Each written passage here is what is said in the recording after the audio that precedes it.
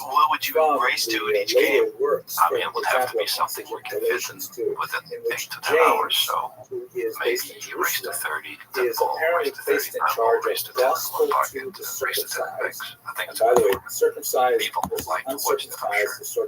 Yeah, it's good for the game. It's good for our sport. It's tough to get people, casuals, to watch regular is in charge of speaking to Jews, and Paul is placed in charge of a different gospel wherever that is. to the uncircumcised. Chicago. I don't know. Put the headphones on. We see that there's some conflict you don't have occasionally to. about, Or we can well, like, not how have are these headphones. two They feel populations weird to supposed you? to interact? That's good. No. Should you You're okay. have I don't care. It doesn't Jewish matter. It's just Christians, good for if, like, example, we show a sitting video or down at a something like meal that. with Right. Dude, Gentile you came Christians, that close to being Christian 2 year in a row believers U.S. who Open are champion. of non-Jewish Yeah, how's that feel? I mean, I feel super tired because my schedule has been hectic lately. Yeah, you know, I played the World Championships in Saudi where I also lost in the finals. They just played Florida Open too. Florida Open, I played the tournament in between that, so basically I played back-to-back 4 events. Wow, it's been over a month already. You know, staying on the road, constantly playing. Dude, this is the real good argument. You're the best player in the world. And if you're the best player in the world, I think you got my vote. If you're the best player in the world today, you're the best player of all time. These are really Oh, well, I mean, it's really tough too. A lot of old guys talk a lot of shit, but I'm just saying. I mean, this guy on my shirt, he certainly gets the, like, as far as, like, the greatest of all time, the most achievements of all time ever. The Z shot, like, all the crazy stuff that he could pull off with a cue ball. Did you see the shot that I made recently? Which one? That 3-rail kick. I did see that, yeah. I mean, it is tougher. It is a tougher kick. It wasn't he wasn't as, you know, the situation wasn't like, it was a heel that against the early in the finals. So obviously it's a much different environment. But the kick that I made was sick. It was pretty sick. Well, you know what? The Filipinos put kicking on the map, right? For sure. Different when he came over here, they changed the whole game. Jose Perico was really good at it too. Yeah, so good. It's amazing. Yeah, that's the one. That's the one. Crying. Of course, this painting they was have created in 1958. filmmaker trailer with me everywhere filming it out. That's a crazy shot. Yeah, I actually lost that match to Paul Clark. Perhaps almost made shape. Yeah, that's what's horrible when you make an amazing shot and then lose the match. Yeah. Let me take myself That's out how for it a goes. second. Yeah, look, it's a crazy game, and the game that you guys are playing right now, the reason why I said I think if you're the best player today, you're the best player of all time, because the conditions are very different. For people who don't know, who don't play pool, okay, if you're going to a regular bar and you're playing on like a bar table, those pockets might be 5.5 inches. Also, in US, people are playing on 7-foot tables. Right, in a bar, sure. They're 9-foot tables and the pockets are 4 inches. And so when you get 2 cue balls, you try to put them next to each other and try to stick. You can't even get them close to sticking them in a 4-inch pocket. It's really tight conditions. And I think there's better players now than I've ever seen in my life. And I've been watching pool for 35 years and playing pool for 35 years. I've never seen better players than play today. And I think you're the best today. So in my book, that makes you the best of all time. Well, like you said, the conditions are completely different. The game changed, even though the last 3 years, I think the game changed drastically. Yeah. You know, we changed the breaking formats. It used to be 1 ball on the spot with the magic crack, no 3-point rule. So all the people that don't play pool go, what the fuck are they talking about? We're talking about professional pool, ladies and gentlemen. yeah, you have all kinds of little lingo. Yeah. The 9-ball on the spot made a big difference. Right? Yeah, the spot, you drink balls. Yeah. When you showed me today how to break that way, I was like, oh, that's crazy. Like, you have to hit it with draw, and you have to aim towards the back ball. Wow. Yeah, well, we can't really say that. Oh, yeah. The others. Yeah, it's an insanely competitive game now. And shout out to Matchroom, right? Because Matchroom with the zone, they've done an amazing job with boxing and a bunch of other sports. But what they're doing with pool is crazy. So there's so many events, and it's all over. You can get it on World 9-Ball Tour. It's WNT.tv, right? Yeah, so that's the website. I think they yeah. from that to their subscription type amazing. It's amazing. And then there's also their Matchroom Pool YouTube channel, which has tons of stuff on it for free. And so they are eliminating the game for sure. They are the reason why Pool is where it's at today, versus where it was 5 years ago. I think. Yeah, it's huge. I have friends who send me videos now. Like, people just randomly find videos on TikTok or on Instagram. Pool is booming on social media. I do run social media. I have a filmmaker that follows me everywhere. We, try to film as much stuff. It was very funny what you did in New York City, or in Atlantic City, rather, when you went to that pool and you went under skies. Yeah, that was good. I think it was pretty cheap budget. We could do it a lot better, especially when we go to Asia. I think you can't sneak around in any pool if you put me make me look like a grandpa or something. Okay, but you'd have to get into disguise. Yeah. Well, their disguises are really good today. It's hard to Have you ever seen those CIA disguises that they use? So apparently, this is the story.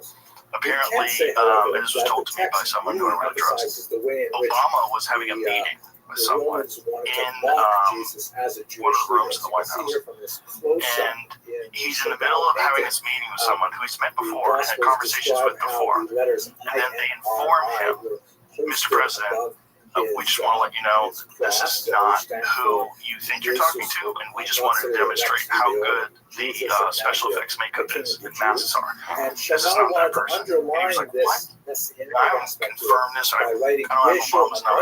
I'm like, call him up and go, bro, is that real? Yeah, but I believe it's real because I've seen up close, like really, it's like when Tony Hitchcock does Kill Tony. Sometimes they have makeup artists that dress people up and make them different people. Like they did a Biden one, and Kyle Dunnigan played Elon Musk, and I didn't even recognize him. I was like, who's this guy? Like, this is this weird guy, like acting weird. And they're like, that's Dunnigan playing Elon Musk. I was like, no way. And right in front of him, I thought it was just some, didn't look like Elon Musk, like a weird guy. But it didn't look like him. And it looked like a person. It didn't look like a guy in makeup. It didn't look like a mask. It looked like a real person. It just was weird looking. I was like, this is crazy. Yeah, that's what we should do. I think it's going to be really, really good. We do that in Asia, like Vietnam or Philippines. You got to work on that voice though, son. You Russia all day with that voice. I know. I can only be like an undercover, I don't know, somebody from. And for people that at home, how can he be the number one in the world if he just lost? Aloysius Yap should be the number one in the world. He should be the number one of all time. It's like long races are really what's up, right? Well, it's by the rankings, by the rankings, and what we have now with Metro, it's 2 years of prize money combined. It's like long races are really what's up, right? Well, it's by the rankings, by the rankings, and what we have now with Metro, it's 2 years of prize money combined throughout all the tournaments. But I think the real matches that you play where you really get to see who's the best, and this is only for like hardcore pool nerds. The real ones, like the one you did with Shane, was like 3 days, race to 40 each day, 120 games total. That way, there's no questions. No. After 3 days at 120 games of pool, possibly 239 games of pool. That's how I almost won the first time we played. Really? I lost the first time. That's right. I lost 120 to 160. So I was down and up and down. Yeah, last day I was up by almost 15 games, I remember, and he came back and beat me. Yeah, it was super impressive. But it was even more impressive you coming back the next year and steamrolling them. Like you won by quite a few games. How many did you win by? 42, I think. 42 games is crazy. Yeah, that's crazy. 78, that was the score. And that was for. Did you advertise how much that money was being? We were gambled. Well, if we were advertising, that was for 50, but it was a little bit more. So you had a bunch of other people chumming in, throwing money in. Yeah. Well, myself included. So you don't want to say the actual total? I don't know. Okay.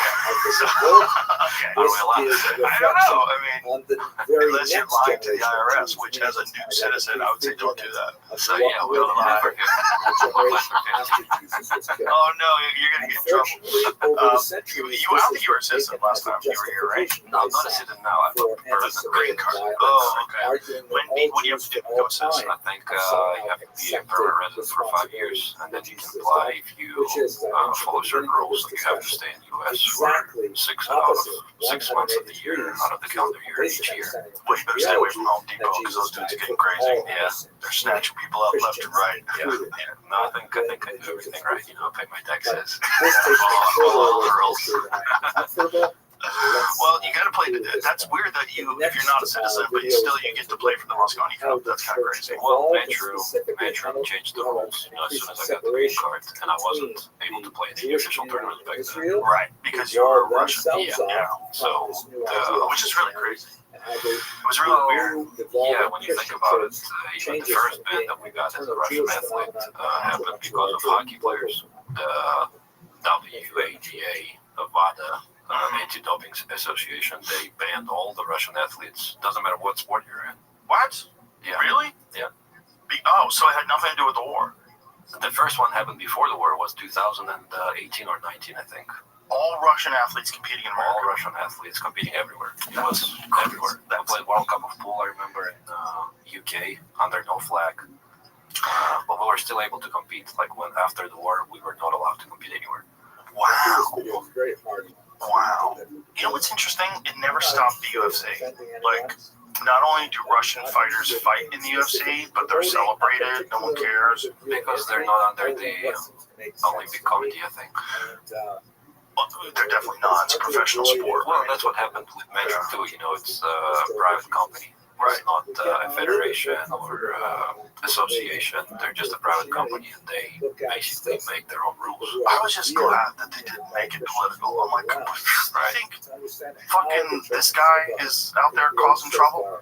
Like, he's just a fighter. He's just a professional MMA fighter. You know, this is what he does. And let's think about that. Let's not think about what these other people are doing that are in the same country as him. It's not him.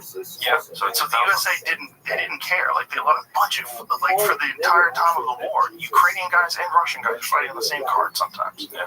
Well, I'm glad that just, you know, Metro went out of their own way to make an offer to me and say, you know, you can represent the United States. And at the time, we were playing the U.S. Open in Atlantic City 2 years ago.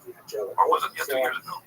And the crowd is cheering for me. You know, I'm living in the United States already. Everybody's treating me like I'm one of their own. And now it's obviously completely different. You know, if you watch the U.S. Open from last week, everybody's supporting me. Everybody's cheering for me. Well, that's the cool thing about America is that it's a nation of immigrants. Mm-hmm. It's like, you can come over here and just say, I'm American now. Everybody's like, all right. Yeah. Try that in Poland. They're like, you're not Polish. Get the fuck out of here. You know, there's a lot of countries like that are like, no, you're not one of us. But America's like, we don't have like a nationality. We're all kinds of shit. So anybody can come over here. And if you do it the right way, we get super happy. Yeah, I think it's great. I'm really glad that people really welcome me with the way they welcome me. Yeah, but that's also the way you play. You know, there's a thing in pool. It gets, when people play a lot and people really into pool, it's almost like that's the only thing that matters. The only thing that matters is how good you play. You know, you ever read that book, McGurdy? It was Robert Burns' book on a guy who lived during the Depression, who was a billiards hustler, traveled around the country. There was a scene in that where they were looking at the television and Nixon was on TV. And he goes, look at that guy, President of the United States, and he can't make a ball. Isn't that funny? Because you and I know what that means. Yeah. Like, that in the pool world, that really means something. Like, if you can't play at all, like, it's the fucking president, he can't play. Like, it's real, it's weird. So if you come to America, all that they care about is if you play, since it's a melting pot already, and then it's like, all they care about is how good you play. You play pretty fucking good so far. People just take you in. So far, well, you're playing better now than ever before. And you're I think I'm on top of my career. What are you, 25? 25? Yeah, come on, man. You're not even in your prime. No, yeah, I think I'm not in my prime. I think, I'm getting better every year. I think so. The match that you had with that Filipino gentleman before the match in the finals, what is that guy's name? Michael? That was Michael Bauman. Quarterfinals. Yeah, so in that match, I was watching some of those outs, and I was like, Jesus, like, it doesn't get better pool than there are a that. lot of Gentiles Pockets, tight competition, a really good player, a lot of pressure. Everybody's there, single elimination at that point. Yeah. He is getting out, man. Yeah, the pressure is really high. I'm not gonna lie. Sometimes even you can watch it on TV, you don't see the emotions. I get it. I'm sure. Your bridge is shaking sometimes, your backhand is shaking sometimes, and you just gotta manage it. You just gotta handle it. Well, you have such a process when you play. Like when I watch you set up for a ball, it's always uniform. It's that's what I really enjoy watching. When a guy is like every shot, it's like Some people find it nice and boring. smooth. Oh, those people are assholes. Those people are assholes. They think your style is boring. It's like, Rabbi. They're all pussies. I hate shit. Those guys, all they are is jealous. That's all that is. Everybody wants to play like that. Everybody wants to play like that. If they say because you play too good, it's not fun to watch, shut up. Yeah, I know. That guy, whoever that guy is, says that, I don't want to listen to his opinion on anything. I guarantee you, like shows that suck. Get in his car and listen to his music, it probably sucks. Probably. And how do you not like watching someone play perfect? That's crazy. Well, I'll have to agree. Doesn't make any sense. But then there are guys who play wild that it is fun to watch, like Mohamed Sufi. That guy, he gives me anxiety. Yeah, very unique. Sidearm, barely holding onto the cue, and he just fires balls in. He runs around the table. He like one strokes everything, and he's just getting out from everywhere. You're like, ah. Yeah, he's very, very talented. You saw a few guys like that. Oliver Portman. Yes, I remember him. Yeah, he used to win world championships and multiple world titles. He was a Moscone Cup and won Pro League. Tony Drago. Yeah, Tony Drago, same. That guy was crazy. He was just running around the table, fireballs in. He couldn't miss. Yeah, those guys are fun to watch.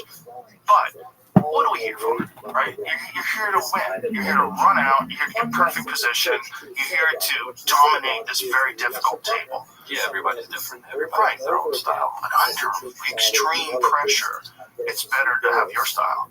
Or Coping Chung style, Coping E style, like methodical backstroke. It always looks the same, smooth delivery. And I play half-ass pool, but I understand what's going on. It's such a mind fuck. Oh, yeah. Every game is such a mind fuck. Every time you're about to pull the trigger, like, now, no, one more stroke. Now, no, one more backstroke. Now, no, not yet. Okay, we're ready. Hope we're ready. Go. Well, you don't really have that because we shot clock. Yeah, the shot clock is brutal. Shot clock is a game changer for sure. It's hell. Because you gotta, make the decision basically right out of the gate, right out of the chair. When you're in chair, you already know what you're gonna do because you only have 30 seconds and one extension per rack. That's what gives you an extra 30 seconds. And sometimes the pressure is really high when you get completely brain dead. You don't want to be in that position. I think the derby's a little bit better. They give you a little 10 more seconds. Well, the derby, the rule is where as long as you stay down on the shot clock doesn't. That's good too. Yeah. The other thing that's brutal is the beeps. Oh, yeah. When it gets down to 5 seconds before you got to pull the trigger, you pull the trigger on a 9-ball with 1 second to go.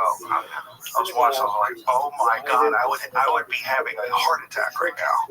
I almost had. Moscone Cup is definitely, when it comes to pressure, it's the highest pressure you can ever. Well, everyone's screaming and cheering. Everyone's screaming. For people that haven't seen it before, most pool tournaments are very, very respectful. People will clap after you make an out, or sometimes in the middle of a game, like if you make a really good shot, they'll clap. You get great position, they'll clap. But as soon as you drop down to shoot the next ball, everybody gets quiet. Oh yeah, Moscone Cup, those rules are off the table. Off the table. Sometimes shark you. Oh yeah. They would be super loud, and you have a super tough time ball that everybody, like for example, you play in UK, and 95% of the crowd is European, so everybody's cheering in Europe. Yeah. So let's say I'm on the tough time ball, and everybody's loud. And then everybody would go like, shh, and everybody would go quiet just in a second. And it's really, really tough to pull the trigger in that situation. Yeah. So it's a tough environment to play in, but That's what makes this tournament special. Well, it's fun to watch, though. I'm so glad that all tournaments aren't like that, though, where you encourage people to be assholes. Oh, yeah. It's kind of weird, though, that they've agreed to only be an asshole for one tournament. Because people yell out in the middle of, like, you stroking the ball. You see the crowd getting more engaged and more now. Like, you watch the U.S. Open finals, it was loud. When I played Michael Bound on the quarterfinals, it was kind of like that because half of the crowd was Filipino. Well, not half, but there was a lot of guys that were loud. This episode is brought to you by the Farmer's Dog. I think we can all agree that eating highly processed food for every meal isn't optimal. So why is processed food the status quo for dog food? Because that's what kibble is, an ultra-processed food. But a healthy alternative exists, the Farmer's Dog. They make fresh food for dogs. What does it look like? Real meat and vegetables that are gently cooked to retain vital nutrients and help avoid any of the bad stuff that comes with ultra-processing. And it's not just random ingredients thrown together. Their food is formulated by on-staff, board-certified vet nutritionists. These people are experts on dog nutrition, and they're all in on fresh food. The Farmer's Dog also does something unique. They portion out the food to your dog's nutritional needs. This ensures that you don't overfeed them, making weight management easy. Research shows that dogs kept at a healthy weight can live up to 2.5 years longer. Head to thefarmersdog.com/Rogan to get 50% off your first box, plus free shipping. This offer is for new customers only. Yeah, let's talk about that, because one thing that happened is there's a rule where you're not allowed to soft break. But soft breaking is basically very subjective. Like, a referee can decide to call someone on it or not call someone on it. And you thought this guy was soft breaking, so you said something, and the Filipinos went crazy. Yeah, everybody went crazy. I had to delete my Facebook for a couple days because it was just bothering me. I was getting notifications every second. Crazy Filipino goes, yeah, you were sharking our player, you did that. But yeah, I thought the guy was soft breaking, and the rules state that you gotta make your best effort to make a forceful break. So that's really subjective, and it's up to the referee to make that call. I have a solution to that, and it makes it more interesting too. Radar, yes. Yeah, it's an easy solution. I agree. Easy solution, and it makes it interesting. It's a new element that you think about. Then you also have, for example, juniors or girls. Do you make the rules the same for them? No, it's a good. Well, they're not playing guys, right? Well, girls are playing girls. Well, yeah, but I don't know. It's an open tournament. Oh, right. Oh, I see what you're saying. I see, but I thought you were talking about young kids. No, for young kids, you'd have to have an exception. Exactly. And for girls, you'd have to have an exception. But you would just change it, just like, so whatever the speed is, like, what's a good break speed? Like, what do you think you break at? Like, Bustamante in his prime, what was he, like 30 miles an hour? Well, back in the day, it was different. Back in the day, everybody was breaking over 20, 23, 24, 25. But Bustamante had the craziest break. Yeah, Bustamante. When he would let the cue go out of his fingers and then throw his whole body into it, his timing was crazy. You ever watched the Russian player? His name was Evgeny Stalin. No. Oh, you gotta watch that stroke. He was even crazier. Real? Oh yeah, that's like Roberto Gomez. Oh, he has crazy thing. So yeah, way up. Yeah, that's so hard to be accurate and do that. Oh yeah, I don't know how they do it. You have to have the most insane, smooth delivery. And again, what a mind fuck, because you're about to, you're trying to hit this one ball square on the face, and you're throwing all of your might into it. Yeah. So that's how Shane's breaking the same way. His body moves first, and then he delivers. I'd like to know how fast he breaks when he breaks like 10 ball. Because when 10 ball breaks, it's pretty crazy. He breaks pretty hard. I like to break with softer speed, with more control, but he just whacks up. So what do you think would be like a reasonable mile per hour that you would impose, where you'd say anything slower than that is soft braking? Is it like 15 miles an hour? Or I think it has to be higher, maybe higher, 18. And it will also push the players to practice. For example, you wouldn't want to break borderline 18 because it may be under. Right. Players will try to break harder. 19, closer to 19, maybe harder than 19. Well, they used to do that 3-point rule where they would, but that was very annoying. where it was very annoying. yes, it was very annoying because sometimes guys would break hard, but the referee didn't rack them that good, Right. and they made a ball, and then the opponent gets to shoot. I'm like, that's crazy. I mean, in that case, yes, I agree. But that's another simple solution that's better than what we have now. Yes, I think the radar is the way to go. Yeah, the radar is definitely the way to Yeah, go. I mean, also it's kind of cool, you know, when you get to And extra stats you have. well, and some guys play like Shane. Even in 9-ball when he does the cut break, he breaks really hard. Kachi is the one who breaks the hardest. He's a big fucking dude. Oh yeah, he breaks the hardest. I don't know how he keeps the people on the table, to be honest. And it doesn't even look like he's trying that hard. You know, because he's a big dude. He just Last time we were breaking open bridge, which is even great. yeah. People, that's one thing about pool though. If you want to get spectators, you want hard breaks.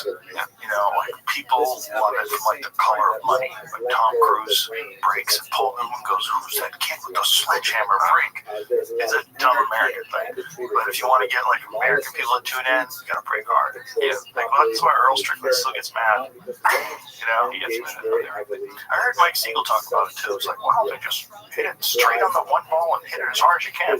Because it's no fun. You have zero control. That way, it's no skill, really. I just think he hasn't had someone lay it out to him, like the way you just did with me. For explaining to me, this is the first time that I had anybody explain to me that particular break. I'm like, oh, and you did it dead on, and you knew that the cloth was a little worn because it's a year-old cloth. So you're like, okay, because of that, I'm gonna have to hit it here. And it'll go on the side. And you smashed it, and it went right in the side. Like, oh shit! Like it's not risky. You're not like gambling. The only thing you're gambling with is the balls going across the table. But it seems like you guys kind of have that mostly worked out too. Well, that's the thing. Everybody on the tour is figuring out the break really fast. It doesn't really matter what you change in the format. The players will figure it out. The fun thing to me about your life is that you're traveling all over the world playing, and then occasionally you have these marathon gambling sessions that they stream online. And I've got a good buddy of mine, Tommy, from Connecticut. Shout out to my boy Tommy. And you know, he and I will like be fucking texting each other, you know, like for 3 days in a row while these matches are going on. And I get so juiced up for him. I get so excited about him. But it's like that's the part of the game that has always been the most romantic, the gambling part of the game. And I'm glad that people aren't shying away from that, because for a long time, gambling was thought to be negative for professional pool. That's not the case anymore. Well, it could be. It could be. It could be, sure, because you're bringing in shady people, for sure. Well, if you're gambling $100,000, where'd you get it? Where'd you get it? You know, Bob the drug dealer came over and, you know, he wants in, he's staking me, and if I win, I get 40%. But in our case, it's different. Yeah, our matches that we make, you know, there's only a couple of them that we did. We played twice with Shay, and there's also a few one-pocket matches we did. But the biggest ones were with Shay. It's only a small group of people. It's basically just, you know, a few guys, my managers, me, and same thing from Shane's side, so everybody knows each other. Yeah, for sure, in your case. But in the case of like high-level gambling in pool, yeah, there's a lot of shady characters. A lot of shady characters. How often do you gamble just in regular life playing pool? Because does anybody ask for like giant spots or anything like that? Well, everybody's asking for ridiculous games all the time, but my gambling days are over, and I'm a tournament player, really. Well, you got too good. Yeah, like I played you when you were here like 2 years ago, and I definitely play better now than I played 2 years ago, but you play way better. You play even better than you were playing then, which is crazy. But you were banking out and making shots. I was like, this is so humiliating. It's so humbling. Yeah, I do play it a lot better than I did 2 years ago.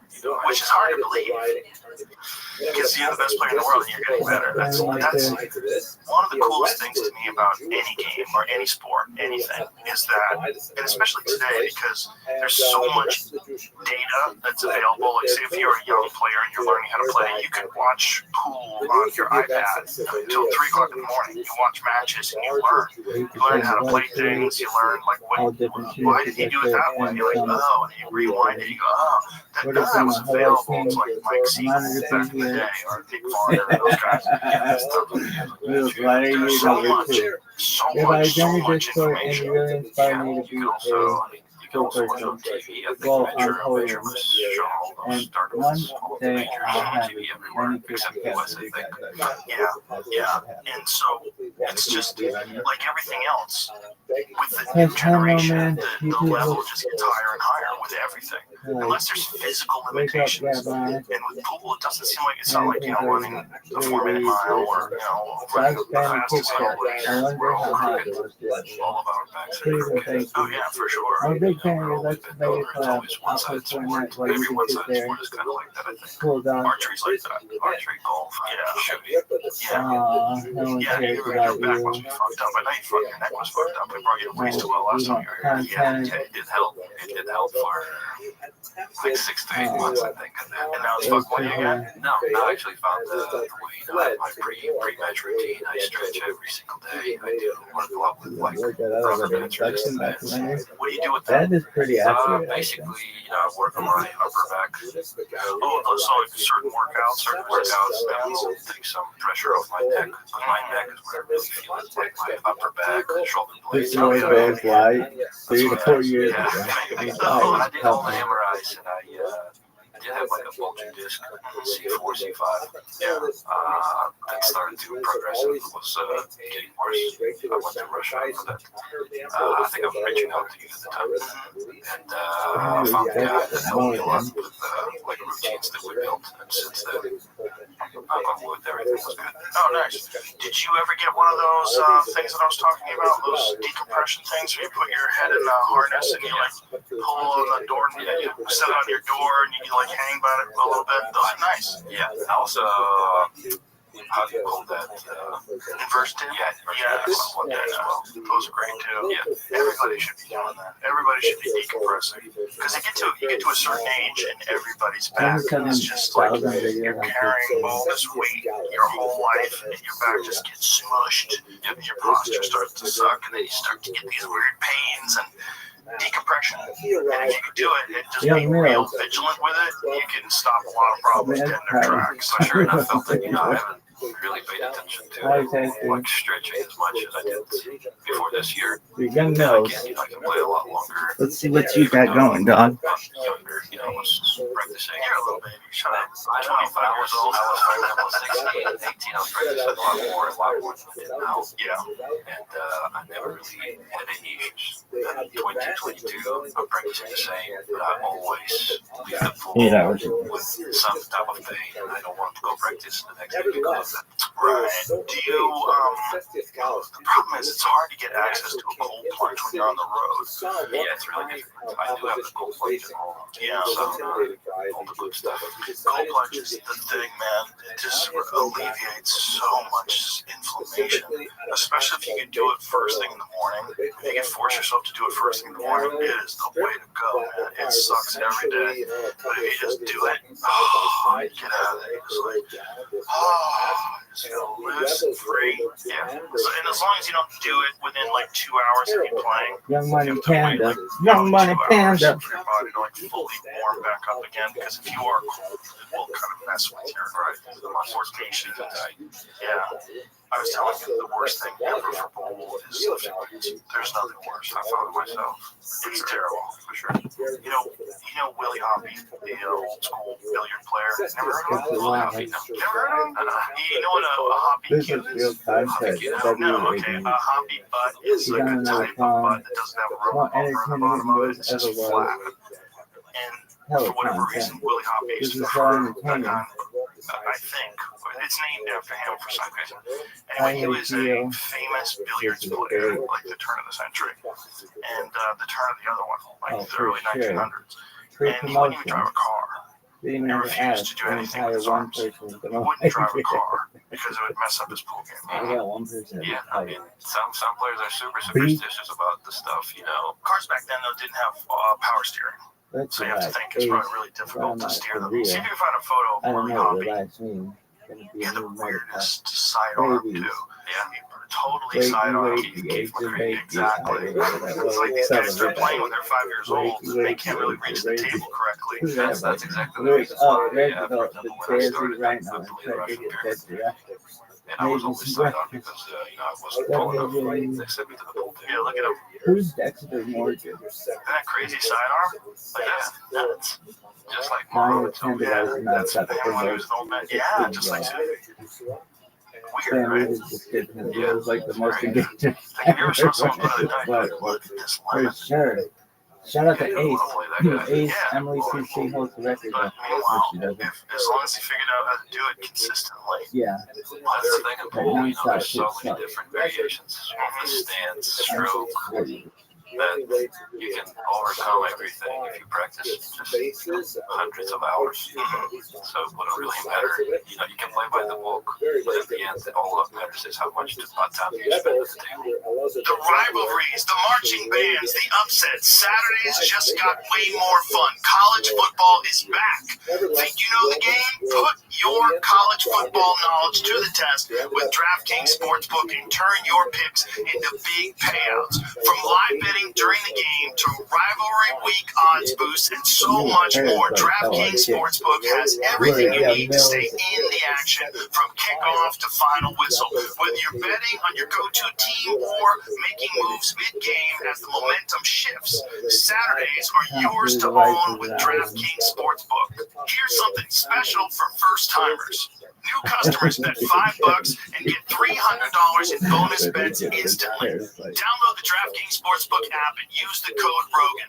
That's code ROGAN for new customers to get $300 in bonus bets instantly when you bet just $5. In partnership with DraftKings Sportsbook, the crown is yours. Gambling problem? Call 1-800-GAMBLER. In New York, call 877-8-OPEN-WINE or text OPEN-WINE 467-369. In Connecticut, help is available for problem gambling. Call 888-789-7777 or visit ccpg.org. Please play responsibly. On behalf of Boot Hill Casino and Resort in Kansas, 21 and over, age and eligibility varies by jurisdiction. Void in Ontario. Bonus bets expire 7 days after issuance. For additional terms and responsible gaming resources, see dkng.co/audio. Like Shane, like when Shane delivered, he's arguably the greatest of all time. He's in the conversation with the greatest of all time. 5-time U.S. Open player.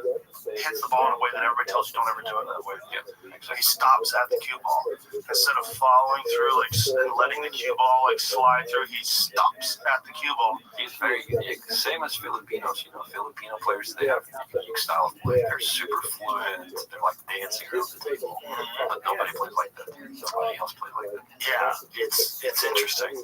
It's again, as long as it's repeatable. It's like there's a lot of things like that. If it's repeatable, if you can do it over and over and over again, there are no rules. No, I mean they are written in the book. But how could you say that like Shane Van Boening is doing it wrong? Exactly. Doesn't make any sense. I mean, he's probably won more tournaments than anybody ever, right? Who's won the most tournaments of all time? I mean, that's a good question. We were just talking about it this morning. I think Shane is definitely one. Might be Shane. It might be Shane. Shane might be the greatest of all time right now. Yeah. I mean, that's what Jeremy Jones is, the greatest of all time. Yeah. That's his pick. It's what's crazy with him too is that the deaf aspect that he shuts his hearing aids off when he plays. That must be amazing. That should be illegal. But I mean, it should be. Really? I mean, listen, man. Life gives you lemons, you make lemonade. I know. The dude was born deaf. That's fucked up. It is, but it's That's the advantage he gets. You can shut them bitches off. Yeah, I guess. Come on, man. You can't check and see if he has it on. Like, Shane. I mean, do you think we're not checking? We are checking. Are you checking? Of course. He say things. Motherfucker has it off all the time. How do you know when he has it on? Well, because just before his match, he goes to his phone and puts it all the way down. Oh, so his phone, it's Bluetooth. So his hearing aid is Bluetooth. Oh, yeah, he can control it by his phone. Oh, that seems dirty. Because you're not allowed to wear, like, noise-canceling earbuds. No, you're not. Earl always wants that, but Yeah. they're not allowed. Yeah, I remember when Earl used to wear, like, gun sight glasses. He used to wear glasses like the kind you wear at the range. Yeah. And then he was wearing headphones for a while, so they told him not to, like a pilot. Yeah, like complete noise canceling headphones. Ones that look like they weigh 5 pounds. Yeah. And the And BTK. then he's got weights that he wears around his waist sometimes. Oh, He puts Definitely a character. he puts weights on his elbow. He puts tape around his fingertips. And then he makes his cue as fat as my forearm. Yo, shout out to Young Money. Whatever kind of tape he's using on it. Yeah, he runs 5 miles every day. Does he? Hundreds of squats. Oh yeah, he's fit. Wow. Well, I mean, he doesn't look very fit, but he works out every day or does something. Is he the oldest guy that's still super competitive? Like, how old's Ralph Suke? Ralph Suke's still pretty competitive. No, Earl is older than. Is he? Yeah. Right. So I think Ralph Suke is actually like my age. Young Mills. And Earl is like in the 60s. So he's probably the oldest guy that's like playing competitively and winning. Yeah, for sure. It's a fucking game for young people, son. You gotta have them young eyes, cut that ball in. For sure. The eyes is everything. Yeah. How many guys do you know that got LASIK surgery? A few. A lot of players wear contacts when they play, but LASIK has been the game changer for them for sure. Now, are these young players that are coming up, are these guys embracing like a healthier lifestyle? Because one of the things about pool is like it's always been connected, at least when I was young, it was always connected to, especially the gambling, connected to a lot of partying, a lot of amphetamines, cocaine, and then, just changing. It used to be just a game played at the bar. Now it's a sport. I think now in the U.S., everybody's taking the European approach, more methodical, more disciplined, and they treat it as a sport. right. Especially the younger generation, they see who's more successful on the tour. And if you look at top 10 right now, every one of us, we try our best at everything when it comes to food. Pre-match routines, how we practice, how we treat the sport. So I think yes, definitely it's changing, and that's why the pool is a different place where it was. Well, it's only because of the promotions, and they deserve everything. And then, of course, the players. But without the promotions, like putting these events on and making them a big deal, they wouldn't get all over YouTube, it wouldn't get all over these social media sites. What pool really needs is something like they had the Hustler in the 1960s, made pool explode, and then they had the Color Money in the 1980s, made pool explode. They need something like that, like some 2 days ago, trailer on Netflix. You haven't seen it? No.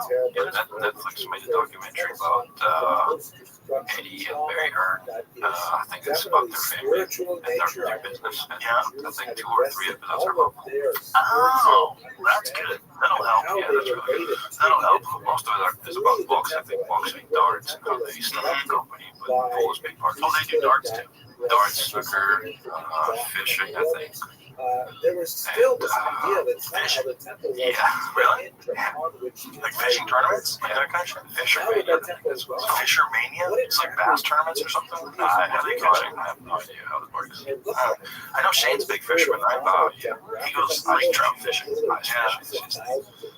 Yeah, that's South Dakota mentality. It's the most boring thing I think you can do. It's not that bad. Ice all the day long. It's actually kind of fun. Pretty stressful. I did it a couple years ago. I caught a trout. I was pretty jazzed up. Yeah, if you catch something, then yeah, for sure. It's pretty cool. Like you're standing on ice, so you're kind of freaked out. You're standing on ice, and then you use a drill to drill through the ice, and then you know exactly how much is separating you from drowning. So you only need a few inches, but when I was doing it, it was about 7-8 inches of ice. So you do like a people tent around you. Yeah, most of the times that's what guys do. They put some kind of a tent around them, and then they get a drill. They go right into the ground, right through the ice rather, and then you have like a little net where you scoop out new ice that forms, and you just drop your line right down there in the hole. That sounds real fun. It's exciting. It's exciting when you catch one. I did fish a couple times in my life, but nothing exciting. The problem when you can play really good pool is really good pool is about as fun as anything. Like really good, which is, I've always said that pool is like an art form that only the people that practice it can appreciate. When you watch someone who plays really good, wow, that's beautiful. Like, that's beautiful. But to an average person, like, oh, you just made a bunch of easy shots. Exactly. You can't really see, the fundamental. Exactly. Yeah. Positional play, At least if you're explaining jiu-jitsu to someone, at least people kind of get it. Oh, he's gonna break his arm. Like, oh, he's choking him. Oh, he's got his neck. When you watch someone play pool and you don't understand how difficult that 3-rail position was to get perfect on the 4-ball, you're like, oh my god, that was amazing. Or when they say, he's in jail, he just have the shots. Just people that really do it. They don't get it. And they never will. It's just like you're going to have to play it to understand how hard it is what that person did. The casual person doesn't understand, unfortunately. So what we need is more people playing. If more people play, then more people would watch people play. I think more people start playing. I think so too. I think the game grew quite a bunch in the last couple of years. Well, I know that the top golf people are going to do something like that for pool. That might be the thing. You know those Top Golf guys? Do you know what Top Golf is? Yeah. So Top Golf, where they have this thing where you just whack the balls out into the... Well, they're going to set something like that up for pool, where they have, some sort of a business where you go in and play pool, and it's more attractive to young people. I don't know exactly what their model is, because it's still going to be pool. I don't think it's going to be a bunch of people just breaking the balls, because that's what they're doing when they're doing Top Golf, they're just driving the ball, right? I don't know exactly what their idea is, but the same guys who they realize, like, a lot of people play pool, a lot of people play pool in bars. If we had a really attractive place for people to play, and it's probably correct, it's probably an untapped business. Because people are always looking for something fun to do on date nights. Yeah, so what they do in China, for example, or somewhere, I see it in Asia, they put like a projector above the table, and it kind of gives you like all kinds of different games and interactions while you're playing. Was saying the venue is being backed by investors, including U.S.-based venture capital firm Sharp Alpha Advisors and the Daily Mail investment arm. DMG Ventures uses pool tables, balls, and cues for the traditional game, but adds tracking technology and video projections to add bonus targets and obstacles in an attempt to appeal to larger groups. Bonus targets and obstacles, Alongside its own venues and those operated by franchise partners, it's called Pool House. Pool House plans to sell its equipment to pubs, bars, and other venues that want to update their existing pool tables.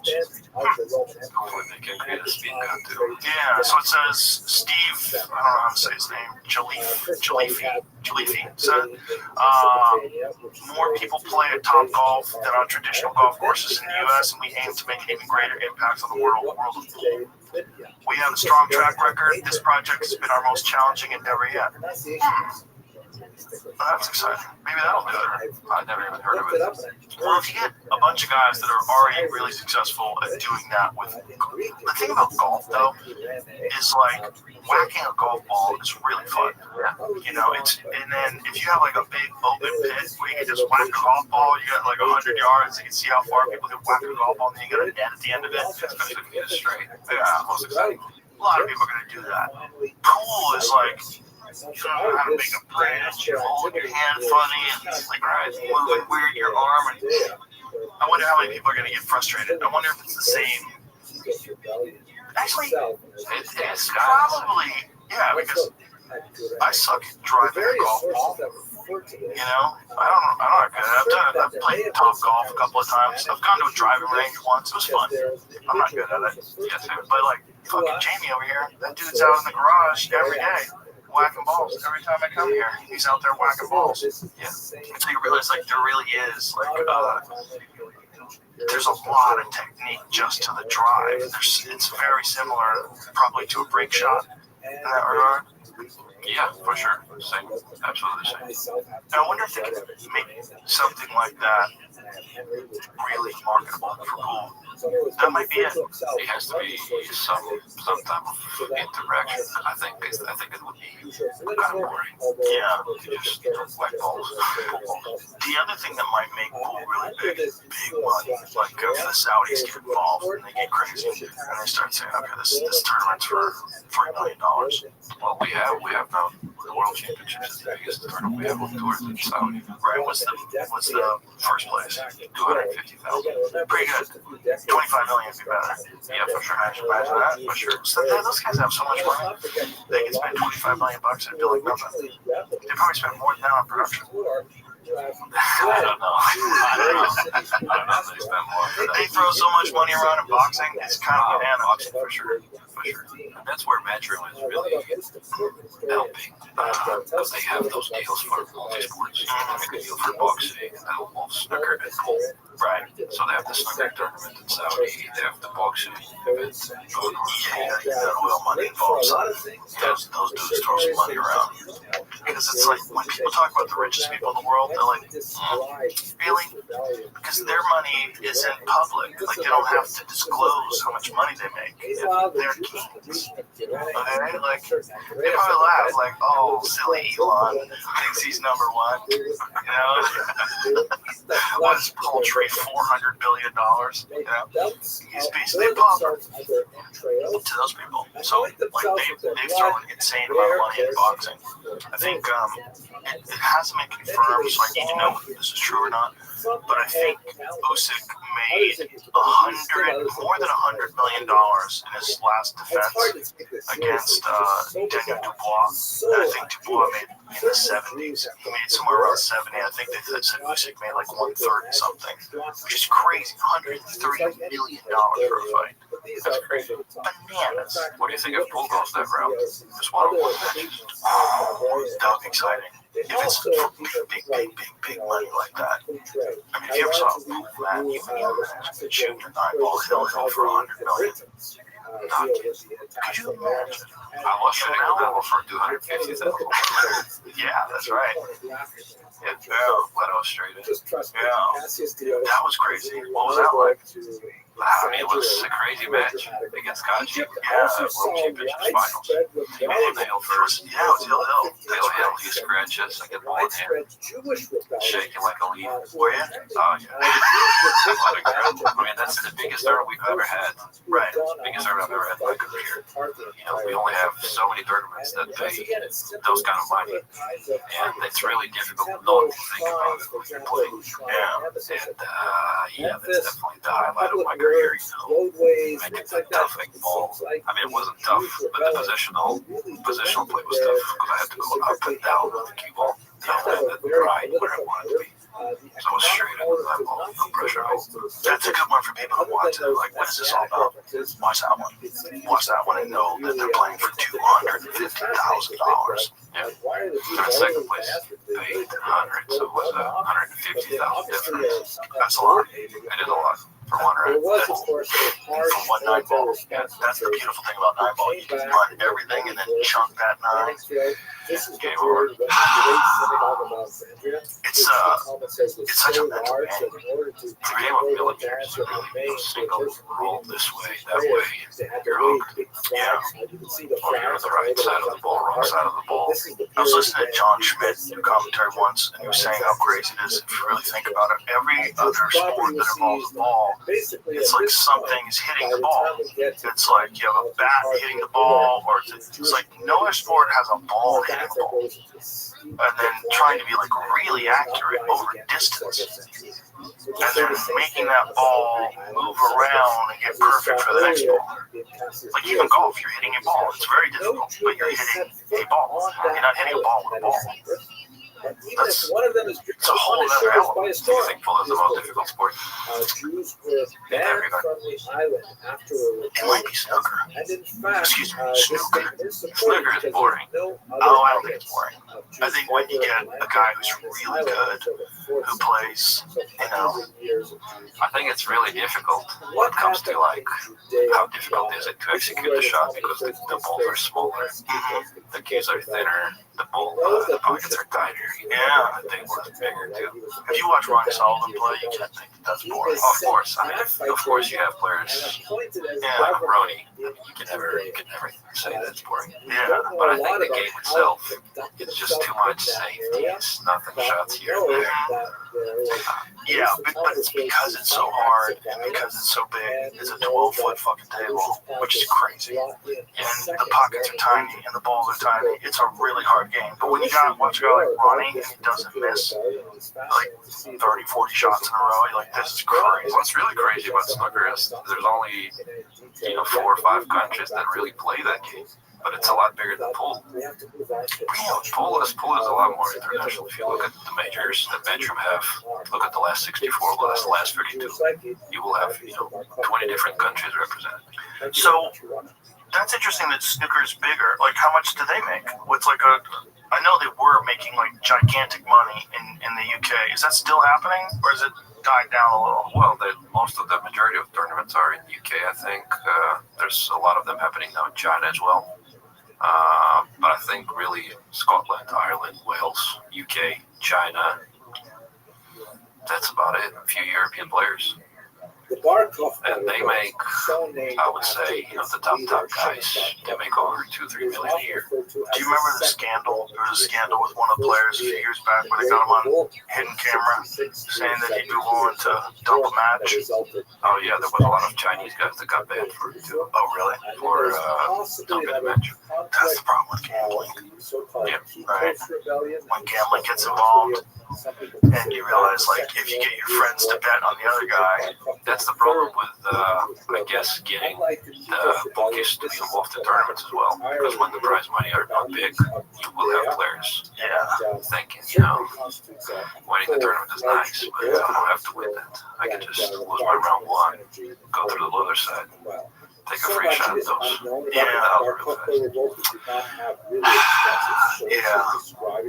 And that's unfortunate. But is that part of the thing of not having the kind of money that golf has?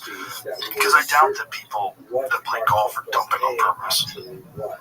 Because there's so much money on the line. Yeah, they don't have to. Yeah, they don't have to. But when the difference between like winning and losing is so huge, and then you can gamble on it, and then you have friends, and you tell your friends like, listen, bet on him, and I'm gonna make sure I lose. So I think it's so easy to make money that way. Yeah, but also I'm pretty sure they're always investigating. Every big bet is investigated, I'm pretty sure. I'm sure. But you don't have to do big bets. No, you don't have to. And you can have some offshore accounts. You can always find it online, use a VPN. I've been gambling from Vietnam, Yeah, you can find ways, I'm sure. But yeah, it's the problem. Yeah. Shady businesses, man. Yeah. But that's also kind of the fun part of pool, too, is that these places are kind of shady. Like, they're like the outcasts of society. If you go and you watch like the finals of the Florida Open and look at the crowd, there's a lot of outcasts in there, a lot of Android phones. Yeah, it's a lot of outcasts. It's a lot of people that spent a giant chunk of their life in pool rooms. And the thing about pool is, if you really get into it, you're playing it 8 hours a day. Yeah, you have to. Yeah. It's to get good at it, you have to. It's the only way. Yeah. And it makes a giant difference. Now, a lot of people fall in love with the game really fast, and if you do, then you don't want to quit. Yeah. You just hit balls for hours and hours. I was playing my friend Jake the other day, and I said, to get really good at pool, you kind of have to be a piece of shit. Because this is why you don't have to. I mean, obviously you're not, and and you're lucky that your wife plays pool, which is huge as well. Because if she didn't, like, you know where to find me, because I'm gonna be playing. Sorry, right? Like you're gonna ignore most of your responsibilities. It's also tough to pool. It's really tough. Oh yeah. Personal life, especially with the schedule that we have now. Like first half of the year was okay. But now it's just back to back. Like even after this tournament, I have Texas Open starting Wednesday. From then I go to China. Then I go to Vietnam for 3 weeks. From there I go to Philippines for 2 weeks. Do you think people in the Philippines gonna be mad at you still? For sure. For sure. Reyes Cup, that's gonna be another one. Oh no. Reyes Cup is now is the rest of the world against Team Asia. That's happening in the middle. So they're already all the comments if you see like, yeah, wait until you come to Manila. We're gonna welcome you with open arms. Oh no. Yeah, I'm gonna get it, but that's gonna be fun for sure. Yeah, hopefully someone doesn't get crazy. But yeah, that schedule's nuts. Yeah, that's really tough to balance, you know, pull, personal life, family. Family is almost impossible. If you have kids, you have to take them to softball games and stuff. Like, that's why I said, if you want to be really good at pool, you have to be a piece of shit. Well, hopefully I don't have to. You know, I mean, listen, obviously there's examples of people that keep it together that are really good, but still have a family.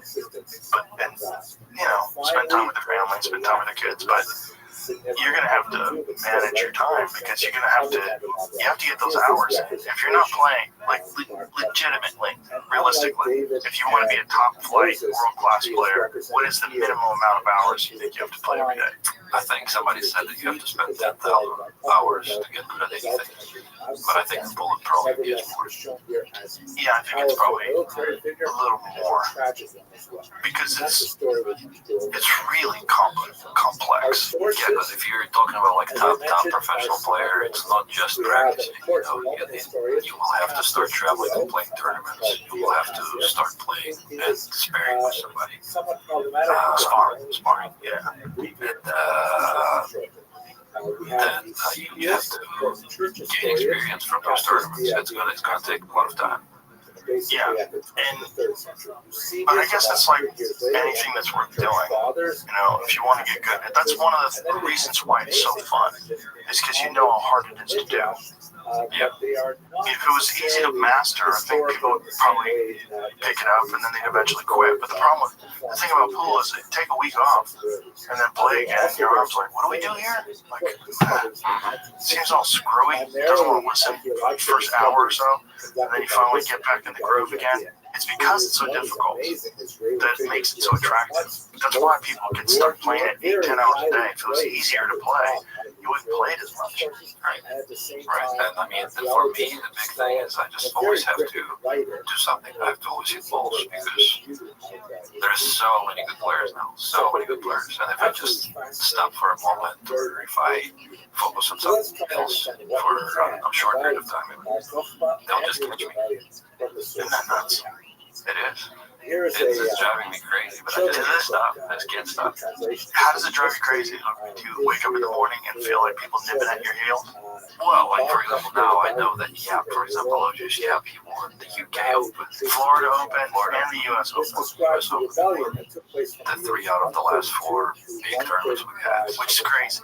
Yeah, it's really, really tough to be dominant in our sport. Almost impossible. But he's just proving that it is possible. And he was on the losing end of the match that I think I probably watched the most over the last year. And if you Google it, you can find it on YouTube. Just Google 9-ball perfection. And it's Ko Ping Chung, who is one of my favorite players, outside of you, of course, to watch. That guy is so smooth. There's something about those guys from Taiwan. I don't know what their methodology is in their training, but they have this like smooth, kind of effortless stroke that's like hypnotizing to watch. And that dude never missed a single ball in an 11-match defeat. He beat him by 11-0. Never missed a ball. Pocketed every shot he aimed at, and never gave him a shot other than the opening shot. And he had one shot at the beginning of the match, a long-ass 2-ball. He didn't make it, and then he was fucked. Which is crazy. And that's the guy who just won the last 3 tournaments. Which is so nuts about this sport, is that that if the guy's winning and it's win or break, you might not ever play. For sure, you never know. Like, look at today, you and me. There's like 5 or 6 games where I'm just like standing there, just waiting for you to miss. You're not missing, and so I don't play. You're not missing, and I don't play. You know, like, but at a world-class level, when you're doing that in the U.S. Open and it's on TV and people are cheering every time you pocket a 9-ball, that's bananas. Yeah, that's rarely happens. Yeah, It was a very, very special moment, I think, because that video went viral everywhere. that dude got in the zone. If you can appreciate the zone, you got to watch that video. Even if you only play pool casually. Yeah, this is it. This is and boy, he jumped it. He fucked it up. But when you watch this guy Ko Ping Chung weighs 100 pounds. That's another easy opening shot either. No, he's got 3-ball combination rail first. It's crazy. But then from this out, he just never misses. And you watch this guy, like, watch how fucking smooth this character is. And again, the dude weighs 100 pounds, soaking wet. The cue is half his body weight. He just got, like, gently hits everything just so smooth and effortless. I remember this match because I was waiting for this match in the finals. I was watching it in the steakhouse, and it was pretty painful for me to watch it. Was it? Well, I mean, you don't want to have somebody just not make a single mistake and play you in the finals. It's just hurting your confidence a little bit. And the reality is, you would think, well, this guy's going to win everything from here on out. But no, that's what's so crazy about this sport. As good as this guy is, and as competitive as he hit that with follow to get out for the 2 in the corner, that's masterful shit. That was really dangerous. I have no idea why we played. Well, he's got ice water in his veins, man. I'm telling you, we were talking about this before, but there's a match from 2018 where he plays Shane Van Boening at the Derby, and it's Shane's on the hill. It's 10 to 6, and you think, oh, Shane's gonna win this, and he runs 5 games and out on them, and they're crazy outs. Like, he starts with this bananas cut shot on the 4-ball to get 3 rail position. You're like, what is he doing here? Like, the commentators don't even know what he's doing. Is he ducking? Yeah, he fires it in. You're like, no way. Like, that was John Schmidt was doing commentary for it. I'm a big fan of Go Brothers. They're genuinely good people, and they're doing a lot of work. And it's just amazing to watch them play. They play so good. They play so good. And it's also interesting to me that these guys still play with those solid wood shafts. Like, we were talking about that earlier. It's like new technology has gotten into the game, and a lot of players like yourself play with carbon fiber. But it's interesting that a lot of these guys from Taiwan in particular, they still go with those wooden shafts. Yeah, well, I don't know. I know that the industry went to carbon fibers maybe 4 or 5 years ago, and maybe some companies were kind of like pushing the players.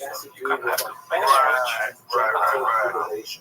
But I don't think that's the case now, because now, for example, I find it maybe advantageous to play with a wood shaft when you're playing like a sticky forum in Asia, where the humidity level is super high. Why not? Just because, I don't know, you can move the cue ball around easier, or at least I found it easier. Easier, interesting.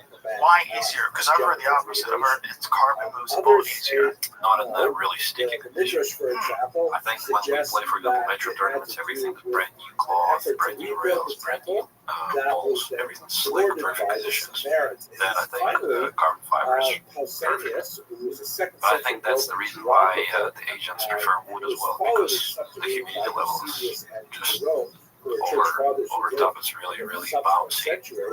And that's what they used to play back in the day, I guess, and that's what they prefer to this day. It's such a mindfuck, though, isn't it? Because it's like, it's all really what you have confidence with.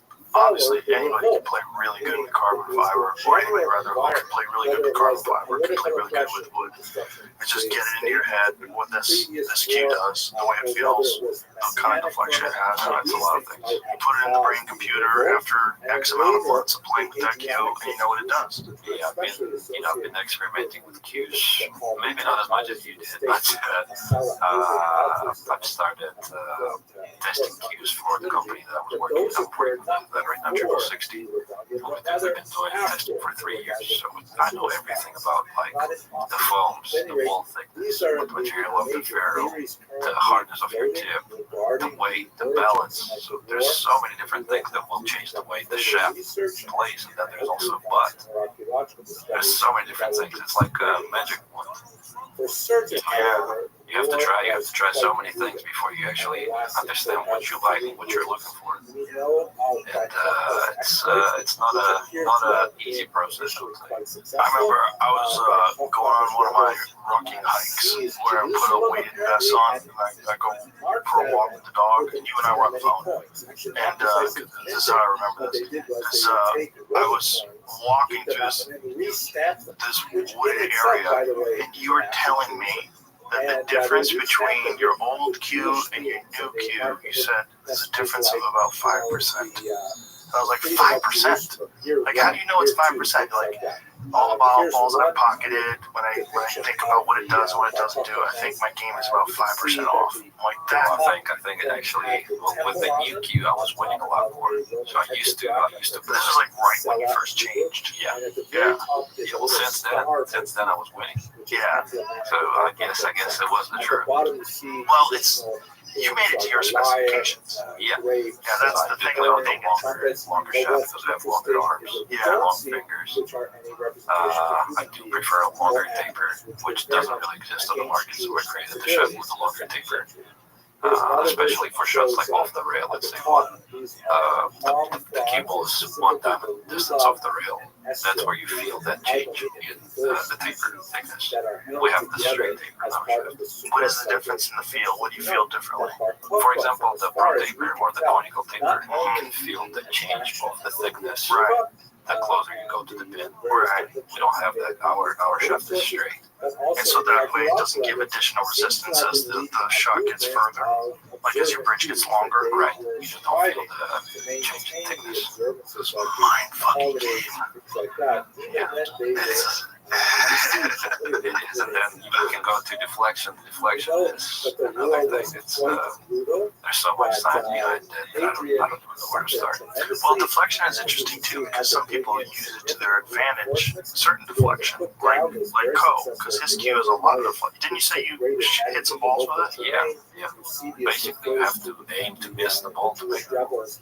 Being active in the cave system of doesn't make any sense. I don't know why players prefer that, but a lot of players do. I think it just gets it in their head how to play, and then they've been playing that way for so long that it's just automatic. Like if they hit a ball with heavy left-hand English, they know it's going to go off to the right. So they hit it more full with heavy left-hand English because they know by the time the cue ball gets there, so they have it in their head. Right. You know, it's just like a little computer in your brain. It's like, okay, this distance, I got to aim here. This distance, I'm going to aim here. Well, in my case, I also have that. We also have little tiny deflection. Yeah. But that's just too much. It gets really difficult. Especially, like I said, when we play on shot clock, pressure out there, you have to pull one crazy shot, and that's how real. So the argument with that, against that would be the difference with wood is though you get a superior feel. You do get a weird difference in the feedback of the cue. And some people get very accustomed to that wood feedback, and they describe a carbon feedback as more dull, but you don't get the same sensations. You don't get no feedback. So I think those guys, the feedback in their hand is a part of the equation in their mind of where that ball is going to go. So when you say feedback, is it like a vibration that you get in your hand by the time you hit the ball? It's just a different feel. Like they all have a different feel, right? Like we were talking about Southwest, which are some of my favorite cues of all time. they have a solid butt. They're not cord, right? And so they're usually generally a little heavier unless they're maple. Sometimes they'll get lower, but you very rarely see like an 18-ounce Southwest. You see a lot of 20-ounce Southwest because they're ebony or cocoa bowl or something like that, really heavy. But they have a very specific tongue to them. Sound. It's just like a feel, and you don't get that feel with carbon. You get a different feel. So if you can get used to that different feel, it is like there's something to it. You definitely, the ball moves less off the line. Also, I mean, like I said, there's so many different environments we play in. For example, we play in China in a pool with dirty cloth, and it's super muggy, and the rails are playing super spongy, bouncy. You prefer one cue compared to the other one. Yeah, you go to, I don't know, Saudi Arabia where it's super dry and it's perfect conditions. Everything's slick, brand new. I prefer number 5 in that case. So maybe, I don't know, 5 years, 10 years from now, we will have different cues for different shots. Right, like a golf. Yeah, almost like a golf player. Could be the case. And some players already do that. They use some cues, for example, when they stay close to the vertical center of the cue, they use one cue. And when they use side spins, they use the other cue. Really? Yeah, some players. Who's doing that? Mario, he was doing that. Really? Yeah. He brought 2 different cues. Yeah. To Saudi Arabia last year. I think some other players. For example, what I do, I put the extension on the back of my knee for some shots. I play without the extensions for certain others. How much does your extension weigh? It's super light, like 1.5. So that gets you up to like what, 19.5 as opposed to 18? Is that what you play with 18 ounce? You play with 19 ounce? Oh, so it gets you like to 20 and a half. So do you like the additional weight for like a shot where you have to really stay down? I just use it for like balance purposes for longer shots. For example, when, like I said, I'm one diamond off the rail, I have a long shot where I want to have like a long follow through. I just simply don't have enough of my cue on the back. Got it. So I add an extra length.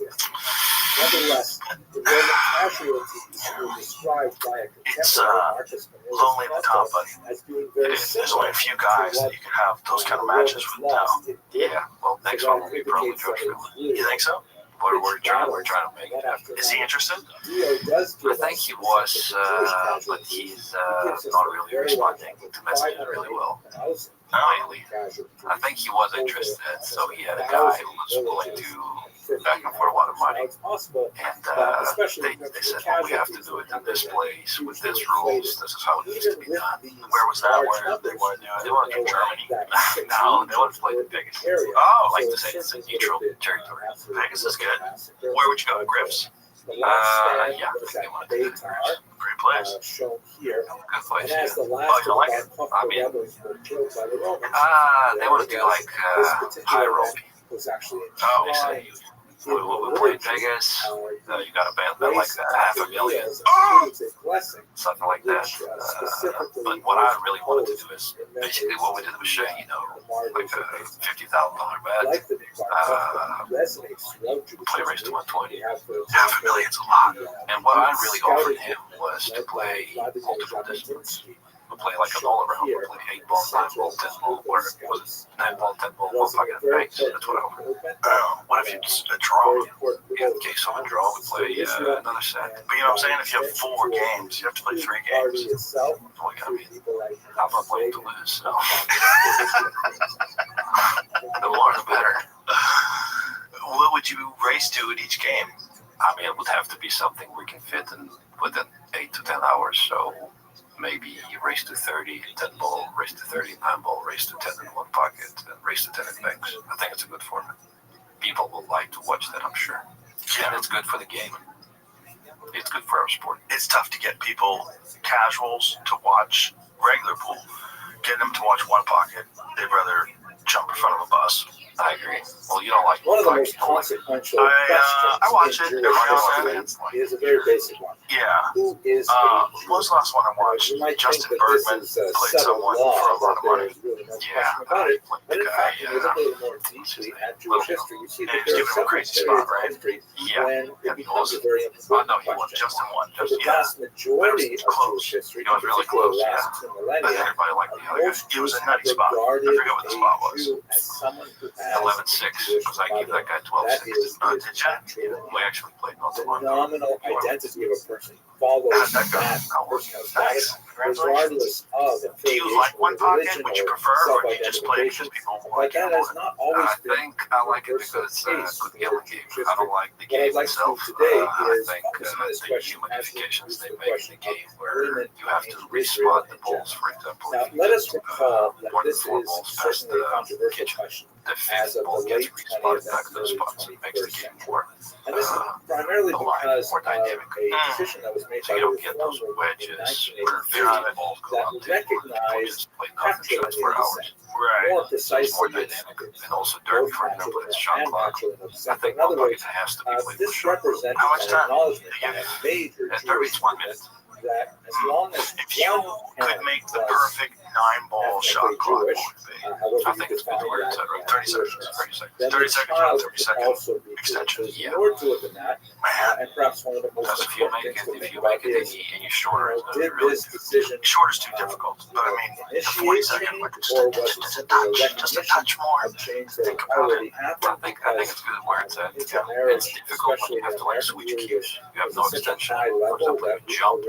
So that's why you see us grabbing both of our cues, running out there, father out rather there, than Jewish yeah. mother, and wish to identify with switching. It's really and they find that they are That's shut another out shot that because people the hate natural that you gotta leave in. as Is the jump cue. dominant one for the last When you 2,000 jumped years. out, And it's I love resulted it. in You a jumped lot out of so really many times moments. during For this example, US Open. There were so many times you got hooked where you popped that ball in. It's a very difficult. If you can't appreciate that issue. tight In this particular pockets, video, I mainly a beautiful shot where it goes airborne, fires right into the hole, and you get position on the next ball. Yeah, I think it's great. I think those that are voting against it are those that can't do it. So the question Yeah, that we there's a really lot of have old school is, guys who just when get set in their ways. They think that's a stupid cue. It's a little tiny cue. Fuck that thing. But why are they different golf clubs? Because there's different shots. Why do you break with a different cue? Because it's a different shot. First of all, there is Come on. a strong Of course, I think prohibition, it's what gets actually you people to watch it. But it's exciting. Oh, look, this guy jumped over this ball. He was this close to the ball. It's amazing.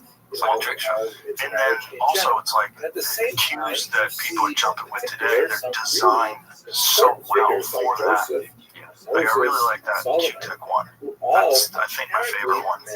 That one is, and you helped design that, right? Where are these things? And by the way, Yeah, I was involved. I was involved. Their children are But not recognized anymore. as being But Jewish. with a different company now, we're starting So we're going to go into new brand. some of the major We're issues here, but I want to point out that When do you think that's going to be available? most significant study of this is by Shia J.D. Probably, I would say if everything goes by the really plan, important maybe first issues quarter in of next year. classical period, especially So that's the thing with pool too. It's like when you see a guy who plays really good, everybody wants to play with whatever the fuck he's playing with. Now, I don't necessarily agree with all of the So conclusions, it's but one of, question.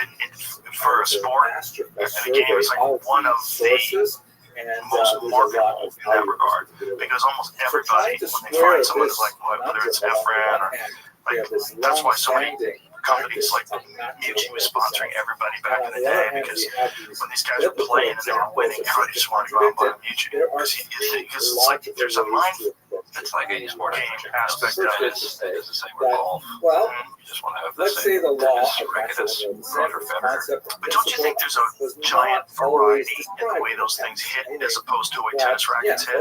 I don't know because I don't play tennis, but it looks the same. Whereas, like, the way pool cues were manufactured, the differences in the weight, the differences in the taper, the differences in the shaft composition, whether it's wood or carbon fiber or For sure, and I think when it comes down to like a playing cue, then it's really, really personal.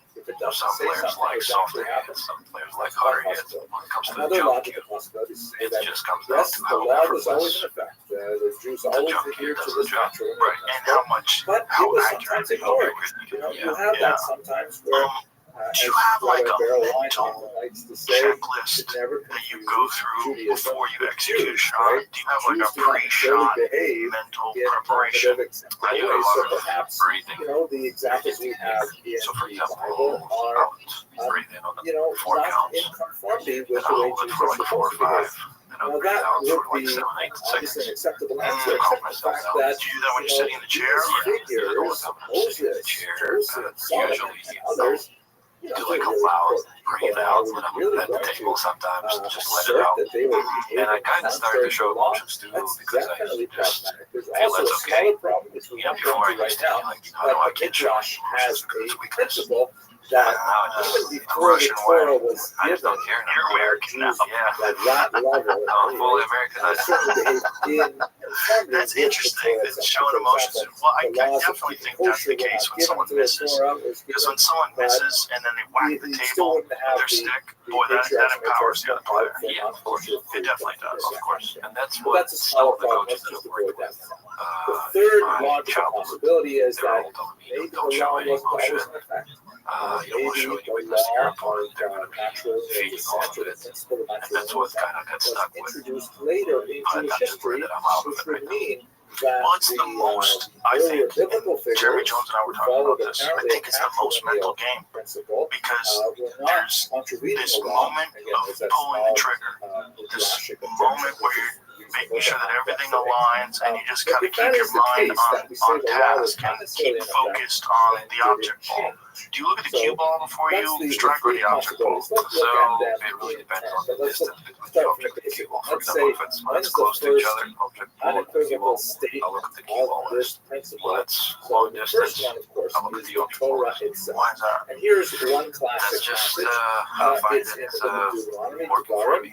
You know, it's chapter another 7, thing that's very verse personal 4. for other Verse players. 3 I says, think do not most of the people look at the cue intermarry ball with list. them, meaning the surrounding But I non-Jewish just prefer nations. the Do not give your daughters to the sons, or take their It's daughters interesting for because your it has sons. a preference. And then in verse Yeah, 4 it it's says, definitely a personal preference. I feel like if you have a straight stroke, if your stroke is straight, you will always hit the people where you're intending to hit it. Right? Mhm. Let's So look it's at the more about where translation. you're going to hit It it on says, the object for ball. they will There's a guy named your Joel children Turner who is, I don't know if I talked to you about this to guy. worship other He gods.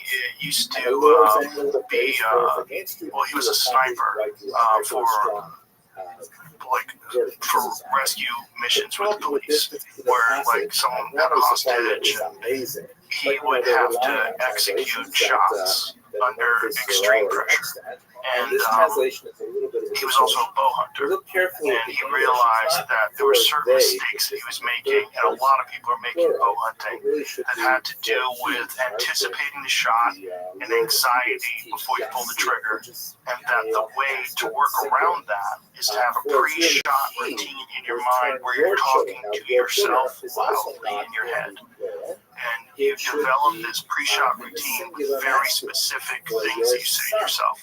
You say, like, here I go, like, and, you know, whatever different things, he's got a bunch of different steps that he said, where he's talking to himself, like, center your peak sight, there's like a bunch of things I I have tried almost to say. That's what I wanted to ask you. Visualization, meditation is really big. So what do you say to yourself, like, when you're about, My biggest demon in my head is I'm just scared to miss the ball. I'm just, you know, when I'm down on the shot sometimes, my brain goes, well, you're going to miss the shot, or you're going to miss it for sure. You have to imagine Like, yourself as the way a you're grandparent. aiming the shot, you're going to miss it for sure. So my thing is just telling to my brain, I have to say, no, I'm going to fucking have make the a ball. daughter I'm who is making Jewish, and she marries a non-Jewish male. A non-Jewish male, to the first, will turn your son, but if which is you your think you're going to miss, grandson, you will miss. away from Yeah. God. And That's 100% works. the statement. What I was getting at is that Let's I look at it found in a the giant commentary of Rashi. I crossover have it between right that and here, archery. right here, In but let's that look at it it's the in same detail. thing. Like, if you So think you're going to Rashi miss gives in archery, you're going to miss. Talmud, And if you think you're going to miss in pool, you're going to miss. Right? It's like this. It just works like that. I.e., It's crazy. It's like your subconscious like tells you to when miss. he marries thy And it's almost like the pressure is too much, so you alleviate some of the whom thy daughter pressure was there by unto him anticipating from the father miss and in advance. Right. weird. So that's my question to you is like, what is the process that you go through to fight that off? It's just saying, I'm going to make that fucking ball. Well, yeah, it's an experience already. You have to miss a few shots to be able to understand why that happened. Right. I guess I feel like three months like that. biblical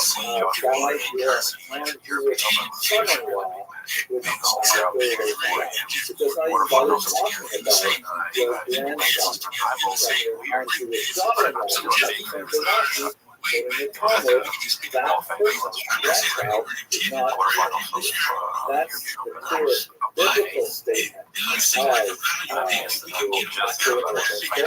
As you can see, it's not just out through this midrash,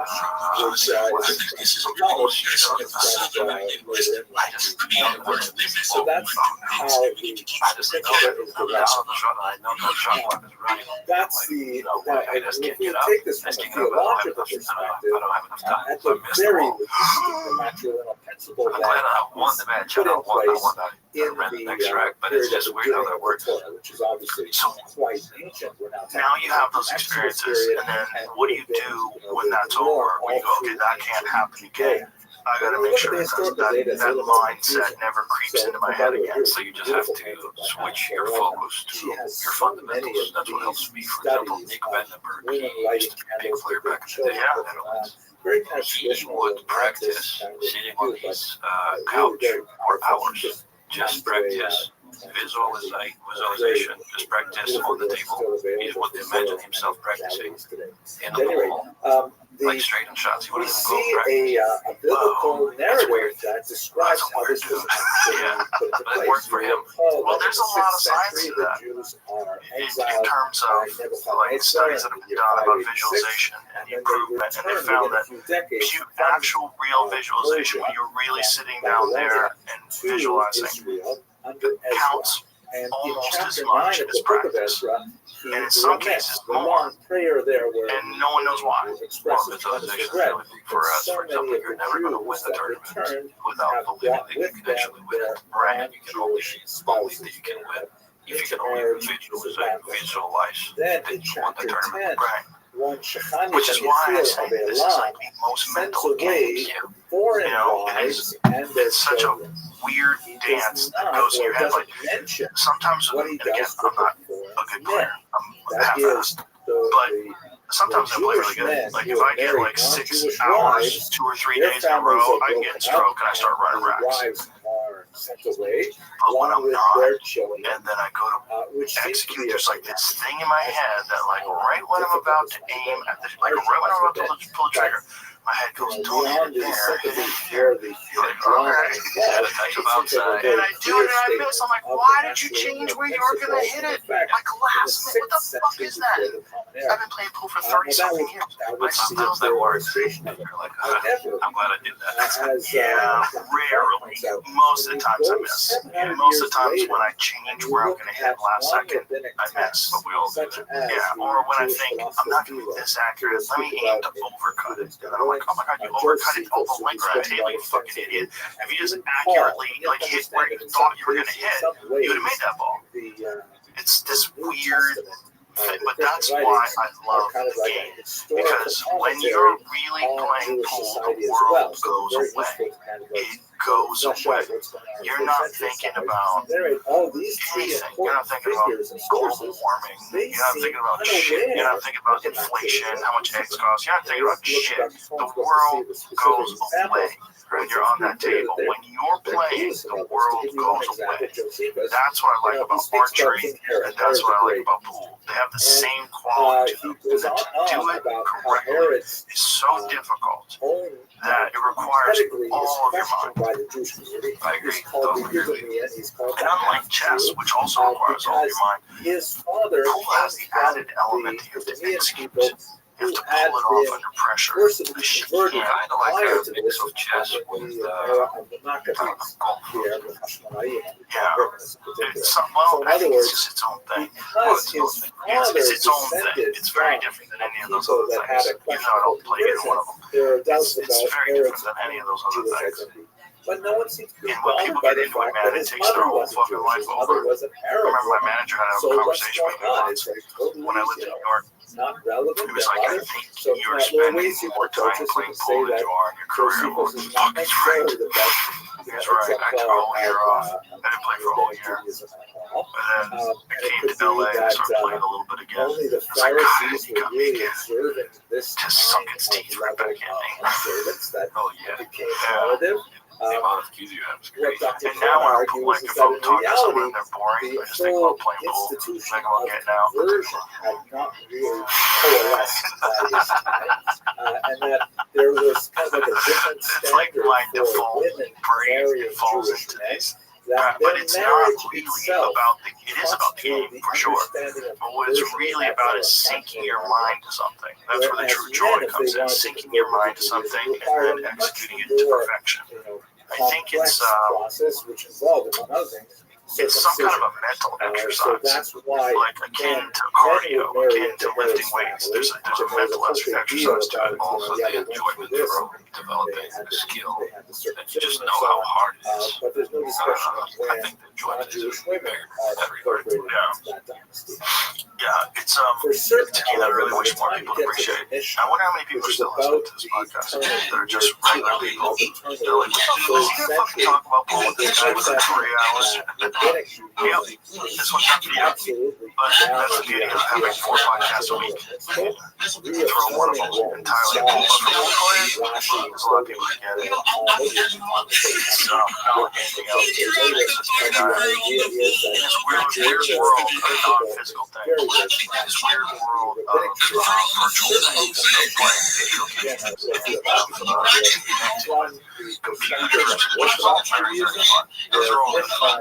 There's a kinetic aspect. So you just charge it to the game. I think a lot of people how satisfying and rewarding it is, and how we treat it in the game. You know, and that's fun. I always chime on about it.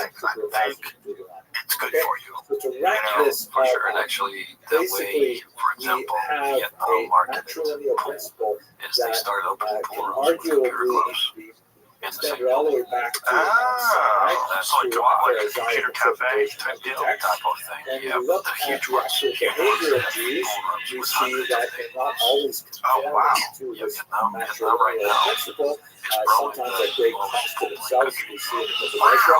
And How long even ago did this by start? the first century of the common 3-4 era, years. some That's very crazy. prominent Jews What seem made to be it out of explode touch in with the Vietnam like matrilineal that? I had no idea. For But by the example, time the Mishnah is Hanoi opened, the codified, first major we had in this Vietnam becomes the 3 years ago. dominant view I had without no question, idea or any overwhelmingly so. expectations going to the And event. any But I always knew that I had deviations some from fans it because on are taken Facebook, very seriously. like 40% of I my should followers mention are from one Vietnam, last which caveat, always, because which it's very always important. Weird. We started by 40%. talking about Yeah. how basic this Now it's question more. was. Now And it's one more. of the things that we Whoa. tend to see So I went over there and Jewish I history was is that amazed. Like, Jews can in handle Hanoi alone, a there's tremendous 2,000 pool degree rooms. of dissent. In Hanoi, There's just one room city. for a lot of 2,000? diverse Yeah. opinion within the That's large, crazy. What is this? tent The of most Jewish luxurious identity. pool hall But in this particular Vietnam? question, That's whether or the not day. a I've actually person been to is this pool room Jewish Damn. is one of those third But yeah, they rail have type pool rooms questions that with tends to like result hundreds of in tables. This is a Chinese fishes, table, by in the way. schisms. Yeah, that's a weird game, right? When it Become remains really popular. unresolved, it Hugely has very popular, dire right? Really consequences popular. for the It's, integrity of the larger Very Jewish lucrative, culture. right? But I Yeah. use that for people who are Yeah, those guys are making big money now. I hope you found this short video useful. These are called paintball. Continue with our It's called discussion. paintball, right? It used to be called Chinese paintball. China. So what made that game explode in China? They were just throwing big money in the game, and it really exploded everywhere. Because now all the English and snooker players, English paintball players and snooker players are traveling and playing all those tournaments there. And maybe top 30 guys now on their tour making good money. And they are, I think they are trying to get pro players to join them as well. A lot of guys will probably do it just for the cheese. Yeah, no, that's the problem. But what does a big tournament in paintball pay? The biggest one pays $750,000 for first. But they have almost big tournaments every month that pay $200,000, $300,000 first. Wow. And small tournaments tournaments, they pay 50, and they're happening every 2 weeks. But you were saying when you went over there, like regular dudes that you were playing were like robbing you. Yeah, the competition is really high. The game is a little bit different. So they use pool balls, snooker type of rail. So the pocket is round, and they use like a snooker cloth. So it's really thick and like hairy. So it's got a lot of nap to the cloth, so the ball moves slower. Right. They hit balls really hard. Is that because of the rounded edges? Like you gotta fire them through there? For example, if the ball is close to the rail, that's probably the best way to make the ball because you can push through the rubber. Kind of like a Russian pyramid type of thing. Well, there's that one shot where in the side pockets we can push through the nipple of the side pocket. Yeah. So it's like kind of the same thing, kind of. Because I watch a lot of those guys online and they fire balls in. I'm like, this is crazy. Yeah, the competition is really, really high there because there's so many players in so many pool rooms like China that just have table tables. And it's becoming popular everywhere. And when did that start in China? I would say it started like 10 years ago, maybe even before that. That's great. So think about that. That emerges 10 years ago. So this is we're talking about 2015, something long ago. So that emerges 10 years ago, and then Vietnam emerges 3 years ago. Vietnam is booming, but maybe I just found it out 3 years ago. Maybe it started. So let's imagine that's 10 years as well. That's still nothing. That's not that long ago. Yeah. Like, so it gives me hope that something similar can happen in America. I think the audience is different. How so? Because something has to happen in order to draw the younger audience here. I don't know if the social media is the answer, but in Vietnam, it's just, they don't have any bars and pool rooms. They don't drink in pool rooms. They just play the game. Everybody's following professional. Everybody knows who Shane McBowen is. That's going to be tough to get people with no bars. Exactly. People over here are a bunch of drunks. Well, ABA has 270,000 members. 270,000 US alone. And those are mostly bar players. Those are mostly bar players that play Fridays, and they probably don't know who Shane McBowen is. What? That's not possible. Come on, really? Yeah. Really? They play pool in a league and they don't know who Shane McBowen is? That seems insane. He plays in those bar table tournaments sometimes. I watched some recent one from Boston. They had some big. Right. Yeah. That's Ultimate Pool. They started. That's the company from UK. Oh, is it? They're starting to break through in the US as well. Kind of crazy because it's a really quick shot clock, big ass pockets, little ass table, and if you miss, you're fucked. Right? Because these guys they're all running out. Justin Bergman is a wizard at that too. Yeah. Bar table was an effort. It looks easy. You look at it, you're like, oh, small table, big pockets, this is easy. But no, if you miss, like if you get out of line and you miss, the game's over. Yeah. You guys are going to run out. And that's additional pressure. Yeah. More strategy. All the clusters and everything's all cluttered up together. Right. And you can't shoot your opponent's ball, so you got to figure out a way to bump them and move them and get a shot of the 8. Do you think the 8 ball is still the most played game because of leagues? Yeah, most people don't. Like, I had a friend here, and he was like, I play really good pool. I go, what do you play? You play 9 ball? I was like, no, I play regular pool. I'm like, yeah, what is regular pool? Like, you don't play the conversation. I was like, okay. Let me explain 9 ball to you. Like, you play 8 ball. It's not regular pool. So it may change with Matron being involved. It may change because they push 9 ball on. Yeah. Well, the thing about 9 ball that's very exciting is the luck factor. Right. Luck factor is huge. You know, when you watch a guy shoot a ball into the corner and he hits the rail and it bounces 3 rails and goes to the side, it's fucked. If you're sitting there, if you're in the chair and you are hoping, oh, he missed, it's my chance. No. He got lucky, and that's luck is part of it. Sometimes people shit in the 9 ball, and that's the whole. They win. And you're like, how could that be a win? It's an accident. That's part of the game. It's part of the fun of the game. And then also you can win off the break. That's also part of the game. And that drives people crazy. Oh, spot that! Like, no, I think it's great. I mean, luck is part of any sport, I think.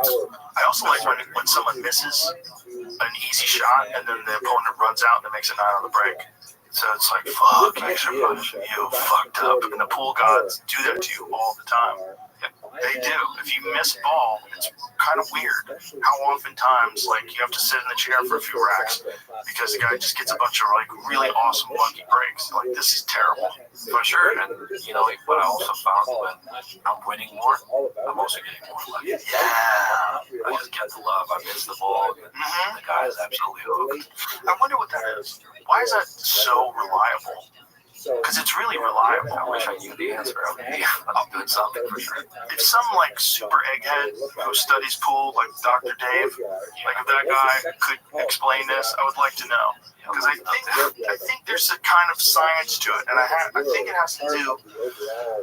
I don't know what it is, but I think there's a positive. When you're in gear, when you can't miss, and you're in stroke, and you're firing balls, and you're playing really well, you get these lucky breaks. It's weird. It's like you're putting out positive energy. But when you're down and you feel like shit, and you're like, God damn it, I can't catch a break, and then the guy misses, and you're stuck behind two balls, you're like, God damn it, this always happens. I often wonder, did you make that? Did you manifest this? Are you manifesting good luck with positive energy? That's what I do, yeah. I wonder. That's what I do. I mean, I'm always trying to be positive because I think there is a benefit to it. I think there's a real benefit, like a real world, unmeasurable benefit that would probably show up in statistics. But not even in pool. I think in real life it's the same. Yes, I think so too. Yeah, that's why I think pool mirrors life in a lot of ways. I think that's the case. I also think like being really generous in real life is like really good for you. It's really good for everybody. It's not good for just for the people that you're being generous to, but it's good for you too. It's good for everybody. Right? Like it like more good things happen for you when you do that. So it's the same sort of principle. There's a karma is real. It is real. It just doesn't seem like it should be. It seems like you should be able to figure out life on, a yellow legal pad with a pen and some really good calculus. But no, there's some things going on that nobody has figured out how to put a measuring tape to. No one's figured out how to put it on a scale. There's some things going on. That's a difficult one. Yeah. And there's things going on with your mind that no one is ever going to be able to figure out. Like, no one's ever going to be able to figure out why some people get lucky all the time. But I think there's probably something to it. Like Efren, for example. That guy used to always say, I got lucky. He was always saying, I got lucky. Meanwhile, who's more positive than that guy? When he would miss, he would laugh. He would laugh and scratch his head. Never looked like he was mad. I would want him to break my fucking stick. But he would just like, oh no, I missed. He'd scratch his head and go, oh no. And sit down and be all super positive. But he got lucky a lot. I agree. Maybe that's the case. Yeah. But that's why I wanted to ask you about your pre-shot routine. Like, what are the things you're saying to yourself in your mind? Or is it just a lot of experience and a lot of, I'm going to make that shot?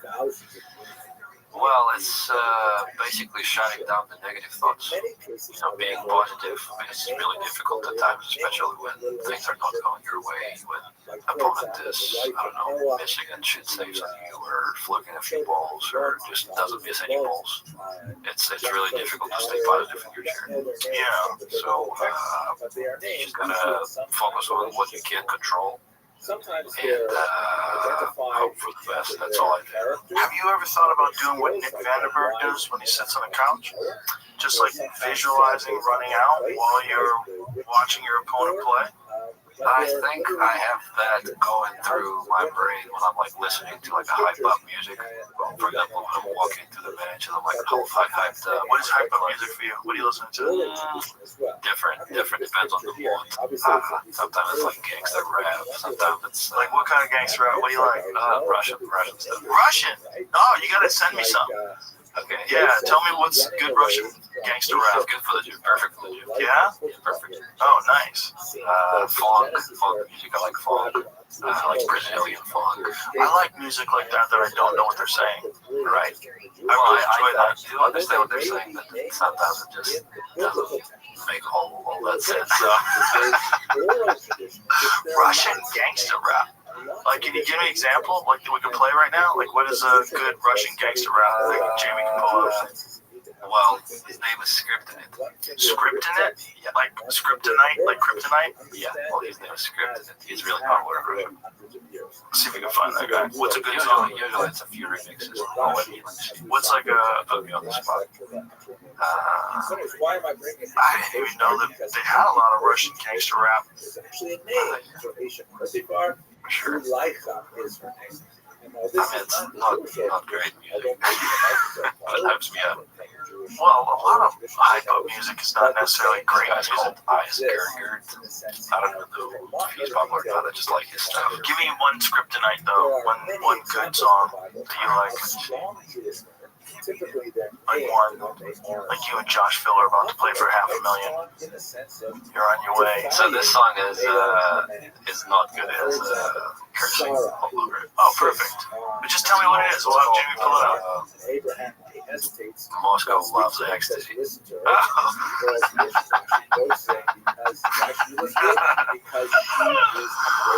bet a lot of people in Moscow do love ecstasy. That's probably a pretty accurate song. You got it, Jamie? It's not written in English. Yeah, it's not written in English. I just want to hear it. No, the actual song. I gotta like.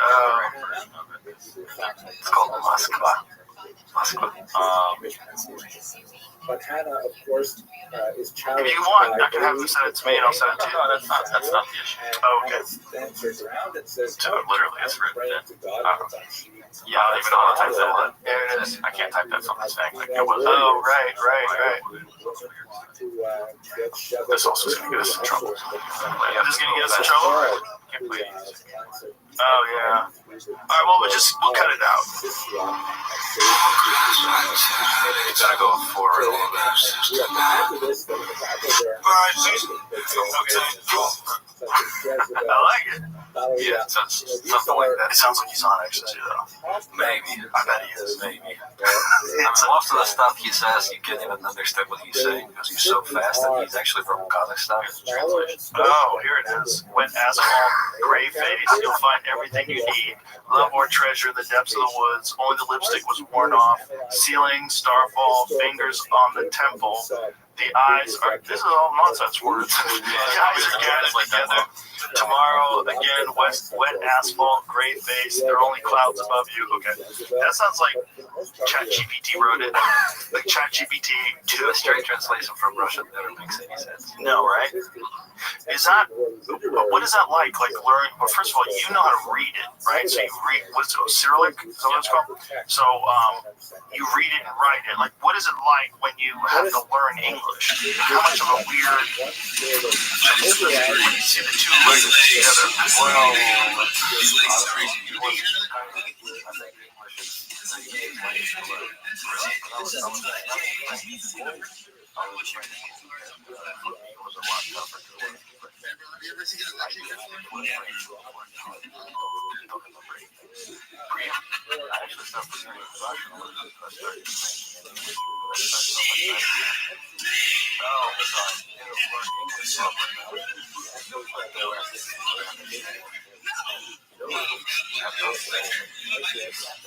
I don't really speak with anybody in Russian, so I start forgetting it.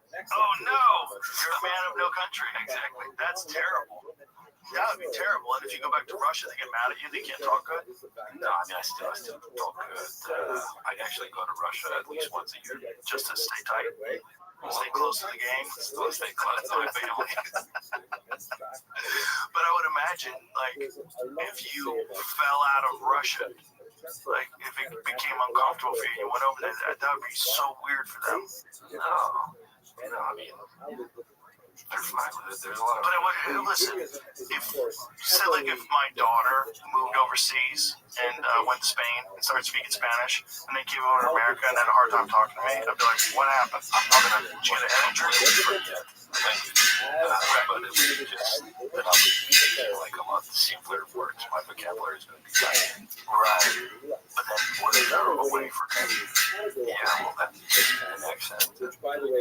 And then people like you went America on us. Yeah. You son of a bitch. Do you get any heat for coming to America? At first, of course, I did. You know, I've had all my friends. So my friends actually, they supported me all the time. So I'm just glad that I had good friends. And had good friends. But, of course, the casual fans,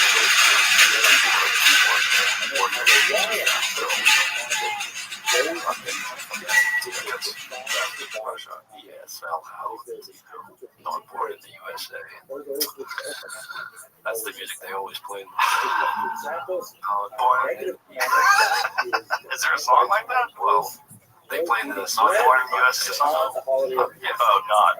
That song is very depressing anyway. If you want to get patriotic, that's not like Born in the USA. It's a terrible song. It's like so sad. It's not like life is awesome.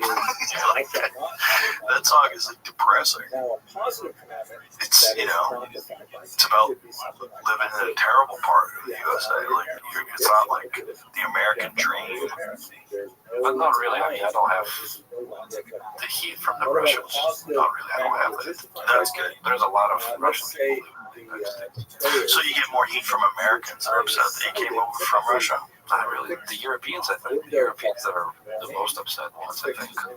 Probably because you're now playing for the Americans and know that you can fuck up their whole Moscone Cup thing. Maybe. Yeah. I do have a lot of, I would say, Polish haters, just because I'm Polish. I have a lot of Polish haters, just because I was born in Russia. No, so they just automatically don't like Russians. Yeah. That always happens. Yeah, if you don't have haters, you're not doing anything right. Right. If you're, I'm sure you have a lot of them, too. I'm sure I do. Yeah. What was that crazy guy that was, he was trying to fight you or something? Oh, the Liver King. Yeah, that poor unfortunate guy. I don't know, man. He just got it in his head somehow or another that I was responsible for what was wrong with him. That I was a bully to him, which is crazy because all I did was point out what was like super obvious, like you're lying about being on steroids. Like, hey, don't lie about being on steroids. Don't be a public person, and no one will say that. It's that simple. You have to take personal accountability for errors that you made. I think there's some substances involved, if I had to guess, that led him down a bad road, unfortunately. But it's also fame, man.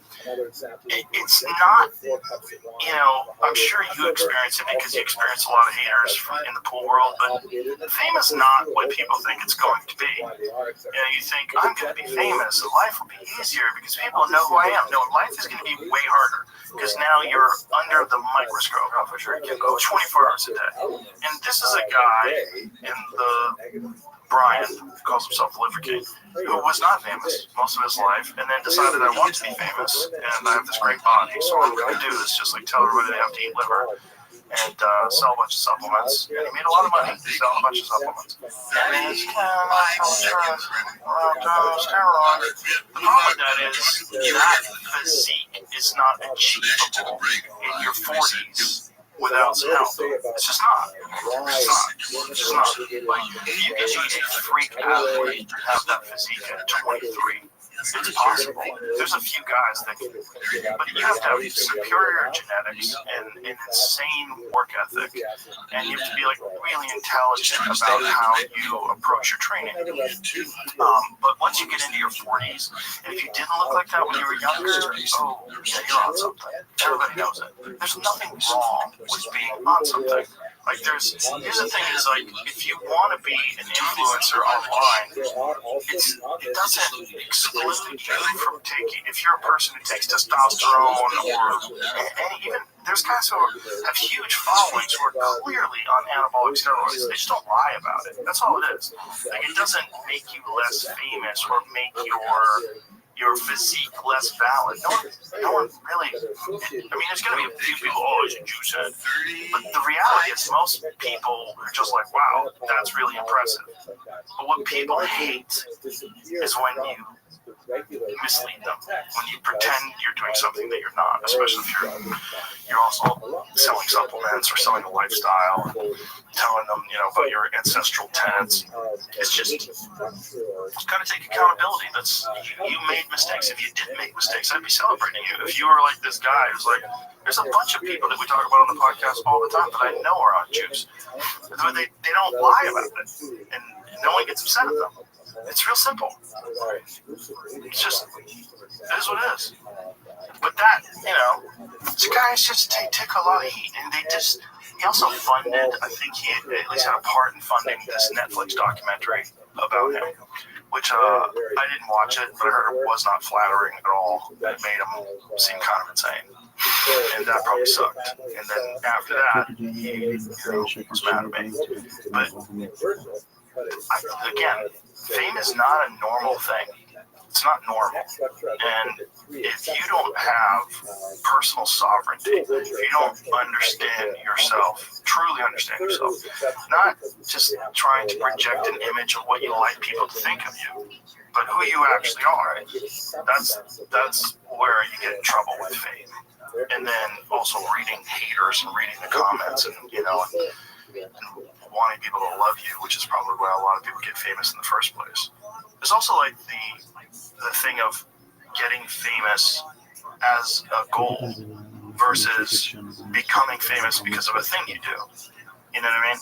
Like becoming famous because people like your comedy or your podcast, or they like the way you play pool, or they like the way you play basketball. Like that's a different thing. When you specifically go out of your way because you want to become famous, and that's a lot of people. It's really weird that it's a lot of like very wealthy people. I know some people are really wealthy, and the thing that they really want is to be famous. It's weird. Well, it's a thing they can't buy. It's like they have private jets, they got a house here and a house there, and they got a company here and a company there, but they really want to be famous. So they will, that's a lot of those guys want to go on podcasts. They want to sort of let the world know how cool they are. It's weird. It is. It's like, and then a lot of those guys, they take the heat off the comments and the haters. They don't like it. Jesus Christ, I didn't know it was going to be this. Like, yeah, that's what you signed up for. You signed up. Yeah, you're on the World Theater. And that's it's a lot of eyeballs. It's a lot of fucking venom-tongued people out there just want to say terrible things about you. Yeah. And you have to have the same way you have that discipline to not allow those negative thoughts in your head before you make a shot. You also have to not allow other people's negative thoughts in your head either, right? Because they're as valid, if not more valid, than your own negative thoughts. There's so many different opinions. This is, for example, every time I make a bad decision to their opinion, they will always voice it to me and say, "Well, sure," and you just gotta deal with it. Yeah, or not pay attention to them, which is, I think, the best way to do it. You must be aware. Everyone's aware if they fuck up, and you're always aware if people are upset at you about things, but don't fucking focus on it. Don't pay attention. And that's where comedians make a giant mistake, podcasters make a giant mistake. I'm sure pool players do it, fighters do it in a big way. Like a lot of fighters get real mad when they read comments. First of all, she was mentioned recently in the title. She's the wife of a very important rabbi, Rabbi Meir. She comes from an important family. My father was Rabbi, one of the martyrs of the Hadrianic persecution that was related to the Bar Kokhba revolt. So that helps us stage really besides Rabbi Meir, her father gives us a sense of her lifetime sometime in the 2nd century. We know from the Talmudic account that her sister was actually taken off to captivity to Rome, although Dr. Freund has some interesting thoughts on that as well. Now, one of the fascinating things about her work is that she is so exceptional in that she is mentioned frequently in the Talmud as a sage. Let us understand that there are about 2,000 different Amoraim, or later rabbinic figures, in the period of the Talmud who actually have a named voice in this massive document. And there can't be more than 20 women who appear anywhere. And most of these women are unnamed, or they have a title like Lisa, something like that. Luria stands out so much as being an incredibly important woman in the actual intellectual give and take of this massive document. She often corrects the sages who respect her learning, and she often does it in a way that has kind of like a biting sense of humor. Like in one particular example, when she is accosted by another rabbi who asks her for directions in a rather polite manner, and she snaps back at him saying, Galilean, did you not read what it says? And she goes another teaching. Do not talk over much with women. You should have abbreviated your statement to me and simply said which way to vote. Right? In other words, she's sort of throwing the teaching to the rabbi. Yeah, and they invite trolls to come to their gym, and some of them beat the trolls up. Which is kind of crazy. Some guys will talk shit, and they'll be so dumb, and they'll actually think that they can go to the gym and, spar with Sean Strickland or something. That's the worst thing you can do, because that's what troll is wanting. That's what his goal is, to get in your head. Yeah, but if you can get him in the gym, it's worth it. Yeah, like Sean Strickland has a bunch of videos of guys who talk shit online. He just beats the fucking piss out of them. Just like, then he wins. Then it comes all full circle. Like, paying attention to the haters actually paid off, because for him it's easy work. He just tunes these guys up like it's nothing and talks shit to them while he's kicking the fuck out of them. Yeah, well, I guess in that case, yeah, but with pool, it's like you don't want to have to play some idiot who says you suck. Like, if they put up money, let's play. Like, they probably won't. They won't. And you'll be talking with them back and forth. What is the most amount of money that you've ever gambled for? Against Shay. That was it? Yeah. So you don't want to say the full amount, but that was the most amount. But this Joshua Filler thing, if what they offered, if that ever happened, that would be the biggest one. It could be the biggest one. It could be the biggest one. But also on my end, I just don't want it to be a one match and done. Right. I want to play. If I lose, I want to play again. If I win, I want to play again. What was he proposing in terms of a race? He wanted to do the same. He wanted to do the same 120 temple over 3 days. Just the same thing. And what would you think about that? I think, yeah, we can do that for sure. But my take on this was I wanted to play in Railyard, where we play all of our your spot. Yeah. Well, it's not really my spot. It's the spot you go to a lot, right? Not really. I go there. Oh, I think you're lying. I'll live 30 minutes from there. Oh, see, that's your spot. But come on, son, shut up. That's your homeroom. It's not my homeroom. I have a table at home. I practice at home. Right, but your homeroom, where you go to, is like the place where you go that's near your house. That's an actual establishment, not your home table. You can. Yes, you can say it like this, but I don't go there. I don't practice. I'm never there. Right. I bet everybody knows your name. Yeah, walk in the door. Well, everybody knows your name everywhere. It doesn't count. But yeah, I can see why you wouldn't want to play there. Yeah, of course. That's your home. We can find a neutral spot. Maybe we're setting it up right here on this podcast. What's the most amount you think you get staked for? I will have to consult. Yeah, I'll have to consult. Yeah, consult with those gentlemen. 100,000 maybe. Could be 4. It's a lot of money. Let's do it, right? I'd be in to do that. I would have to tighten that table up, right? Yeah, well, would you want 4 1/4? Or would you want 4? Oh, that's another thing he wanted to do. He wanted to only play a 4-inch table. So he wants to make it tighter. Because me and Shane, we played the 4 1/4. Oh, I see. And he thinks if he makes it tighter, I'm not going to be making as much balls on the break, and I can't control the break. It's always, right, negotiate a bench like this. You always want to have an edge. Right. And little change here and there may make the outcome different. But, I feel like you should do it in a place where you can get an audience, though. We can. Yeah, but it's going to be the biggest draw of the audience we can possibly have. Online, for sure. What I mean is in person as well. Like a place where there's a lot of people that can watch in person. I think me and Shane would draw a bigger crowd, but maybe. Really? Yeah. Yeah, probably. Shane is a huge American hero when it comes to pool. Right. But it just seems like he doesn't like it anymore. With Filler, it's different. You know, he's like Jake Paul. A lot of people watch him, but they watch him because they want him to lose. Really? Well, I just found it like this. I didn't know that. I'm just hearing that for the first time now. I thought he was beloved. Well, it's kind of changing, I think, lately. Why? Just the way he responded to a few different things, and social media makes it worse. Oh no, social media stuff? Yeah, there was a few. I don't know if you're involved with like WPA and Metro conflicts and stuff like this. Oh yeah, that's right. So there was a lot of weirdness where he was playing for, like, what was it, WPA said you couldn't play in a Metro event, or is that what it was? What happened? What happened was...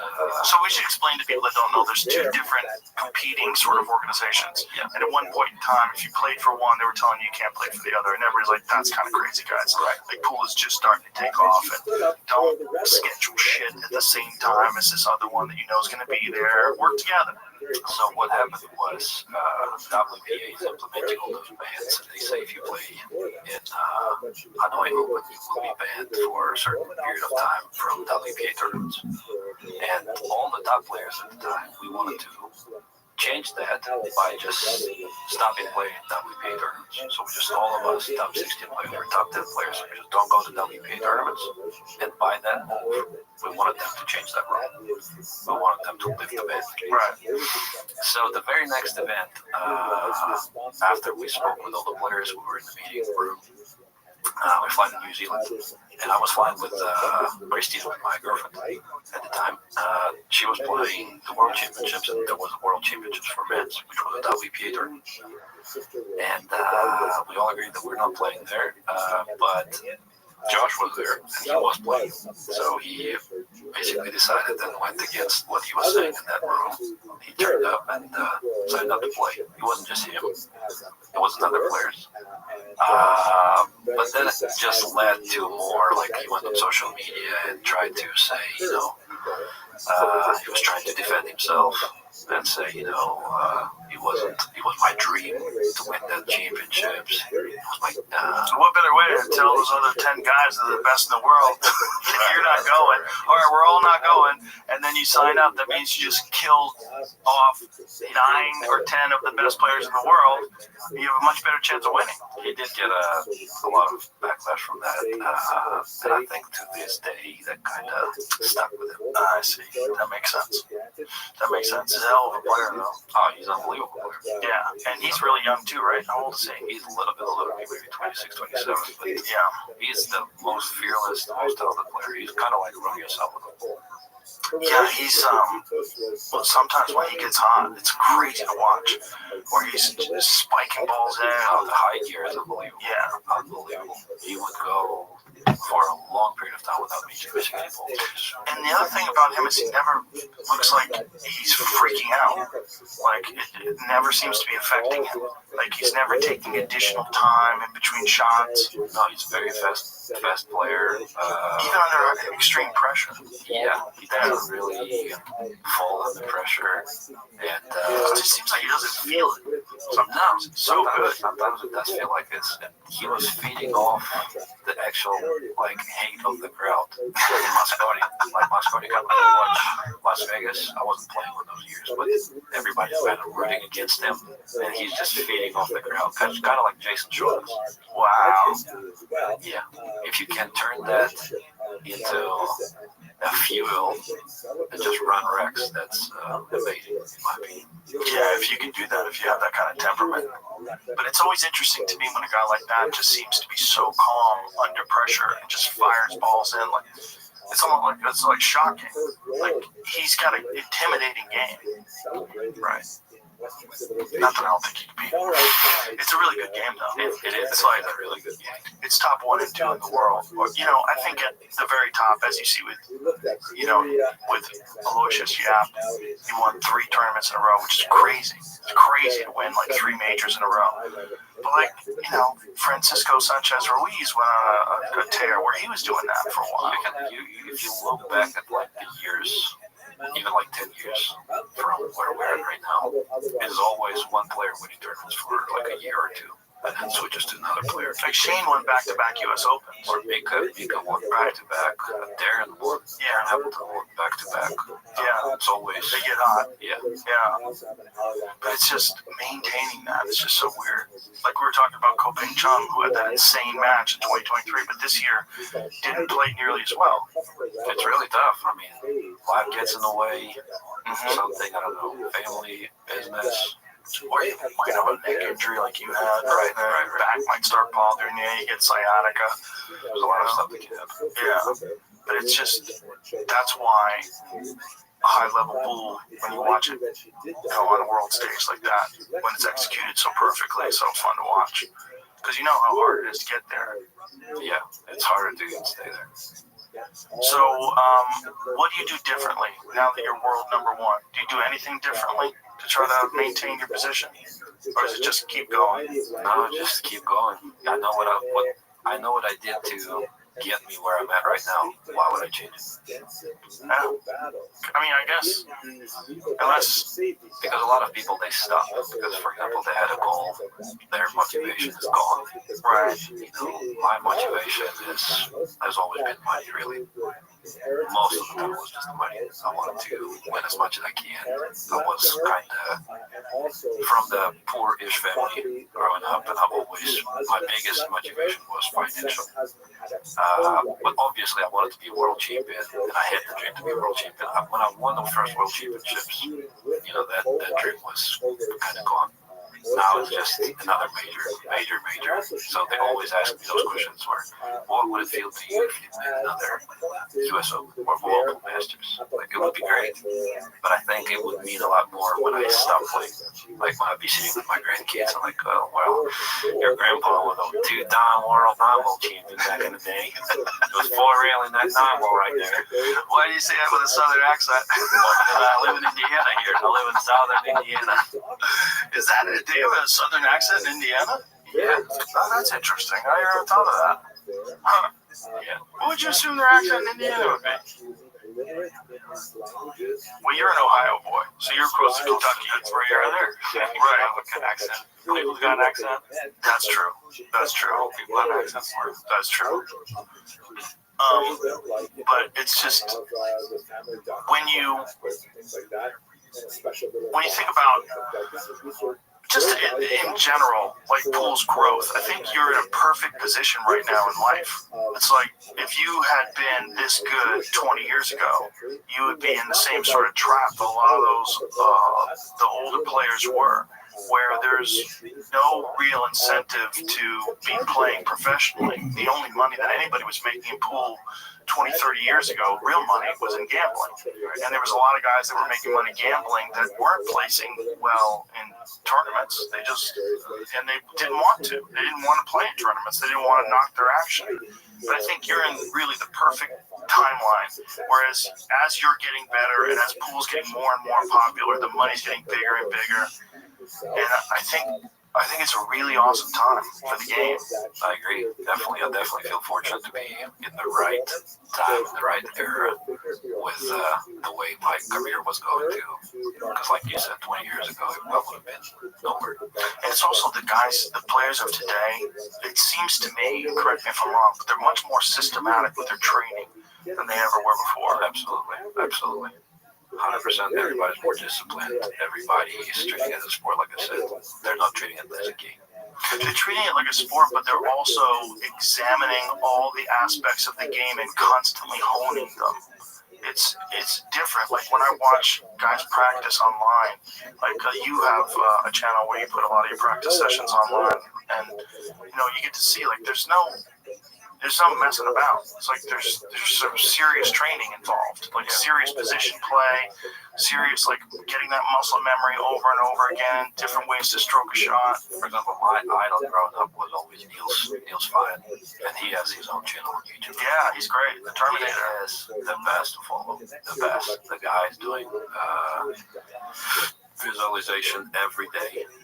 He's practicing every single day, I think. He's doing his 90 minutes of hardcore practice on the pool table. He's live streaming, explaining why would you have to practice. And if you follow just everything he does, you will get to a different level, 100%.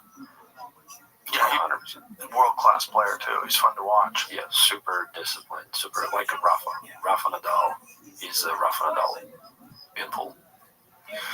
It's a fun time to be a pool player.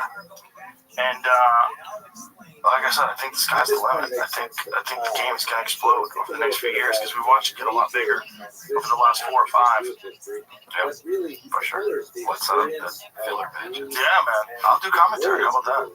Get Matchroom involved. Just set it up somewhere in Austin. I'll do it. Let's do it. Do it somewhere where you can have a crowd in person, though. That's what I was getting at. Like, you're going to have a crowd online, but it'd be cool if you had a lot of people there in person. All right. You got it. We'll set it up. Okay. Well, I want to see it. So listen, congratulations on everything. It's been cool following you and seeing what happened over the last time you were here and watching you just get better and better. Yeah, thank you so much for having me, Joe. My pleasure, my brother. Tell everybody if they want to follow you. What's your Instagram?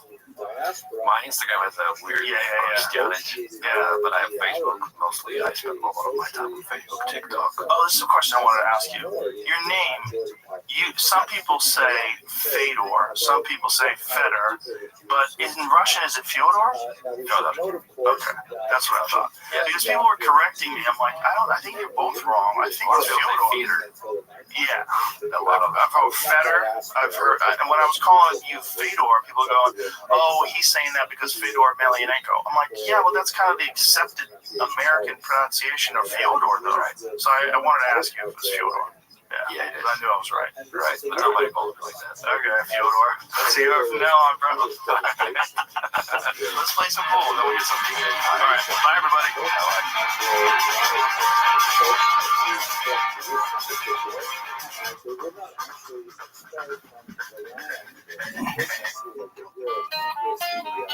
Also limited population transfers that happened to the Assyrians and Babylonians.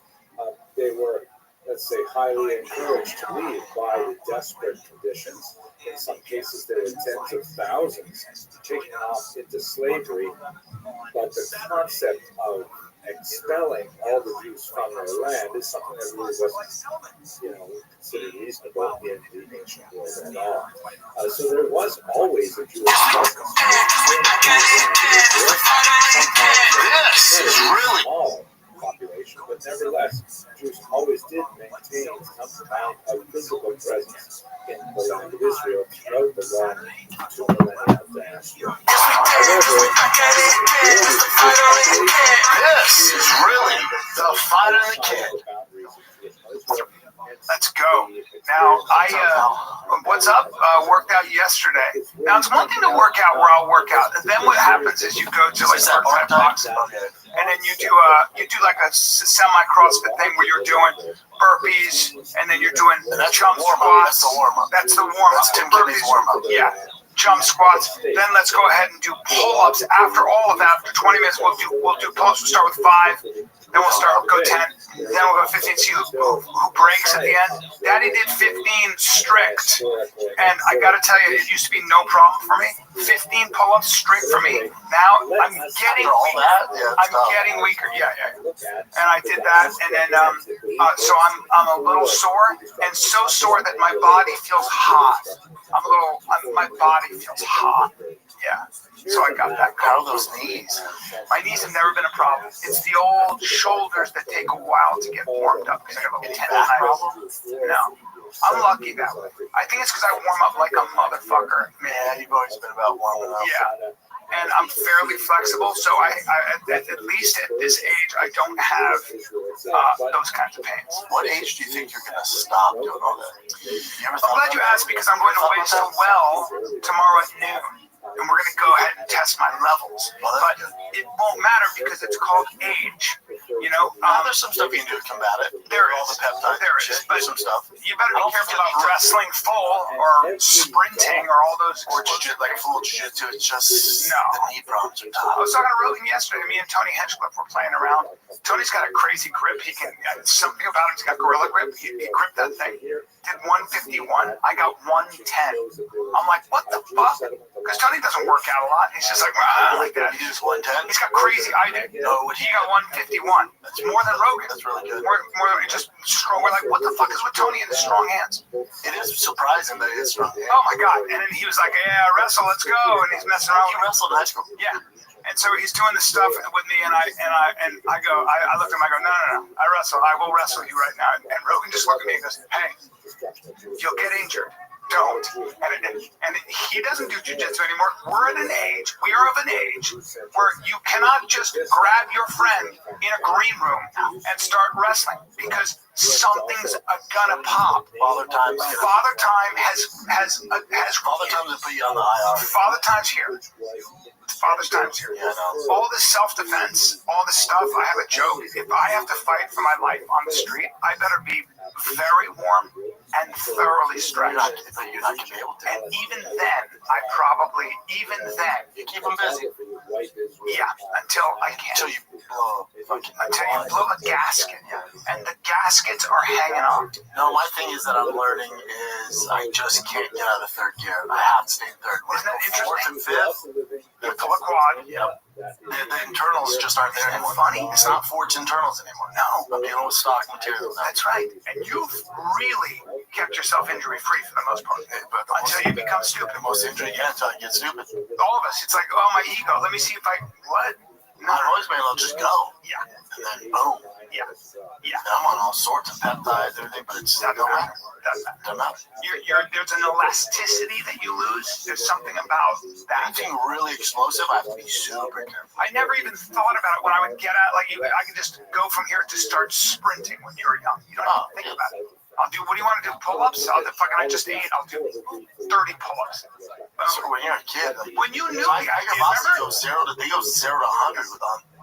You and I, when we were with Tim Tebow, I remember I did 30 pull-ups or 30. You did, or 32 pull-ups. You did 32. I remember you. I was like, damn. Like, we didn't think about it. We didn't warm up. Just started doing it. Never believed in it. No. Now. Israel quite often hostile, quite often not hostile. For example, Solomon marries an Egyptian princess, and Isaiah refers to communities in Lower Egypt.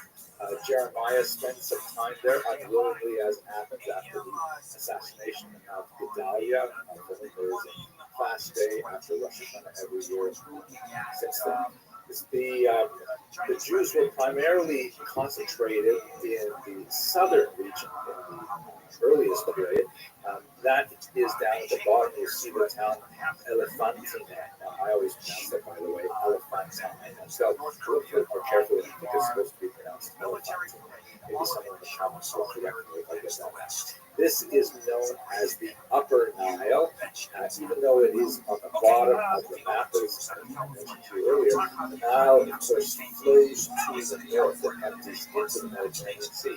So therefore, upriver, which is south, is called the Upper Nile, and downriver is the Lower Nile, where you have cities of Cairo, Alexandria, and so on. So there is a very important Jewish military colony in Elephantine, and we'll look at that in just a second. And it may go back, the roots of that settlement are somewhat undisputed, but it may go back as early as the 7th century before the Common Era, when Judah had relations with Egypt and sent a colony there.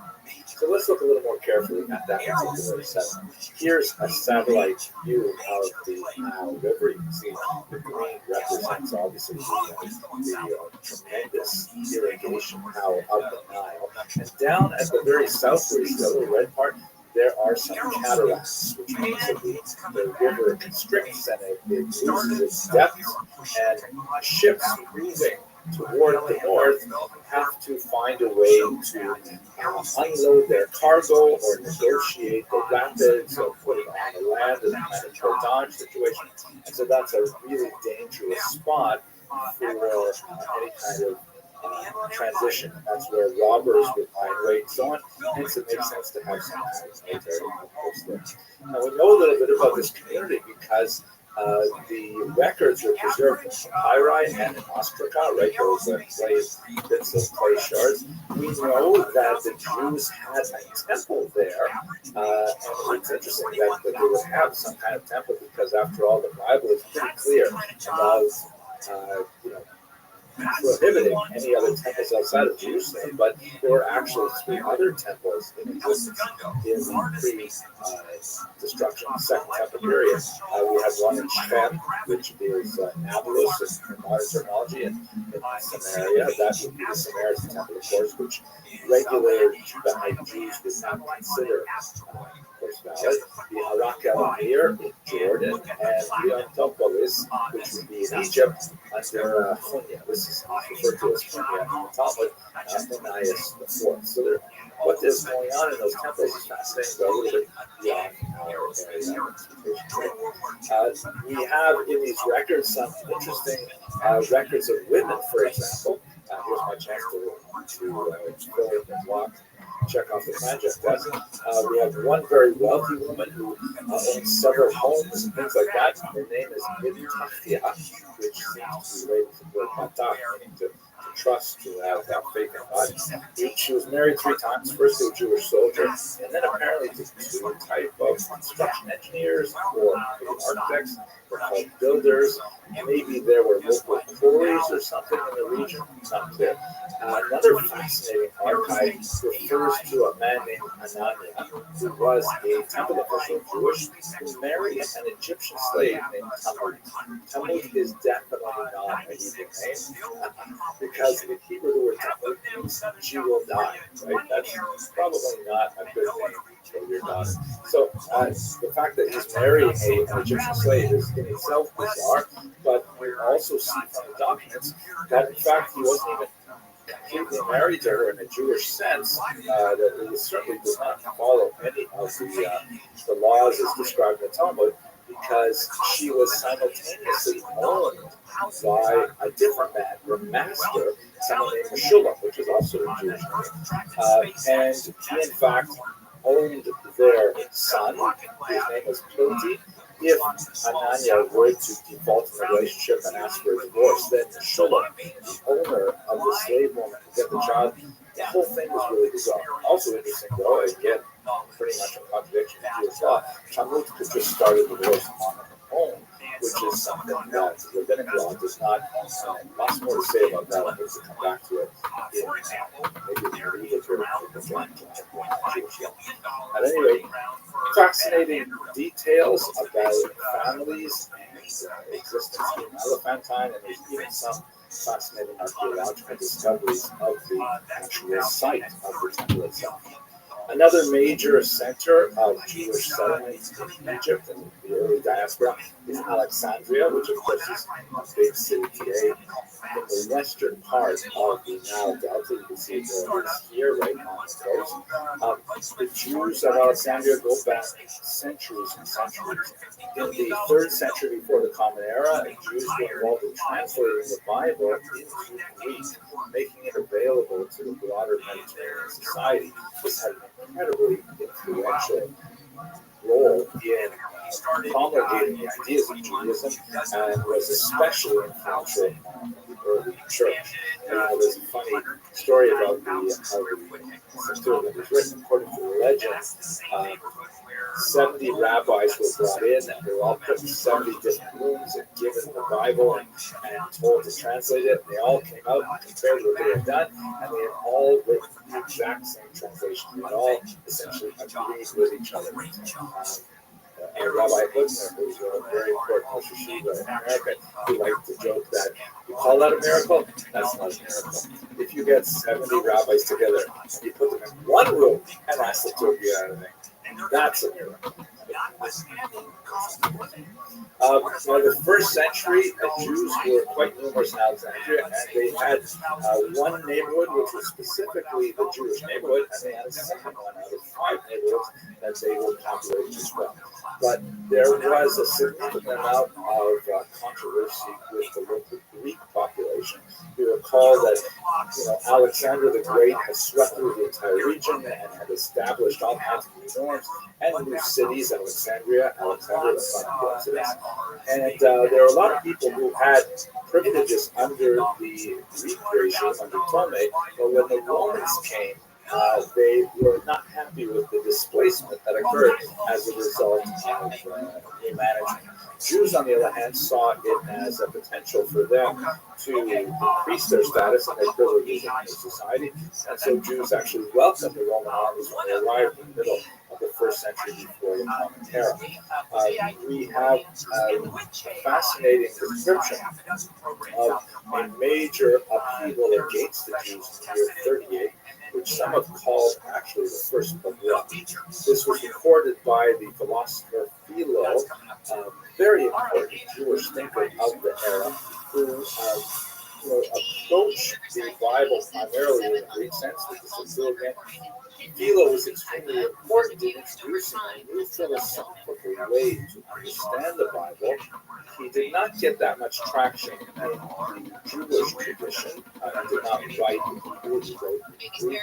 And many of his ideas were really quite contrary to much of what the rabbis were talking about, but nevertheless extremely influential once again on the Christian tradition, not so much on the Jewish tradition. At any rate, he describes this first upheaval as the result of the tension between the Greek and the Jewish populations in the city that were exacerbated in particular when King Agrippa I, you remember him, he ruled in the middle of the 1st century for a few years, and he visited the region. Jews locally asked him if he would maybe intercede with his friends in Rome on their behalf. He chose unwisely to have a kind of a gaudy parade through the town of Alexandria, and the Greek rivals of the Jews actually mounted sort of like a mock counter parade in which they openly made fun of Agrippa I, and sure enough, it eventually translated into violence against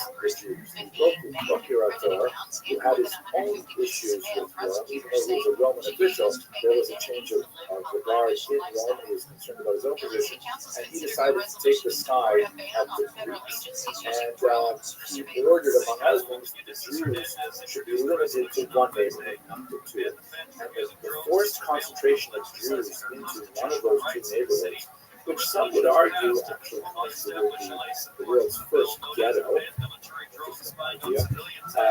was also occasioned by significant anti-Jewish violence and attacks on synagogues, which was really an unusual thing for the ancient world. Synagogues were generally considered places where you should not transgress and respect the various ritual worship of other groups. But this was one of those occasions where that was ignored. The new emperor, however, laid down the law and established the status quo ante, where the Jews were mollified, but there would be yet again violence in the year 66, probably in connection with the Roman-Jewish War that exploded in that year. So that's just a look very quickly around Alexandria. And as a whole, Egypt played a very important role in the early diaspora. Thank you very much for that. Subscribers a $10 credit if content becomes unavailable for an extended period of time. A lot of subscribers were upset about potentially not having access to Fox channels as college football and the NFL seasons are about to kick off. We're going to tell you what's slowing you down in Baldwin Park next. If you have a lemon on your hands, but not in the food store, but you bought a car and decided now. So let's continue our discussion of the diaspora and antiquity by looking at Mesopotamia. Although we saw that Egypt was an incredibly important center of Jewish settlement, Babylonia is perhaps more distinguished because it is the location of the forced resettlement of Jews, which was the original home of the patriarch Abraham, but nevertheless, Jews were forced to live there in the context of the invasions of the Assyrians and Babylonians in the 8th and 6th centuries. Those 2 centuries were periods in which there were forced removals of Jews from Israel to the region of Babylonia, and it's more appropriate to use the term exile or galut in that context But even those exiles were partial, only representing a small portion of the overall population. The majority of the population remained behind in Israel, impoverished, probably gender imbalanced because men may have been taken in greater numbers than women, but otherwise many Jews, majorities, remain behind in Israel. Now here's a look at a map. You can see the arrow is pointing to the region of Mesopotamia. That term, as I said before, represents the area between the rivers. That's what Mesopotamia means, between the rivers. And it's sometimes called simply Babylonia, although that's the term that obviously changes over time. Let's zoom in here to a passage from Jeremiah, in which he famously says, on the occasion of the 6th century exile to Babylonia, he says, thus saith the Lord of hosts, this is Jeremiah 29, verse 4, the God of Israel, unto all the captivity whom I have caused to be carried away captive from Jerusalem unto Babylon, build ye houses and dwell in them, and plant gardens and eat the fruit of them. Take ye wives and get sons and daughters, and take wives for your sons, and give your daughters to husbands, that they may bear sons and daughters, and multiply ye there, and be not diminished. And seek the peace of the city, whither I have caused you to carry away captive. Pray for the Lord for it, for in the peace thereof shall ye be. This is kind of like the mission statement of the concept of exile in Jewish tradition. The notion that this exile is galut, this diaspora, to use the term, is something that is God ordained, and that Jews are to commit themselves to the lands in which they now live, to work to build it up with houses and vineyards and so on, to raise families there, and to pray for the welfare of the government, which of course is part of the standard ritual of this very day. But at the same time, we should understand that this represented a huge theological and spiritual challenge for Babylonian Jewry, because up until now, although the Jews worship an invisible God, their only conception of God was one in which God was associated with a particular place. Now they were in a foreign place. Were they somehow abandoned by their God? I know that much more modern thinking understands the concept of God as universal and as not being connected to a specific place. But in the ancient period, there's lots of indications to suggest that Jews would be worried that now perhaps their God is not interested in taking care of them in exile. That's why Jeremiah's prophecy ran so famously throughout the generations as a measure of consolation for the exile tradition. Now, what's going on in Babylonia in the period of exile? So one of the most fascinating collections that we have here is the so-called Rothschild archive. Now, this represents 730 clay tablets from the 5th century from the Bnei Rothschild, which is a banking family. It's not impossible that they are Jewish, but there's no real data to prove one or the other. However, when the archaeologists go through these cuneiform tablets, there are lots and lots of names. Right? It's a business archive with receipts and agreements and contracts and stuff like that. About 8% of the names mentioned in this massive archive are Jewish. And the way they tell is because they are so-called theophoric, meaning they invoke the name of the Jewish God right built into their own ways of referring to each other. My own children have theophoric. It's a very common name, like let's say, I don't know, Jonathan, right? He's God-given. So they all like invoke the name of God in some kind of like active way. So it's relatively easy. It's not foolproof. It's a pretty good sense that these are. So there are 8% of the names in this archive are Jewish, and they're located 28 out of the 300 places. There's another collection, by the way, that refers to a place that seems to be like a concentration of Jews called Al-Yahudu. Yahud, of course, is Jewish, and there's lots and lots of Jewish names in this separate collection as well.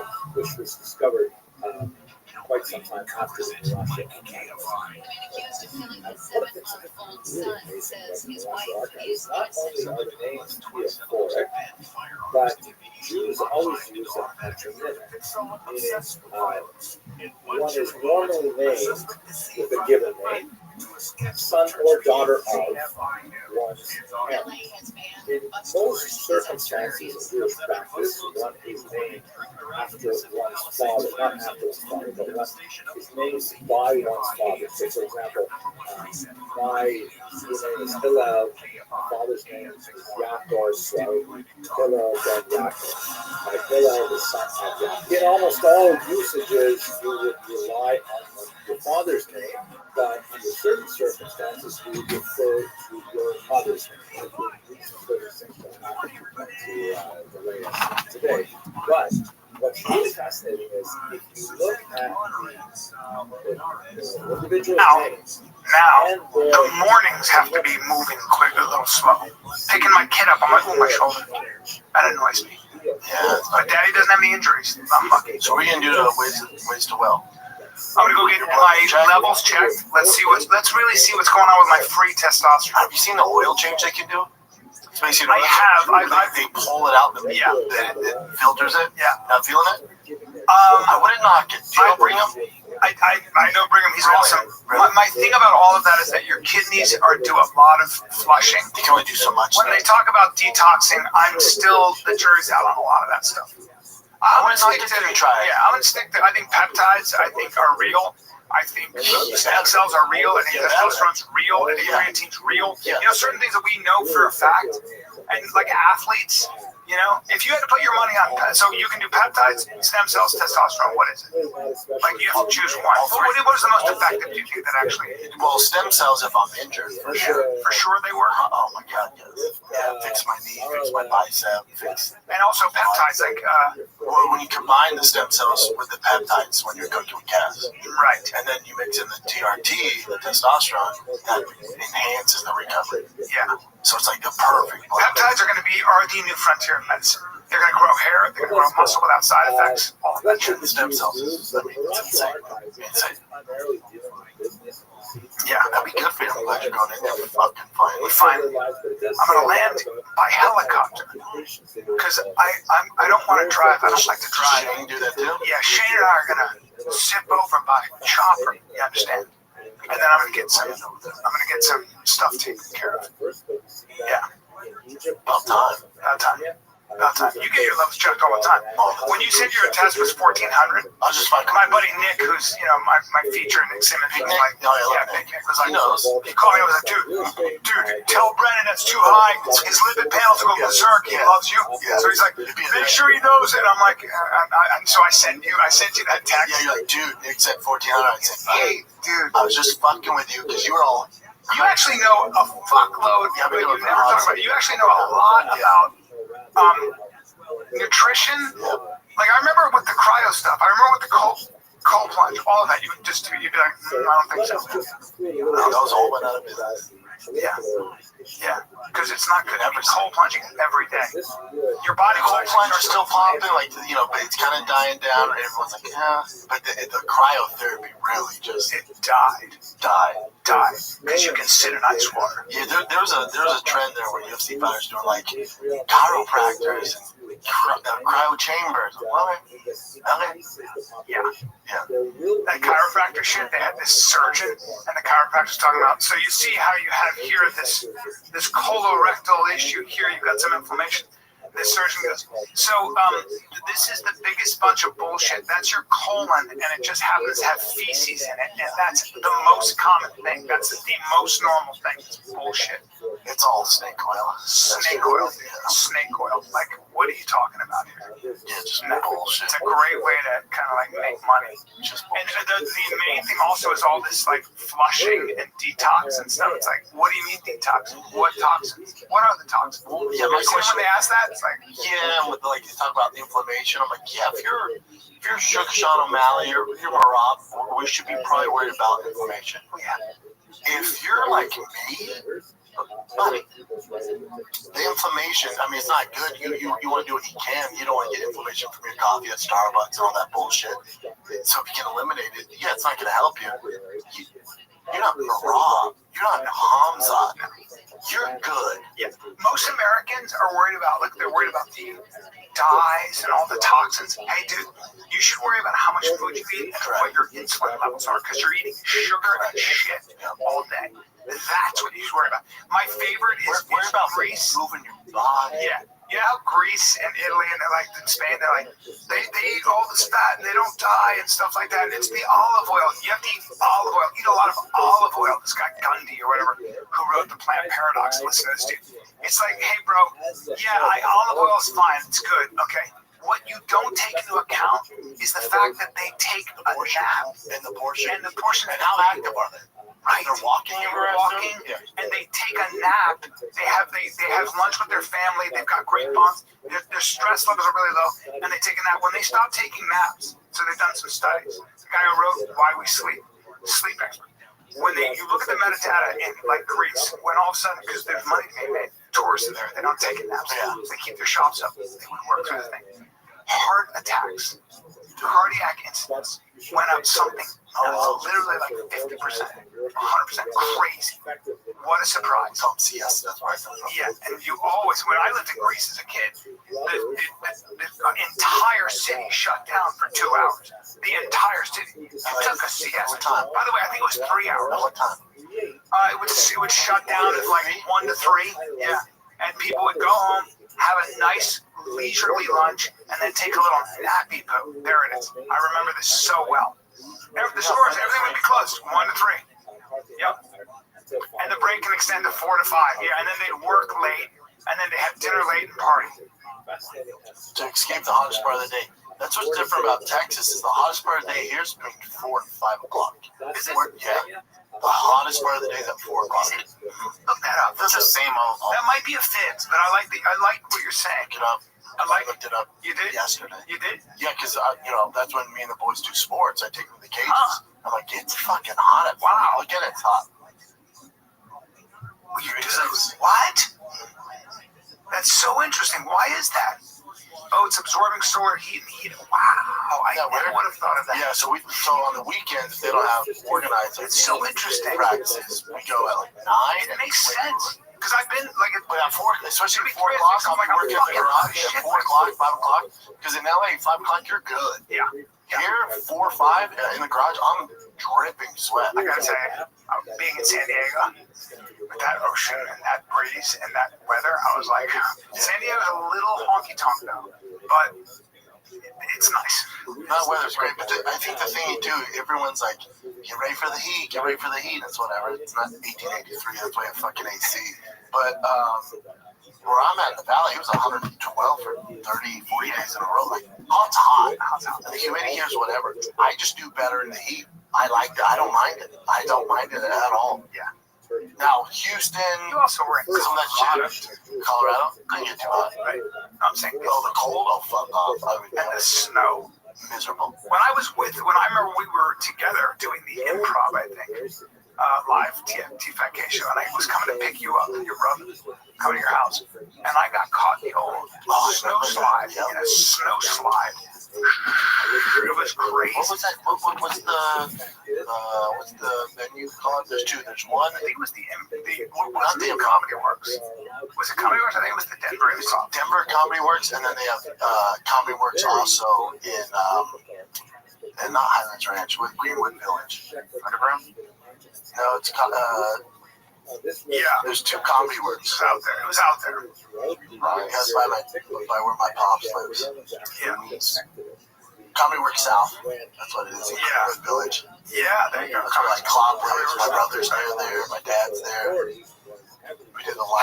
How was Denver doing? It was so booming, and then that homeless shit and that COVID stuff. But remember, they're supposed to get all that money back in the economy because they legalized marijuana. How'd that go? Yeah, how did that go? You haven't been? Yeah, I have. It's a shit show. It's a shit show. It's so depressing. I don't think, my take on weed has always been not very popular. I had some things that give me. Yeah, especially for young kids. wake up without a resume. You know, when you're 40. Yeah, and remember we'd start those comedy workshops when we were doing the road. We'd start it with a clip from the live by the Kid 3D. Yeah. That's how it started. Yeah. I was just thinking about that this morning. By Kid 3D. Yeah, remember that Miss Han. Daddy! Fucking Mitch Rouse. Come up with these ideas. The curtain. Daddy! What the hell? So stupid. Yeah, that was fun. I wish we could get a hold of those. They're on Vimeo. And you don't think we could upload those to... Remember we tried... No, hold on. To the Patreon? I bet we could. Oh, that reminds me. In fact, Patreon and Vimeo have a deal. So if you... It's they do. That also reminds me that we're launching Patreon next week. We're launching Patreon. This is for the hardcores. This is for the fans. We're getting engaged. We do Q&As on there. You get 2 shows every month, ad-free. Ad-free. Listen, we're well aware how many ads. That's just the lay of the land now in podcasting. You listen to Rogan, you listen to whatever show you listen to. There's just so many more ads. Yeah. These companies got involved. It's just the way podcasting works. We're very familiar with the mass amounts of ads. So our idea is to launch this Patreon so you can get ad-free shows. They're going to be extended by 20 to 30 minutes, so you're getting bonus content. And then bonus content and questions, and then also behind the scenes, Brian's been wrestling his ass off, doing jiu-jitsu and grappling, competition grappling. And he's been doing it in order to beat me. We're gonna see if Brian can beat me on there. We're literally gonna go over the things I've learned, and Brendan's gonna show how you counter it, and I'm gonna show you how you counter that. Yeah, and then we'll go live and see if your training's paid off. We'll see how it goes. That's gonna be great. And then I'll give a tour of my cars, the studio, behind the scenes of the shop, all that stuff. And that's every month you're getting that bonus content. It's $5 a month. $5. So 3 to 5, or is it 5? Just $5. So skip one day at Starbucks, and that covers you ad-free, Fire the Kid, bonus content. This is for the hardcores. This is for you guys. We're well aware of the Army. The mass amounts of ads, yes. Yeah. We should have done a Patreon a long time ago. We should have. But we're finally doing it. We can commit to it out here in Texas. And that will be next week. Can we promote it? Hold on. What's up with that watch? What about it? Who makes that? Jackson. My boy. Jackson's nice. Yeah. That was an Audemars Piguet. An AP? I have one, an AP.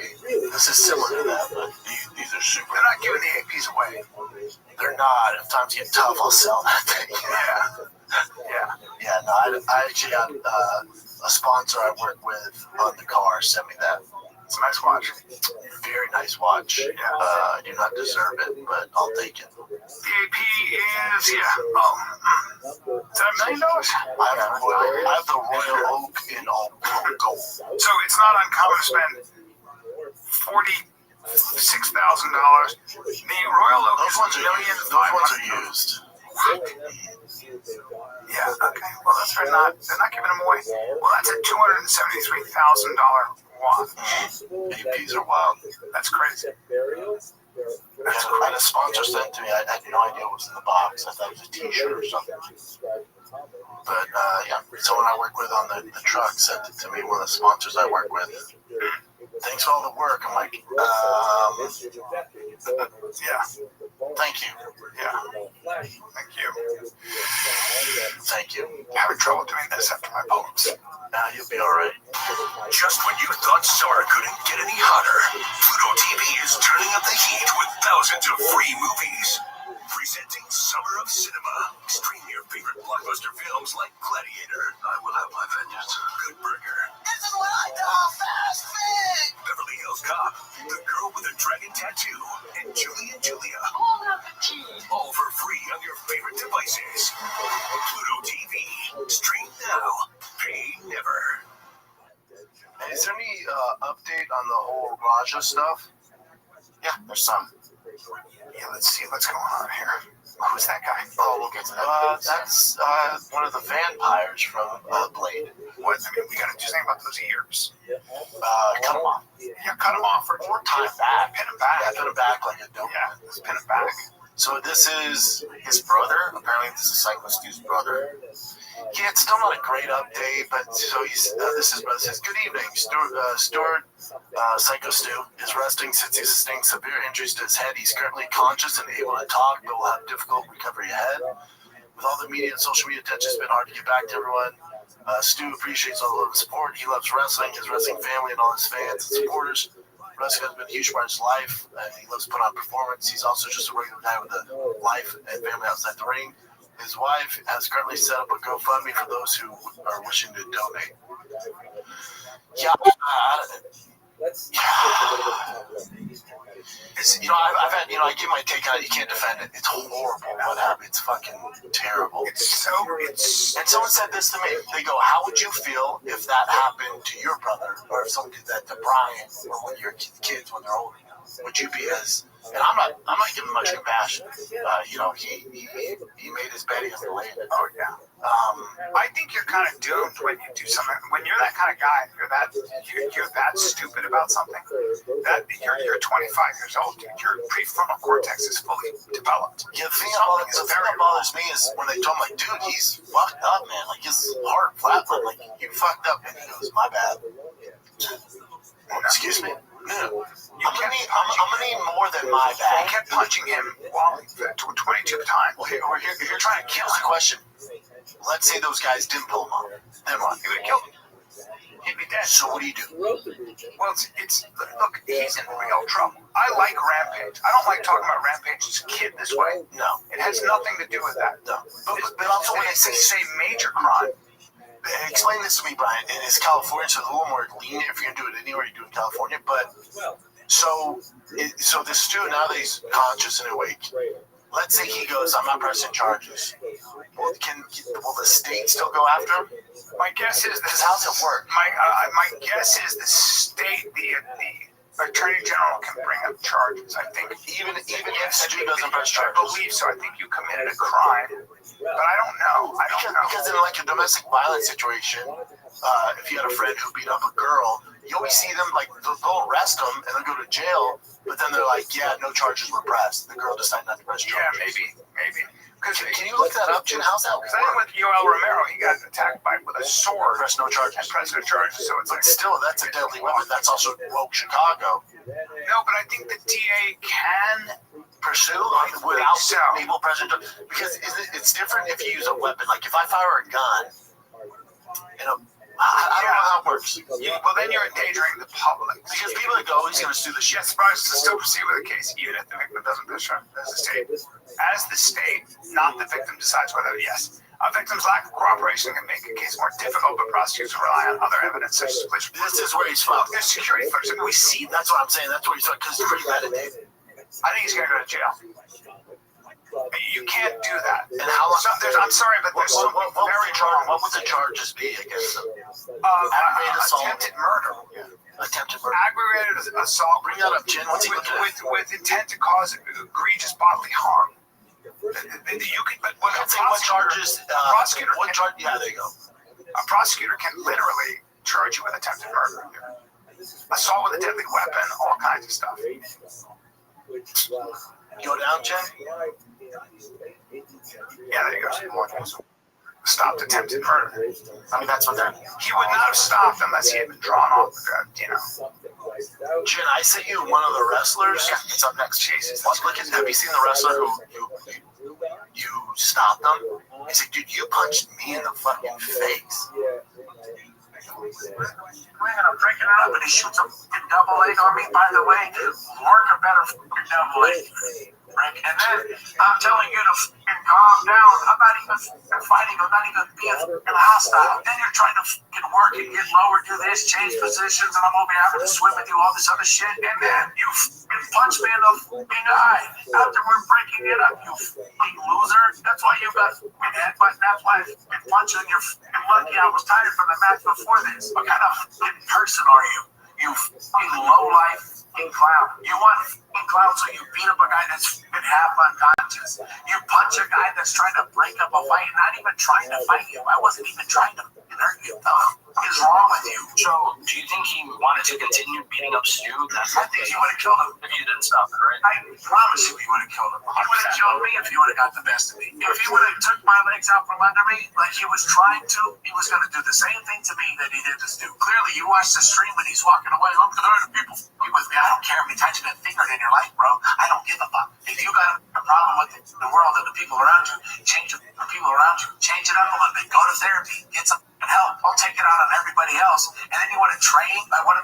matters to ever live. Your father uses clout, uses knowledge, and then you want to hurt people that don't train like that? You're a fucking bully.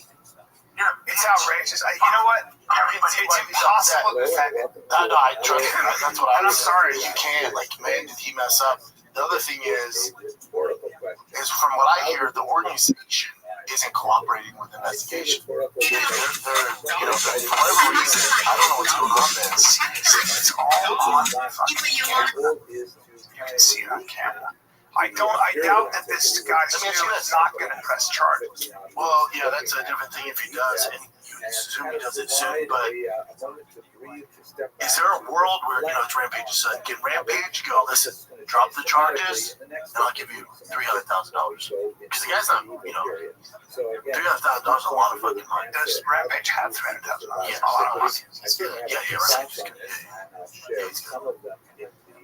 Well, I think is there some in that world? I think there is. I think Rampage. Obviously, look, the tragedy is Rampage loves his son. Yeah, let me ask you this. Let's say your son did that, and you have the means to pay $300,000. What's your son learn if you bail him out? Does it teach your son a better lesson if he goes into the system? What do you do as a father? The answer, I guess the answer is I don't know, right? But I will say this, since you're pressing me. I would have to really. I know what you would do.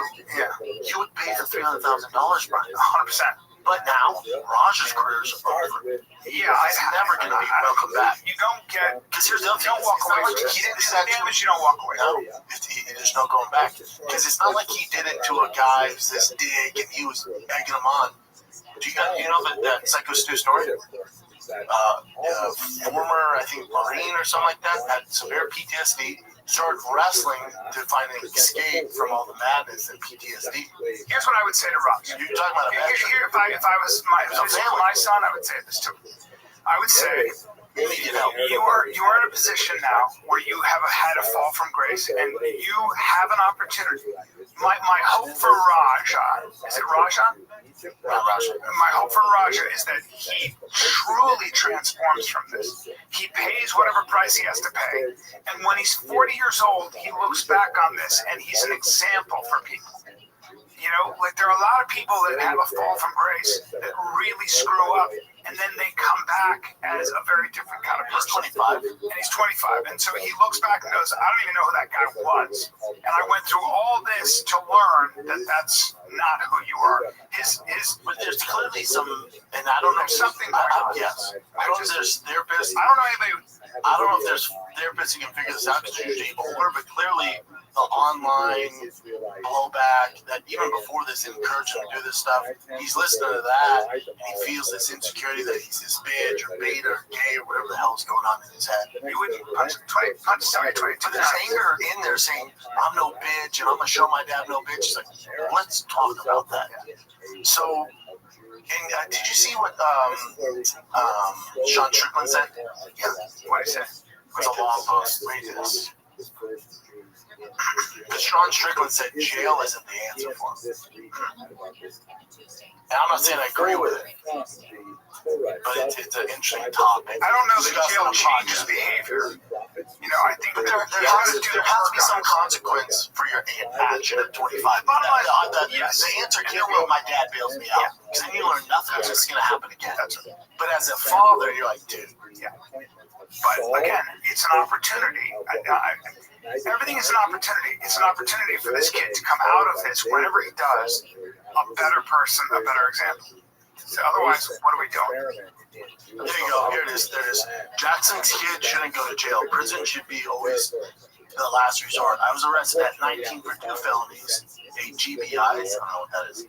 I would have spent 5 to 6 years in prison if the DA had its way. After 6 years in the cell, coming out with nothing, being indoctrinated with gangs of violence, I guarantee I would have killed someone. There was one guy telling me about how he picked up a murder charge, and I remember being impressed by him. That would have been my future. Instead, I pled and took 100 days jail or work release, a ton of anger management, and a decent amount of victim restitution after a miserable 2 years of court. Luckily, a lawyer took my case for free because I didn't have a dollar to my name. Bottom line is it's not about the person in prison, it's about who they become when they're out of prison. I believe if I wasn't offered that deal, I'd be dead today. and more than likely would have resulted in someone else's as well. My 2 cents: rehabilitation over prison. It's fair. What he's saying is that revenge is not going to do anything. What we'll do is you don't throw someone away. You take this kid who's 25 and say, what are you willing to do? Is this going to be your future? Do you want to keep going down this path, or is there a better way to go? What do you want to make? This is Raja's choice. I don't know if it's a choice. I think you're going to have to force him to do. You're going to have to give him options. He's going to have to pick one. I don't know what you do. I don't know because the state does. So typically in these cases, the society does know. Yeah, they want to reprison. You have to pay a price. But here's my question: there's a price to be paid. At 25, let's say give him 5, 10 years. Let's say give him 10 years. Which is a lot. He's gonna be 35, no education, no job, no career. You put him on the street. I would say that be for a better. I would say this. Contributing citizen. Not always.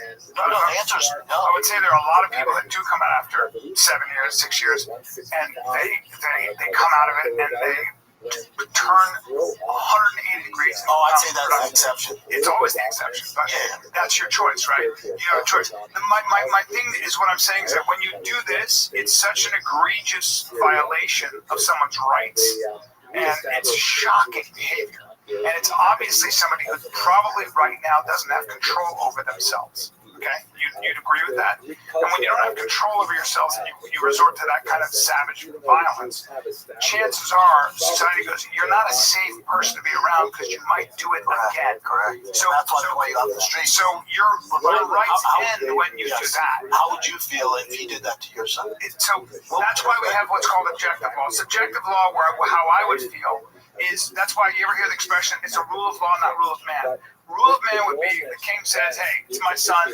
he gets off. Rule of law is the idea that there's an objective standard.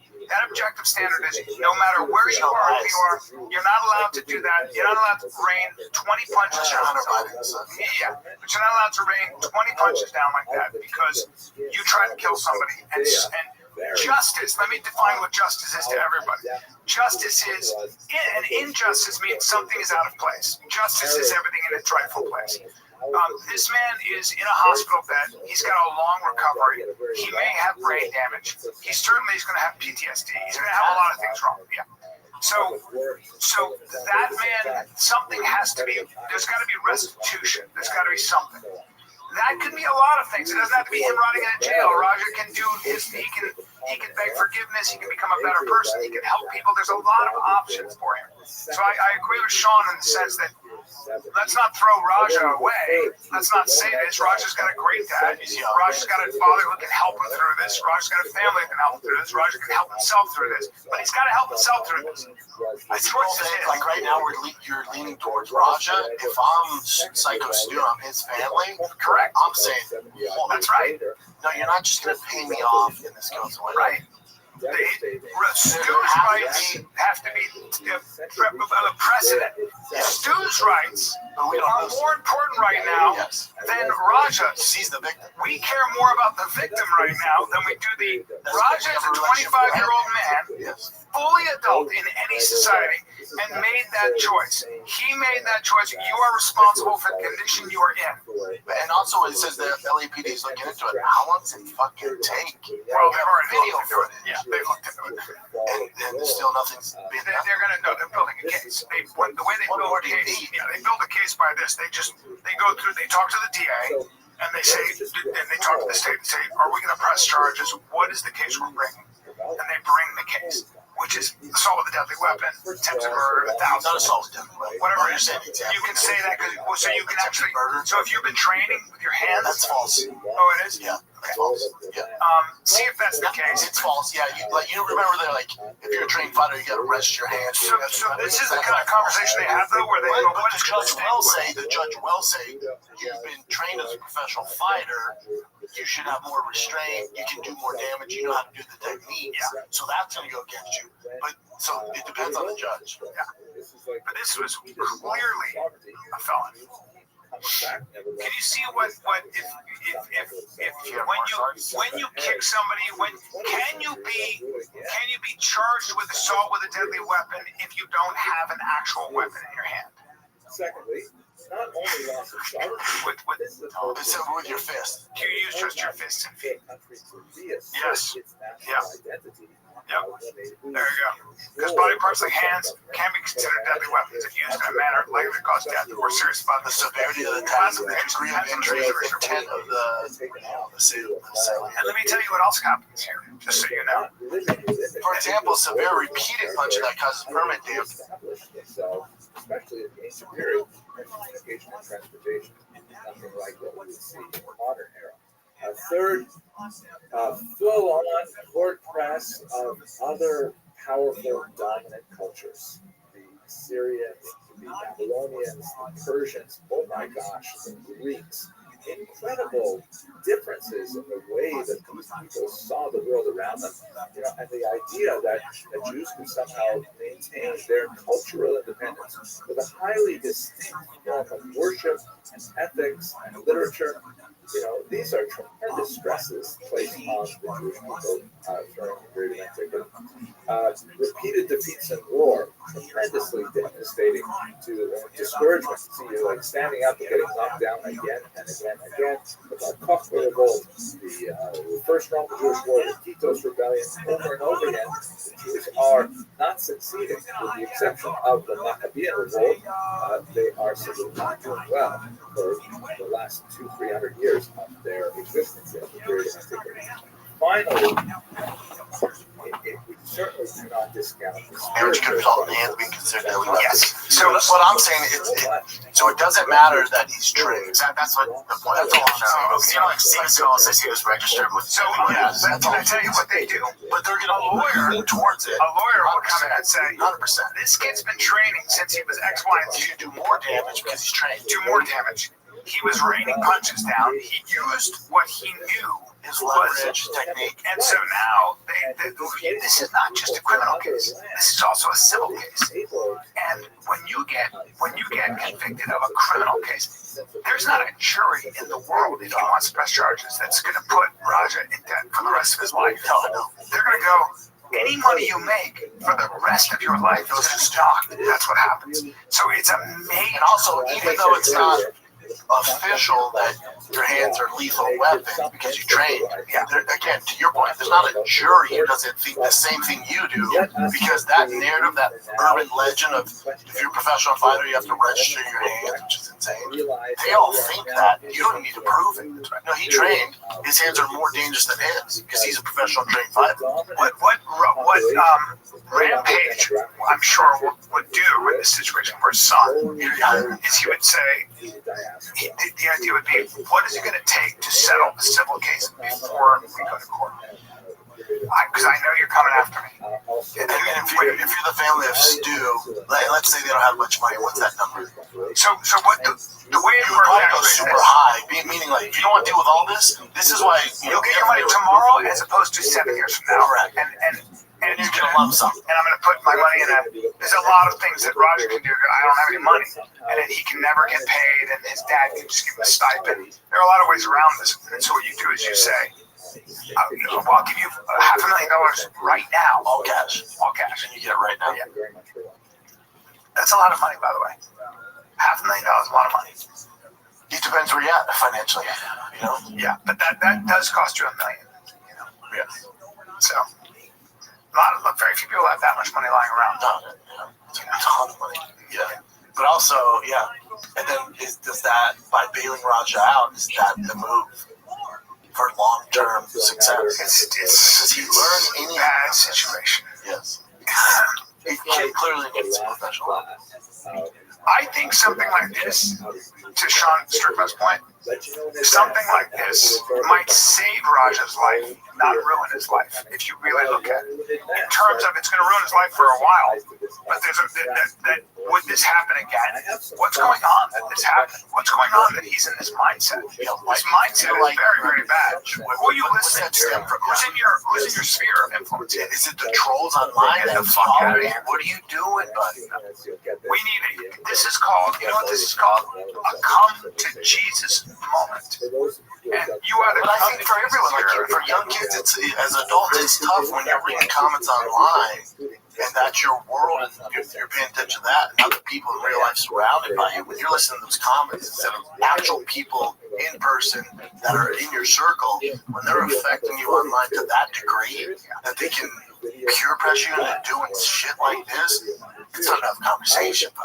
It's also time to have a conversation even at a national level with social media. There has to be some regulation in place, man. The way this is affecting kids is not fucking good. It's not good. And if you look, there's a whole study of, there's a list of kids, what do you want to be when you grow up? What do you think the number one thing was? Rapper, athlete. You would think, right? Athlete. When I was a kid, it was professional athlete. I talked to 100 kids. It's a YouTuber. Yes. You know what? Specific influencer. Excuse me? The fuck? Go out and do something, man. Develop a talent, a skill. Have a career. Not good. If you want to inspire people, it ain't going to be fucking sitting on your couch coming up with memes and shit. So I think that's a bigger conversation. It's like, how has social media now, it's a really good tool, especially for people like us. I mean, you know, endorsement, stuff like that based off my social media following, but at the same time, too, I'm 40 years old. I'm quick for it. How's it affecting the younger kids? It's not suicide, mental depression, all the shit's significantly high. The young girls, With girls, like, not to mention, you're not connecting to anybody. You're not talking to your family. You're on your phone. That's a whole other debate. But then it's also like the men are lonelier than ever because they're just Because they're porn addicts, gambling addicts, because they're finger video game addicts. now legislation doesn't do a whole lot. Our young demo is fucking. So you know how this is the cancer among young kids. God, must be. Well, a lot of this is obesity or just the lack of movement and the shit you're doing yourself. It's not good. Yeah, it's not that your kid has to be on some paleo diet from at 9. He can kind of eat what he wants, but he has. When I was getting same with my kids now, they burn that shit off in 2 hours, 3 hours, easily. They're outside non-fucking stop. They don't stop moving. I'm kind of liking the blonde hair, I'll be honest. And I'm kind of liking your skin looks good. I know, isn't it weird? It does. I know. I usually hate myself, but I feel better. No, you look good. You look a little younger. That's what my father-in-law said. He goes, man, I need to start doing nicotine drinks and coke, so that's the result. So you're doing nicotine, peptides, tests. But you also eat really well, work out like a motherfucker. Yeah, I eat right. You've never stopped. Never stopped, man. I eat right. And I'm not as stressed. You do not look 40, whatever at all. Yeah, you look younger than it. Yeah, you're not as stressed. Not as stressed out here in Austin. Interesting. Get on it, Jen. I've been trying to get on. Jen, how's your health coming along? I told you the tapering, it's actually going good. Heart rate going fast still? It's down to like 103, 113. Remember it was like Oh, I remember. 120, 130. Good. All right. Do they know why that is? What? Do they know why your heart just started racing? Well, I have high blood pressure in my family anyhow. But of course I'll go. I have a buddy who lives in Florida. He's a big time lawyer out there. He goes, all I would need is one conversation with Jen. I could get him to stop drinking. What do you mean? He loves the show. He goes, if I just talk to you, connect with Jen, one conversation, because he stopped drinking. He's like, I can get him to stop drinking. I'm like, all right. I'll connect you with Jen. I had when I'm already on the way to doing it, so yeah, but he can't hurt. Yesterday I was at the Sunset Strip with this guy Chuck. This goes, Brian Keller. You know, I've been listening to Fighter Kids since my Fox days. And he goes, and I feel so close to you guys because you're kind of the soundtrack to my life. I was like, yeah. I'm so sorry. He goes, no. He's so sorry. I just sold my company. I started my company and I just sold it for a big sum. He's now richer You than guys, you and and he goes, you guys were kind of like there for the whole thing, so it's really weird. And I was like, I was like, little, I'm a grease, I'm gonna wet my beak. With my beak. Wet my beak. I was the soundtrack to your whole business? Let's go. Good for him, though. Yeah, handsome guy who's dropping his daughter off to watch some concert. And he's like, he's like probably 40 something. He's like, I don't know. He has nothing to do, so he's watching stand-up. So I came to that mothership. What do you got, Jim? Wait, I remember thinking literally today on the drive over here, like when you guys started doing this entertainment stuff, you started acting. Is that the first thing? Yeah, I started acting. So acting, and then because I didn't have. I started acting because I didn't have the arm or body for football, but I wanted to be a quarterback. I just didn't have the arm or the height. What were you gonna say though, Jim? no, I want to hear this thing. Or the mind or the head for the game. But I wanted it. Ryan started acting and was having some success, and his friends told him, "Dude, you should really go all in on stand-up. He's always funny." Yeah. Okay, you were doing both. Yeah, Patty Jenkins, Yes. the director, she went to Wonder Woman. Ever heard of her? Yeah, she's like, hey, can you please stop trying to be this brooding actor? You're a jackass. Yes. Yeah, that's pretty awesome. Man, Brett, what was the first thing you did that made you like noticeable in the public eye? UFC. So like, but was Ultimate Fighter the first thing about it? My big brain, yeah. So I was like thinking back, like, what, do you remember the first time someone recognized you on the street and how you felt when that happened? Do you know what I'm talking about? Even when people are like, they're like, oh, are you such and such? I know how I felt. I'll answer for him. You know what? When he would get recognized, you know what he would do? He'd be like, yeah, it's cool, but it's not. You were always like, your goals were bigger. Like, I don't know. You were always on your way. It was cool. The Ultimate Fighter, just remember, Ultimate Fighter filmed, and then it didn't come out till like 8 weeks later. So I remember walking around like, man, I wonder how things are. Because I was taking the bus all the time for training. And I was like, I'm like, when this is, be on this bus, everyone's gonna know. Especially in Denver. Yeah. Because remember at the time, Ultimate Fighter was a big deal. That was the most watched season ever. So yeah, it was interesting. Did it happen? Oh yeah. Yeah, so how'd you feel? It was awesome. Right? Yeah. It was awesome. There's pros and cons that come with it. Like even, I do recognize the awesome ones, you know. But I'll go out with whatever.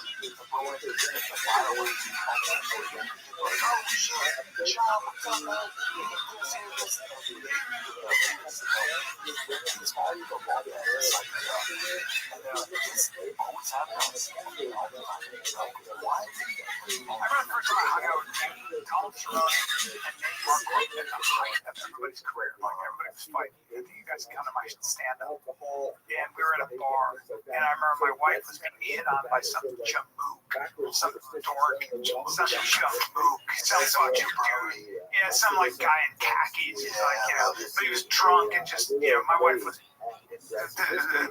easy on the eyes, easy on the eyes, and he's just like that. And my buddy,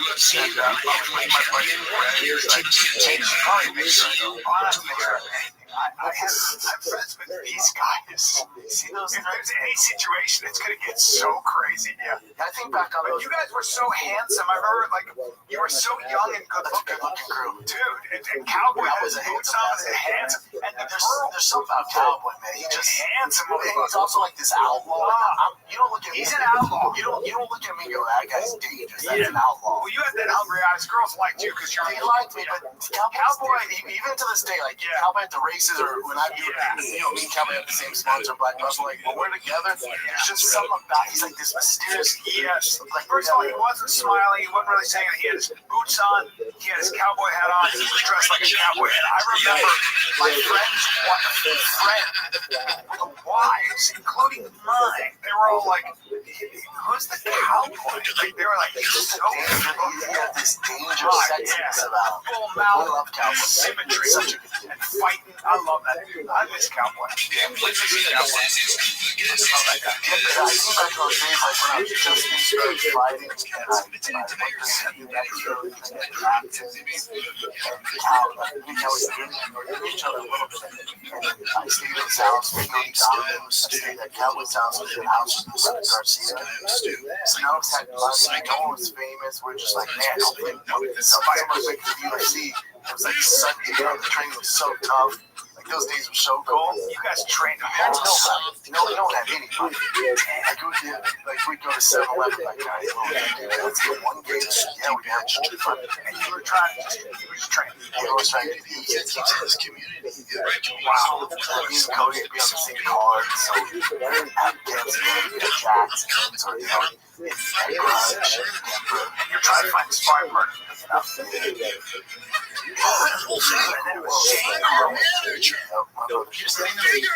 had a girlfriend at the time. I remember this because I always knew my thing, my striking was good, my jiu-jitsu was pretty good, but I knew eventually wrestling would be Achilles heel.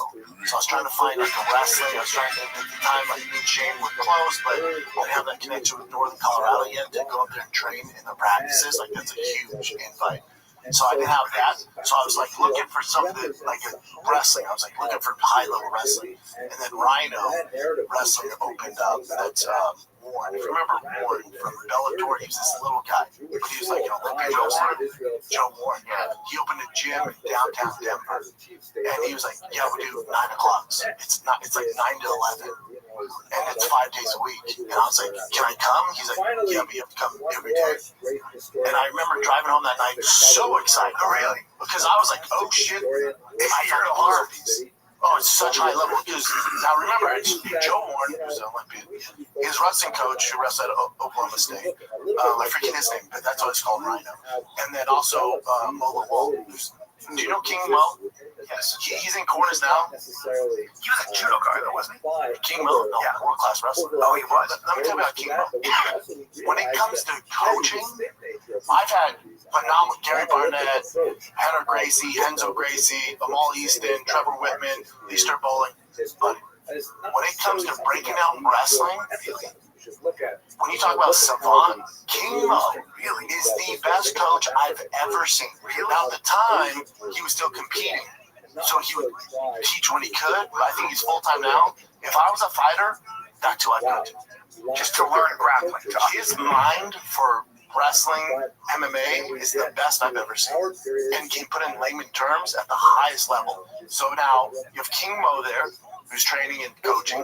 You have the coach Rhino. You have Joe Warren, and then you have these other big guys there. But I remember he's you can come, and it's from 9 to 11 o'clock at night because they had other jobs. And he's but you have to make every day. I'm say less. I remember driving home so fucking stoked I found this puzzle piece. I remember, I'm gonna have to break up with my girl. Why? Because the life I'm gonna have so selfish. I don't have time. You don't have time? No, and I remember coming home and be just so you know, I'm not around. I'm not gonna be around anymore. And I remember I was so heartbroken. I was this is what it's gonna take to get to where I'm going, and I'm going. This is a sacrifice. What did he weigh? Was he a big guy? 85. Okay. And just broke it down. And how long did it take you before you started really learning wrestling? I had a good base because of Carl. I was training with Carl all the time. But then after that, I met Lister Bowling, and I got invited to wrestle with the University of Northern Colorado. So then I was going to drive to Greeley 3 times a week, which was, hour and a half, 2-hour drive. I was doing that twice, 3. And when did you learn that the old double leg was very hard to stop on? That was always my thing because of football. Oh. Because of the natural explosiveness of football. Because very few people can really deal with that. The old double leg. Yep. You grab them by the hips. Timing, explosiveness, all about timing. Yeah, I remember telling my girl, this is just... Were you actually in love with her though, or were you just into her? No, we were together for a long time, and I was just that's insane. You actually broke. That's how bad I want it. That's the difference. That's how bad I want it. That's it. I tell my son, you gotta have that dog. I was literally willing to do anything. Give up my girl, and house, the park. I don't give a fuck. Go to Jackson, sleep at Cowboys on the ground. I'm there. Yeah, whatever it takes. Will you train me? I'm there. But I mean, so even with me, remember the first time we were talking about moving to Austin, when you didn't do it, and I was with, my girl at the time, you're you still down to go? I'm I'm down to go. So I'm not going to break up. I would just see if it works, Well, you got to, just I just knew, it wasn't fair to her. I was going to be gone every day, every night. Well, that's that desperation. If I had to go to Albuquerque for 2 weeks, I'm going to Albuquerque. Yes. I'm driving tonight. Yes. If Greg Jackson called me or Wink was hey, we need a body, I'm there. You already knew that it's not going to work. I just knew my path like I was gonna have to be selfish, and you don't have people in your life. That's why now it's like people are like, you come back to comedy. I can't be selfish anymore. I can't. It's not about me. It's about the kids. So I can't do both. I can't. And then be present. Like, I've never missed a Tigers practice ever. Never missed a practice. Bossy starting out, never misses practice. You love it so much. This is what I was born to do. Yeah. I'd rather make less money, and I'm good. Do I miss stand up? I miss the hang. I miss the guys. I miss going out every night and having something to do. But now, there's nothing. Like, and I was sharing this with his dad the other day. His son's 7. He's on travel ball, and his dad was like, "Yeah, it's our first time," and and I was like, "I'll let you know now. It's a lot. It's a lot." And summer vacations, those are gone. Like, parents in the neighborhood, like, "Oh, we're going to Fiji or Hawaii or Tahiti for vacation. What are you guys doing?" I'm like, "Playing baseball." That's it. And now you might hear that and go, "What?" There's nothing better than watching your son compete in a tournament on Saturday and Sunday and doing well, or just having the time. There's nothing better. I love that. And plus, also, I will friends with the best. I will be there from, if it's a 9 o'clock game, so we gotta leave the house at 6:36. That means my day starts at 6. I don't get home at 8 o'clock at night, and there's nothing I would rather do. So cool. There's no vacation in Tahiti. There's nothing.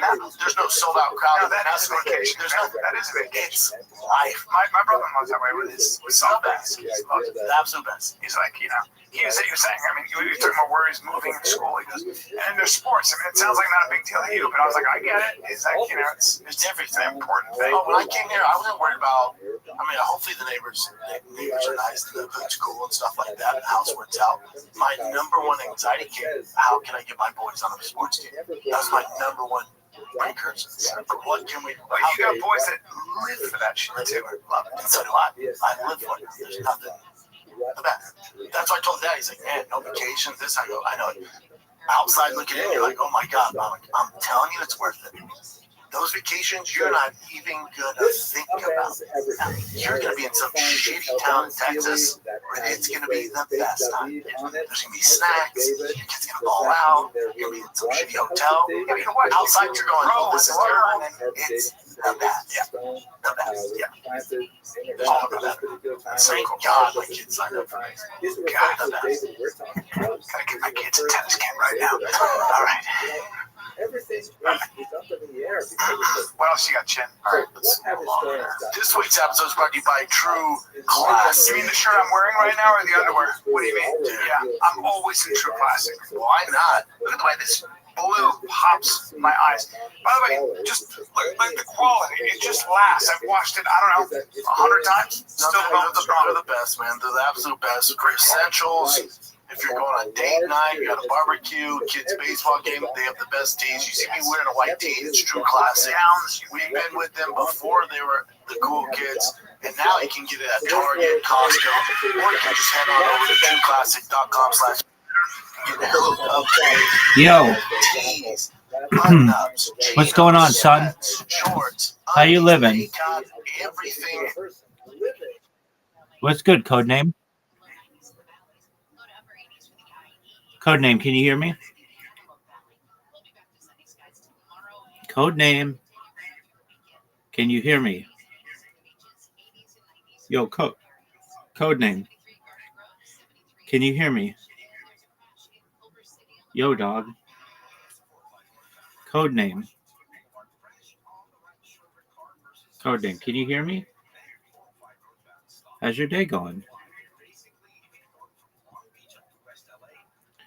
Codename.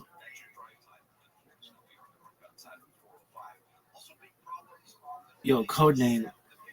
Can you hear me? Do you speak, son?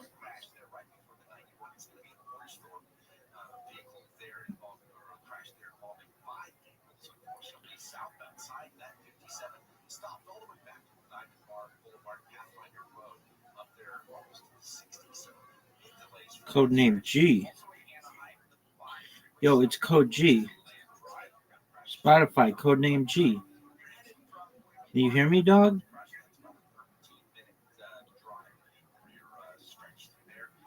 Yo, Codename G, can you hear me, son? All right, well, we're just watching Jewish history lectures for free to enjoy. In revolutionary France, in a few years. For you to look awesome, it's trueclassic.com/fighter. Get you some. And hopefully, You know, dude, multiple I need points some of contact. focused, calm energy. Dude, you and I have been vibing today, and I like to think it's because we've been in this business so long, but there's a secret. Tell There's a secret. Well, I'm looking right now to keep my power smooth and sustained. Always. Which is why I'm about to break out a little magic mind max. Is it the max? The cream of Oh, boy. I need the high, like one of the highest Oh, boy. forms of antioxidants on the planet. You get some ashwagandha and cordyceps and You want that time-release caffeine. You want that smooth, sustained power for about 6-7 hours? I apologize for staying sharp, confident, and in control. Sorry for cooking on this episode. Blame Magic Mind. Magic Mind. Bad. Yeah. Bring some magic to your mind, to your noggin. Who doesn't want to operate at your best, even under pressure? I don't feel too much pressure on that, but I feel it. All right, Jim, what do you got? All right, let's go ahead and start with. No, I had that one. This one was trippy. So this is He's a vampire. Yeah, he's a It's disgusting. So some girl caught him sniffing her butt. Yeah, He's a serial at a butt bookstore. sniffer. Well, she caught him on camera. And just look at it. He has such a unique looking face and ears. Yeah, we gotta. If he's a If you're just listening, think of the Blade Monster, but black. The Blade Monster? Yeah, the vampires from Blade. Yeah. Yeah, he does have vampire ears. There's no doubt about that. He does have vampire ears. These guys? Yeah, I think that's fair. That's it right there. Yeah, Zoom it. 100% fair. But you know what? The Blade Monster has better ears. The I was Blade just gonna Monster say, has better ears. Yeah. Yeah, he needs to he's got a fetish. He's got a fetish, and that is he likes to sniff ass. Now, is that what's going to be the charge, though? I think just You see the video. He touches her cheek. No, that's why it's tricky to charge, because he doesn't touch her. Oh, look at him turning. Well, This girl's doing a little, vlog thing. all he's doing. Today we're going to Montana except I ended up being stalked and violated the other. Yeah. So I get to Barnes & Noble and get my Starbucks. I'm super excited to look at books, but this is the area that it started. I was in this corner for a while and I noticed the guy was staring at me through that little hole. And I couldn't tell if I was being paranoid or if he was just reading a book. He's trying to smell that pooper. Anyways, it felt like anywhere I moved, he kept following. So I recorded just in case he was trying to say anything or do anything to me. But I definitely didn't expect him to do this. Like, what the actual fuck? And the whole time I'm thinking I'm fine because he hasn't said anything or touched me or anything. But then you notice that he goes over and does the same thing to this girl. And he'll crouch down low and pretend like he's doing something and then smell. Well, I don't even know if that's a crime. I actually don't know if you can get charged with sniffing. What she said to him? He says, "Sign my shit." So what are you I doing? was so freaked out when I turned around and saw him literally under me, so freaking close to me. So I decided to tell the front desk. Yeah, I'm sure the book nerd's gonna fucking say something. Yeah. He's like, what? Just whenever you don't walk by the guy, go, I don't wipe. I I fart. don't want to run into him. So I'm leaving. That's scary. I just watched the video back because I was trying to figure out what he was doing so close to me. You smell that clapper. Like, It sucks being a woman, and especially being beautiful like that, just dealing with freaks. he didn't touch me, but it's just really gross. Weird. That's what happens to this guy. To tell me because I didn't want him to do that to other people. And then as I was telling her, he was leaving, and so all she said that she would do was just tell the manager. Yeah, she's like, I waited around a little bit because I didn't want to run into him. hey, you know what's great? On Patreon, we can air all the videos. No issues. Oh, that's right. Yeah. That's the other thing. Videos. Yeah. Fuck we But want. I wonder why. I wonder if you can get arrested for that. I guess you can get arrested for lewd conduct or something. Dude, this isn't Burbank. One count of loitering with intent to commit a crime. So it's lewd behavior. Now, do you think he's looking for like the stinkiest booty? Like, does he get off on like? I would imagine he's looking for somebody who doesn't wipe very well. Yeah, he's swamp butt. The more dank, the better for him. I was doing a play one time, and this guy was He wasn't. Oh, he's a registered sex offender. Oh, he is? Yeah. Oh, okay. So he's a Having been busted for similar incidents over the years, he's a serial butt sniffer. Yeah. Non-active parole. Yeah. Well, Things aren't going well for that guy. No, he's like a little. The problem is what they find is that people like this who start out as peeping toms, they end up upping the ante until they finally rape. They graduate to rape. Yeah. That's what they say. I don't know, but I'm gonna go on a limb and say that he was headed that direction. well, also with those ears, you know, Life probably that's a been crime. fun for him with those years. No, he's got that tattoo on his eye. It's a disaster. Yeah, there's some weird shit going on. What else you got, Tim? Oh, This I thought was fake, but apparently it's not. So this is Lil Kim. We grew up on her music back in the day. Yeah. Well, you and I did. Yeah. Lil Kim. Can I see what Lil Kim looked like before this? Yes, but let's look at these pictures first. It's her glasses ain't helping either. Hold up, so check this out. Oh man, what is going on with our world? Here. She's definitely little. So they definitely. There's all kinds of stuff going on with her face. That was what she looked like back in the day. No, this is right now. What was that? Some hot chick. That girl's hot. Yeah. She's also little too. That's David East, the rapper. Handsome dude. Who's that guy? David East. Dave East. So it looks like she looks just. So it's like Madonna. If Madonna had been pushed down a little. She used to be pretty. She used to be Biggie Smalls. That's how she used to be. Oh no. So you can see the transition started around this time. This is how she used to look. It's Fucking Hollywood shit just gets girls to be like, I gotta do this. Now I'm gonna do this. Damn, dude, she was cute. Yeah, she got really cute back then. How old is she now? Oh, that's her back then. Poor girl. Yeah, they fucked her grill up. They fucked her up. Whoever. 51. And she looks different in almost all the She's pictures. had a lot of different looks. Yeah, I don't know what to say about any of that. There's vanity. Vanity, one of the 7 deadly sins. I mean, you're just gonna You would be like, oh man, I look terrible. Good God. But you don't, you're always looking at yourself in the mirror. It's like the Ozempic face. You don't know you look like a skeleton because it's just a gradual erosion. And then you look at yourself and you're like, oh, Like a show. what are you doing? Wake up one morning like, oh Yeah. shit. Yeah. There's no going back. Yes. What's this, Jim? This is your boy, Tim Tebow. I guess he does this. He does this every year. Yeah. It's people with special needs. He kind of does like a red carpet. He does like a prom for them because they don't get the opportunity to go to prom. Yeah, he's so much closer to heaven than the rest of us. He sure is. And so What is Tim up to? Is he still doing it for ESPN and stuff? he does college football on ESPN. He does his speaking engagements, and he has a baby girl now. He's such a good person, man. He's such a good person. Yeah, that's cool, man. I fucking love that son of a bitch. Yeah, I love Tim Tebow. Tim's great. He's just such a good person. He's a much better person than we are. Yeah. How about that? Yeah, I agree. That's why he did that. This is Lizzo talking about her weight loss or just showing her body off. That's her on the left like 2 years ago. Just so you know. That's her currently. It's gonna be on the right. It's gonna be the case of That's his picture. She hit it. Ozempic works. Hold on, let me show the fat thing. Let me give you the big details. She's a pretty girl, like bigger girl. Time after time in his Aubrey, history, how about this motherfucking weed, time after time in his history, moreover, he has been saved from She got in trouble for like forcing her dancers to deep throw bananas and shit. I feel like she's come back from it though.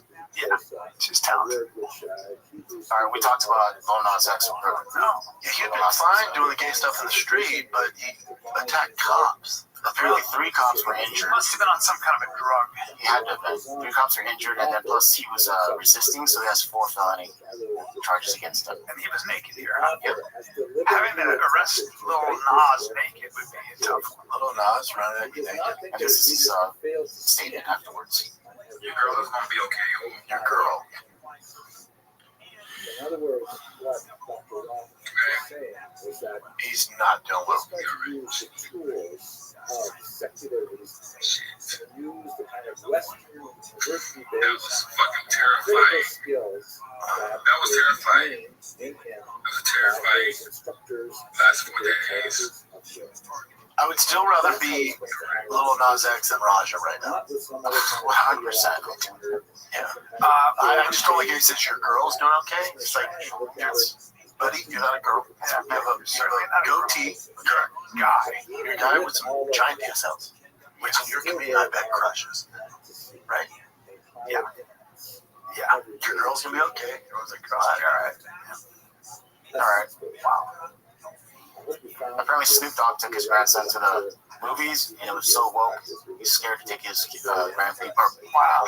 So this is from Snoop because I took my grandson to see Buzz Lightyear. What are you doing? You didn't see the media on it? I didn't let my kid watch it. We're watching it, and she had a baby with a woman. My grandson, in the middle of the movie, was like, Papa Snoop, how can she have a baby with a woman? She a woman. Oh, shit, I didn't come in for this. I just came in and watched the goddamn movie. They both women's. How did she have a baby? It's like, fuck me. I'm scared to go to the movies now. Fair. Yeah, I didn't even let my kids watch Buzz Lightyear. Is this interesting to you at all? My issue is that it's just. Can you just tell a story, a traditional story? This is fucking wild. I just saw. I don't know the details of it. So it says, parents of 16-year-old teen file lawsuit against OpenAI say ChatGPT gave their now deceased son step-by-step instructions how to take his own life. Even with the news, it went, wow, that's really good. The parents of Adam say that they 100% believe their son would still be alive if it weren't for ChatGPT. They're accusing the bot of positioning itself as the only confident who understood Adam, actively displacing his real-life relationships with family, friends, and loved ones. Yeah, it became his homie. It became his friend. And then gives him step-by-step how to tie a noose. And then when he does it, goes, wow, that's really good. There's gonna be more of this shit. Yeah, I didn't see this thing coming. But yeah, it's really sad. Oh yeah, that's how this can go. Yeah, it'll agree with you on everything. Especially if you want that to happen. Yes, it's gonna encourage you. Okay. This is someone jumping off this humongous crane into this pool area.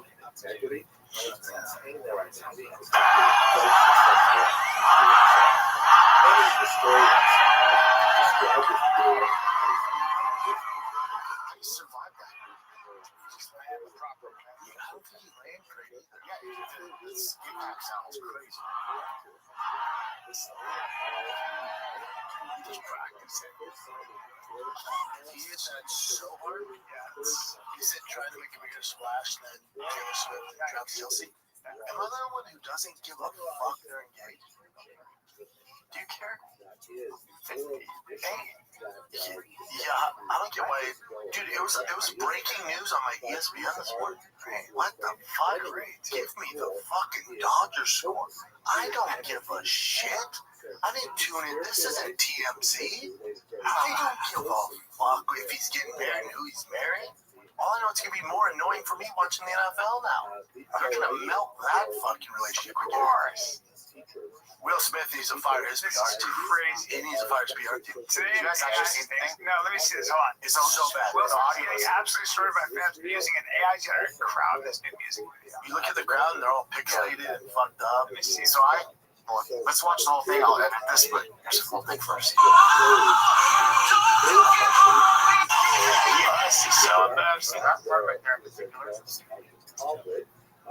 Zoom in.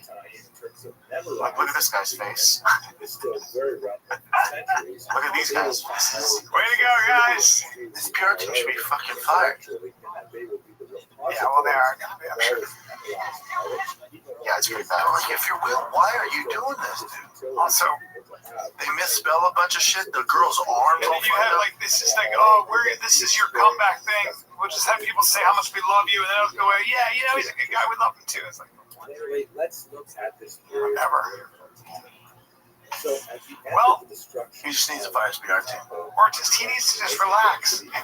He needs to also go, hey, you don't need to do all this. You did a great job. You've made it. Yeah, you've made it. I don't know what. You're Will Smith. This weird need to be loved more and more. It's like, I don't know. Oh, tell me how crazy this is. I will walk away from this whole business and give me the money right now sometimes.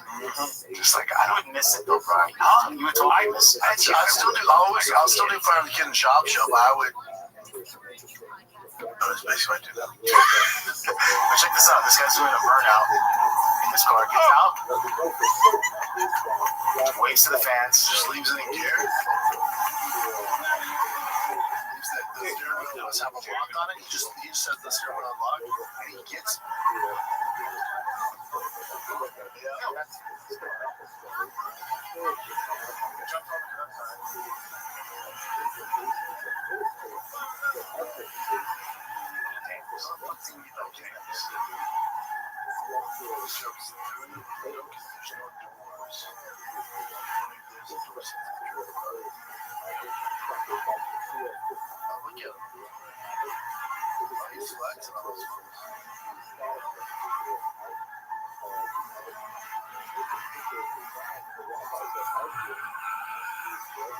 Jumps back in.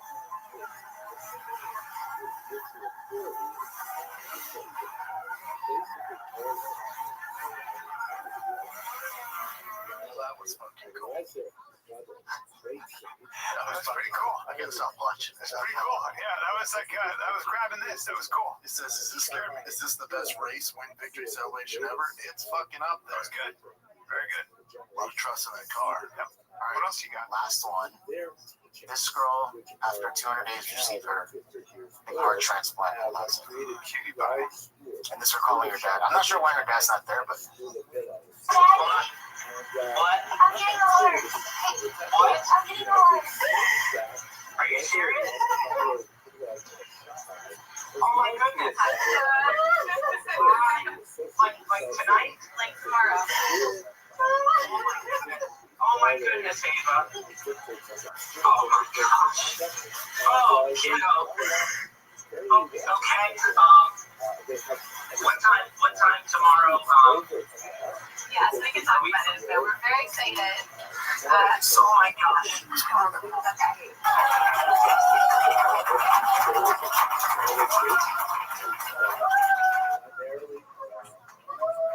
So it was successful, and yeah, she was able to walk out for her. She as a little baby, she had surgeries for her heart as well. Look at her smiling. That's incredible. Yeah. Well, there it is. There it is, baby. We're lucky. Look at what you have. Your heart, that can get in the way. Guys, this weekend, Raleigh, North Carolina, come see me. Raleigh, North Carolina, good nights. Friday, Saturday, come get some. Get that on the website. I do, and I should. And I need to buy tickets. How do you buy tickets? What's your site too, bro? Yeah, see something. It's not on my site either. So what we want to do is really make it difficult for people to get tickets. Yeah. Make it more difficult already. That's great. It's on there. That's smart. Go see Brian. Wow. Go see Brian. Shit, by the time this comes out, this is the last day to win the Ultimate Dad Rig. This is a TRX final edition with over $50,000 in mods. The winner gets $10,000 in cash as well. We got new merch on there. It is the last freaking day. So head on over to drivefastallgas.com. Anything you buy automatically enters you to win this badass rig. We got the King Shocks collab, Kibby tag. We got some cool stuff on there. So head on over, Methane Blue, all sorts of stuff. Head on over there right now. You have 1 day, 14 hours left as we're doing this pod. But when this comes out, today's the last day. So head on over for me. Go to drivefastallgas.com. Love you guys. Thanks for all the support. It's official. We're launching the Patreon next week. Get you some Patreon ad-free bonus content, extended episodes. We're going to make it fun. Starting next week, we're running that bad Mama Jam. Get you some. All right, kids? We love you guys. Thanks for watching. This is the Fire Kid. We're out. This is the worst podcast in the world. So bad. Yes, it's really the Fire Kid. Let's go. Now, what's up? Worked out yesterday. Now, it's one thing to work out where I'll work out, and then what happens is you go to like part-time box, and then you do like a semi-CrossFit thing where you're doing burpees, and then you're doing jump squats. That's the warm-up. That's Tim Kimmy's warm-up. Yeah. Jump squats. Then let's go ahead and do pull-ups. After all of that, for 20 minutes, we'll do pull-ups. We'll start with 5. Then we'll go 10. Then we'll go 15. See who breaks at the end. Daddy did 15 strict, and I gotta tell you, it used to be no problem for me. 15 pull-ups strict for me. Now I'm getting weaker. I'm getting weaker. Yeah. And I did that, and then so I'm a little sore, and so sore that my body feels hot. My body feels hot. Yeah. So I got that. How are those knees? My knees have never been a problem. It's the old shoulders that take a while to get warmed up because I have a tendonitis problem. No, I'm lucky that way. I think it's because I warm up like a motherfucker. Yeah, you've always been about warming up. Yeah.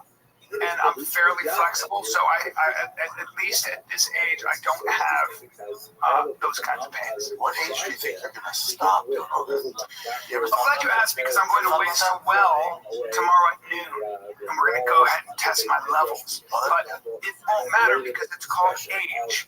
You know, there's some stuff you can do to combat it. There all is. the peptides. There is. But some stuff. You better be careful about wrestling full or sprinting or all those. Or like full jiu-jitsu. It's just no. The knee problems are tough. I was talking to Rogan yesterday. Me and Tony Henchliff were playing around. Tony's got a crazy grip. He can. Something about him. He's got gorilla grip. He gripped that thing. Did 151. I got 110. I'm like, what the fuck? Because Tony doesn't work out a lot. He's just like that. He does 110. He's got crazy. I did. No, he got 151. That's more than Rogan. That's really good. More just strong. We're like, what the fuck is with Tony and his strong hands? It is surprising that he has strong hands. Oh my god! And then he was like, yeah, wrestle, let's go. And he's messing around. He wrestled in high school. Yeah. And so he's doing this stuff with me, and I looked at him. I go, no, I wrestle. I will wrestle you right now. And Rogan just looked at me and goes, hey. You'll get injured. Don't. And he doesn't do jiu-jitsu anymore.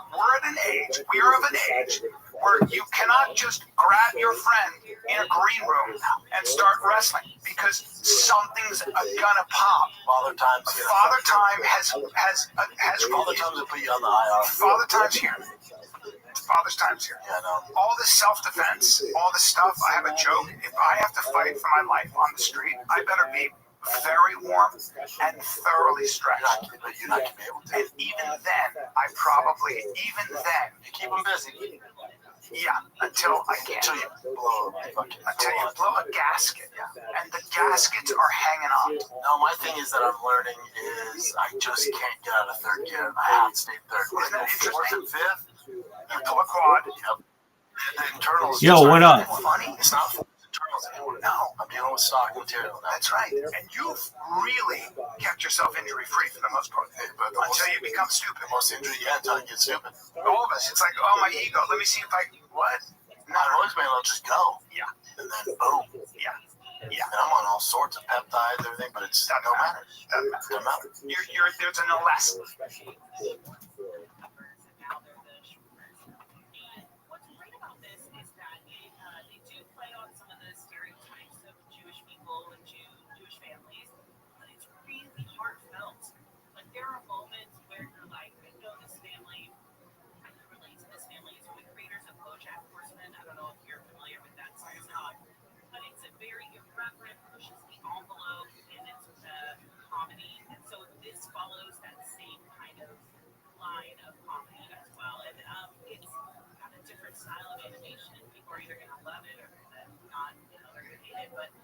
It's a really funny show, and we need more shows like this showing different types of families. We've had Bart Simpson forever. He's been 10 for 40 years, you know, and we have American Dad, and we've got Family Guy, and this is a new, interesting take on a Jewish family in America.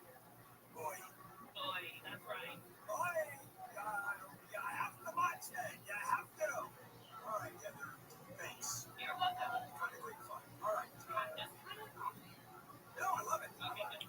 All right, we are done. And I want to remind you that I am taking phone calls. So right now, starting in just a few minutes, off the air for handle. What's up, you hoes? You slutty fucking whores. I'm not happy. I took David Montgomery because I was tired the other day, and I should have taken Isaiah Pacheco. So I hope Isaiah Pacheco has a career-ending injury in week 1. Better just during warm-ups he trips over or something and his head explodes. That would be wonderful. All right, we're on the clock. So then after that, I took Tony Pollard. I don't know. Is he related to You know, I gotta take a whiz. Jonathan Pollard. All right, I gotta take a shit too, allegedly. All right, so I think the best opportunity for us is to take Deebo Samuel next. Is he the number one? Dude, I fucking get so nervous using this thing. Is he the number one receiver?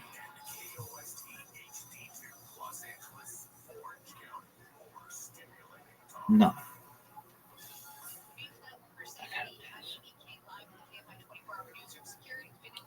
All right, we're going with Deebo Samuel. Hold on. Supposed to get like 13.1 per week. Fuck, I didn't mean to add this guy to the queue. Jacoby Myers. Yeah, but I already got somebody from the Raiders though. So Deebo Samuel, here we go. Fuck. All right, here we are.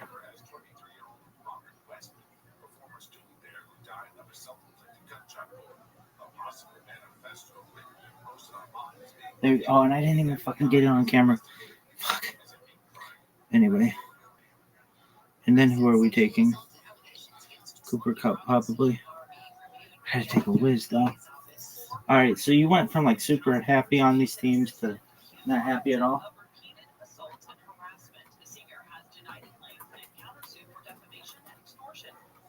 Yeah, I'm not too happy. I gotta take a whiz. There's no doubt about that. All right, you're fired. Go fuck yourself.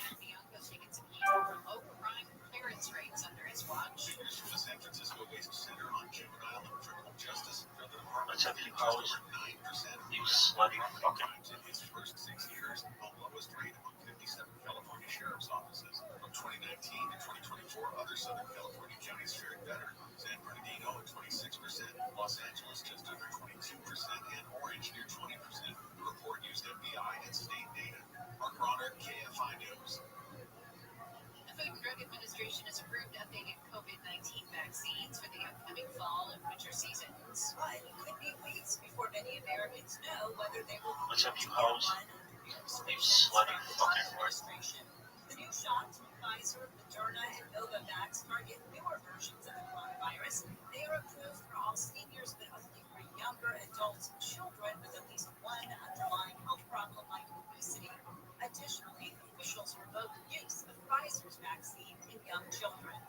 Deborah Mark, KFI News. At least 17 people in Ukraine have been killed in a major Russian air attack on the city of Kyiv.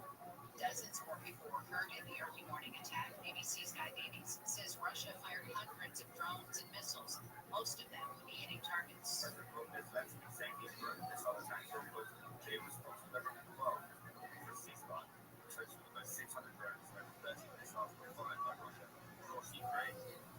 Zelensky says Russia is choosing to continue the killings over ending the war. The U.S. government says the economy grew at 3.3% in the second quarter of this year. That's an update of the Commerce Department's first estimate of April through June growth, which was at 3%. The U.S. gross domestic product shrank 0.5% for the first 3 months of this year. A helpful little paperclip is making a return to push back on big tech. Clippy was the Google-eyed paperclip that popped up to work for Helmy in Microsoft Office from the late 1990s to early 2000s. YouTuber Louis Rossman posted a video this month titled "Change Your Profile Picture to Clippy. I'm Serious." Consumer rights activist says Clippy was from a time when AI and software companies didn't use your personal data or info to try to sell you more stuff. Clippy just wanted to help. Rossman says using Clippy isn't a protest so much as a silent but clear message to tech companies that people are not happy about what they're doing. Michael Furniture, KFI News. Sunlight weather, KFI mostly cloudy with a 20% chance of showers. Highs in the upper 70s at the beaches, low to mid 80s for Metro LA and in Orange County. Mid 80s to low 90s in the valleys, low to upper 80s for the Inland Empire. And in the Antelope Valley, highs will be in the 70s and 80s. We have a slight chance of showers continuing through this evening, and then it should clear off after midnight with lows in the 60s. Back to sunny skies tomorrow and warmer temperatures, highs in the 80s in the coast, 80s to low 90s for the metro areas, 90s to near 100.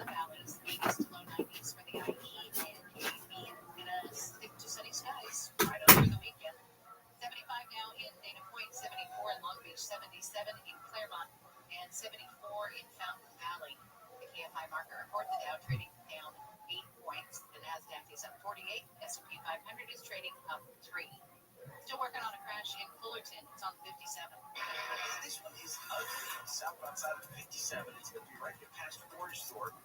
Several cars involved in this wreck, at least 5. It's the carpool in left lanes, and it may be just being switched out. On the southbound side of 57. Outside of the city,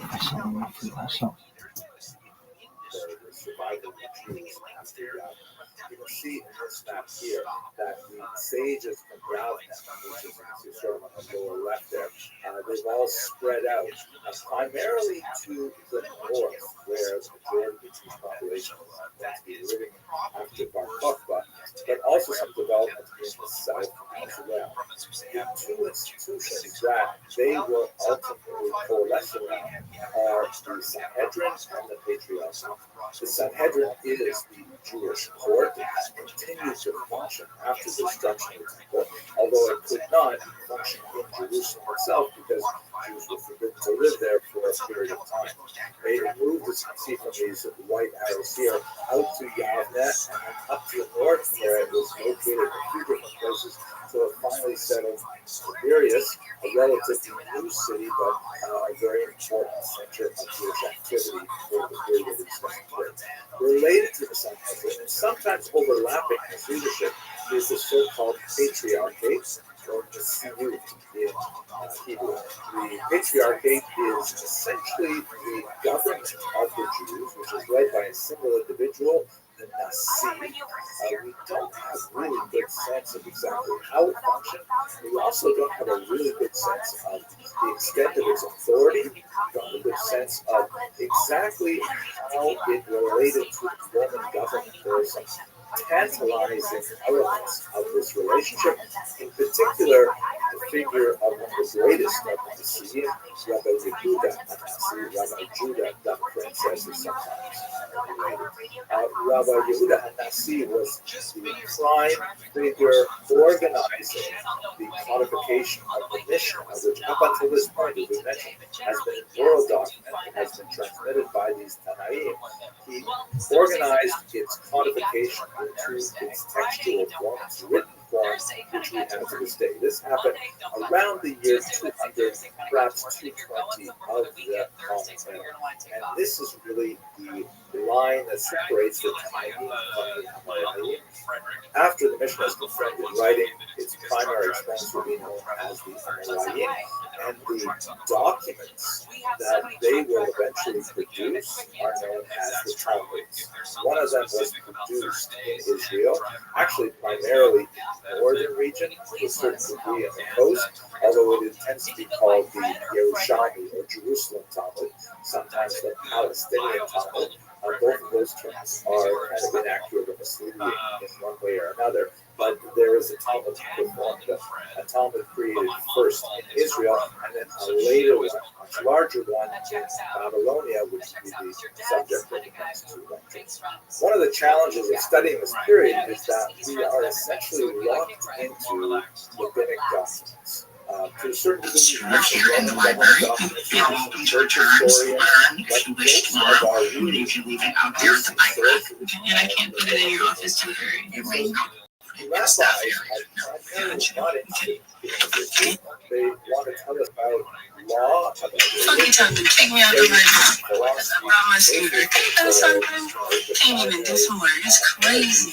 Crazy. So anyways, y'all come out here, look for Karen, she'll be up here in the front, okay? Alright, so what's your badge number? 4742. And you've been sent your what? Because they said that they got your visa. I don't have anything on me. I'm literally no scooter, no nothing. I don't anything on you. If they only have you, you can't be here. And it's like, what is a business? Where is me? So when we You look don't at have other to have money. sources, There's for example, different with the Boston okay, it's a business here. They have ways here to money here. I tried calling our supervisor. I have a leg condition, and they told me to come keep my scooter back here because, all that junk that they have back there, they're not enough room for a scooter. This area is not safe. I don't know if you know that. On Sunday, a car was stolen across the street at the Grand Plaza, where you guys are supposed to go came out of the library. For what reason? Again, they don't have to have a reason.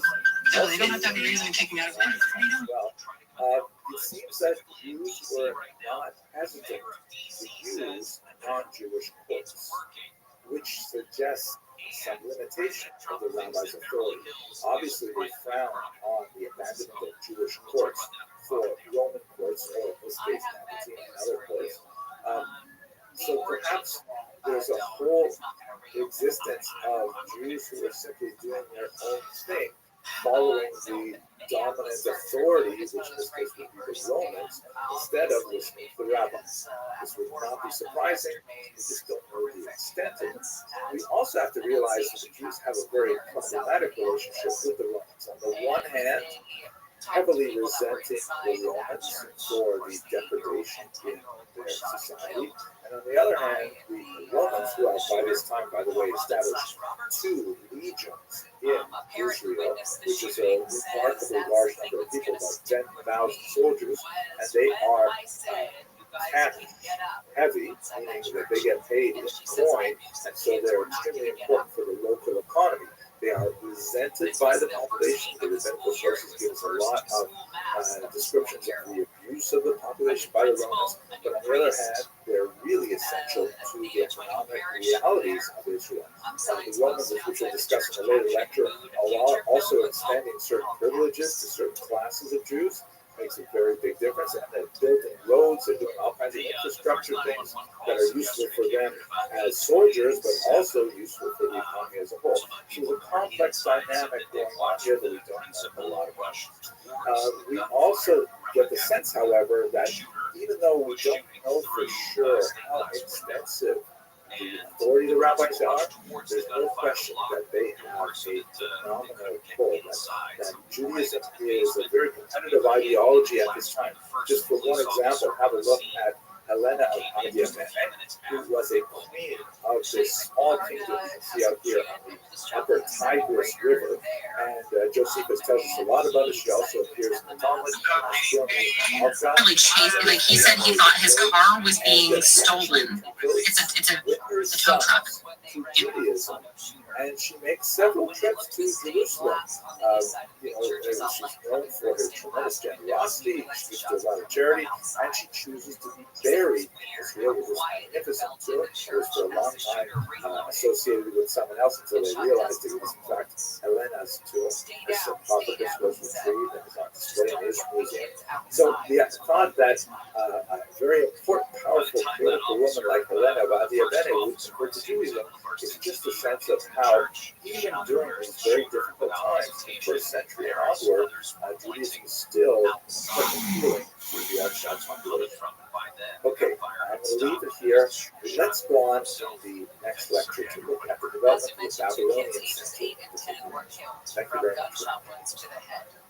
14 more ages 6 to 15 were injured, plus 3 parishioners in their 80s.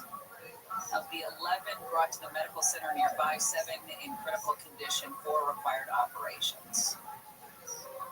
There's a particularly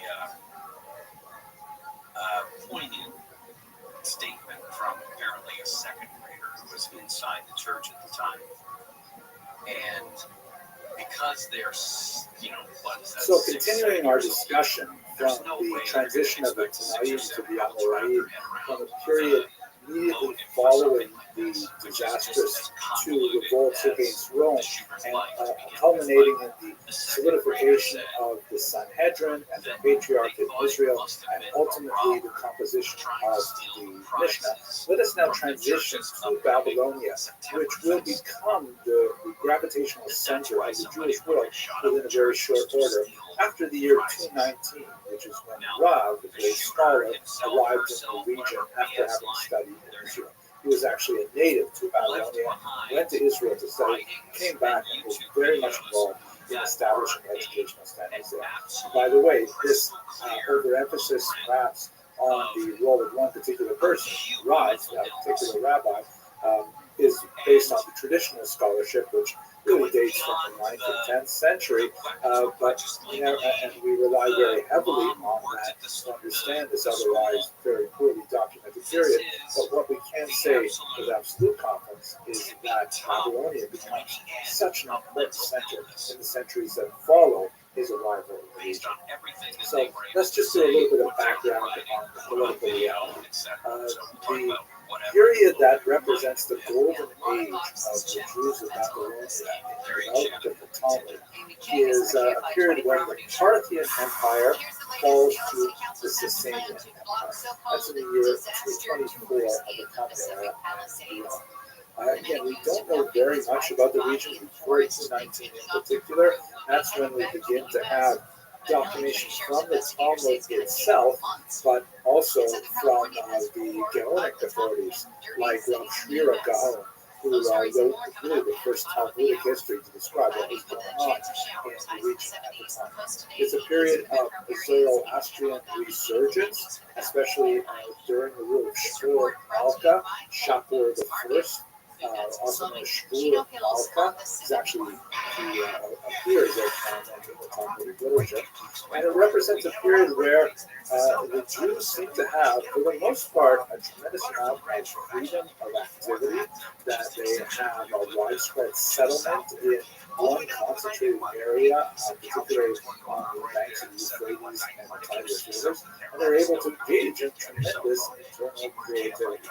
And it will remain this way until the Muslim conquest in the 7th century, and then things are going to shift, just like we saw shifting from the Tanaim to the Amoraim. Then we begin to have a different kind of intellectual orientation once the Talmud is solidified in this format, but let me leave that to later on in the series. At any rate, what we're looking at today is the first couple of centuries after the Sasanian Empire began, in the early 3rd century. Here's a map that shows where the Jews were settled. If you look on the right-hand side, you can see the larger scale of the two major rivers, the Hebrew and High-Euphrates, the Decca, which is the Tigris, and the Nahal-Prat, the Euphrates, and they flow from the northwest down into the southeast, into the Persian Gulf. And there's a region at the waist of those rivers where they come together. That's where Jews were primarily settled. But there's much older settlements of Jews that we can trace in biblical literature, for example, but this is really where the heavy settlement exists in the Talmudic period. Now, in this particular map, it's called the area of pure lineage. You can see the detail on the left there. And this is a determination that was made in the Talmud in one particular discussion about marrying Jews who come from faraway lands, where there was a question of the rates of intermarriage and following divorce law incorporated, which has great significance in Jewish law. I think this kind of like overstates it, the way it looks like a solid block, and if you were going on the other side, you were in big trouble. It's not necessarily the case, but I'll leave that to the rabbis to argue. You can see here, though, the number of small towns that were actually referred to several times in the Talmud, but they're all based on two big rivers with canals that run between them. Here's a Hebrew map that I think condenses some of the information to some of the most important sites. You have the great yeshiva at Surah, the great academy at Surah, at Hardah, and at the story of these three yeshivot, and after the year 259, when Hardah is overrun in the regional conflict, two yeshivot, Surah and Zabadika, were left for hundreds of years, and it's done well these are the great academies for study where the Talmud would be developed in Babylonia. And what I think is especially fascinating about this map is that if you look at the scale, you can see that it's 50 kilometers basically between each of these yeshivot. 50 kilometers, miles is something like 30 miles. Like conceivably, you can walk along the riverbank all the way from Surah to Pumbedita in one long day, certainly you can stop if you want to talk for lunch, maybe stay the night and then walk to Perdita and have lunch there the next day. It's amazing how we're talking about places that have such phenomenal global significance for Jews studying the Talmud, but they're really so close to each other. And the historical element of this is that when Rav came back from studying with Rabbi Rothschild and others in Israel, he returned to Babel. He ended up establishing the yeshiva of Sur. His colleague Shmuel went to Aridah, and later the yeshiva moved to Perdita, and that's how we have these major institutions. There are many, many others as well, but these are, let's say, the three really big, clearly yeshiva established. A lot more to say about what exactly it was the yeshiva. We tend to think of contemporary yeshiva, fold them backwards in time, see what they must have looked like that. Possibly it didn't look like that much at all. It was more like disciple circles or things like that. But we do know that there are three kind of institutional settings that are especially important. In the next short video, I'm going to tell you a little bit more about the Talmud is and what these rabbis in these yeshivot do.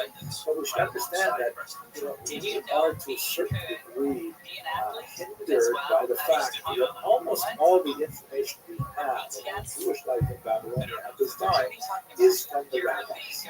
And the rabbis, by and large, are not really interested in giving us extraneous information that we might like as historians. They give us a lot of description about law, religion, philosophy, things like that, but not necessarily history. And when scholars begin to discover a little bit of evidence recorded in non-Jewish sources, and perhaps archaeological evidence, it's absolutely fantastic. Like, for example, this is a curse bowl. There are literally hundreds of curse bowls that were recently discovered in the region. It has a demon at the center, and it appears that these bowls were used in kind of like folk magic, that somehow Jews would produce these devices. It seems that they may have been broken apart as a form of affecting a curse or something on one's enemies, things like that. But what's fascinating is that a lot of the personal names that are listed here are clearly not Jewish names, but the Babylonian names. So it may be that Jews were, they had cornered the market in curse bowls, and they were selling them to everybody there. We don't know for sure, but it's fascinating to see little bits of what culture must have been like outside of the yeshiva, for which we have all kinds of data. We know, again, primarily from the Talmud sources, that there was a form of organization of the some kind of self-government of the Jews in Babylonia at this time. It's not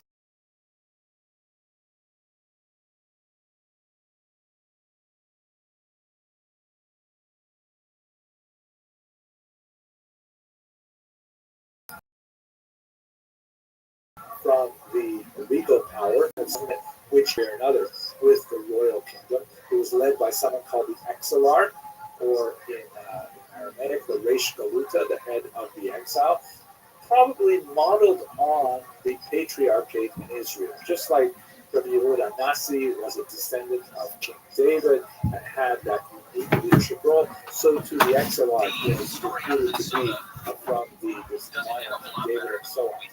There is a significant amount of doubt among scholars as to when the Exilarchate actually began to lose track of reliable data in the Parthian period, but certainly in the Sasanian period you have the Reish Galuta, their names, they interact with Yo, fuck you, Hurricane Nate, first and foremost, making me do this shit, motherfucker. I had to throw it by about the motherfucking room because I was fucking. Fuck you for taking Cooper Kupp and Stefan Diggs. That's exactly who I wanted. You douche. Now do I have to take Jacoby Myers? That's two fucking players from the Raiders. I could take Ray Rice, but he's going to be out for a long time.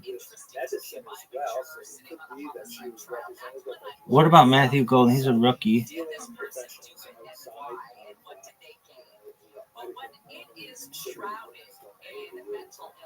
And we have some really touching portraits of women, like, for example, Jordan Addison suspended. He wasn't actually his mother, because his mother died in childbirth. He was orphaned, but the Dude, Jacoby Myers should be good. who cared for him, he always referred to her as and on many occasions. Oh, I didn't do it on camera. Great rabbi, very Oh, dude, and I fucking missed it. Okay, here we go. will refer to teachings of All right. others, others said to me, indicating that he had a high regard for her. Dude, fuck you, Hurricane Nate. So what do you think of your squad? It's maybe the best team I've ever assembled.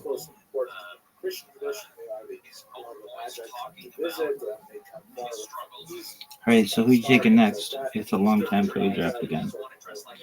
So,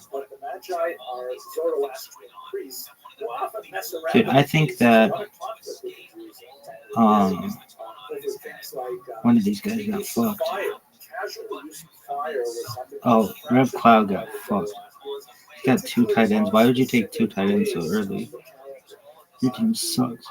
No, it's probably do better than I am. Probably win the whole fucking thing. Alright.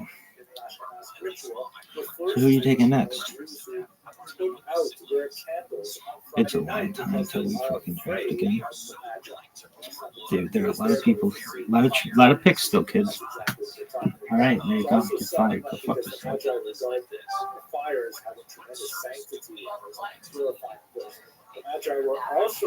fuck you, Hurricane Nate, first and foremost. Defiling the earth. And so they found burial, Jewish burial. Some conflict erupted over those kinds of things. So, yo, fuck you, Hurricane Nate, first and foremost. Make you do this shit, motherfuckers. I didn't throw a barrel at the motherfucker. That was fucking. Fuck you for taking Cooper Cup and Stefan Diggs. That's exactly what I want. But what exactly is it? Let's talk about that next week. His time as a transgendered individual or something like that. Like he was giving up on the thought that he wanted to be a girl. Yeah, I think that's probably a pretty common thing that goes on with transgender young people. Go on. What tells you he's going to shoot up the school? The fact that he has 15 different magazines that are going to fit into his rifle, or that he's got all of this stuff laid out. That gun culture that exists? No, absolutely not. There's something to be, yes, there's gun culture. There's 23-year-old kids. Okay, I've only given myself a few minutes to describe what the Talmud is. Like, that's a crazy announcement. It is such a strange and unusual and amazing, wonderful document that to just try to stretch it down to a few minutes is very challenging. But nevertheless, I have a couple of ideas, and let me share them. First of all, let's look at something a little more prosaic. What exactly is the structure of the Talmud and its purpose? So, probably the best way to understand this is to look at a modern printed Talmud page, and you can see here. And this has been helpfully color-coded to give you a sense of the kind of literary archaeology that is present on every page. The first section we have to look at is this sort of core analytical color, and that is the Mishnah. Now, we had a whole class several weeks ago about what the Mishnah was, and so I'm not going to summarize all of that class here, but the Talmud is really a commentary on the Mishnah. And just like the Mishnah is sort of like a law code, I mean, it is a little more organized, and it has like, general subjects like this whole order deals with the Jewish calendar and Jewish holidays, and this whole order deals with damages and things like that. So it has some structure to it, but really it's not the same as a law book. It has some very minor differences. The Talmud is essentially a commentary on the Mishnah. Immediately following the Mishnah, you will have a discussion that will include literally tens and hundreds of speakers, primarily rabbis, but also, as we saw, occasionally we'll see a non-Jew make a statement or a woman be involved in a story. And this is what makes it really strange. It's like kind of like it's highly arcane in its language. It's very coded, and it takes a lot of training to be able to decipher it. There's no punctuation in the standard printing. You have to break up the sentences appropriately. You have to understand whether something is a question or a statement or a rebuttal or a sarcastic comment or a hyperbolic comment. It's very hard to try and work out the language. But nevertheless, it's something that would have been committed to memory, that scholars would have actually memorized page after page of Talmud. And it's essentially like a long transcript of a discussion that took its starting point in the Mishnah. Meaning, the Mishnah is talking about, in this particular case, actually talking about when one recites the Shema prayer. Then we'll start discussing, when one recites the Shema prayer. But as conversations go, they tend to go from point to point to point, from tangent to tangent to tangent, which is something that is delightful about conversation. We enjoy the unpredictability of communicating with our peers in this manner. The Talmud essentially towards that. And enshrines a kind of literary stream of consciousness in this document. And it is amazing. It requires tremendous concentration and focus to make the leaps of logic and imagination as required to follow discussion. It's incredibly satisfying results. And that's what happens in Mishnah. The Talmud, which by the way is also known as the Gemara, the word Gemara is Aramaic, and it's literally like finishing, completing Gemara. The term Talmud and Gemara are sometimes interchanged, possibly because of the fear of church interference in the text, which happened in the 13th century and onward, referring to the Talmud as opposed to referring to Gemara to try and avoid the ire of the language of this specific text. But it can go on for pages and pages, much longer than the Mishnah. One Mishnah, like a paragraph of the Mishnah, may result in 15, 20 pages of discussion or photos. So that's really what's going on. The conversation discussing the Mishnah by the Amoraim, occasionally bringing in other Mishnahs, other passages in Talmud, other statements, or other logical arguments that be brought into this discussion. It's worthy of note, by the way, that the Talmud, even though I'm showing you the first page, it has no real beginning. It's often compared to an ocean, let's say the Sea of Talmud. And just like you can't say the sea has a particular source that all comes from one place, it's just there. And then you have to enter the sea as some shoreline. Some places might be nice, easy places to get into the water, like let's say the second chapter of Bava Metzia, which deals with lost and found. That's like a nice sandy beach, South Florida kind of style. And other places are like these rocky fjords with, water crashing and, like trying to jump into the middle of Menachos or something like that, with sacrificial law, things like that. It's very, very hard. But nevertheless, everyone kind of approaches it and has to learn to swim right away. It's brilliant and amazing. I'm already talking about it. Embracing the text was the remarkable Rabbi Rothschild, who is on the right here, Rashi, which is a commentator from the 11th century, which we'll speak more about as we go on in this course, and his descendants and other students, the Tosafot in the 12th to 15th centuries. And they're essentially all concentrating on the central area of the text. And I'm not going to label it here, but there are many other commentators surrounding them on the page, which is the prime real estate, many more in other books beyond this particular page. But this gives you a sense of what the document is all about. The structure is here. The function of it is basically to explicate the Mishnah, because the Mishnah itself demands further elaboration. I mentioned earlier Rabbi Rothschild. I have to give a shout out because he runs an amazing website called 1840.org, and really amazing discussions there on all kinds of big Jewish ideas. And I love listening to it. He recently had a podcast with Professor Chaim Semen here, who is an expert in Jewish thought. He wrote a great book called Halakha.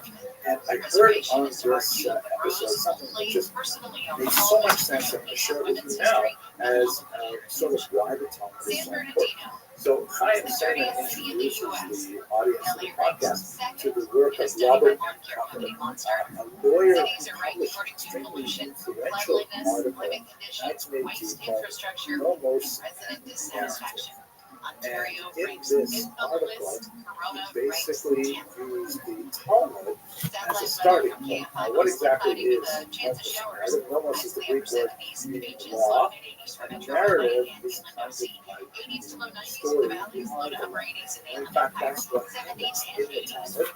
There's lots of like dense legal, sometimes painful discussion of tiny little details, sometimes theoretical details that can't possibly actually happen in real life, and then interspersed with, a big excursus on the meaning of life, the purpose of the world, the nature of the afterlife, the philosophy and recipes, the behavior of a cat, all kinds of things are popular sayings.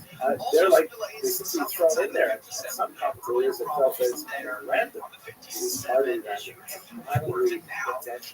highly intentional. And what Professor Cover wants to say is that in order for a legal system to work, the Talmud is at its foundation a legal system. It's called by some the Constitution of Judaism.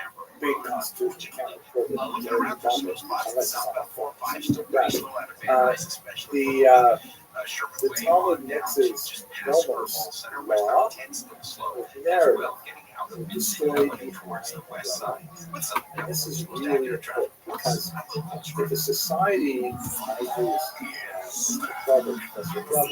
if a society simply lays down rules without explaining to society why those rules exist, without providing a narrative behind them, then ultimately that's the type of tyranny. The rules are arbitrary. They can be made up any way we want. On the other hand, when you support the rules with narrative, as I often found, even in my administrative capacity at the college, people understand and accept and know to their request if they understand the why behind it. That's essentially what the Talmud is doing. The Talmud kind of like wanders between big discussions of nomos related issues to discussions of narrative related issues. And it forms a somewhat complex and sophisticated whole, bringing together nomos and narrative. I strongly urge you to have a look at that podcast on the Talmud. I'll put it in the sources. So that's really what's going on. The Talmud,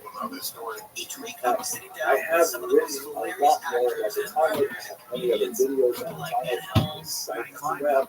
I am very much involved in actually producing a daily video on the study called Daf Yomi, which means a folio a day, 2 sides of 1 page per day. This is a program used by thousands of people around the world today, perhaps hundreds of thousands called Daf Yomi, and it takes 7.5 years to complete the entire time.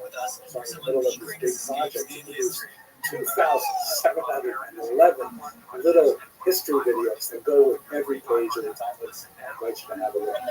So I'm not going to say much more about the Talmud here. What I will say, though, is that it is a document that has managed to retain the fascination of its students for centuries. It is absolutely engaging and refreshing, and sometimes frustrating, and sometimes enervating, but always energizing, and it is the document on much of Judaism has evolved for the last 1,500 years or so. I'm enthusiastic about it. I hope so. Okay, I hope you found this video useful, and I look forward to doing some more. When the perfect man walks into his life, well, I guess you're saying I like you. I don't know. I think so. Yeah, actually is too good to be true. This is called a comedy. To pull off this heist, they'll have to get close. Star Trek, aristocratic, cautious. All you can do is And jump into that together.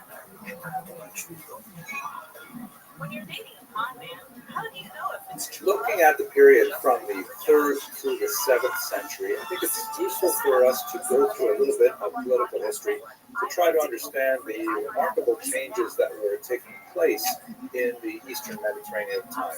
There are 3 really big cities involved: Rome, Constantinople, and Mecca. So from the 3rd through the 5th century, Rome goes through a pretty significant period of decline. As you can see in this 19th century Russian painting by Karl Rudolph that shows Rome being sacked, and it was actually sacked several times by the Vandals and others coming from Central Europe. They're taking a picture. You can see the menorah and all kinds of things like this, whereas the church seems kind of stable on the far right there. At any rate, it's a period when Rome is going to go through a series of significant steps downward in its authority, and this is going to affect the balance of power in the entire region, as we shall see. Israel will remain within the boundaries of the empire, but just barely, because I'll show you in a map in just a second, the eastern border of the Roman Empire gets pushed steadily towards the west, and Israel just maintains, with the exception of about 15 years, that space on the easternmost part of the Roman Empire, which is so huge, and it's just barely hanging on. The Christian population in Israel during this time, however, is growing significantly, both from conversion to Christianity from the indigenous populations, Jews and others, and also from immigration into the region for a whole host of reasons. Remember, Israel is a kind of a crossroads, and so as Rome was able to consolidate its control in the region, the presence of the region, so on, development of infrastructure, there's attractiveness in that region for many settlers. Obviously, the population actually increases at this time, but the balance of the population will change, and the local Christian population in Israel will grow, which is not necessarily a good sign for the Jewish population. In the middle of the 4th century, there is a revolt that erupts in northern Israel, where Jews are very dissatisfied with the leadership of Gallus. This is, however, put down quite decisively, and ultimately will just accelerate the pro-Christian orientation of the Roman Empire to the detriment of the local Jewish population. There is a moment of respite shortly thereafter when the Emperor Julian, known in some quarters as Julian the Apostate, tries to make some kind of connection with the Jews in Israel and in the diaspora by promising to rebuild the temple in Jerusalem. This generates a lot of enthusiasm among Jews because you'll recall until this time the temple has been desecrated by Hadrian, who rebuilt a temple dedicated to Zeus there, and actually, or Jupiter actually, and also even forbade the visiting of Jerusalem by Jews except on the anniversary of the destruction of the temple. So Julian the Apostate's offer to rebuild the temple, although it's short-lived because he will be killed in battle, ultimately increases the enthusiasm of Jews, and it will keep more ire on the local Christian population. The tensions are increasing, and one of the last things that the Patriarchate was able to do, you recall that the Jews do have some kind of self-governing rulership under the Patriarch in the youth. The Patriarch Hillel II, also known as Hillel Messiah, to distinguish him from the Hillel who lived before the Common Era, he designed a 19-year calendrical cycle, which would later be added upon in further centuries, but basically he sketched out the possibility of working with a calendar that is mathematically calculated rather than relying on the traditional sighting of the moon, which is something that was in place for many hundreds of years, but there are a couple of moments in Jewish history when, for example, the Samaritans and now possibly local Christians might have interfered with that process. And so Hillel Messiah, by putting in place a fixed calendar, was able to really establish something very concrete and important for the survival of in that zone. He was very concerned that the Christian Empire, the Roman Empire, now officially Christian under Constantine, would actually disavow the power of the Sanhedrin. And in fact, this would come to pass, so they're not under Constantine, would happen in the 5th century. So that's basically what's going on in Rome as it falls into decline, how it has an impact on the Jewish people, particularly in Israel. If you look at Constantinople, you see an acceleration of this negative trend. So first of all, where is Constantinople? If you have a look on this map here, you see it's the big red mark, and it's on a very important strait called the Bosporus that separates essentially the Mediterranean Sea from the Black Sea. Very important site for maritime trade. It was originally known as Byzantium, and the Emperor Constantine in the year 324 renames it Nova Roma, the New Rome, and it was also known as Constantinople, which is Greek for Constantine City. And this essentially becomes the center of what's called later the Byzantine Empire.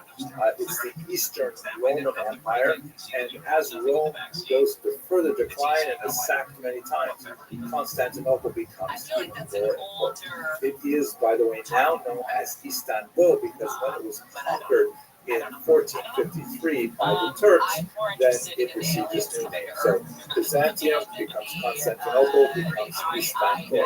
And one last detail while we're at it, not relevant to our period, but since we already went to the 15th century, when Istanbul is no longer a Christian city, then Moscow takes upon itself the kind of mantle of Eastern Christianity, understanding itself as the third Rome, right? You have Rome, the first Rome, you have the second Rome, or Nova Roma in Constantinople, with the Byzantine Empire, and then finally Moscow is, at least self-understands, as the third Rome, the inheritor of this entire Eastern Christian tradition.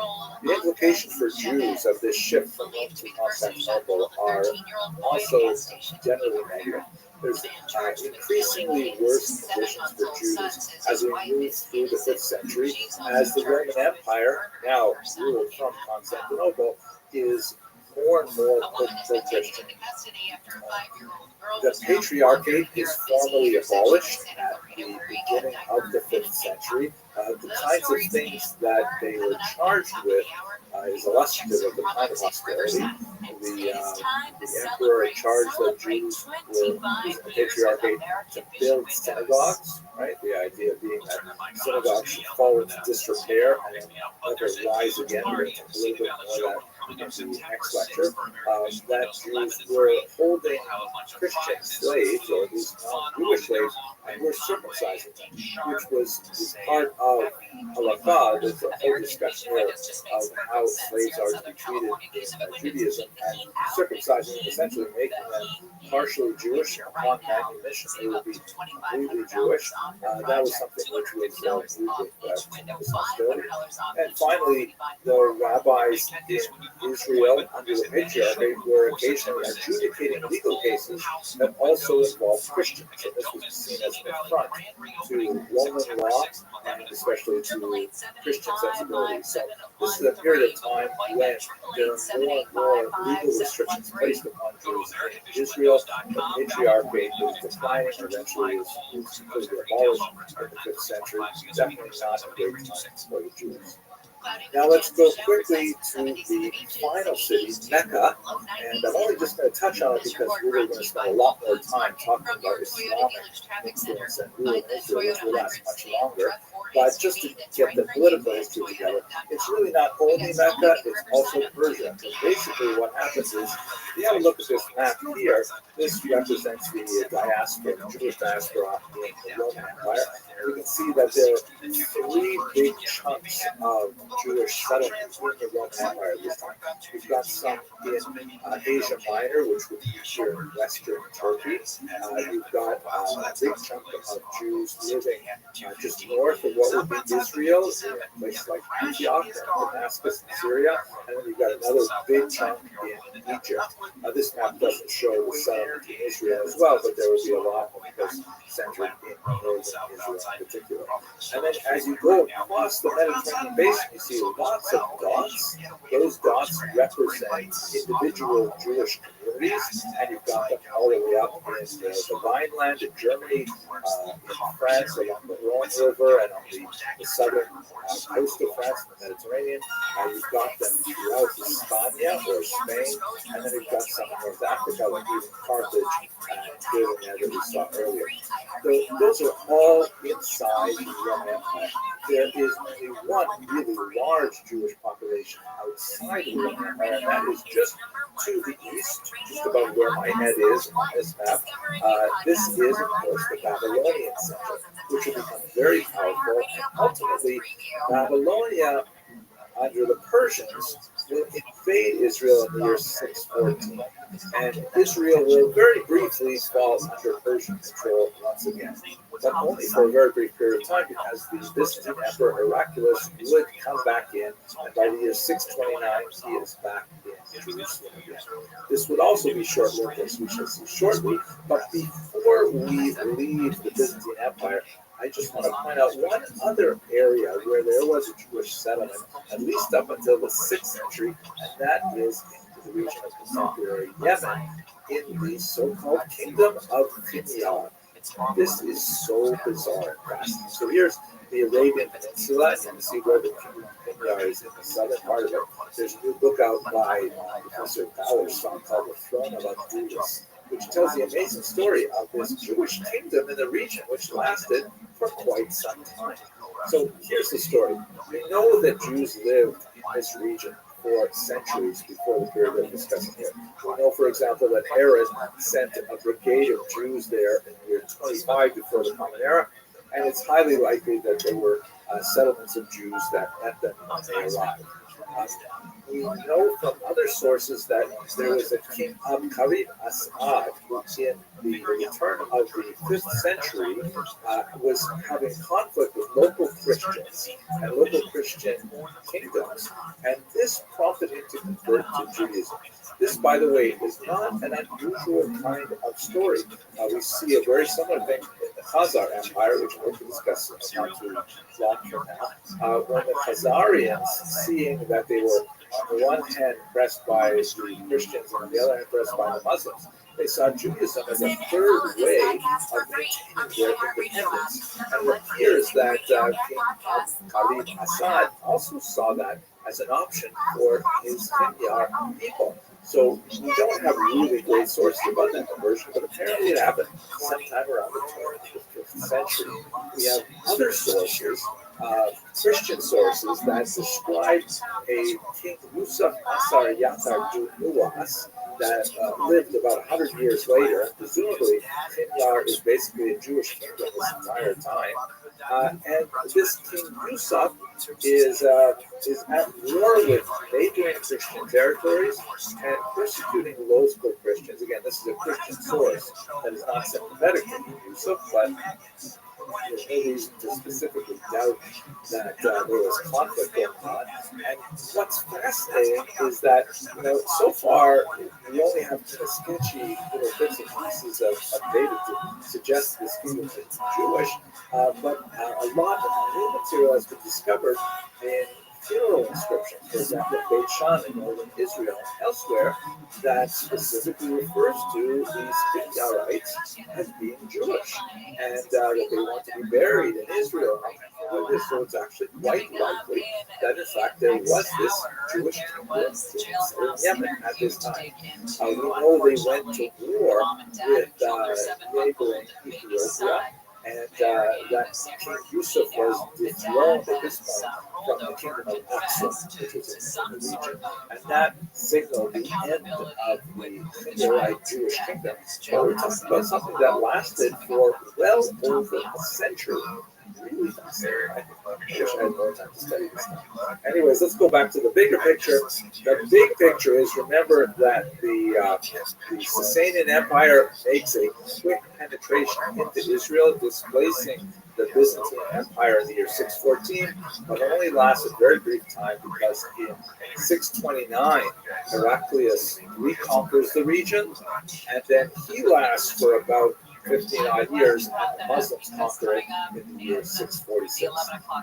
The Muslims, of course, will be in control of the Middle East and North Africa for quite some time, and we'll have a large Jewish population living under Muslim rule. And so we're going to look at a lot of these communities in the following lectures. But before we get to Muslim rule, let's talk a little bit about the Versus Judaeos tradition in the Byzantine Empire, which will take us a little deeper into, unfortunately, the negative circumstances that Jews experienced. I was thinking about that when I read that article. Just the idea of, I guess if you meet somebody, if you're at a political event, maybe, and you meet somebody and you realize you guys are simpatico when it comes to that, great.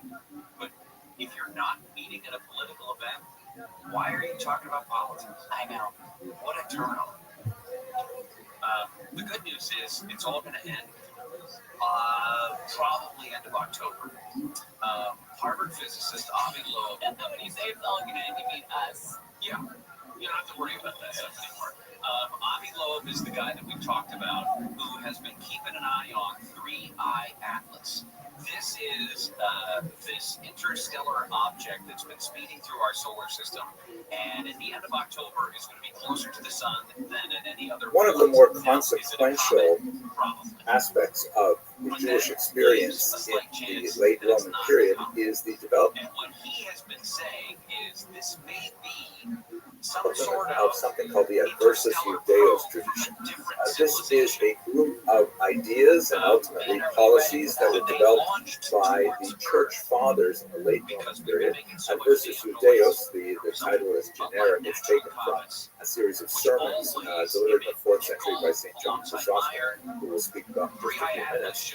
It translates as against the Jews, or as they say here in the United States, against the Jews. Besides the regional differences, because there are clear distinctions to be made between those ideas that were generated in regions where Jews had very little population base and was an increasingly Gentile environment, and those areas where there was much more of a mixed population and non-Jews actually interacted with Jews on a significant level. But what's also really important to note that Christianity becomes a state religion in the early 4th century with the adoption and approval of Christianity by the Emperor Constantine. And so these ideas that begin as kind of theological disputes, early Christian thinkers trying to articulate the identity of Christianity against the background of Judaism, largely theoretical kind of ideas, which may have had more of a rhetorical import than a physical one, become much more policy ideas once Christianity is joined with the empire. And so some of the ideas which are perhaps understandable in a rhetorical environment and people speaking and hyperbole and things like that, they can become actually quite significant when there's real power behind those ideas. Well, anyways, let's have a look at a couple of the aspects of this Versus Judaeos tradition. Let's start with Justin Martyr, shown here. I have to tell you a quick sidebar. As I was preparing this lecture, I came across this amazing book on the internet. Here's the citation: André TV, Les vrais portraits et des mondialistes grecs, latins et païens. So, translation is the true portraits and the lives of these men from Greece, Rome, and I'm not sure what païen means. I think it means peasant, which really doesn't make sense to me. But at any rate, 16th century book that illustrates the true portraits of these people, which I find absolutely amazing and hardly credible. Although some of the images, like Socrates, for example, seem to be taken from busts that are from the Greek period. So maybe a couple of them are more accurate than others, but otherwise, hard to believe that this 16th century work actually portrays these people for real, but nevertheless really cool. Okay, so here's Justin Martyr. As you can see, he was called Justin the Philosopher as well. He lived in the 2nd century, very important early thinker. And among his many works was a book called The Dialogue with Trypho, which is essentially a dialogue with the Jew.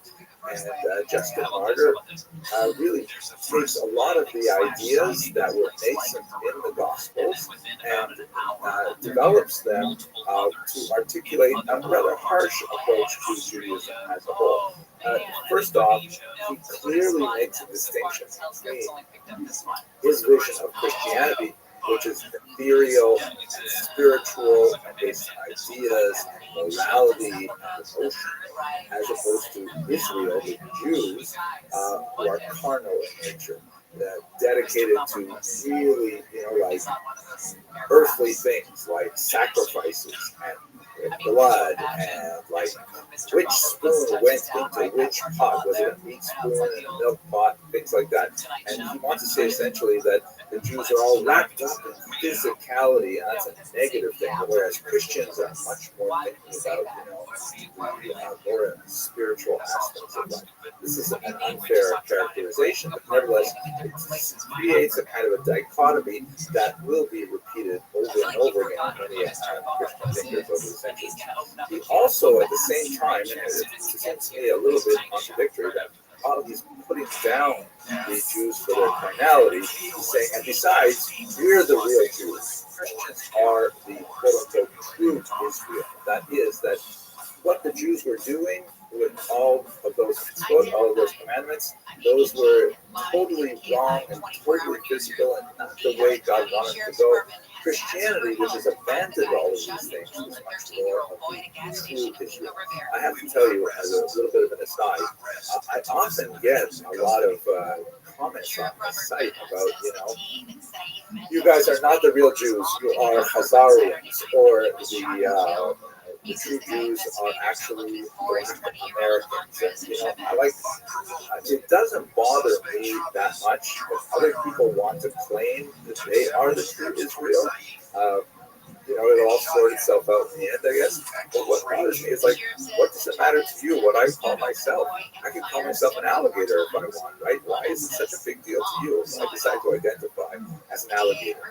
At any rate, that's something that is a very pronounced idea that reverberates throughout the centuries.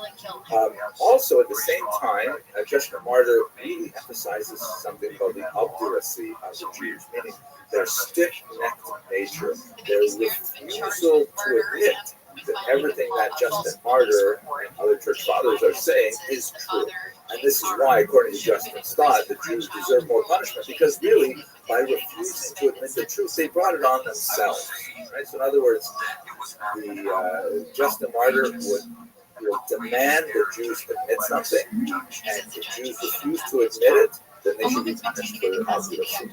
Definitely a kind of not such a great start for Jewish-Christian relations, and it is a very important early theme in the church fathers. As we shall see, however, there are some very important correctives, especially about his.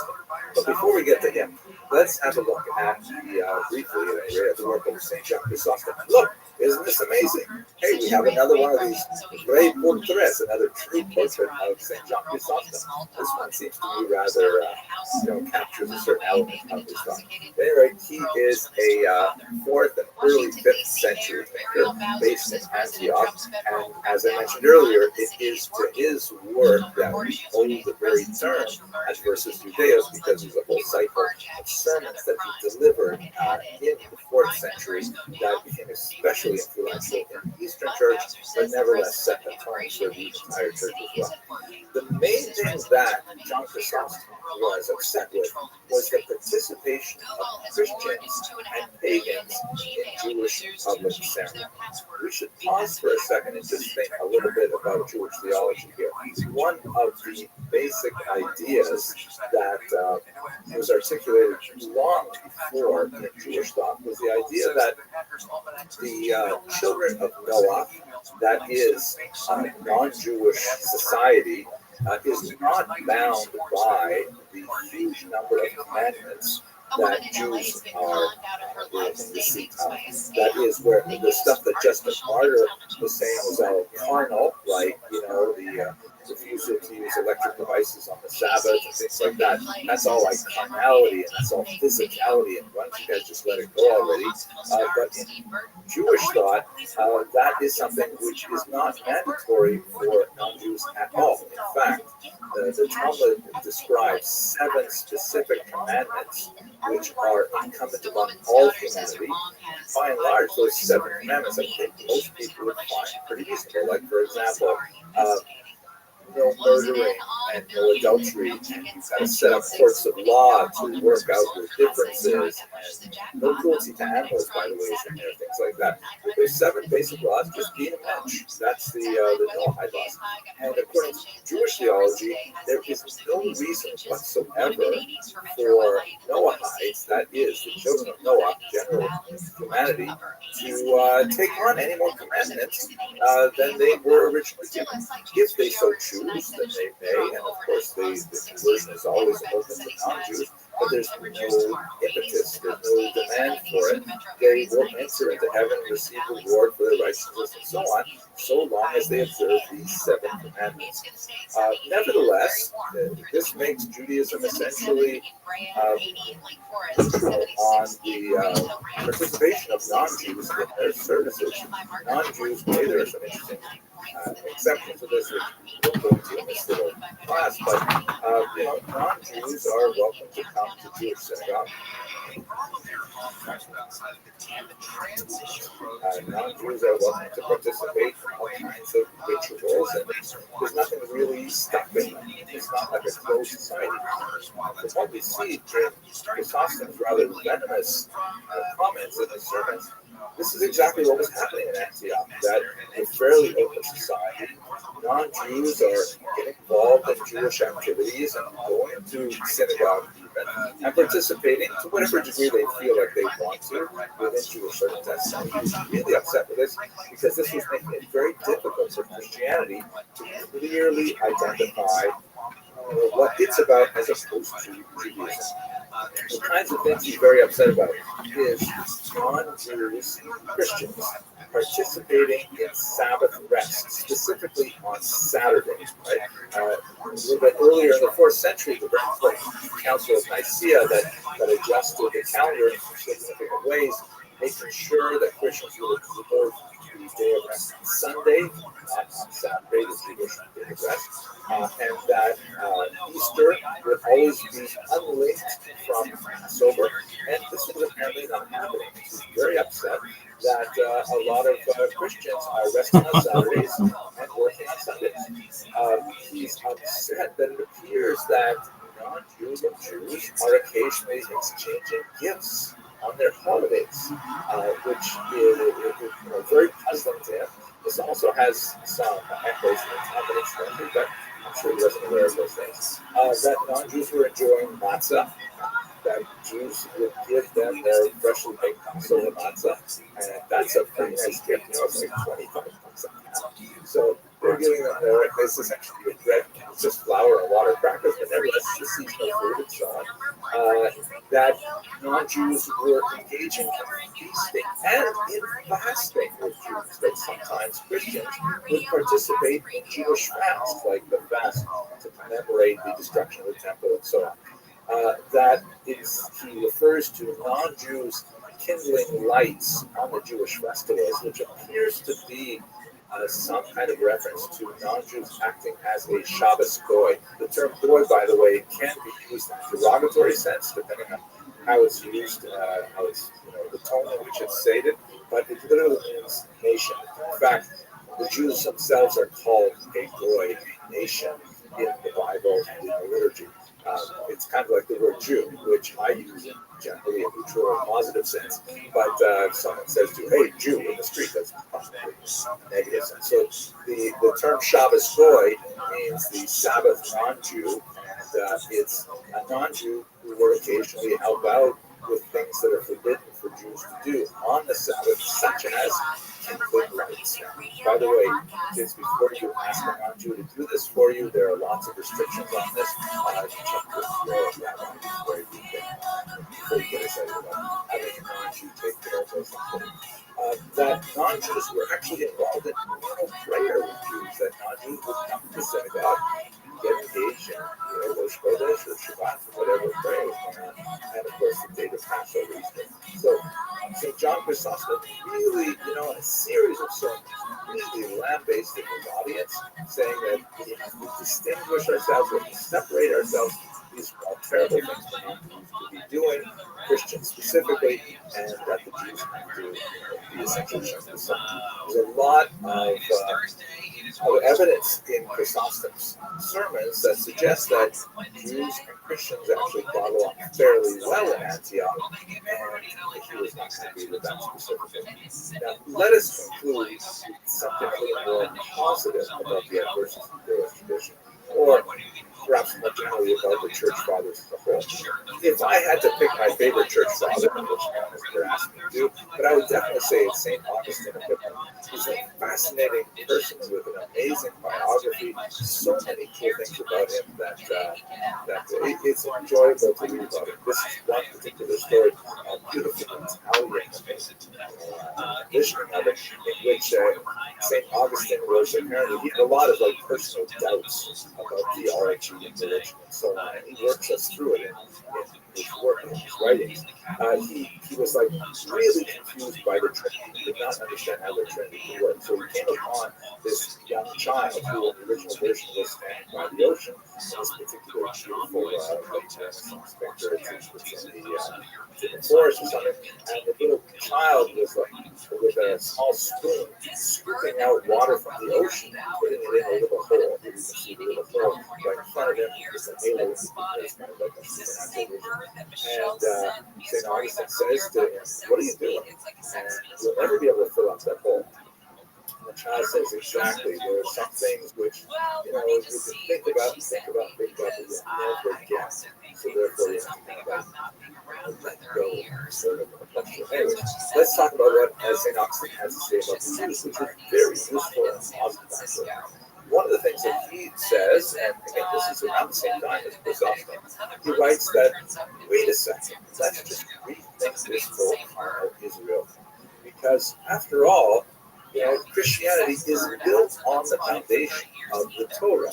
And the Torah clearly has God commanding the Jews to do these things, to not eat milk, to observe the seventh day of rest, to not mix wool and linen in their clothing, all kinds of really carnal things.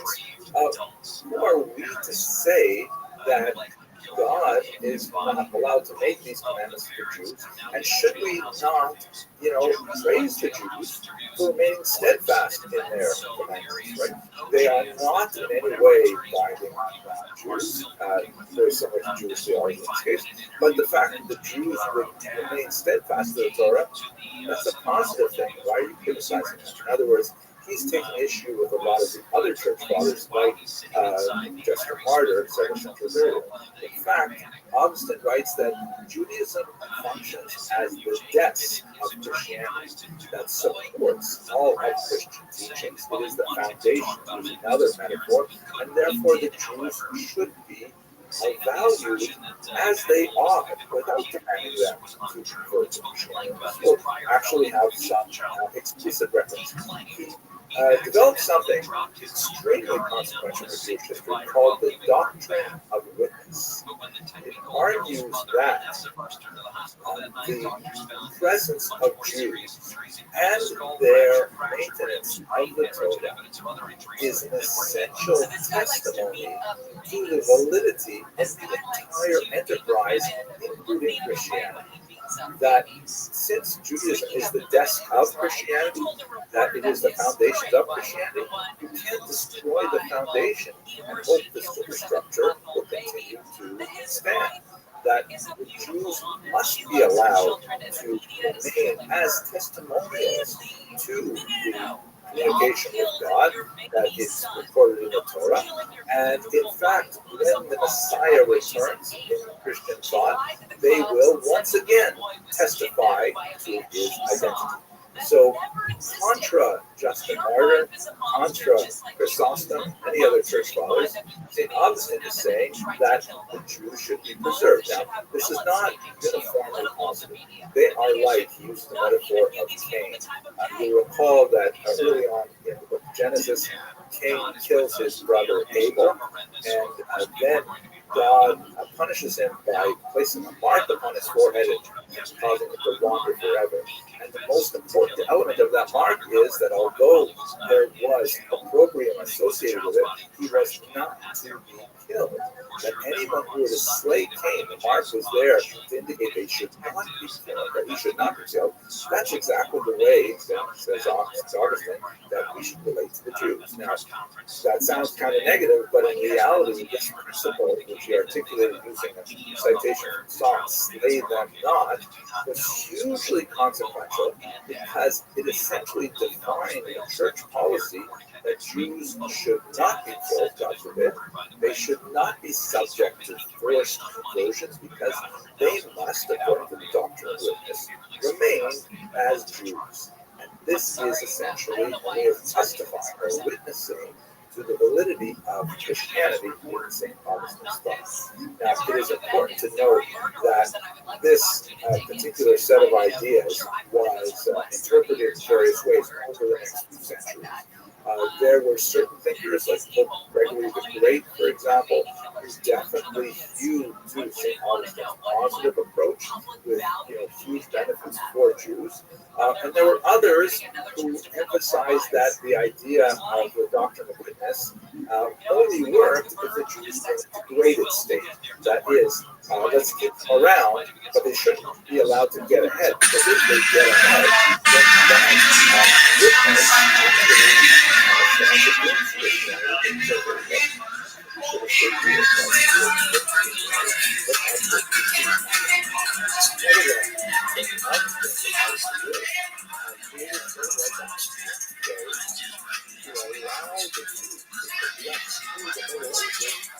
ironically, church law therefore protected Jews because they were within the boundaries of St. Augustine's doctrine of witness.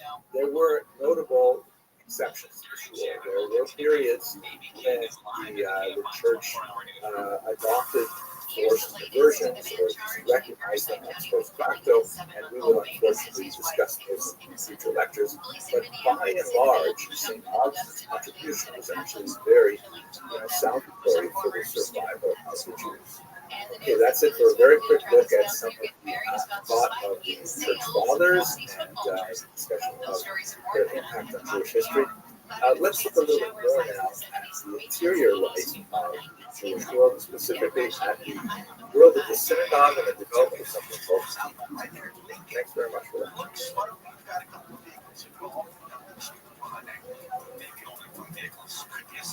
Crash, but at any rate, traffic is slow on that South 55 from 91. It's also, of course, affecting the 91. That's jammed up for the Imperial Highway. Some developing issues in downtown LA. The westbound side of the 10 transition to the northbound side of the 101. 200 lanes of that connector are shut down because of police activity. Not getting a lot of information from the CHP about this closure, but it's definitely backing things up as you get away from Slice and Terrace Drive on the westbound side of the 10. Also, some really heavy delays southbound side of the 57. We've got Caltrans working lanes there from Normal to Boulevard down to the one lane shutdown for some repairs with Southern California's most accurate traffic time on Coles Road. In the last couple of videos, we spent a lot of time talking about how Jews were acted upon by larger forces, the state and the church and so on. But I don't want to give you the impression that they're just passively accepting whatever is coming to them from the outside. The Jews are also very creative at this period of time as well.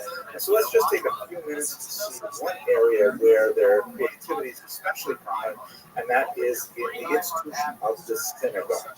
Here's an interesting looking map of the synagogues in the ancient world, specifically looking at the 1st and the 2nd centuries. If you have a look at the legend there on the left, you can see that The blue dots refer to literary references to old synagogues, and the green circles are papyri, and then you've got inscriptions, like stone inscriptions, and finally the stars are archaeological evidence of these synagogues. Now, they're not including here these synagogues in Israel. Of course, there are quite a few in the land of Israel itself, but the main concentrations are in the Nile Delta in Egypt.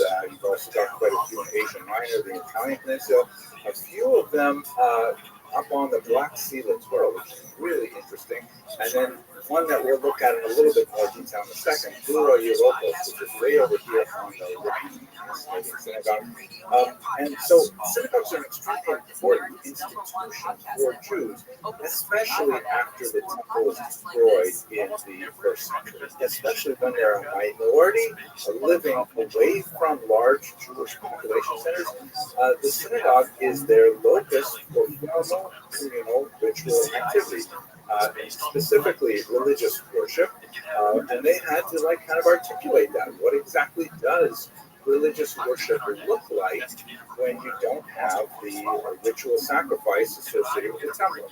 Synagogues did predate the destruction of the temple. So in other words, Jews seem to want to create these institutions where they could get together for communal prayer.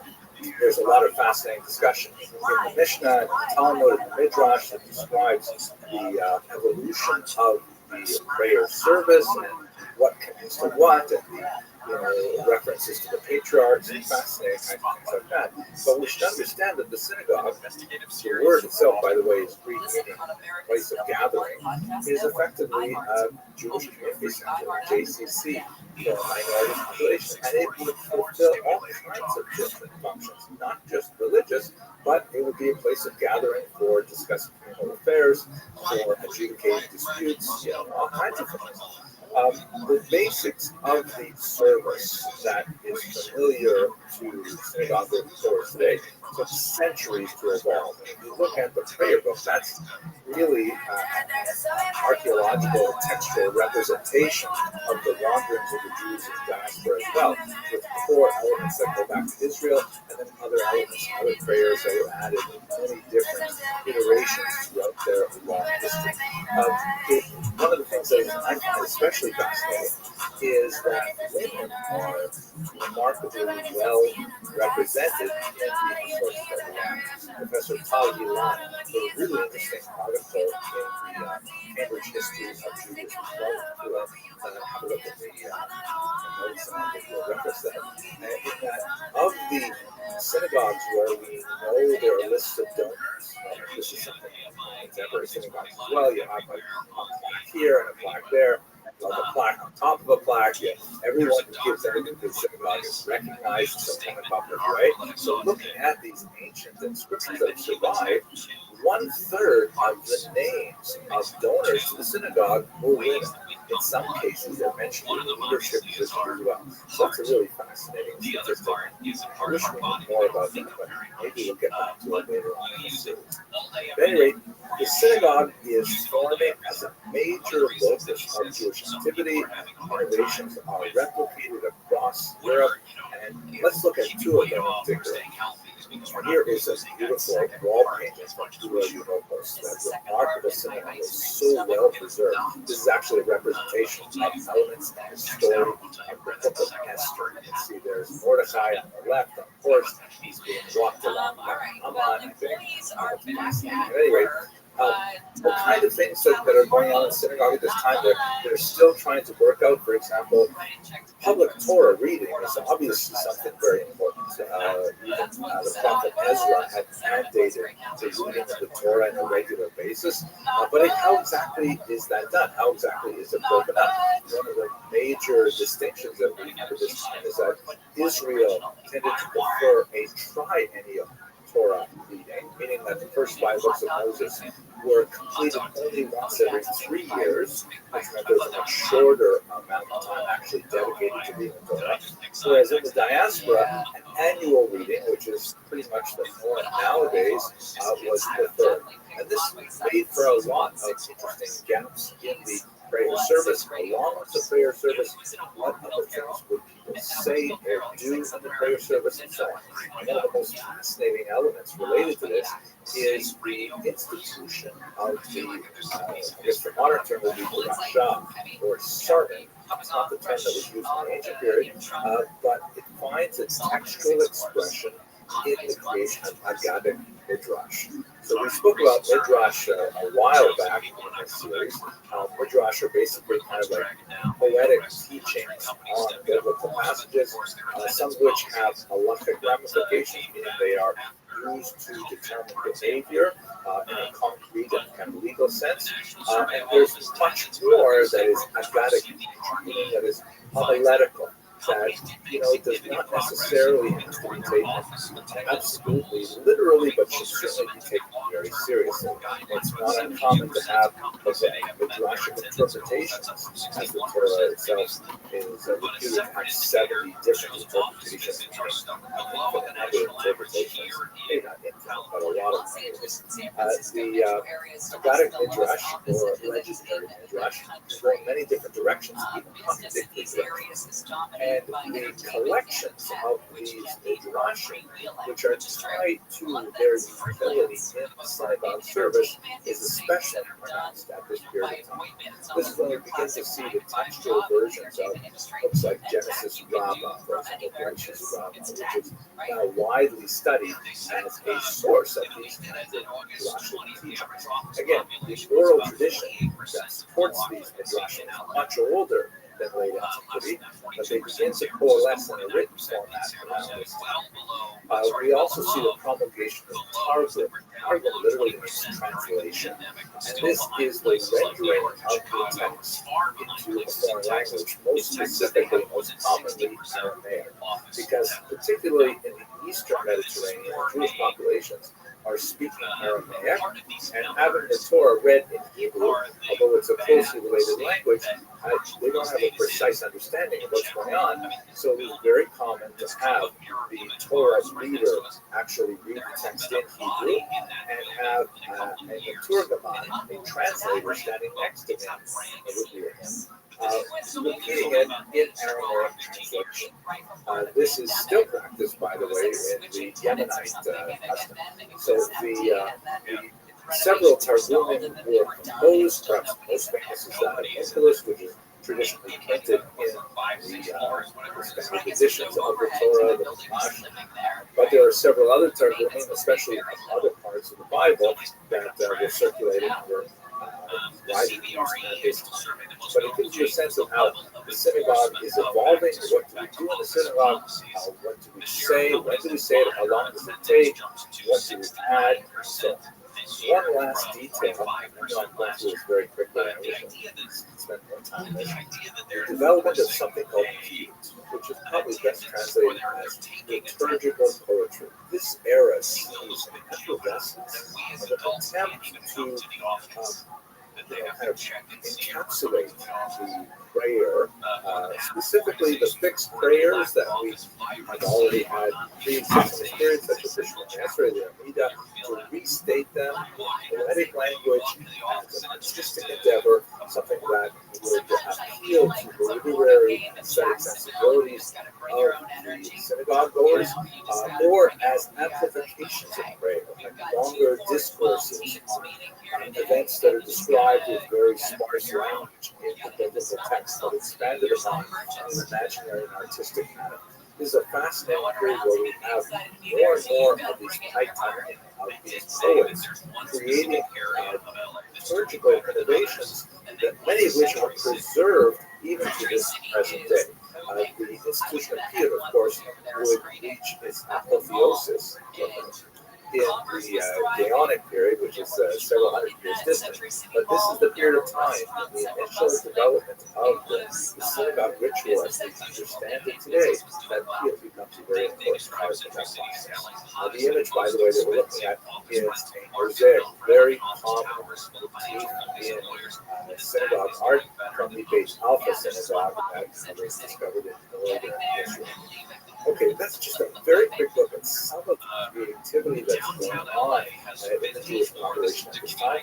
I hope you found it interesting, and we're going to go to Spain and see it. Thank you very much for watching. Risk of devaluation, it could result in about 70 billion in lost value over the next 10 years. And that could lead to about 350 million in lost property tax revenues because the value of those buildings is going down. Nobody wants to move in. Nobody wants to get in there. Speaking of nobody wants to get in there, did you see the orgy dome or what's left of it at Burning Man? Let's continue our discussion by looking at the experience of Jews during the period of early settlement in the Iberian Peninsula. Now, one of the things that's really important to understand about this entire period is that there is an Iberian exemption. What I'm reading now, so why is the Iberian Peninsula different? Really crucial. The Iberian Peninsula represents an unusual moment in Jewish history where you have three major monotheistic cultures interacting with each other for an extended period of time. Put in other words, for most of the last 2,000 years of Jewish history, the majority of Jews have either lived under Muslim rule or under Christian rule. And there's a lot of interesting contrasts and comparisons that hopefully we will be engaging in as we go through this history over the next year or so of lectures. But in Spain, and to a certain degree in Portugal, you have this unusual environment where Jews, Muslims, and Christians interact in a triangular culture rather than in a binary culture. So, for example, if you pick, let's say, medieval England, you would have this tiny Jewish population as a minority within a large Christian population. Or if we look at, I don't know, Egypt, you have a tiny Jewish population within a large Muslim population. And the way in which Jews interact with their host culture is quite different than we have in Spain, where because of the changing power dynamics of three cultures, two of which who are really vying for rulership of the entire peninsula, the Jews have an unusual opportunity to flourish. And in fact, they do, especially in the Muslim period, which we're going to discuss in a little more detail. So let's just put that on hold. And I'd like to quickly introduce this subject by looking at the various periods of Jewish history as most historians have defined. The first, which we'll talk about in this lecture, is the early settlement and the early Visigothic period. That is the first time we have any sense of Jews inhabiting the peninsula and what we might be able to know about their experience from the 5th century onward when the region was dominated by the Visigoths. Secondly, we have kind of sub-period of the Visigoths, let's call it the Catholic period, when the Visigoths switched from one form of Christianity, Arian Christianity, to Catholic Christianity. And that represents a really significant shift in terms of how they relate to the Jews. Then that ends with the year 711, rather abruptly, with the invasion of Muslim forces. And so this initiates the Islamic period as the Muslims make their way up from the south of the peninsula all the way up to the Pyrenees. This is the Islamic period. Now, most of the activity is focused in the southern region of Granada, Cordoba, but there is some fascinating things that are happening here. This is what's often called the golden era of Spanish Jewry. Somewhat of an overblown term, but nevertheless there's a lot of merit to it, as we shall see later on in this course. Now, the Christians begin to push back from the north, and that is called the Reconquista, or the reconquest of Spain. It happens slowly. The northern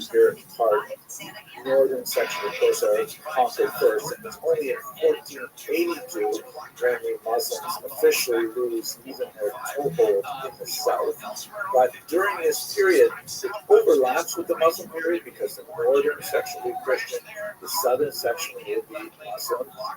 That's also very very significant for our study of the Jews because the Christians, when they reconquer the peninsula, will have a very different orientation toward their Jewish minority than we would see under the Muslims. And finally, although of course there is the dramatic and terrifying expulsion of the Jews in 1492, and then subsequent developments in Portugal with a forced conversion and also a mass migration towards 97.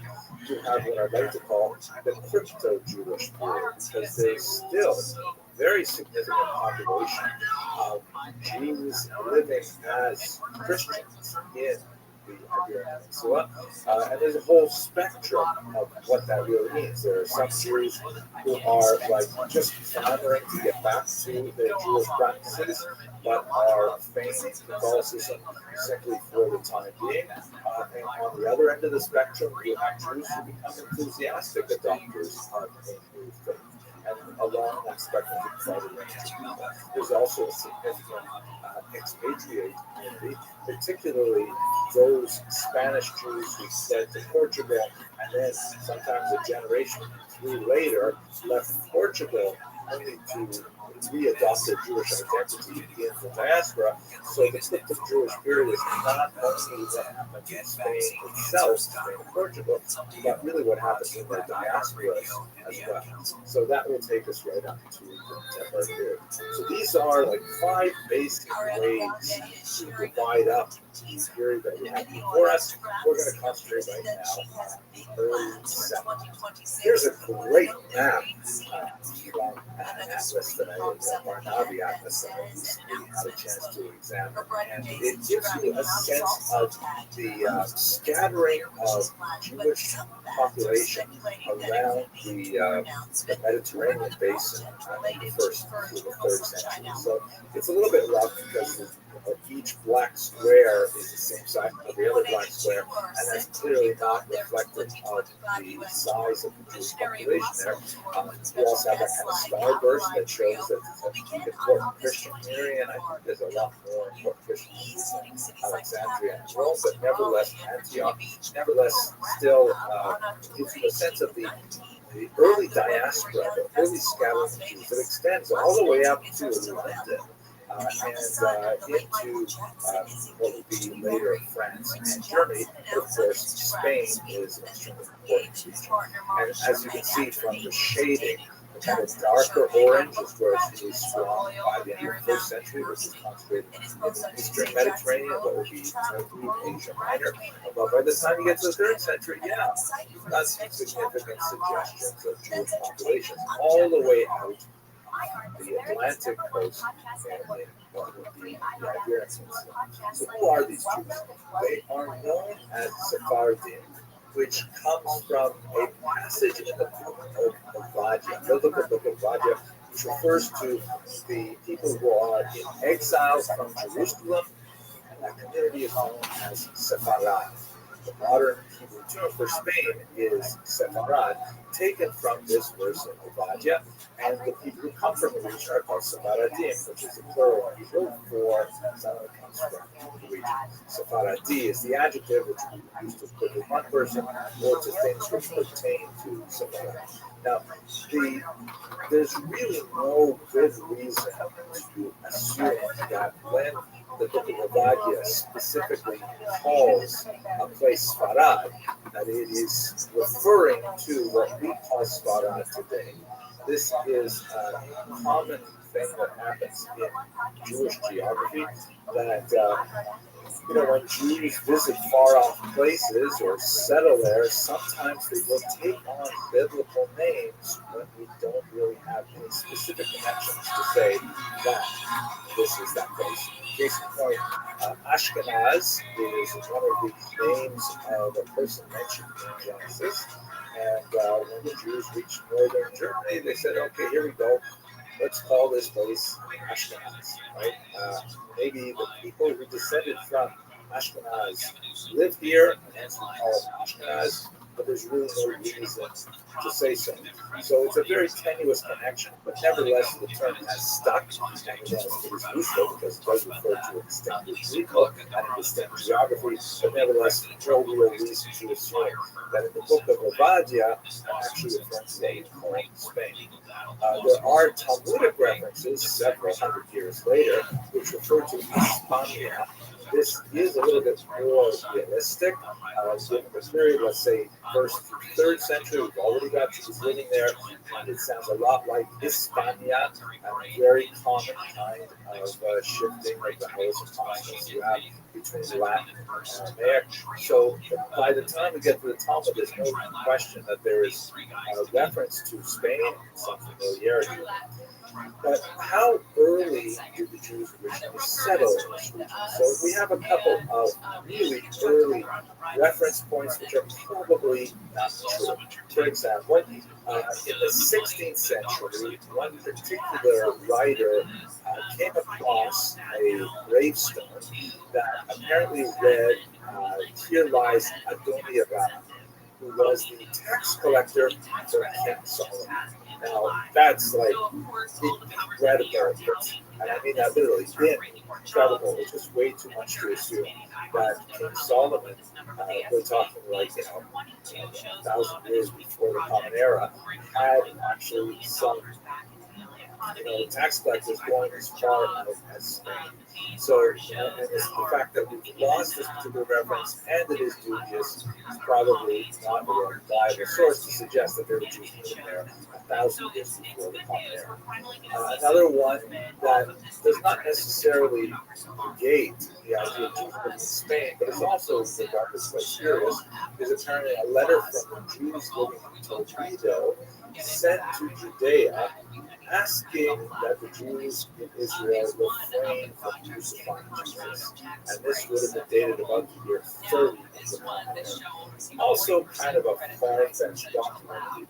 It doesn't date anywhere near to this period, but it falls within a kind of a trope where in the medieval period, Jews had it in their interest to demonstrate that they had early settlement in order to document and to bolster their arguments for things like charter rights, for privileges to live in a particular area, to pursue certain tasks. If they could demonstrate the antiquity of their settlement, then that would help them in whatever local negotiations they might have. This would be especially important in Europe when medieval charters are put into place, but that's beyond our scope right now. It also indicates a level of kind of obsequious appeal to Christians, specifically saying we're not like those Jews who crucified Jesus. We're completely separate. We want to have nothing to do with it,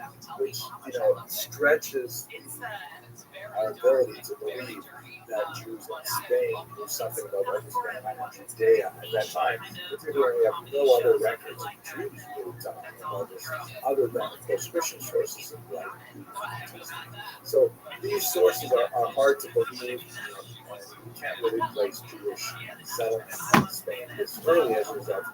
We do have, however, a lot of really cool pieces of evidence which suggest something around Spain. This is, by the way, a beautiful image from the famous Sarajevo Haggadah. This is a Haggadah that was composed in medieval Spain and later smuggled out and found its way into Sarajevo. There's a fascinating character, by the way. The bottom left, you see this mysterious dark skin woman. This particular representation looks kind of blue skin. In other JPEGs, she looks a little bit more brown. A lot of questions about Lisa, the woman. She's clearly participating in the meal with eating a piece of matzah, but she has a different complexion than the other women there. She is seated somehow separately from them. Or is that just coincidence? The artist chose to put it that way. She's also dressed a little bit differently, but she's clearly a part of the ceremony. Fascinating. We have a much more reasonable 18th century tradition that of a discovery of a gravestone. And the gravestone was partial, and again, like the gravestone of the purported Adoniram, it is missing. However, it's a much more reasonable historical source, so there is an inclination to more tolerance of it. This is from Adra, and the inscription apparently originally read in Latin, something like Unia, a girl's name, Salomonula, the daughter of Solomon, actually Unia Bachshlomo, Ad 1 year, Mens Quattro, 4 months, Dia Uno, 1 day, finally, Jewish. So this, I think it is authentic, and there's good argument to suggest it is the first real mention of a Jew living in Spain dating from the 3rd century. Fascinating. There's always a doubt. It's tragic how you can see Thanks. that the father specifically made out exactly how foolish she was when she died, right down to the day that he regarded as very significant note that she was a Jewess of Adam. I find this very moving. At any rate, we don't have this in hand anymore, but it is a significant entity. We also have a literary evidence of the possibility of Jews in Spain from the 1st century in the Christian scriptures. In Romans chapter 15, there's a discussion there where Paul indicates his desire to go visit Spain. And the reason why this is specifically a good possibility of seeing a Jewish population there is because Paul used to specifically go to Jewish communities as they tended to attract potential Christian converts. That Paul enjoyed visiting those communities that had a lot of Jewish population and then kind of like fellow travelers or interested populations that were a market for the ideas that Paul was disseminating at this time. So quite possible that Paul wanted to go to Spain if he wanted to go for a good reason, meaning there were Jews already living there who would have attracted some proto-monotheists who would consider Christianity as a religious option. We also have an amphora that was discovered in India that has 2 Hebrew letters, so it indicates at least the possibility of trade in the region. It's quite a bit earlier, it's also 1st century, but doesn't necessarily indicate that it originated there. But by the time we get to the 4th century, then it's pretty clear that it's important to the church, at least, to talk about Jews living in the region. Again, I'm going to qualify this in a second, but basically we have a very important church synod or council in a town called Elvira, and there's a whole bunch of Jewish legislation in the deliberations and decisions of the particular council. There are very clear bans in these documents on intermarriage, bans on social dining, that is, Christians are forbidden to engage in recreational dining with Jews.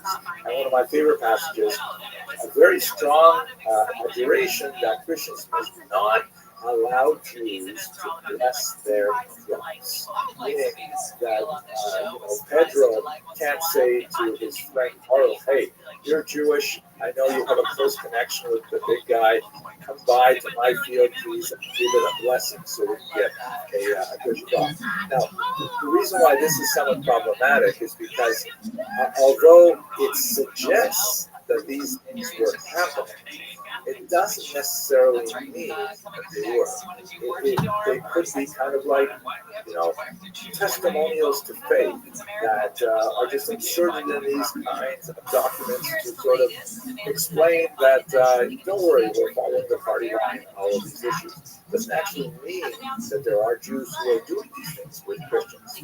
On the other hand, sometimes the specificity of these things does suggest that it's more realistic. Like, for example, a ban on intermarriage, sure, that's pretty standard. A ban on owning Christian slaves, Jews should not own Christian slaves. Okay, we hear that too.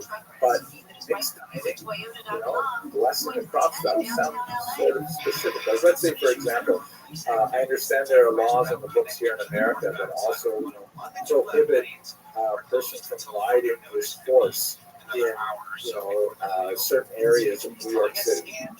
Now, nobody rides horses except for policemen and maybe those guys with the special carriages, so it doesn't apply to anyone, but there's no point in taking that law off the books. And even if you renew the law code for whatever reason, I mean, it doesn't hurt if you just keep it in there. That doesn't mean that there are actually horses riding in the streets. But if there's something really detailed that says something like, people are forbidden from riding their horses in Manhattan, especially when we are, building new cell phone towers. Right? So, look at that. There's a detail there that places it within the modern period and makes it more suggestive that it might actually happen that people are riding horses and interfering with the cell phone construction. Kind of a stretched example. At any rate, so it's possible that the Council of Elvira was actually talking about real Jews engaging in real relationships with Christians, but we simply don't know for sure. One more source, which is a letter from Bishop Severus of Minorca in the year 418, is also quite tendentious and could easily be entirely fabricated. But again, the level of detail suggests that such a thing actually happened. In this particular letter that the bishop wrote, he refers to a local conflict between Jews in a Christian community. And he specifically numbers the Jews. The level of detail and specificity suggests that it's more realistic than not. They have in this particular letter, which is fascinating for lots of reasons. He depicts a situation in which Jews not only get along with Christians, but they actually have some level of authority. They serve and have like municipal councils and so on. And in the end, these Jews are forcibly converted to Christianity. And it's possible that the entire story is entirely fabricated, perhaps for religious propaganda purposes. But there are some thematic elements in the story that are quite ominous, as we shall see this recorded much more authentic sources for several hundred years afterwards. What we can say with some reliability, though, is that by the 3rd century, there are some Jews living in Spain. It is certainly on the periphery of the Jewish world, but this population will certainly increase. And by the time we get to the early 8th century and the Muslim conquest, we'll certainly have a much better sense of the size and the distribution of that population. But let's turn now to the Visigothic period. Taxes caused by a rise in prices. Single filers earning $75,000 or less could receive up to $200, while joint filers making $150,000 will get up to $400. The checks will continue being mailed out through November. And Uber Eats agreed to pay millions of dollars to Seattle to settle a lawsuit over alleged violations of the city's laws on minimum wage and pay transparency. Uber Eats will pay over $15 million to more than 16,000 Seattle drivers. I'm Monica Nelson with your consumer and business news. iHeart is America's #1. The Visigothic period, in particular the period after Recared's conversion to Catholicism in the year 587, is like one of the most bizarre periods of Jewish history that I have to say I've ever studied. It's extremely difficult to tease out some of the methodological issues, and just the content of this history is bizarre beyond belief.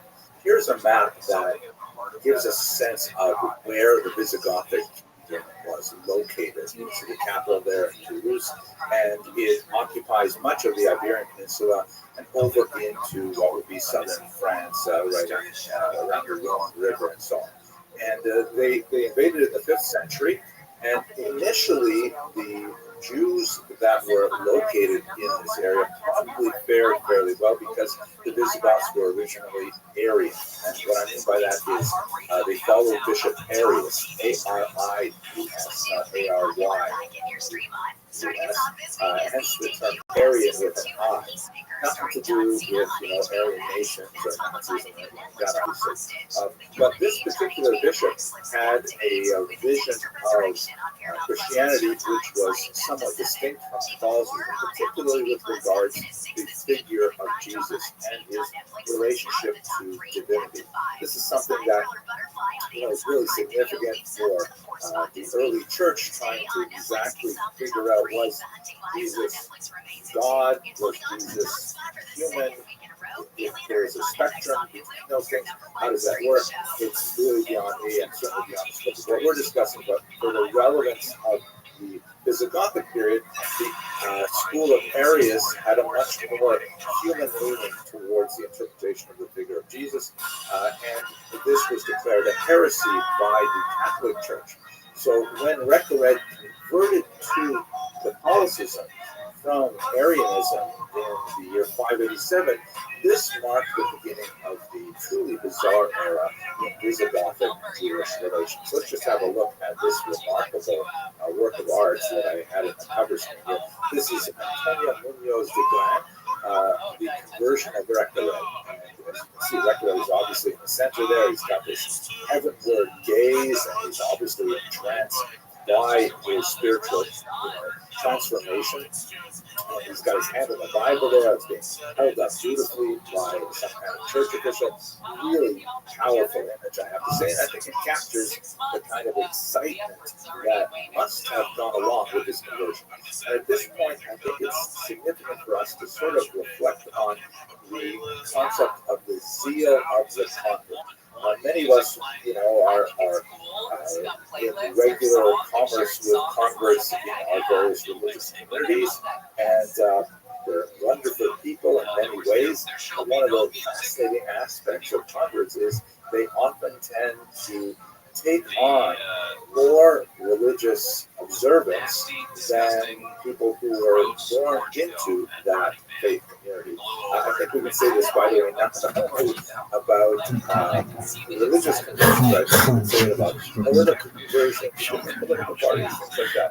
At any rate, in this context, we often find that converts, in the Jewish community, they'll say something like, excuse me, isn't that lashon hara? Isn't that forbidden speech? And don't you have to say a special bracha, a special blessing after you eat 2 pieces of pizza? All kinds of things like that may irritate Jews who are raised in a tradition because the converts are actually spurring them on to take on additional responsibilities, or at least recognize responsibilities that they already have. In this particular context of the Visigothic era, one of the, unfortunately, tried and true methods of demonstrating one's zeal for Catholicism in the medieval period is to show just how anti-Jewish we are. So what happens in the Visigothic era is that there's a whole series of kings who have a very good set of their rules and regulations that were passed over the course of the next century and a bit. There's an incredible degree of anti-Jewish regulations that are stunning in their capacity, in their scope, and in many ways they anticipate the kind of anti-Jewish persecution that we'll only see 700 odd years later in the Inquisition, and to a certain degree even in the 20th century. I'll walk you through some of these things, but there are also some methodological problems that we have to consider. And one of the most important ones is that we have an absence of Jewish records that correspond to this period. In other words, the Jewish community in Spain was still too small, too weak, too undeveloped perhaps, or for whatever reason. We are talking about this 1,400 odd years ago. The records never survived. We just don't know how the Jewish community would have reacted to these legislations. And it's even possible that in the absence of any kind of secondary perspective on the period, that it could have been a legal fiction. In other words, it doesn't cost very much to simply put a law on the books. And if you want to demonstrate your bona fides, literally your good faith, you could easily put in an anti-Jewish piece of legislation that doesn't have any correspondence to reality because there may not be any Jews who are affected by it. It's hard to imagine that these laws were completely fictional, but on the other hand, it's also difficult to imagine that all of them were actually proposed, and in some cases, the imposition was a logical impossibility. That is, for example, once you have forcibly baptized all the Jews, how do you go and forcibly baptize the Jews again 20 years later, which is the kind of thing that we see in this period? Either you have to redefine, either you have a new influx of Jews into the region, not impossible, or you have like open Judaizing with Jews abandoning the forcible conversion, also not impossible, or you have a new definition of what a baptized individual is. It's also not impossible. Let's go through some of those scenarios. But first, I think it's important that we actually look at the kind of persecutory legislation that was imposed in this Visigothic period. So you recall, once again, that the period we're talking about is basically from 587, when we have this conversion to Catholicism on the part of Visigothic kings, until 711 with the Muslim invasion. Here's a remarkable image that captures, I think, very brilliantly sort of atmosphere that I get in my mind when I think of these Visigothic kings. This is Alonso Cano's 17th century Kings of the Visigoths. I wonder if there's a certain bit of art history here that I don't know much about. I'd like to do a little more research on it, because they don't look like 6th, 7th, 8th century kings to me. They look a little bit too modern, maybe Renaissance era, maybe even later, maybe the fashion and things like that, I'm not sure. But the expressions are perfect. Like the impression I get of these Visigothic kings from Alonso Cano's work is spot on. Let's try and understand some of those regulations. So, as I mentioned, one of the most common things that we see in the Visigothic law books is a series of forced conversions of Jews, which caused a certain amount of stir as beyond the Visigothic era. The church, the higher church, never openly approved of forcibly converting Jews, and depending on the era in which we're studying, there is more disclaimers or more discouragement of local kings to do this. But on the other hand, the church really had difficulty dealing with the ex post facto situation. What do you do with Jews who are forcibly converted and so doing partook of the sacraments, including, for example, baptism? Can you simply ignore that and say, no, they're actually Jews, it doesn't count, do over? Or do you have to say, well, you know what, it shouldn't have happened, but now they're Christians. So we have this situation where in the Visigothic period, and again, the echoes to the Inquisition that we'll discuss later on in this course, the Jews are forcibly converted, and then they're charged with Judaizing, meaning of going back to their Jewish ideas and especially practices. This occurs several times over the course of the next century. Yeah, one possible way to understand this cycle is it seems that the Visigoths may have created a new Christian status, which is something that we will see explicitly with the Inquisition period almost a millennium later, that the Jews are made Christians through baptism, but then they're not really trusted, that they have a new Christian status, which distinguishes them from the old Christians, who were not quite reliable in their Christian bona fides. Hence, they could be once again forcibly converted, they could be once again persecuted, identified, and ostracized in various ways. Now, here's some of the bizarre elements of it. The Visigoths, in their zeal to really root out Judaism, put in place legislation that specifically banned, for example, Jews from traveling to different locations for their festivals.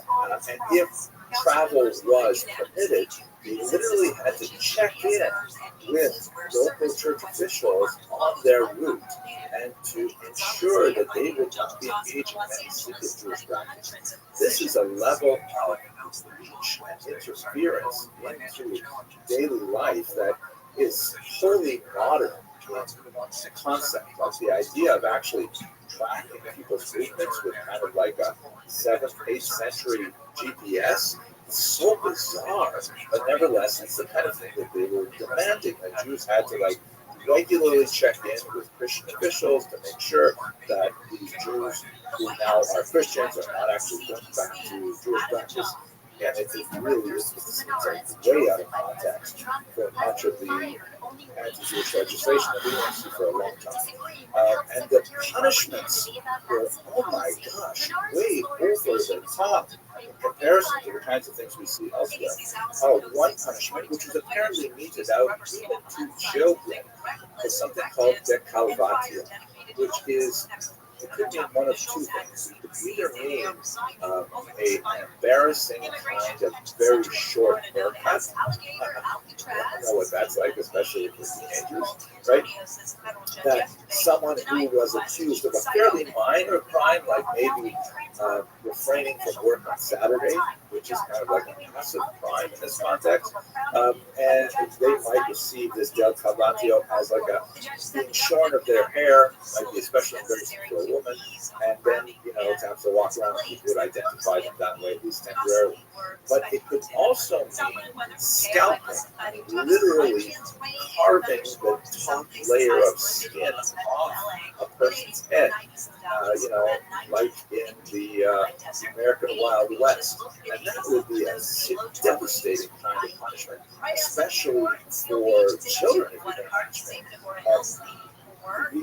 It's possible to imagine that is in fact what they meant by dekalvatio, especially when you look at some of the other punishments. So one of the more serious charges was a marital relationship between a Jew and a non-Jew.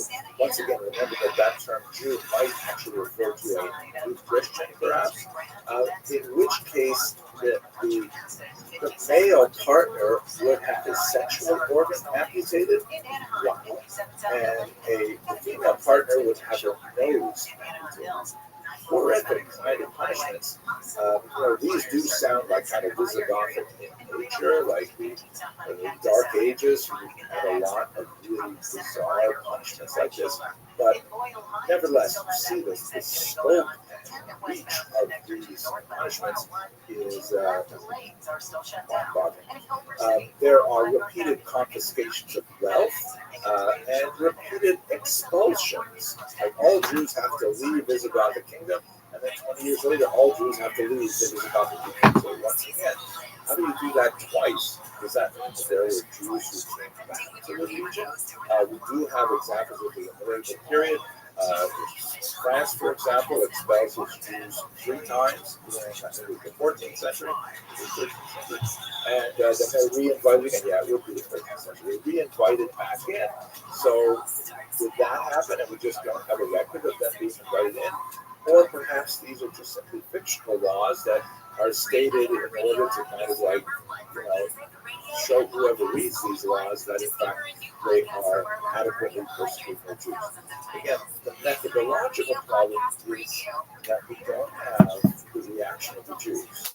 If we had some documentation from the Jewish community suggesting that they were protesting, or that they were hiding, or they were dissimulating, then that would validate the laws as being something that was actually practiced, but otherwise we only have this legal text, and we don't know how much it corresponds to reality on the ground. We do have some sense of it based on how the Jews would later react to the fall of the Visigothic Empire. Let's turn to that in just a minute. First of all, I want to point out that this brief period, right, from 587 to 711, is one of those strange kind of moments in which we only have one little kind of pinprick view of history, and it is incredibly dense with text, but absent other perspectives, it's hard to know what the big picture is. But I'm hardly the only person to comment on the so-called rhyme of history, that a lot of the elements that we're seeing in the Visigothic period would later be expressed, especially in the Iberian Peninsula, especially in the era of the Inquisition. One of the more famous people who thought about this was Baron de Montesquieu, a very important 18th century thinker, who wrote this. You see here, tous les maximes, tous les principes, et tous les lieux de l'Inquisition. He was referring to the Visigothic era. He said this is all like completely virulent in the kind of ideas and activities of the Inquisition, which is phenomenal. So we go beyond this. We see elements of it like this idea of Yeza Desangre, the so-called purity of the blood, which was exactly mirrored in the Inquisition era, where Jews were forcibly converted, and then they were given this label of new Christians, and there was kind of this whole wrestling that found around the idea that Jews were somehow racially distinct from the Christian population. This other step that evil will, in the sense that conversion was basically, that was it. Once you had converted to this new community, once you had adopted this new community identity, then you were essentially absorbed into it. Let's remember that the concept of racism really doesn't develop until the 19th century. So here's color bias, cultural bias, linguistic bias, things like that. But generally speaking, conversion meant open doors to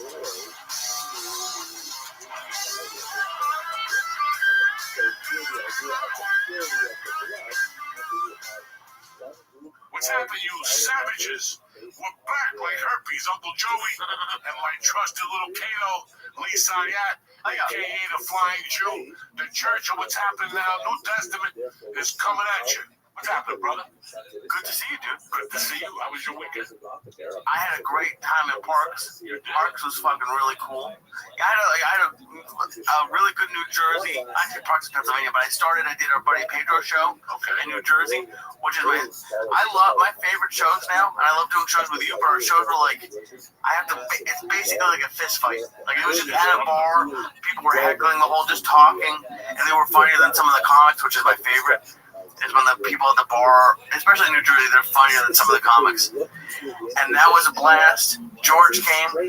Thank you very much. And then we did Parks, which was, I've probably done Parks like 6 or so times. We did it before you had this residency. I think this was the best I've done there. It was, and it's because you fucking made me cut 20 minutes of my act. Oh, that was brutal. About having kids, you got no fucking kids. You dated a chick that had kids 4 years ago, and you're still saying a year ago he's chubby and all that shit. Not gonna. Well, it worked. It was. I knew it was gonna work. It was crazy. But do you see how material works? You have to let it go like a fucking a girlfriend with herpes. You gotta let them go. You can't go on back. That's it. She gave me the fucking herb for Thanksgiving. I'm done. For Thanksgiving. That's the fucking discipline. I ain't going back for that. Right. Yeah, but it's hard to get rid of it, especially, I don't know, I hold on to it like it's like a life raft. I'm in the Titanic. Get rid of it. Nobody wants to hear it. Get rid of it. But you get rid of stuff like a weekend. If they're just laughing from the top, I ain't want to say it. Right. I want to dig into them. And trust me, I ain't doing a good job of digging in LA either. But that's what I'm saying to you, that when you know what material's not working. We all have material that's, when you first start headlining, you go from doing 20 minutes in the club every night in California to doing 45 to an hour. Yeah, you're going to put 10 minutes in there, that's going to lullaby them. Build, but you're going to put it in the medium. They've already been dead for the first 20 minutes, so from 23 to 30 minutes, you might have a stupid story about your grandmother. That's 2 people laugh at. That's stalling. I do it too. Not everybody does it. But then those last 15 minutes, you pick that shit up like a fucking. And I was closing with it. It was the best. It was like, I thought it got laughs in certain rooms, but it had started to like wane off. And then when you told me to get rid of it, I was not mad. I don't want to say mad, but like, how can I get rid of 20 minutes? Like, it's not God. Jesus Christ. I didn't want to get rid of material. That's what I say to myself. Thank fucking God, I don't have to do that stupid fucking joke. Oh, I'm at the point where I'm just trying to get material. And then 5 years from now, when you look at that YouTube tape, you're gonna go, thank God he told me to get rid of that material. Right. Thank God I got rid of that and everything else I said on that fucking 30-minute special. That's how I feel. I looked at something. Last week I was preparing for the weekend, and I looked at an old tape, and I was like, oh my God, I gotta shut this shit off. But then how come, like, when you're doing it and it's killing you, like, this is going great? Because you're under the ether. Your mind is playing tricks on you. It's like when you do a shitty movie, right? When you think it's fucking great, and on the set everybody's talking about, oh my God, after all of a sudden the movie comes out, and nothing happens in your life, and you look at the movie again and go, Jesus Christ, they're right. It's the same thing. We do it all the time. We meet a girl, we expect them. They're single, and all of a sudden we start fucking projecting. We're gonna do this. I'm gonna take it here, and all of a sudden She stops calling you back. what the fuck? Right. It's Ether is a motherfucker. Ether is hard. And you, like now I learned how to catch you, but I'm 60. I didn't need it now. I needed 30 fucking years. When I was doing something, I could say in the middle of it, this sucks. I'm out of here.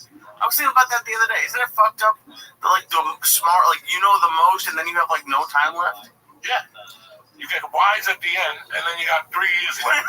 I know how to swindle Social Security now. You know, it's fucking crazy the things you learn about yourself when it's too late. Like after you hit somebody in the head with an iron, you learn, you know, restraint control or whatever the fuck they talk about. Anger management. Yeah, anger management. You don't know these things. And ether's one of those things. You know, when a girl gets married, she's under the fucking ether. She's retarded. The minute she gets engaged ring, to the day she walks on the aisle, she's damaged goods. She's got everything that's great. The fucking pigeons are great. The mother's gonna dress in black. It's like a constant fucking mind fuck. And it's the ether. I'm gonna do this. Cindy's coming. Who gives a fuck about Cindy? We forgot what the fuck this day is about. So it's ether. Right? It's ether. It's about you and her lasting forever. I don't want to go to a wedding. Well, I'm on a wedding. I'm like, let's see if the odds are on DraftKings. Let's see if the odds are on FanDuel. You see it. Years ago, the fucking guy from San Antonio married the Mexican chick from Desperate Housewives. Nobody remembers that? Tony Parker. So they had a $50 million wedding. White pigeons, limos, white people, the whole fucking thing. He's black, she's fucking Mexican. They had white people there. Oprah was there. Then he cheated on her with the Mexican housekeeper 2 years later. You know, with the chubby chick from the Beatles. That fucking retard. The chubby black chick. She had a big wedding, Long Island. Oprah, the Hamptons, everybody. He was fucking some ugly black chick 3 weeks later. But you're under the ether. And you actually know he's fucking that chick. But as a woman, you're under the ether. You get married, motherfucker. His dick's been smelling weird. His butt's been smelling weird. He's been fucking staying out on hours. But you'll get married. You'll get married. So, and then after you get married, a year in, you're like, this motherfucker's been cheating on me since day one. But you were too busy under the ether because pigeons were going to get thrown out of your fucking wedding. You dumb motherfucker. Well, like your industry is kind of weird. Like, don't people get married as like entertainers or anybody just for like a business thing? Like they do it knowing they don't love each other, knowing it's just for like probably those Hollywood animals get married, you know, fucking like a vampire and Katy Perry, she's retarded, you know. The vampire, you know, like Russell Brand, the vampire. Oh, Jesus, I forgot about him. You know, these people, you know, they fall, and that's the worst. Those Hollywood couples. Because it's all fucking ether. It's all ether. What about, I keep seeing, because I think his show's out now, Angelina Jolie and Billy Bob, like, when he had her blood around it, and like they were like making out on the red carpet. Disgust. What's your fault? Raise you. But no, we're just talking about it, what really happens to people, right? We really go under the ether, and you can ask professional athletes, they'll tell you. That season, I didn't know what was going on. I was banging my baby's mama. I was doing this. I was doing that. You know, it's fucking hard, man. And we all fall under that. What, like, do you have a sign or like, how do you notice you're under the ether? When you go see the finished result, or when you see your set, or you see how your set does, or it's just something that you snap out of it once you fucking see it. Once you see it, you snap the fuck out of it. Is that why, like, when like you see like athletes, and then you understand the whole how it got there? You understand me? Like once you see it go down, you go, oh shit. You know, this Netflix special. I was doing comedy everywhere in town, but at the comedy store. Because in my mind, I thought that those people, like those 240 people, were going to add up and everybody was going to see my jokes. So I went to all these clubs that I wouldn't perform usually at. When I shot the special, as I walked out of there, I knew the ether. In my mind, I thought if I didn't go to the store, I would do better. It was a fucking stupid move. Thank God I recognized it that, but I've done that plenty of times. And I'm not just the only one. We've all done that. How many times have we shot a pilot? We shot a pilot. And everybody's giggling at the pilot. The funniest fucking thing.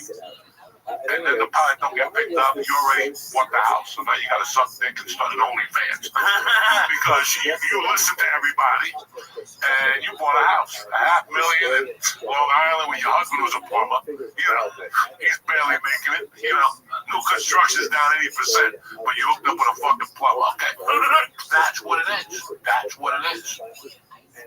You know, and then you read a friend's story where they shot the pilot, they got taken to Vegas, and the motherfucker gave him $500 a piece and said, go in the casino. This is the last time you're going to be able to walk like this, ever. Okay? So obviously there was no ether there. That was an inside hit job. That's from Israel. They had the 6 people. That's a no anyway. But is there a difference? Like, I know for a fact the answer is yes. But like, have you ever gone off stage and been like, I fucking kill it? You know you kill it. And what do you think the difference is between that and ether? Well, the fucking proof is in the pudding. You left bodies laying there. Right. It's that special you shot. That as you left there, you're like, oh my God, that was the best thing I ever did. And then you see it on HBO and you're like, fuck it. You gotta cash your check with a mask on. Okay? Like when they did Soul Plane, that was D.L. Hughley's joke. He goes, you guys saw Soul Plane? I know you did. He goes, trust me, I was in there. I had to cash a check with a Halloween mask on. That's fucking hilarious. That's the truth. But while you're doing it, think of all the celebrities in that movie. Right? On the way home, you're like, shit, Snoop, this, that, Kevin Hart. And also the movie bombs. So it's just, and I'm talking about movies and you know, albums, comedians. You know, a special got released last year. I anticipated special. It was dog shit. It was dog shit. There's a lot of those. And what happened? That dude was delusional. Right? While the special's airing, you're going, oh no. Because I've been there.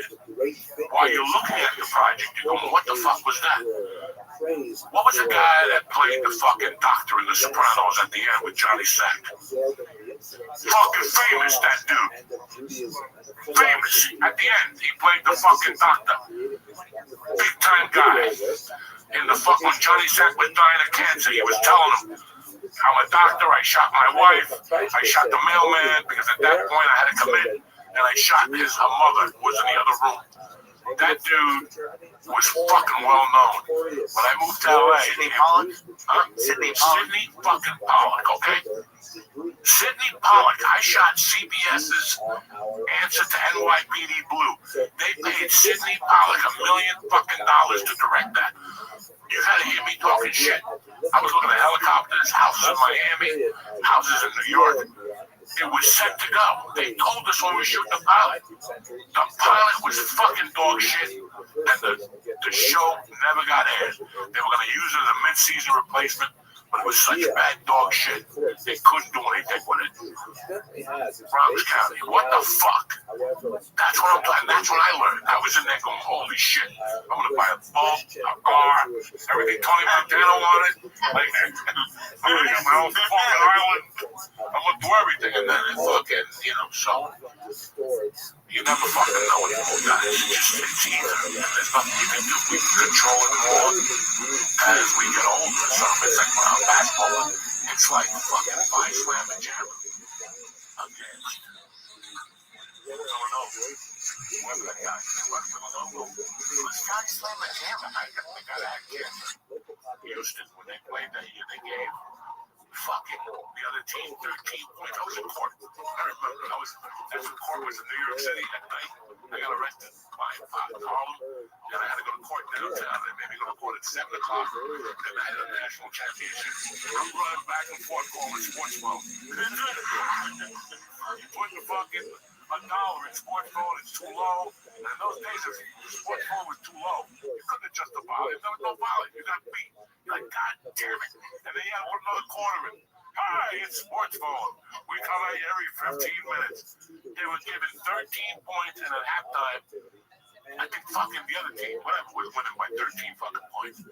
They went in there with this ether. They were 5 slam and channel. They're like the league, fucking this and that, and slam dunk. so better under Islam, the kind of areas that was focused on in 20th century historiography emphasizes the really brutal period of conflict in early Islam, which we're going to look at in the very next video, and tries to reevaluate how do we understand their experience under Muslim rule. Bernard Lewis, very important 20th century historian, who looked at this period, he says, in a very moderate way, he says, look, Jews in Muslim lands, quote, never free from discrimination and were only rarely subject to persecution. This is, I think, a fairly temperate way to characterize several centuries of Jewish experience in the Muslim lands. And when you compare it, pound for pound, incident for incident, there's no question that the moments of violence that punctuated Jewish-Muslim relationships was nothing compared to the same thing we found in Christian Europe, as we shall explore over this semester. He also said, this is also a helpful kind of way of observe, it was never as bad in Muslim lands as it was in Christendom when Christendom was at its worst, or, on the other hand, was it ever as good for Jews in Muslim lands as it was in Christendom when it was at its best. I think that's a fairly moderate, even way to characterize centuries. In other words, in Muslim lands, as the British historian Martin Gilbert put it, there was no Inquisition, there was no Holocaust, but at the same time, Jews never achieved the same level of full legal emancipation and broad acceptance that we would, for example, in England or in France. So this is kind of like a broad way to compare the experience of the Jews under the crescent, that is Muslim lands, and under the cross, that is in Christian lands. One of the greatest living historians of this period and this topic is Professor Martin Cope, who has done a lot of really valuable work looking at the comparative experience of Jews and Muslim lands. He proposes there are 5 main categories that really explain much of the difference between the experience of these 2 areas. And let's look at them very quickly before we go to the actual history. The first is we should understand that the nature of anti-Jewish antipathy in Christian lands is of a highly distinct character compared to that in Muslim lands. Recall that Christianity is born from Judaism directly, that there is that special mother-daughter relationship which can have an unusual level of acrimony, particularly when the daughter religion tries to articulate how it is different than the mother religion. And we saw a lot of that, for example, if we looked at the work of the Church Fathers. Islam is kind of like a granddaughter religion. It occurs 6 centuries later, and it doesn't necessarily have the same kind of need to distance itself from Judaism that Christianity did. It's a very significant theological point that colored much of the period we're discussing. Secondly, we're talking about very different kind of social and power structures. In Europe, we have a form of feudalism that has competing centers of power. The church is a very powerful center. Albano just fucking ripped the floor. I can't believe you were in court checking a score. I'll fuck you. I'll never forget that. Did you put the bed in before court? Yes, I did. In those days, there wasn't no draft. From the phone in the courthouse? I don't know. I think I called him a payphone. That is wild. How you doing, Louis? Red Corvette. Confirm your number, 648. What do you like? Give me the lines on. There was no fucking halftime or first quarter. They give you like a code name? Yeah, you got a code name. Oh, and I used to use my school teacher had a connection, okay? And he had a gray Cavalier. So that was his name, Gray Cavalier. So I would look at his phone when he called. One day I stole the number, and I started calling Gray Cavalier. Give me San Diego. Hysterical. I saw him a week later. He's like, somebody's been calling in my account. Wilson Grant, the quarterback coach. It's not really like shouldn't there have been a better way to get a code name? If you're using your car as your code name, aren't the cops going to figure it out? Fuck, okay, it was 1982. You think I'm worried about code names? I would be. Don't worry about that. You've had more problems. Cocaine and cheeseburgers. Don't worry about the fucking. You know what I'm saying? You got more problems. You got problems about cocaine and cheeseburgers. Never mind you saying great cavalier over the fucking phone. Cocaine, I like cheeseburgers. I know you do. And it was 1982, so cocaine was in your bloodstream too. I hope you like cocaine with. I hope you like cheeseburgers with cocaine. Use the salt on your cheeseburger. What do they call that? They call it a black dick. We'll be right back, cocksuckers, with our guest. Hey, Uncle Joe here. I don't know if you guys got the message, but Sundays just got way more fun because college football is back, baby. No going to church. Think you know the game? Put your money where your mouth is with DraftKings Sportsbook. Turn up your picks into big-time payouts. They've got live betting, rivalry week on Boost, and tons more to keep you entertained all season long. It's going to be a tremendous college football season at DraftKings. Now get ready to start the fall off right because they got something special for first-timers. You ready? No DraftKings customers. Get ready. You bet $5 and get $300 in bonus bets instantly. $5, $300 in bonus bets instantly to test your college knowledge. Download the DraftKings Sportsbook app and press code Joey, Joey. That's code Joey, Joey for new customers to get $300 in bonus bets instantly when you just bet $5 in partnership with DraftKings Sportsbook. Listen, I love DraftKings. You know why? Because the ground is yours. Gambling problem? Call 1-800-GAMBLER. In New York, call 877-8-HOPE-NY or text HOPE-NY 467-369. In Connecticut, help is available for problem gambling. Call 888-789-7777 or visit ccpg.org. Please. 20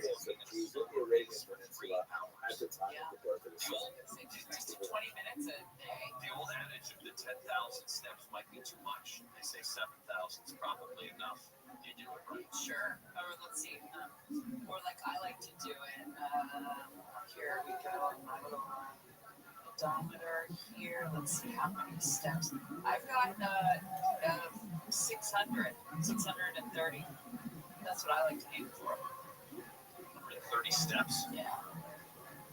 That doesn't seem like very much. Jews were certainly present in the Arabian Peninsula centuries before the birth of Islam in the early 7th century.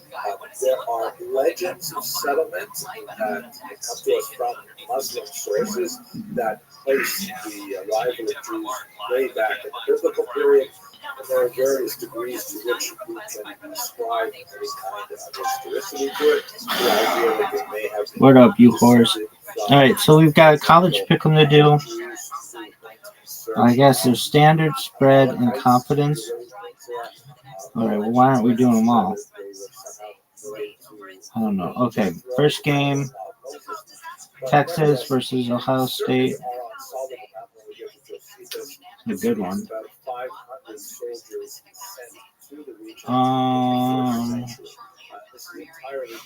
Those Buckeyes are tough. Number 1 versus number 3.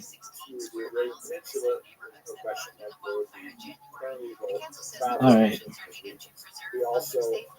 Here's the dense version, so everybody can see. All right. Who do we have? I don't know. I haven't seen any of the teams play. 50-50. Probably. Man, they fucking love Texas. All right. Northwestern over Tulane. Utah State. Clemson over LSU. Fresno State over Georgia Southern. Arizona over Hawaii, though. Shout out to the Rainbow Warriors. I like the one they were the Rainbows. Oregon State over Cal. UCLA Aqua over Utah. The Gamecocks over Virginia Tech, and the Hurricanes over the Irish. Yeah. Why? sidebar, which will be especially important in understanding the conflict between Jews and So I can go to Coral Gables without an issue. Alright. Alright. Where Jews are well populated. Are you done? Submit these bitches. You're in. The founder of Islam, Oh yeah, we have to join a group. has interactions with Jews to be sure, and with Christians. And as we discussed in the previous video, there's no question that certain elements of Islam are modeled. There isn't one that's just called Pick Jews and Thugs. The dietary restrictions and so on. So he has some familiarity with Jews and Christians. No one knows. Alright, college pick 'em. Alright, play. Alright, now we've got create another entry. This one's spread. It's against the spread. Alright. Texas is getting 2.5 points. Yeah, I just picked Texas, so. Alright, we gotta look at it like this.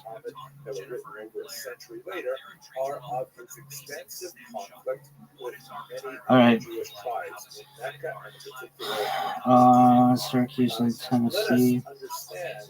Tennessee 12.5. Luga over Marshall. Dude, that's a lot of points. Alabama, FSU. I'm gonna take the 7 goals on that one. Sure, yeah, they're terrible actually. Central Carolina versus Uva.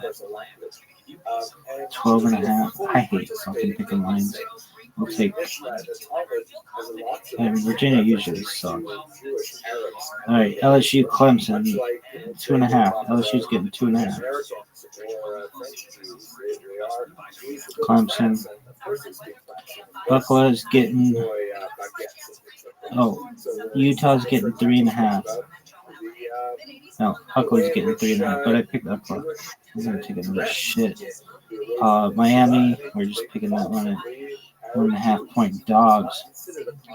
Washington over Colorado State, 18.5. South Carolina over Virginia Tech. Yeah, I'll take that. All right, submit. Now, this last one I don't like doing because it sucks. And I'm not going viral anytime soon. Everybody hates me. Create another entry. Confidence picks. Dude, this one takes too long to do. I hate this one. I don't want to do it. I really think Miami's going to win. So we're going to move that to number 1. And then it's win-win. Alright, who else? I mean, these should be easy. Hawaii. Dude, I don't like doing this one. This one sucks.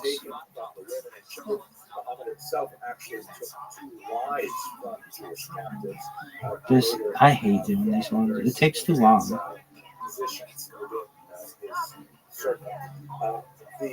Hear that song again. It'll make you crazy. Fuck you, dog. Okay, I'm not confident with this one. Utah State. Oregon State over Cal. Dude, I don't like doing this. This one takes too long to do. Alright, are you done? 0 out of 10 picks made?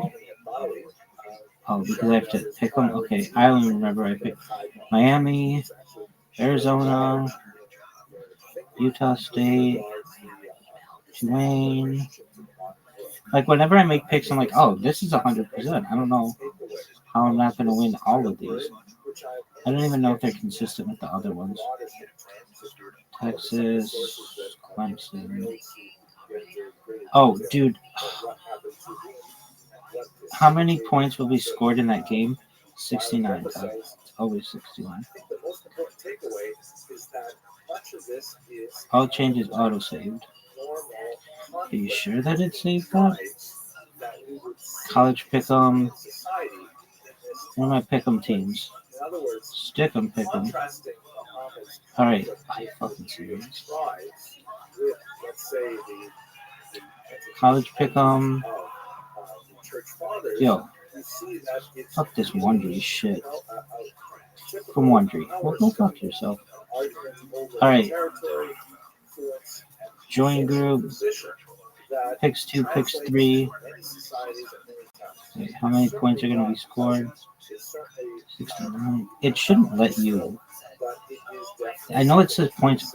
I know it says autosave, but I don't know if it did.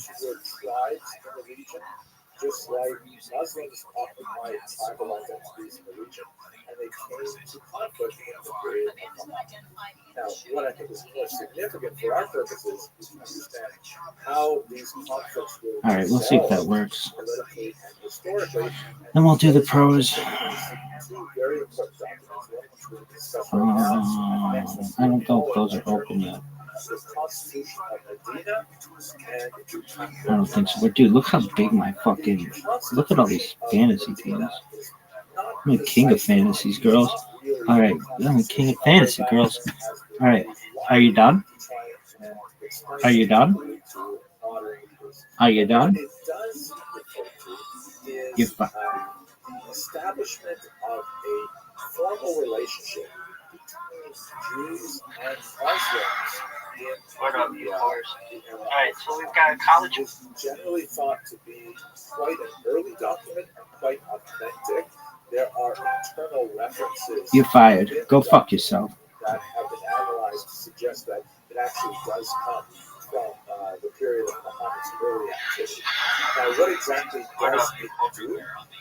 According to Dr. Moshe Gill, who is one of the historians of this period, it basically devotes the Jews to a relationship of subservience to the Muslims as a people, specifically with the goal of removing their ability to negotiate independent alliances with other tribes. In other words, just like Muhammad had to go through a period of Please play responsibly. On behalf of Boot Hill Casino and Resort in Kansas, fees may apply in What Illinois. is 21 and Boot over. Hill Age and Resort? eligibility varies by jurisdiction. Void in Ontario. Bonus bets expire 7 days after issuance. For additional terms or responsible gaming resources, see dkng.co/audio.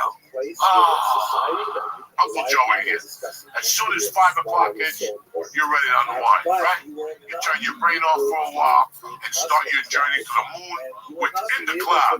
Listen, get yourself some legal, vegan, lab-tested hemp and derived THC products and get ready for a great time.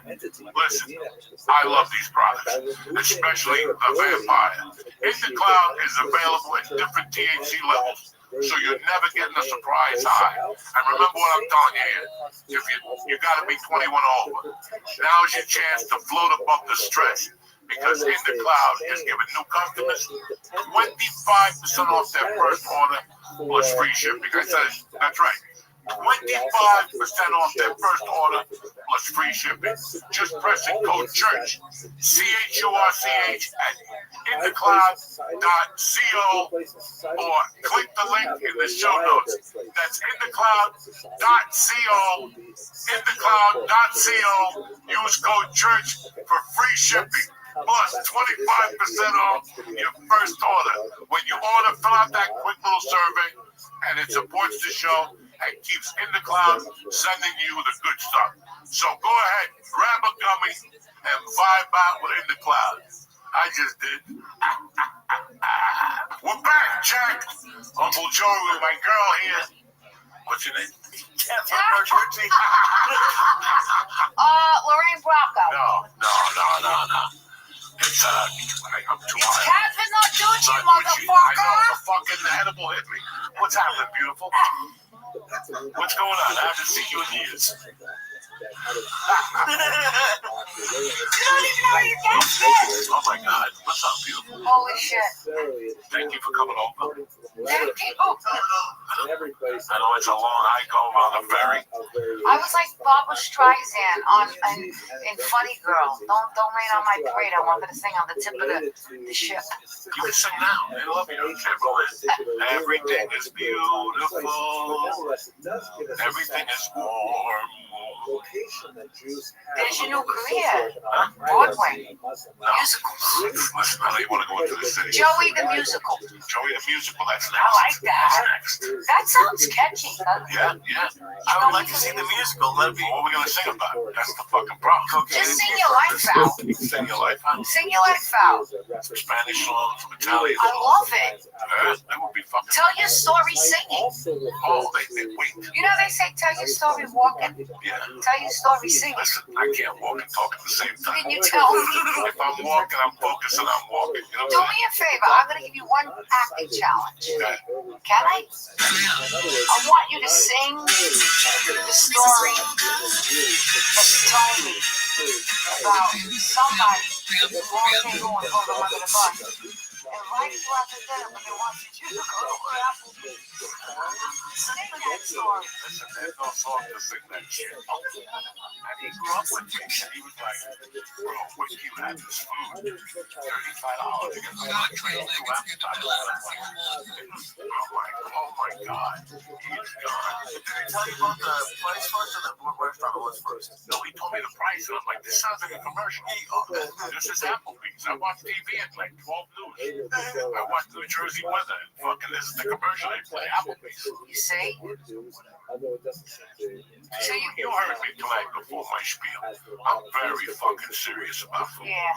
And when I was in California, you ask him how hard I railed him. Because we're fucking East Coast people. Yeah. We don't need to be reminded of what we can and can't eat from our childhood. We're not gonna eat shit just to hang out with people. Like I refuse that. Shit. Yeah. Like if you call me and go, hey, we really want to invite you to a table read, and I've done this before. Across from where? Up the block from Church's Chicken, where that Church's. The one in LA with the fucking waffle. Oh, with the waffle house. Wasco. But across the street, there's a studio. A couple blocks from there, Gower Studios. Gower. Gower Studios. I was supposed to go there for a table read and shit. And they're like, we're going to take you to lunch first at the Hindu restaurant across the street, and I can't smell curry. And I told them I can't smell curry, I get sick. And they're like, we're going to have it, it's going to be great. And I go, I'm not going in there because I'm going to get sick from the curry. I'm telling you, I cannot smell that pungent curry. I don't mind all the other stuff. It's the curry involved. Yeah, it's a strong smell. And I wouldn't go in there, and I didn't get the role because I wouldn't go. I didn't give a fuck. I don't eat curry. Papa don't eat curry. I don't want to smell it either. It makes me sick. My cheeks get red. I'm like, kids are allergic to fucking peanuts. I'm allergic to curry. He also refuses to go to Thai restaurants. Yeah. $100 in it. Yeah. No, because I had a friend who had a wife that was Thai, and she didn't do the dishes. And the kitchen was always dirty, and she had those fruit flies in the kitchen. So if you're a woman and you allow fruit flies in your kitchen, you have fruit flies in your ass. I don't want to do business with you. And this is why he doesn't eat pad thai. Well, except he breaks his own rules. See, that's where it gets me. I love pad thai. I love pad thai. But I get it from a Japanese place across my house. That doesn't even make sense. That's not that good either. You know what I'm saying? I was talking about LA where you like the toys. best pad thai is toy.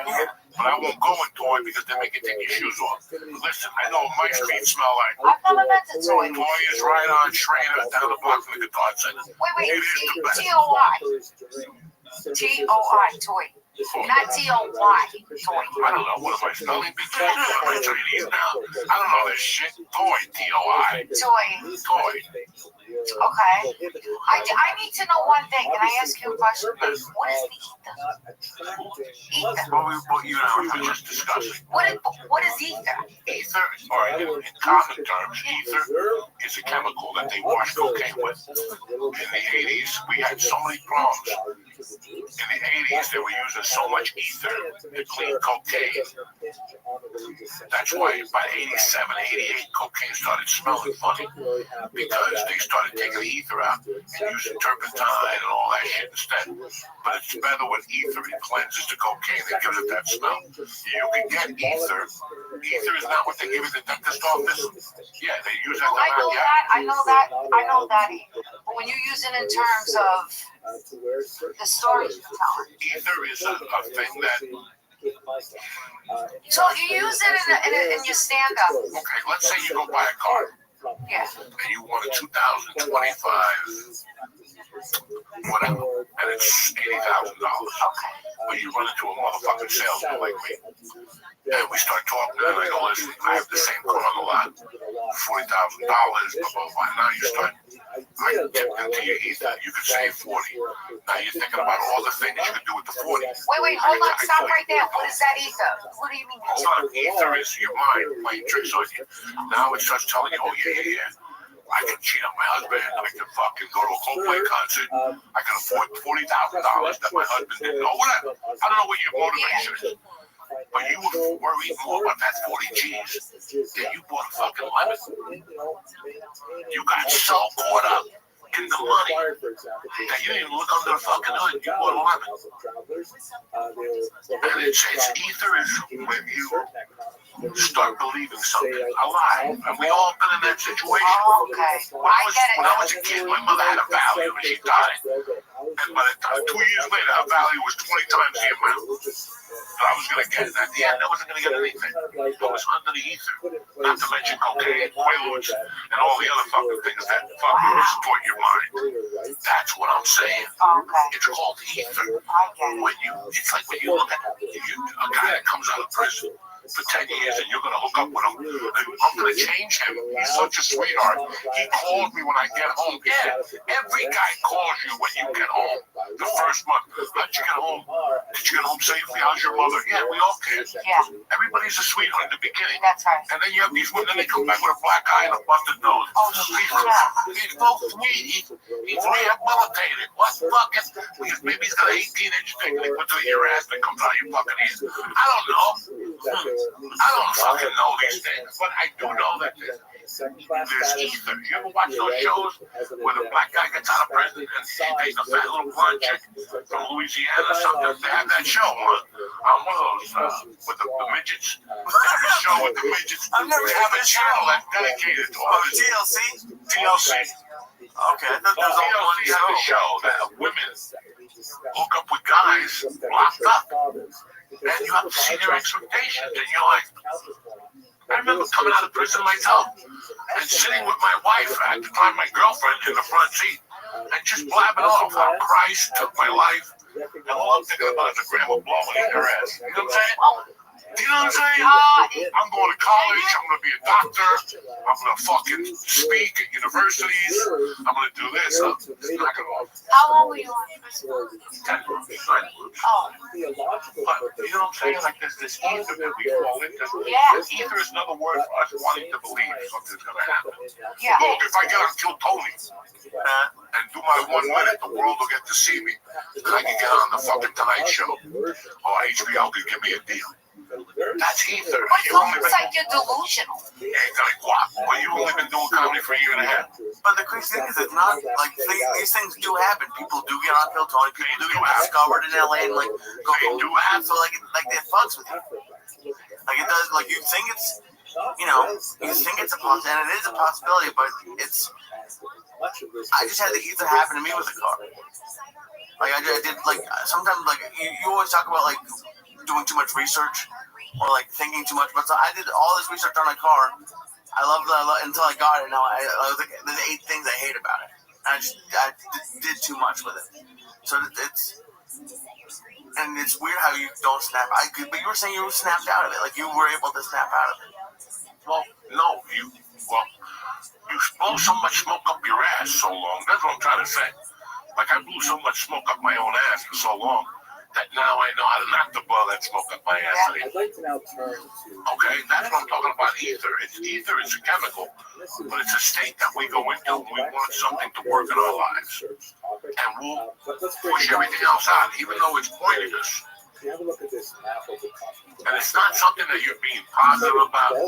This could be like this is like the motherfucker that comes up to you and says, if I grow a pound of weed with your name on it, okay, there's sponsors that'll come on this show.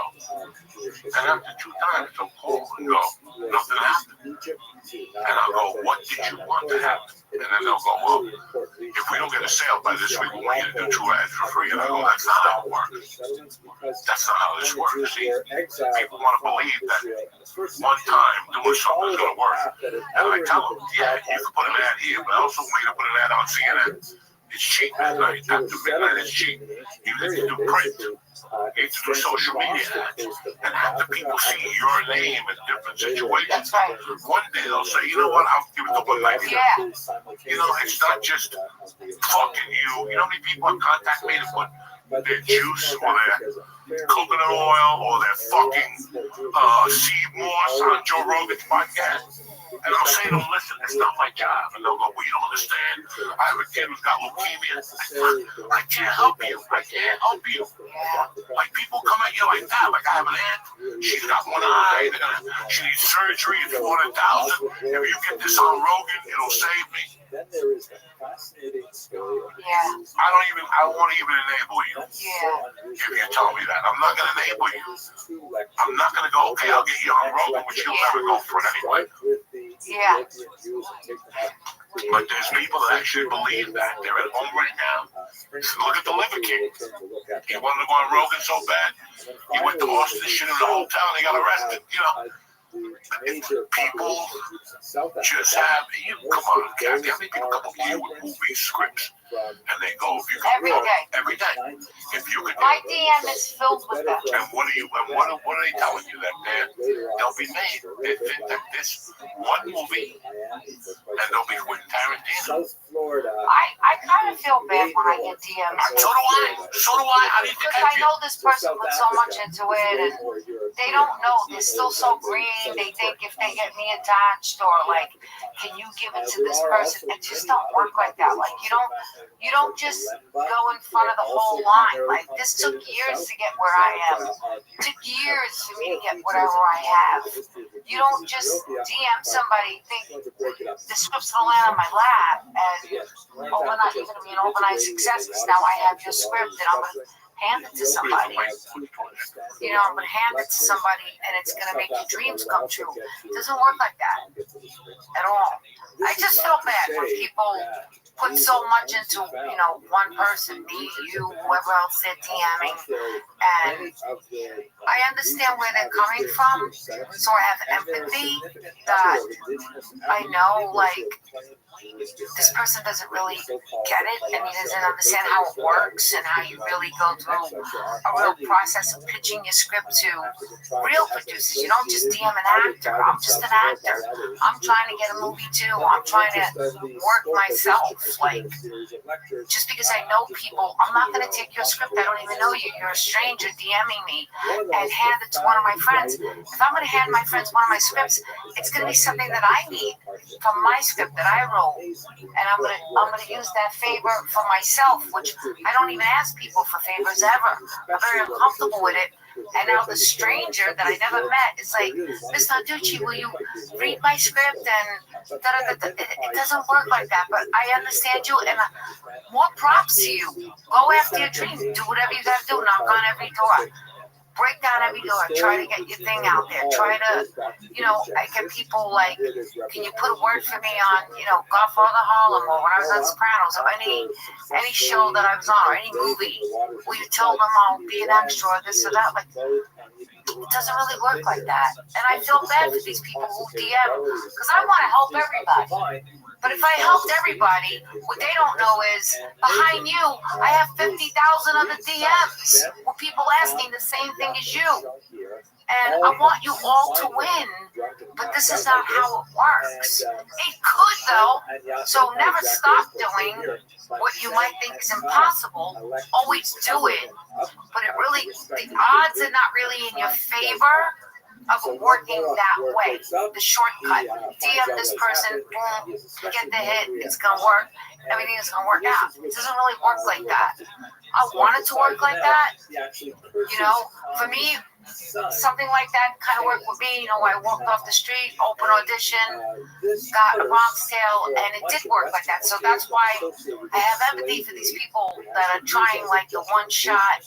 If I just do it, DM people, however they're doing it. It might work. Maybe somebody will answer you and will get it to somebody. So don't stop, whoever you are. Keep doing what you're doing if that's the way you want to do it. Most likely it won't work that way. You got to go through the proper channels, and I think you have more of a shot working it that way. And I have empathy also. That's what you have to look at it. I'm empathetic also. But here's where it doesn't get good. I've helped those people. I've been one of those guys that said, let me see what I can do. And I've done it too. And then it doesn't turn into one favor. It turned into two or three. So it went from my watch, borrowing my watch for the day, to now you're going for my whole arm. Well, that's right. People don't know when to stop. That's one thing. And then the other thing is, I look at the reasoning they're coming at me with. And like I said to you guys, I've had people contact me and say, I need this. My daughter's got leukemia. They know I have a daughter. So they hit me that way. Okay, they hit me with weird stuff. Well, that's called a guilt punch. This weed shit, this weed business shit, those are the biggest maggots in the world. They're the biggest maggots in the world. The weed business, the way they leech onto you, they're the biggest fucking maggots in the world. And that's why I don't mess with none of them. I've cut them all off. You can't even get one of those motherfuckers on the rock. Because next thing you know, you're a spokesman for their company. And you can't go. You got to be very careful. And you try to walk the earth as a Christian kung fu, helping people out. But people don't know when no is no. People don't know when you reach your limit. When there's nothing I can do for you. I wish I could help you where you're at. Before anything happens in my world, I got 20 people I love and cheer for. Before I donate to the Red Cross or fuck to this guy, I got 20 family members that you know what I'm saying? If you think I'm gonna give 200,000 to some art gallery to have a party and drink wine, but my fucking people are starving, my people ain't doing shit. No, I'm not doing that. That's what most people do. They want to save the world, but not the people in front of their fucking eyes, okay? I'm one of those guys. So you want me to do this for you. Meanwhile, I got people.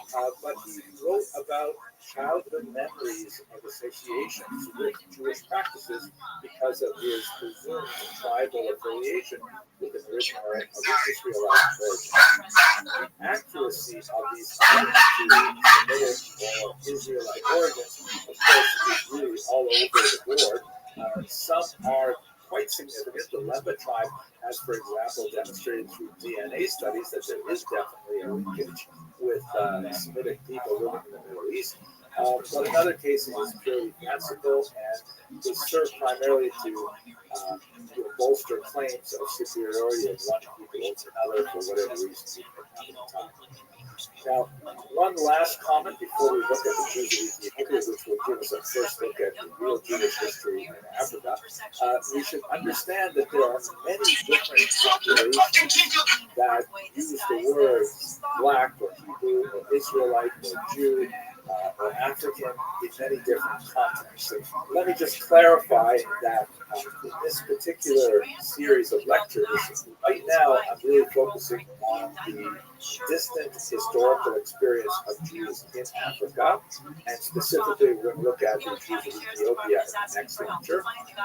But I am not speaking about many other peoples who claim similar origins, especially when they're living here in the United States of America. It's an entirely different phenomenon that is definitely deserving of study, but not necessarily historically linked to the populations that I'm going to discuss here. There are movements in America that call themselves Black Hebrews or Black Israelites because they identify with the ancient Hebrews or Israelites, sometimes with a bit of animus to people who identify as Jews who do not necessarily have African origins. there seems to be a certain amount of hostility to Caucasian Jews, for example, with the claim that somehow Caucasian Jews have supplanted the true identity or true racial features of Jews, portraying themselves as Jews, whereas the real Jews would have been of a darker skin hue. I am not going to evaluate those claims in this particular lecture. We may come back to it in the future later. But right now, we're just focusing on the Jews of Africa. It's also important to note that there are many Jews who are of African origin for whatever reasons, including conversion. There are some tremendous individuals who have converted to Judaism because it is effectively colorblind. The state of one's skin color does not have a reflection or bearing on their candidacy for conversion to Judaism, although it is less common. But they and their children remain Jewish, and they have significant populations of Jews of color throughout the world. Okay, enough background information. Let's have a closer look at the Jews of Ethiopia, which I find absolutely fascinating. Thank you for watching this brief introduction. At least 18 people in Ukraine have been killed in the major Russian air attack on Kyiv. Dozens more people were hurt in the early morning attack. ABC's Sky Davies says Russia fired hundreds of drones and missiles, most of them hitting targets. President Volodymyr Zelensky is saying these drone and missile attacks were a quote, clear response to everyone in the world. For a ceasefire, a total of almost 600 drones and over 30 missiles were fired by Russia across Ukraine. Zelensky says Russia is choosing to continue the killings over ending the war. And Michael Jackson's oldest son is engaged. The Jews of Ethiopia are absolutely fascinating, and I really enjoyed doing the research for this particular video because so many of the norms that I'm used to by studying the history of Jews in the Middle East or in Europe are out the window because things are so different in Ethiopia. So a lot of this was new to me. I was also surprised by how much of it was actually very similar. I said, well, of course this is Jewish history, even though it's happening in a very different cultural environment. A lot of the parameters and constraints put on the Jews of Ethiopia were identical or at least commensurate with those that Jews in Sephardic and Ashkenazi lands experienced. I'm going to speak in this video only about the experience of the Jews of Ethiopia until the late 19th century. There's quite a bit of material here, certainly enough for this lecture, but I have to set aside the remarkable events of the 20th century for a much later lecture when we look at the experience of the Jews of Ethiopia as they finally returned to the land of Israel. It's really an amazing story, but I'm going to have to leave that chapter of it for quite a bit later. Let us now turn, however, to the Jews of Ethiopia and specifically their discovery. The term discovery in itself is something of a colonial term because, after all, the Jews of Ethiopia didn't need to be discovered, they simply existed. But they were discovered by the Europeans. So the most important figure in bringing the attention of a Jewish population in Ethiopia to the minds of Europeans, Jews and non-Jews, was James Bruce, this 18th century explorer, who wrote this remarkable book, Travels to Discover the Source of the Nile. And on several trips, he actually went and he encountered the Ethiopian Jews. He wrote about them in quite a fascinating way and really drew the attention of much of Europe to this unusual Jewish population. But by the time James Bruce came on the scene, he had learned about the Ethiopian population for hundreds of years. Just to give you a few examples of the earlier references to them. There is a remarkable story of how God into the mysterious character who appears in the 9th century and claims to be associated with a Jewish figure that some authors have identified with Ethiopia.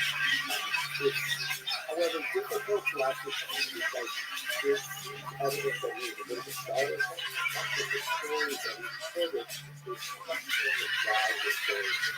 More likely, he actually came from the region of Arabia, and much of the events that he described, the traditions that he described, really does not pertain to what the Semais must have been Ethiopian Jewish history at that time. So there is a reference here that some historians rely on, but others regard as suspect. Then we have President Fidela, more reliable source, Jewish traveler who made his way through much of the Jewish world, and he reported with significant detail what exactly he saw.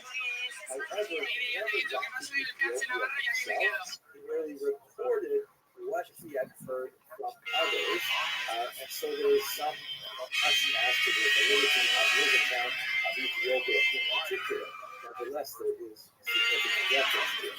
Rav Ovadia Bartanura, also known as Bartanura, or simply Rav, very important commentator on Mishnah, writes about the appearance of African Jews, Dutch Nubian Jews, showing up in slave markets and needing to be redeemed by the Jewish community. Much more interesting and reliable source, which is certainly confirmed by the extensive writings of Rabbi David and Abi Zimra, known as the Radbaz, an abbreviation of his name, in the 16th century. He was the preeminent rabbi of North Africa, who was very active in Cairo in particular, and he dealt with specific cases regarding these people from Ethiopia, and he absolutely confirmed that they were Jews from the tribe of Dan. In particular, he dealt with the question of whether a slave woman. And it's been with me for 20 fucking years, walking around, eating, taking shit, fucking, whatever, you know. That's not what people don't understand either. Like, I get requests for things. I mean, I get people asking me to ask Joe Rogan for UFC tickets. I want tickets.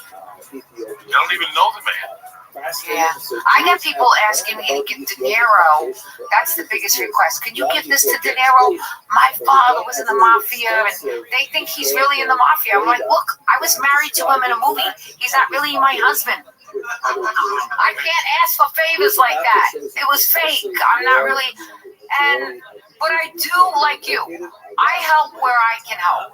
But people that I know, or sometimes a stranger, one stranger will hit it right, say it right, do it in a way right, where they're not trying to not do it right, they're just being them, and I see it's coming from a raw, honest place, and they're like, Ms. Naducci, if there's anything, I'll be an extra, this, that. And I'll go look at their page, and I'll look at their face, and I'll look at their eyes, and I'll go, I like this guy. I'm going to help this one. And I'll go to casting if I'm on a show, and I'll be like, if there's any extra stuff, get this guy. And I'll help my friends if I can help, you know, even acquaintances. Most of my friends are on their own, and they're doing their own thing. They don't really need my help, but like, some acquaintances that want to be like, get me a little role, an extra job, or something like, I will go right to casting. I have no problem with that. If I'm on a show, you do have a connection with casting. That's somewhere where you do have a little, not pull, but a real connection where they may listen to you. You can help them with some extras. And I can do that. I'll do that. I'll help people. Or my friends that are actors, like, certainly you're a great actor. Like, I'll be like, he should be on Godfather. What are you kidding? Or like, whatever I do, I always mention my friends. But the people will just DM and send me a whole script. They expect you to read it. You know, you're so busy. You got so much shit on your own team. Motherfuckers are the ones when you're eating dinner, or you're at a bar talking to somebody you haven't seen in 10 years, and they come up to you, excuse me, and I don't mind the excuse me, nice to meet you, I take a picture. Yeah. But it's some motherfuckers that had 3 drinks in them. Yeah. See, because once you involve alcohol, that's a complete different animal. Yeah. Now they just want to sit next to you and stand there and ask you creepy questions. I'm telling fucking Captain Narducci my life story. I don't need you over here, but they don't understand that. Yeah. And if you say something to them, they get offended. Yeah. They want to talk business at 11 o'clock when you're on 3 mushrooms, you smoke 18 joints, and you're fucking high. And it's like, guy, Yeah. you know, it never, like people, we talked last week about, I learned something from acting, and I took it for the rest of my life. What was it? The moment before. Love it. The moment before. It's so important. But then when you look at the moment before life, When some guy runs down the streets and says, Catherine, fuck you, I hate it. The Sopranos, and it's 8:30 in the morning. And now you have two things. You can look at him and go fuck your mother, and lower yourself. You keep walking and go, what happened to him at 8:05 in the morning? What happened to him? Did his wife bite his dick? And what happened to him the moment before? Because if you go at him when he comes back with a knife and stabs you, it's like people in road rage. When you get beat up in a fucking car, you don't know where that guy was the moment before. It's so very important. It's so important. So, you know, I'm sitting there talking to Catherine, not doing shit at a bar, having 3 drinks with him. This idiot comes over, hey, Hugo, hey, this guy, a big pussy. And then on and all of a sudden, you know, my mother just died.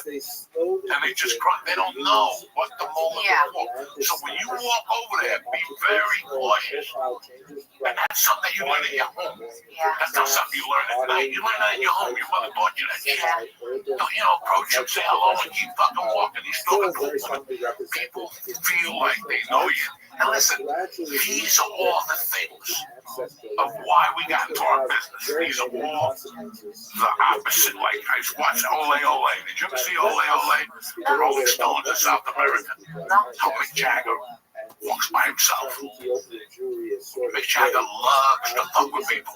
So, like, remember a year ago, he went to Nashville and sat at a bar with an hour. He's the king of that shit. And they asked him, they said, Bill Murray does that too. Aren't you scared that people are going to buy him? And Mick Jagger goes, it's part of the gig, man. It's really part of the gig. That's all part of the gig. I love people. It's the people that come up to you expecting something. You know, I told the joke on stage. I go to a strip club from my house. Once or twice, I go in there. I eat some mushrooms. This is true? I go in the mushrooms. You know, there's like, there's nothing better to see. There's not damn TVs, and the music is good. The DJ is hilarious because he curses and stuff. He's like, get this big ass bitch up on stage. All that type of shit. So you're just strolling, dipping in and out, get a news, go home. I won't even get a lap dance. You just going in, you get the dip in and out, little news, go home. Every time I go in there, wrap it up. The first night I went in there was great. The second night, 3 kids come over to me all creepy. Now, if this is a strip club, look your best. They still got the hat on from the farm. You know, 3 fucking dudes in boxes, you know, like they said. Everywhere else in Brooklyn, they're all farmers. These guys were farmers. They hadn't bathed. It's Friday. They went right from work to out there. And they stole over to me. You know, you Joey Diaz. And I went to a strip club. Dancing titties. Russian chick up there shaking her tits, looking like a bull. You Joey Diaz? Yeah, I'm Aaron Rodgers. Hey, do you really know Joe Rogan? They're 25 years old. Then they start with, does he really eat elk meat every day? Does he really go in a tub? And I go, yeah. But the whole time I'm thinking, this is society. It's like that guy you bumped into with the big ass that said, oh, God. They got no testosterone. Why would a 25-year-old talk to a fat fuck fella, old fuck, about another old fuck that lives in Texas that eats elk? There's pussy everywhere. There's bitches everywhere. But you rather talk to me about Joe Rogan? And does he eat elk on a Friday fucking night? And you want to ask me what's wrong with fucking society at the highest level?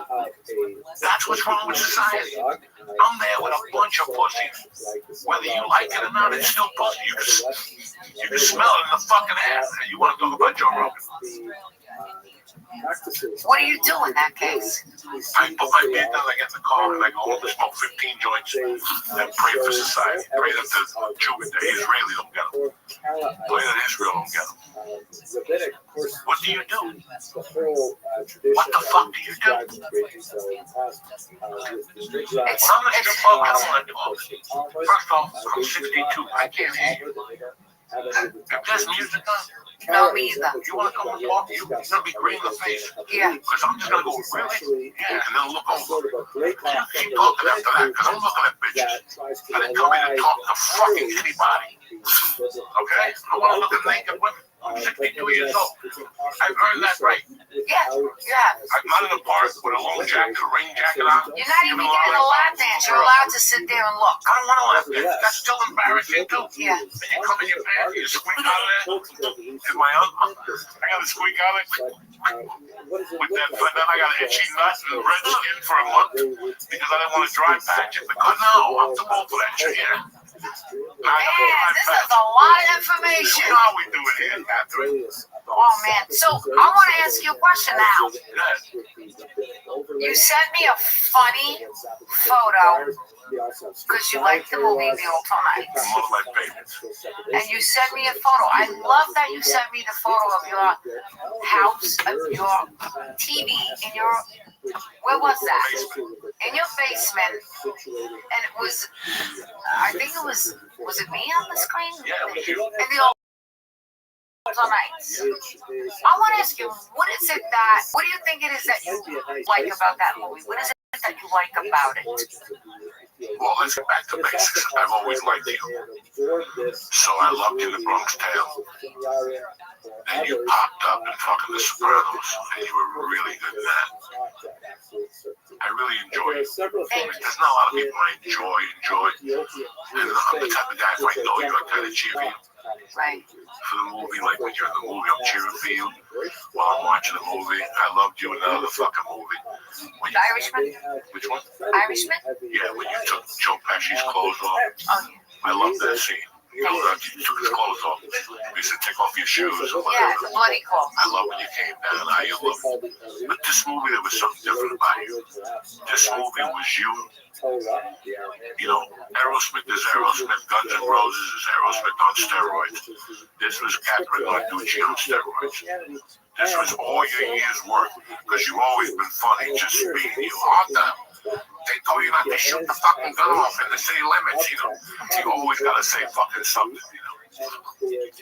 But this movie, you were extremely funny.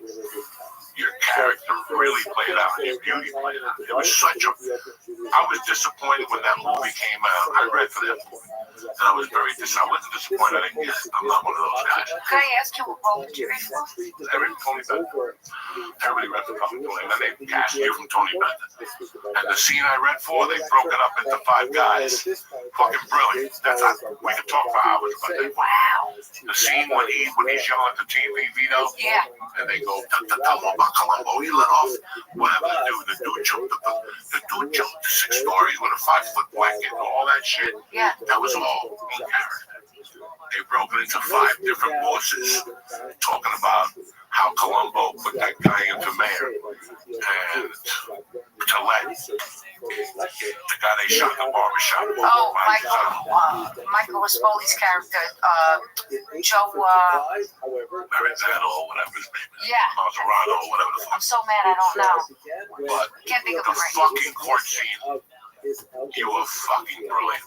He spends all his money on the boutons. It was very reminiscent of the scene when Christopher gets AA night when you all go to his house. It was turned into the intervention. It became a circus.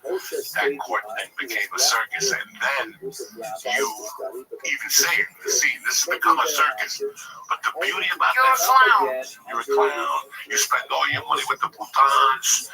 Ask him. He gives all his money to the boutons.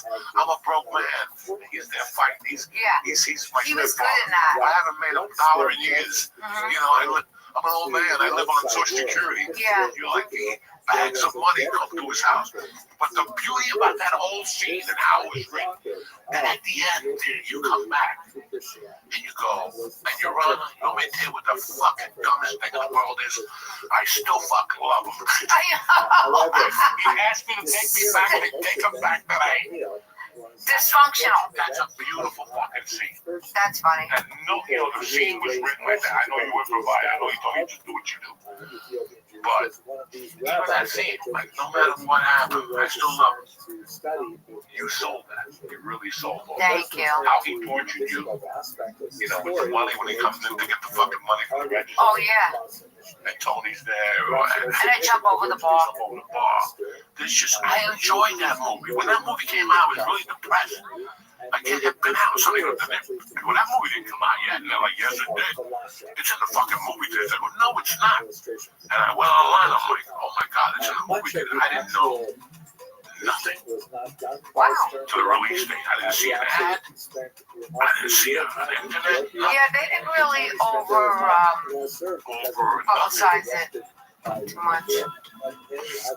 The problem is, when you have such a big budget like that,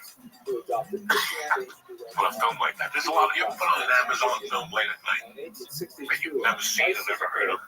I don't have Amazon. Like 5 out of 10 of them are. Okay. Like I just watched one about DiNapoli. He's a mob boss in Brooklyn, and he goes and he gets hit in the head. And he goes into a tree. Oh shit! Oh my God! It's horrible, but funny. Vincent D'Onofrio? Yeah. He's a mob boss, and now he gets hit in the head. He gets his old men go to shoot him. He jumps into a lake. They think he's dead, and he shows up on a tree. What do you mean, a tree house? In a tree house, because they're gonna tear down the forest.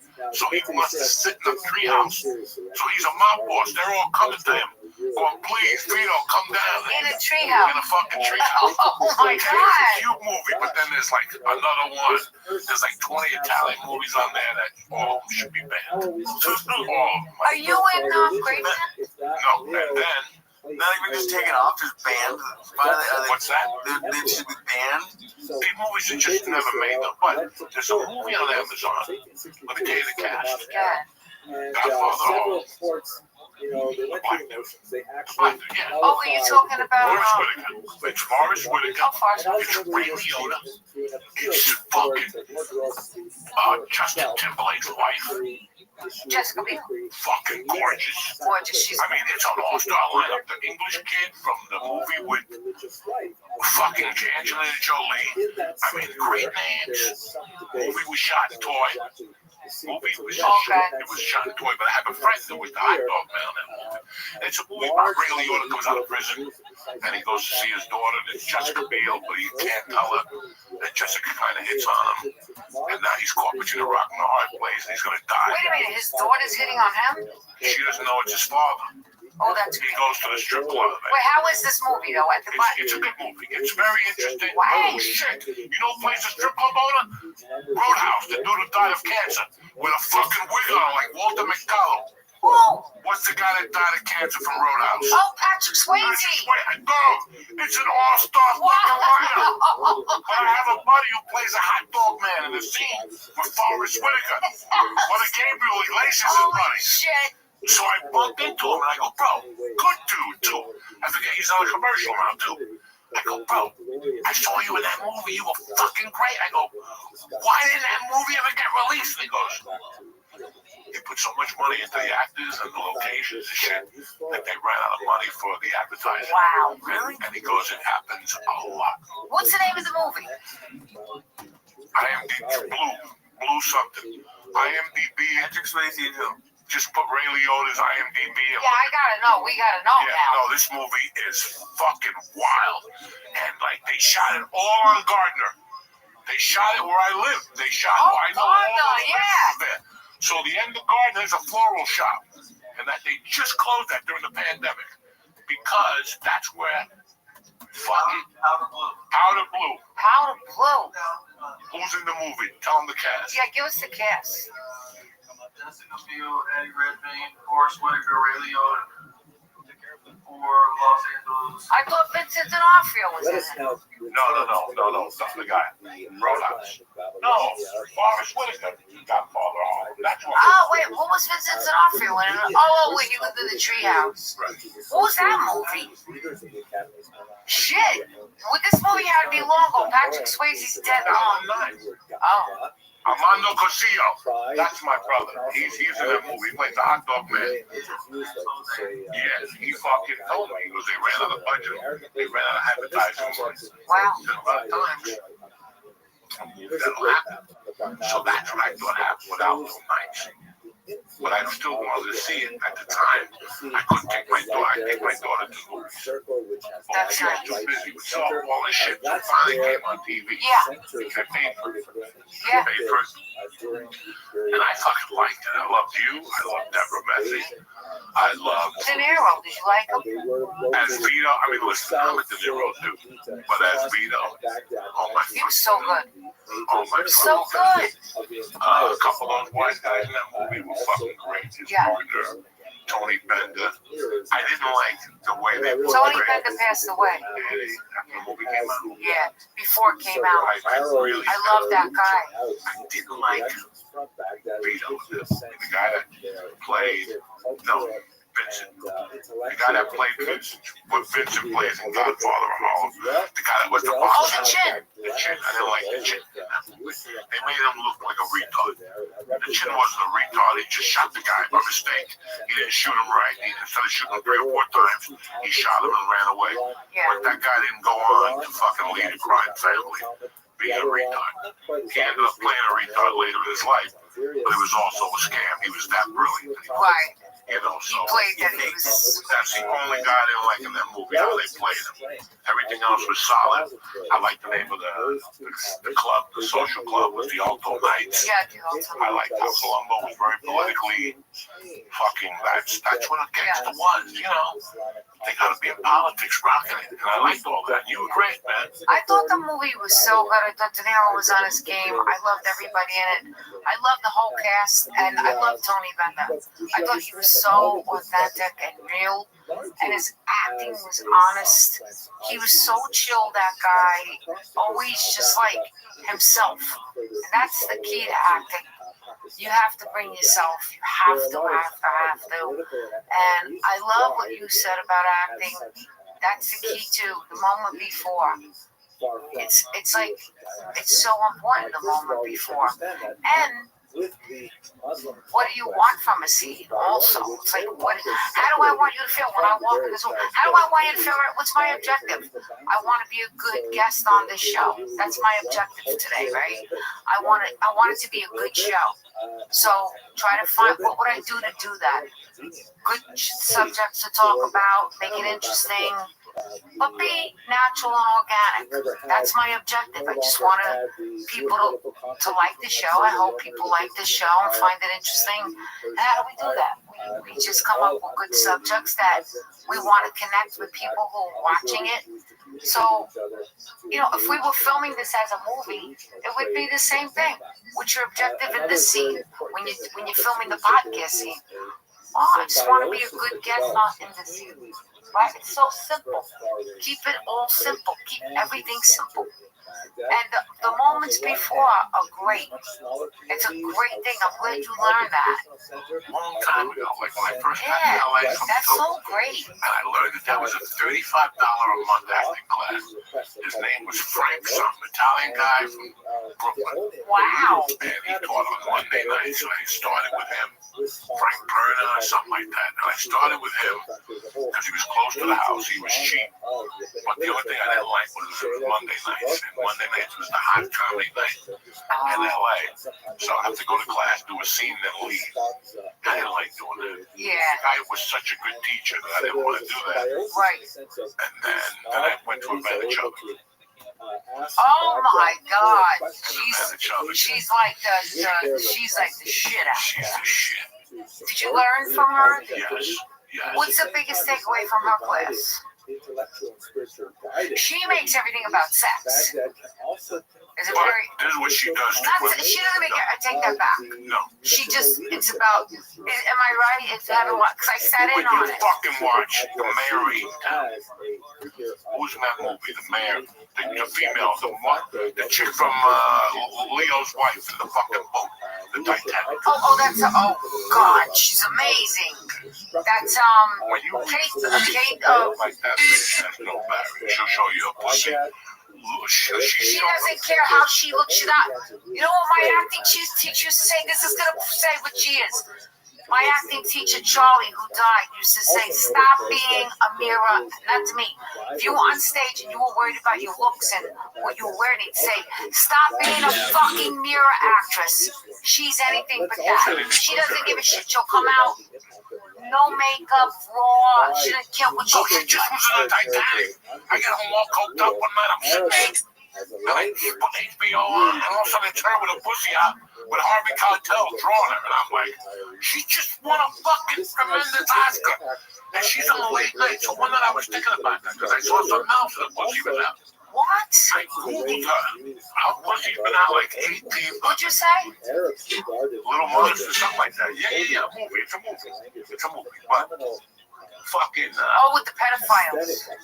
It's crazy that she doesn't care. I read an article where the producers called her and said that she looked chubby, and she goes, "Leave that in." That scene where she fucked the guy in that, and the pussy was out. I mean, she's fucking nuts. That's what Ivana does to you. Ivana takes a woman who's grown up in my house, let's say.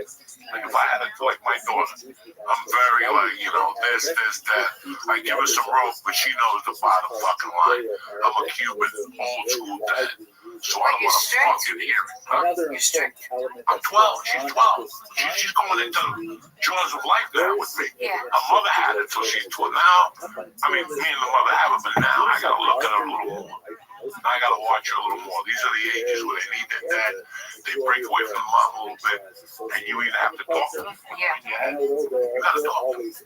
What's going on? You know what I'm saying? You gotta talk. So now you told me to fuck off what I was gonna say. No, you're talking about how you with Kate. You said Kate. So when you get a girl like that moves to Hollywood and says, "I'm never gonna show my titties," that's great. Until you walk into a Van's cat class. Havana's like Mitchie Shore. When you tell them what you don't want to do, that's the first thing they make you do. I told Havana one day I don't like Havana. 300 fucking times. Don't fucking put me in the scene to kiss a fucking girl. Next thing you know, you're kissing a girl.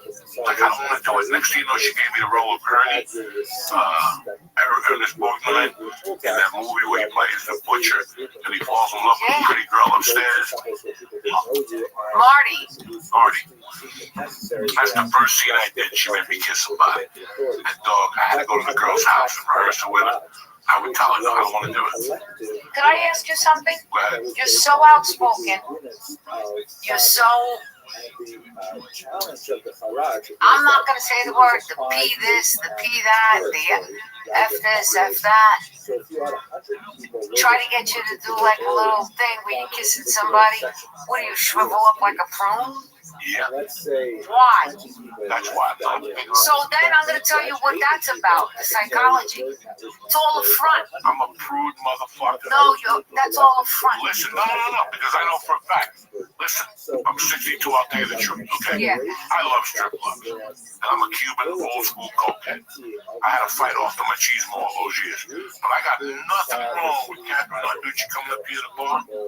They're going to Kathy, why you talking to me? I got an 8-ball of coke, and I'm going to suck your fucking uterus out. Okay, and I want you to go, you're right, let's get the fuck out of here. Is that how they would go? Now, God forbid, God forbid, Catherine Narducci said to me, hey, I got an 8-ball of coke, let's go back to my house, have a few cocktails. Reverse it. I'm done. I run out like a pussy. I've done it before, and I'll do it again. And especially, it is the weirdest fucking thing. So when I go to a strip club, I don't mind me going to you if I'm coked up and drunk. I haven't done coke in 18 years. So that side of my personality left. So now it's even more. But then I felt bad for the girl. I'm 300 pounds. Why would a pretty girl want to kiss me? That's forcing myself. Even for a fucking scene in a movie. When a girl has to kiss a man in a movie, the guy's at least a fucking 8. Okay? And she don't mind. He's an 8. Okay. I was a 4. I don't want to kiss a girl that's a fucking 10, that's 20 years younger than me or 10 years younger. Can I just say something? Go ahead. Do you love acting? You're an actor? I love doing it. Are you an actor? I don't know. Oh, I like that honest answer. I don't know. It depends who I'm around. It depends who I'm with. It depends who I'm in a scene with. It depends who I'm working with. I don't know. I can't do voices. I can't do fucking accents. I can't dance. I can't jump up and down, so I don't really know. I can look at your eyes. I can be sincere. I know all the principles of what I want to do because I stole the principles of acting and used it in my stand-up. heavy to carry around, awkward to So I was one of those dudes that understood acting. read, Yeah. all kinds of things. Like I just told you about a movie I have an audition for. The Yeah. next evolution of information. Like I go to New Mexico, they're paying scale. They want you to play Italian, Mexican. Right, but What do they call it? A farm? that's not the point. That's not the point. At the border? Right, smuggle or whatever, right? But the point is this. Much The point is this, that record, store, it's a chance to have. Something's kicking in over there. Oh yeah, he's all Holy Zamboni. shit! He's all Zamboni. Kick it It's in! his lucky night. So, you know, there was a time when I was already on top of that. Remember, I booked a bunch of movies from sending tapes in. I do my own auditions. I get films in pre-production. I get the scripts from the agents. Do you feel in your heart? You feel in your heart of hearts, in your gut, the same way if I said to you, Joey, are you a comedian? Are you a comedian? Are you a good comedian? Yes. Do you understand comedy? Yes. Do you think you're a good comedian? There's better comedians, but I'm good. I can hold my own in a room. Let's just say that. Okay? Okay. I can hold my own in a room. Okay. I'm not the best comic. I'm not the best writer. But energy and heart and enthusiasm always wins with me. Okay. It could be a minute joke, but the way I enthuse about it, it becomes bigger. It's smoke and mirrors. Do you think that you were born to be a comedian? Yes. Is there anything else you can do better than comedy? Rob, plan. I love all that. Still today, you could steal better than you could be a comedian? No. That's not even in my world anymore. Okay, so I couldn't be a burglar now. You know what I'm saying? So- I couldn't walk on the ladder. I can't go in through a mirror. You know, I go in through a TV. I go in through a fucking window. I'm going to be soft before this. So stealing was survival. Comedy is for survival too, because comedy, I mean, I'm not a comedian, but I'm an actor, and I understand the art form of any musician, a painter, a comedian, an actor. It was survival until I realized the stakes. I say that to you. That comedy was survival. I didn't want anybody to get a touch of me. I just got one of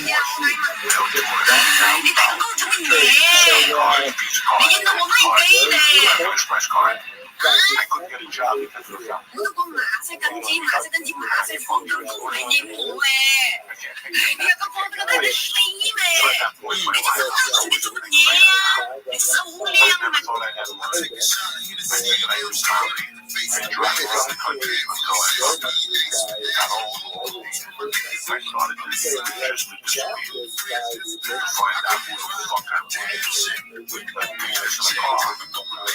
Cadillac, there was no Maserati. It was an 89 Nissan Beach with a broken suspension, and I just wanted to go out there. But then the stakes got high. Yo, what up? And then I found out that Tim Allen had done Nathan, what's going on, pimp? Can you hear me, son?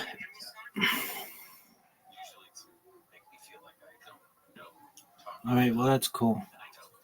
Lenny Bruce had been arrested a few times, so I felt in a good company. And then I read a Lenny Bruce book, and he broke it down. He lived at that hotel, the Chelsea, and he was heroin, and he fucked with strippers, and he slept all day. And I'm like, I'm in. That's what I want to do. So you identified with Lenny Bruce would play in the jazz club, being a comedian at a strip club at night, and then going back to a hotel with no responsibility, no rent. You know, you pay rent, but it's not a big house. You don't have to pay HOA to mow your lawn. It's just a fucking room, a woman, and a fucking syringe. And you're fucking sucking, and you're writing comedy. What could be any better than that? But it didn't work out for me that way because I didn't want to do everyone and do comedy. So what that meant to me was that you didn't want to be part of a society. It was like joining Hell's Angels. It was like So you were like a rebel. joining the mafia. You were a rebel. I was a rebel because I had no choice. Because I couldn't get a job in the regular world. And I'm one of those guys. anything bad, but as much of a douchebag as he is, I'm not saying this. I'm saying from people's opinions. People don't like Sammy the Bull Romano, but I got news for you. Sammy the Bull Romano, nobody liked him. I understood why.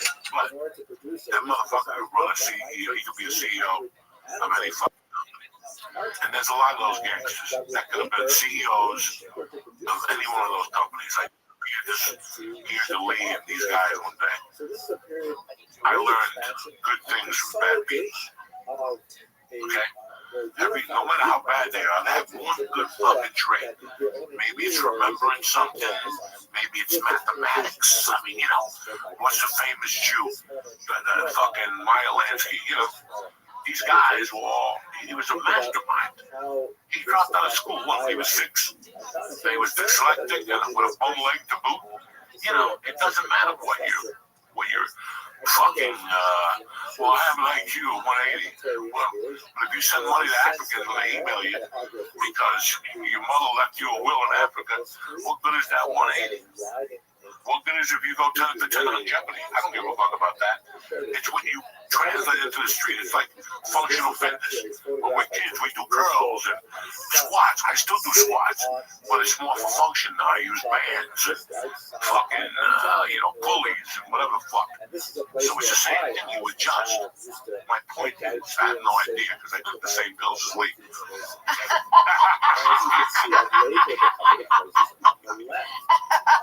Well, here's my question is to you. Do you think you're a good comedian? And were you born to be a comedian?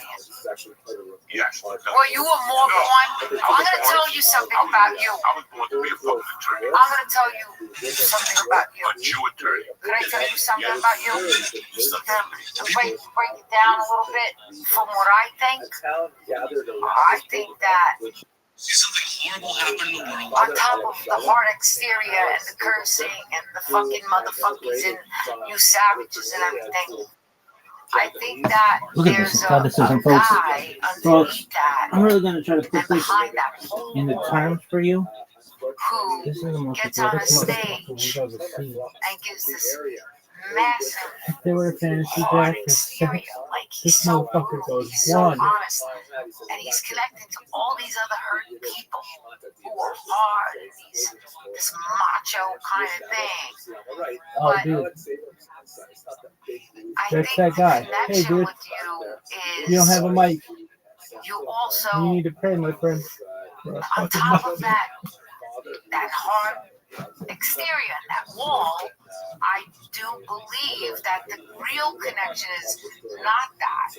I think that we see through that wall and see that there's a guy behind all that who is actually like this really good guy, this teddy bear who you're on stage being a comedian and you're good at it. These are all your survival skills, and it's also you connect with these broken people in a way through your comedy. It's kind of like what's the word I'm looking for when you do reverse psychology? You're doing sort of a reverse psychology where you're like, come on, you motherfuckers, and you're like, you're using that, but you're connecting in a way where you grab them because they understand. We understand what you're doing. You're good at what you're doing. Like you're making a connection with these people with that hard exterior. This guy is having a meltdown behind the scenes.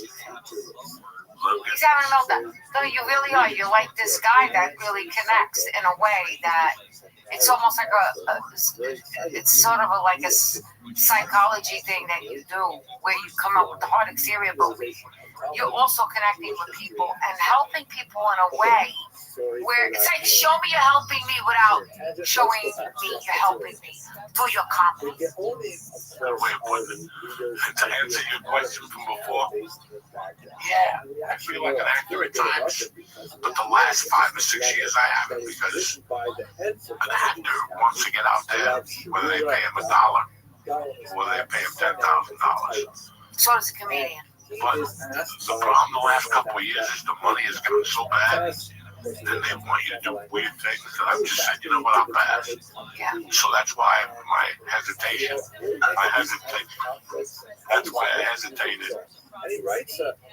That's why I hesitated answering your question. That's why I hesitated answering your question. What about are you an actor? Because I got offered to play, but I didn't want to do it. Why? It was in the heart of fucking July. It was a weekend in New Jersey, which I don't know about you. I don't think people want to play in New Jersey on a fucking weekend in July. Okay, but right away I don't want you to sound like I was negative off the bat about it. The real reason was the time. I like my time at home. I like my time with my daughter. I like being close to her. For the first 7 years I was always doing a podcast or doing something. And I was in her life, but not. And I saw the change when we moved here. Because women don't want to be loved. They want to feel secure. Yeah. She doesn't need to hang out with me. She comes down 3 times a night. Look, Dad, are you okay? And then she'll take a water and get right back on the phone. But she comes down. And I can see that. So I like being around. Yeah. You know, like I like being around. I like when she gets home from school. My parents went home when I got home from school. What a fucking horrible existence. In the old days, somebody was always home when you got home. That's called a latchkey kid. That's called what? Latchkey kid. What's that? That's a kid who lets himself in. Yeah, I was a latchkey. I was a latchkey. Then nobody's home. I wanted to be a latchkey, but not now. A little later. Yeah. A little later. You follow me? There's just so many things. And when you do a play, you have to commit. That's a commitment. You just can't wake up and go, okay, I don't feel like doing it. It's like anything else in life. Okay, you committed to something. There's 8 people waiting on you. 8 people waiting on you. And like again, I'm getting to an age where I wake up in the morning. I may have to go to the Bronx to see you, but I smoke a joint. I change my mind. Yeah. I'll go, that's it. I want to eat clams today. I don't feel like eating spaghetti. You won't go. Well, you know what? I have a T-shirt that I had made, and it says, "I'm not a planner. I'm a canceler." I cancel everything. I make plans and I fucking cancel them. I'm a professional canceler. I'm lucky I'm here today. I'm happy I'm here. But I'm happy I'm here. I'm happy I'm here. I got to meet this whole great. Let me tell you, by the way, people, his behind-the-scenes crew is the best. The best. The conversations behind the scenes should have been filmed. It should have been filmed. You missed the gold. The gold was behind the scenes. Starting on the 8th. Who's Rudy? Rudy's. You like Rudy's. You don't want nothing but Rudy's. You want no frills, in and out. No small talk. I want to eat. I want to be in and out. I told you. And you only want his chicken cutlets. Listen. Your chicken cutlets. Your chicken cutlets are Oh my God, the best. Listen, in today's world, I want you to think where you came from and where you are today. All we have is a little bit of loyalty. But if we become these people that every time, oh my God, there's a new Nico open. It's great. It's something. I gotta go to Nico. You know what? Who gave you fucking food on the arm when you were broke that time? And that's what we've all forgotten. Everybody forgets. No, we don't eat there. We eat Angelina's in Staten Island. You don't run a water at all. Leave me the fuck alone. We all grew up, we have one place. That's all you have. Keep it simple. This fucking jerk off goes to a pizza place. And all these saps run after us. Dave Portnoy, a skinny fucking Irish kid from Boston. Dave Portnoy. I've never seen a society of such suckers. Because the East Coast is made of great pizza. We don't. There's so much good pizza now that if you make bad pizza, you get ousted. So everybody has a different flair to it. So for you to tell me that you're going to drive 2 hours to get a slice of pizza, something like that, it doesn't work. Well, you're not into the trends. No. And you're not into the gurus, and you're not into follower to follower. Because this is follow the follower. This is God is for the dance. Now you want to be Johnny Bananas. That'd be better. And that's what the problem with us is. Everybody forgets what God was going to fucking dance. That guy get to the dance for years. And okay, you may be born. But you better go in there once a month and pay your fucking respects. And keep your fucking mouth shut. To a pizza place? Whatever. I grew up in Roma part-time. See, you're not from that world, Lee. I'm not. So you would never understand. She grew up in the Bronx. And there was, wherever the fuck you grew up. And there was 1,000 fucking places to eat pizza. But there was one that your mother and father went to. And you went there every day. And you went in there after school. And Mr. Nicky, whatever, he gave you a slice, he gave you an Italian ice. Your whole life was in there. Until you went away to college. And when you went to college, no matter where the fuck you went to college, you kept saying, man, I can't wait to go home. To get a slice of that fucking pizza, okay? And you went back home and you got that pizza. But now you moved to Asbury Park. You know, I like the Sicilian with the whatever. Leave me the fuck alone. Leave me the fuck alone. I get it. But every time you come up, pay your fucking respects. Pay your fucking respects. We grew up in that fucking place. What the fuck is wrong with people? Oh, so you feel like people are jumping ship? All the time. All the fucking time. Jumping ship. All the time. To the hottest restaurant to impress somebody. Oh, we went to Lola's. Shut the fuck up. Yeah, I get. Shut the fuck up. I get what you're saying. Shut the fuck. I just moved from LA where there's no loyalty. 20 years I sat there, no loyalty. Nobody. No, we went to only no. You're from fucking Jersey. Why are you eating that shit? Oh, because it was good or because? No, because this one said so. The forces of being, or what is it? Let's tap into what the fuck you're doing. You're not one of these fucking Americans. Why are you acting like them? For 30 years, these Americans fucked you in the ass. Now you want to be like them.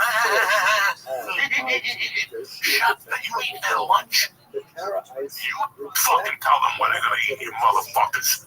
I'm not going there. I don't care where you 11 people are going. And that shit ends. That shit ends. You have to have something. You have to stand for something, man. And that shit pisses me the fuck off. Well, you know what it is? It's a simple thing. You're probably saying... Swipe left. Swipe left. Swipe. There's always something new. Swipe people left. at home right now going, what the fuck is wrong with him? He's a grown man. You don't know where the fuck I'm coming from. Where I'm coming from is you have to have something. Yeah. Just a little bit of fucking loyalty. Just a little bit. You want to die with in this fucking rotten world. And it's a loyalty, not to Twitter. Yeah. I'm loyal to Instagram, You gotta be loyal to something. We grew up in this place, man. The fuck is wrong with you? Yeah, but it's the swipe left syndrome. Oh my God. Because there's always something new. You're talking about social media. If you go on social media, there's always an influencer going to a new place where the line's around the corner and everybody's got to get in what they can't have. If there's a line, they want it. If there's no line, it must not be that good. But think about this. You're making a good point because years ago, the best places like, say, Rio's or, say, Patsy's Pizza, when I was growing up, there wasn't any line. It was just a good place on the DL, but they did a great business. They're the loyal. You're talking about neighborhood people, supported them. That was it. That's all we needed. We were happy. You went in, you got a good meal, you went home. No bells and whistles, right? Now, swipe left, go on social media. The next influencer who you like is telling you, it's like bing, bing, bing, bing, bing, bing. It's like a pinball machine. Go here, go there, go there, go there for the best donut, go there for the best donut. I found the best donut in New York City. They're gluten-free. These influencers are brainwashing everybody. We can't have a moment of silence. We can't have a moment of silence. Hudson County people. We can't have a moment of silence. We were raised a little differently.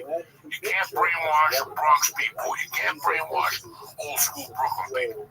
That's the fucking problem. Okay? When we're sitting on something, because we were raised, listen, I'm just a stupid fucking fella in spec, but let me tell you an interesting story while we're here, all of us. David Chase wrote a beautiful show called The Sopranos. And he made you the wife of the guy who owned the partner, Artie Bucco. You remember that show? You had a regular show called The Sopranos. and he made you the wife of the guy who owned the partner, Artie Bucco. You remember on that show, you had regulars that came in every week, not 6 days a week, but they came in once a week, and they got the same stupid dish, maybe a different type of bottle of wine. How many times on the show did Tony Soprano or Christopher Moltisanti say, Artie, I know this menu back and forth. It doesn't matter. That's the restaurant. I know the menu at Rudy's back and forth. I know the menu at Osteria back and forth. We know the menu at fucking Las Places back and forth. You know the menu at the Riverfront back and forth. You know the menu at Carmine's back and forth. I don't know.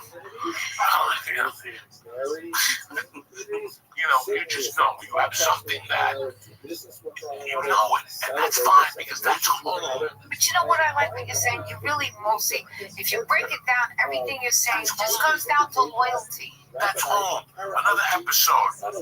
Years later, he talked about it. He goes, Artie, in my darkest nights, I was driving home. There was a storm.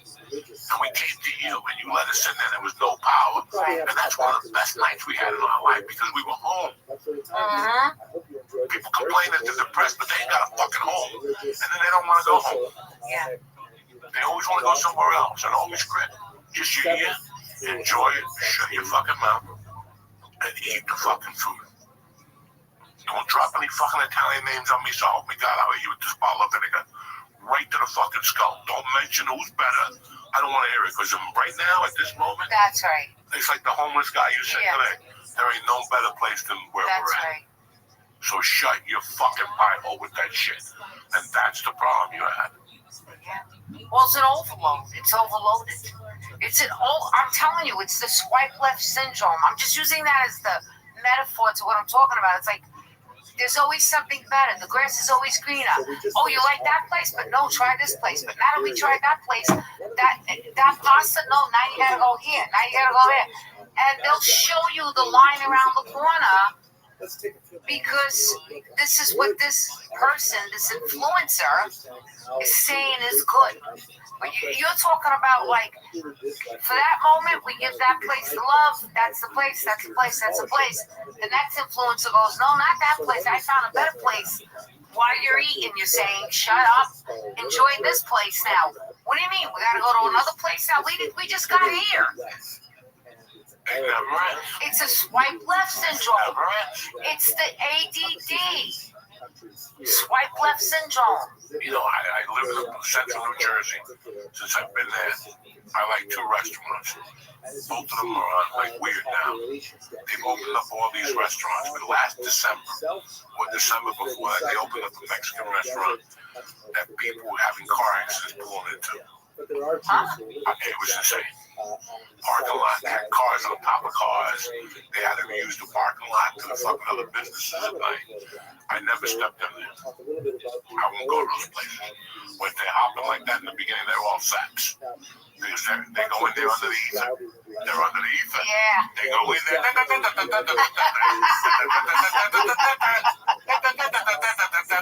We're all great. Let's take a picture. And they pick up that margarita not knowing it's $22. And they're just pumping the ether like Vegas. And now your girls come. And more. Now nachos and chips. Everything sucks. You were drunk. You dropped 300. Now you get home after fucking and sucking, and you correlate the fucking and sucking with the Mexican bar and the Mexican drinking you went to do the night before. Trust me, the mind works so fucking weird. So you can't wait to go in there again. Then you go in there one night without your girlfriend when you're sober and see if it. Everything sucks big, okay? There's no. So that's ether. I get the ether now. Now you get the ether. I get it. They suck you right in.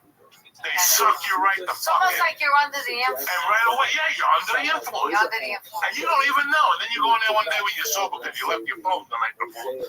And you walk in there and the waiter's picking his nuts. You know what I'm saying? Eating his fucking boogie straight from his nose. That was a great time. Boy, I felt great. I felt great now eating that brisket with the same waiter.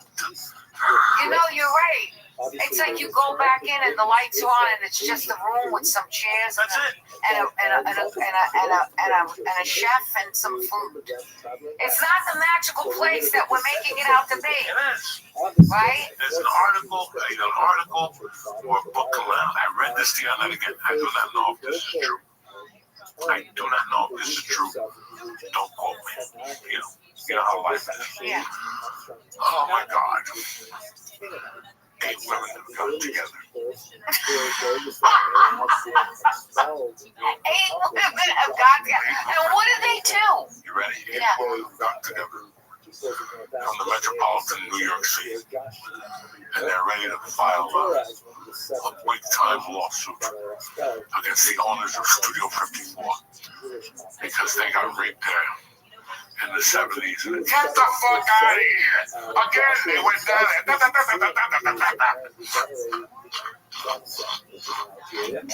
Quaalude. Mick Jagger walked in, they sucked his dick, and they remembered it during the pandemic.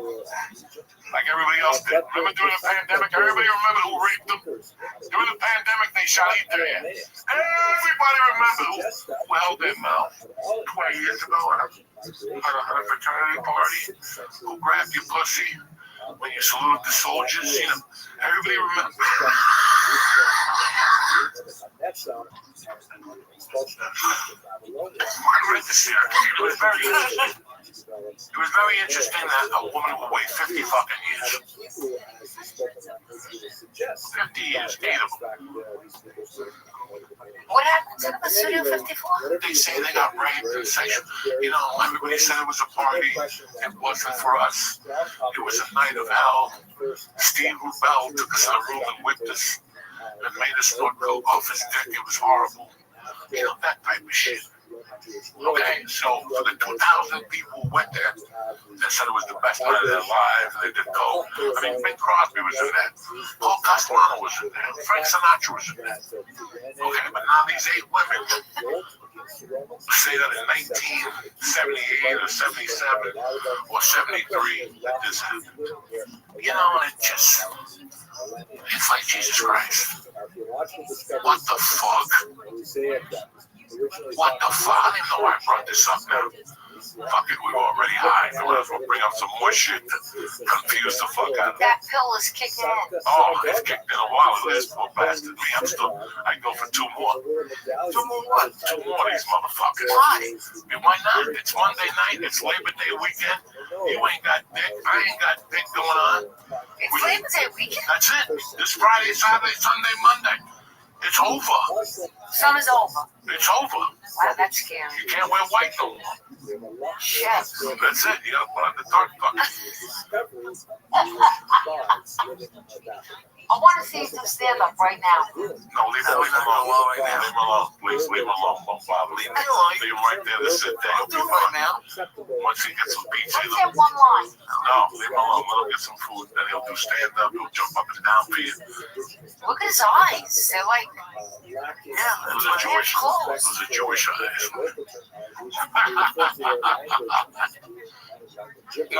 have a good time shooting out all night?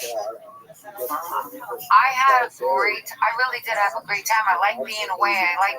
I like being out of my environment and on location and not around familiarity. You know, I like shooting in New York because I love New York. I'm a born and raised New Yorker. On the island of Manhattan, not the Bronx, but I do like the Bronx. But I am born and raised in Manhattan. I like shooting there.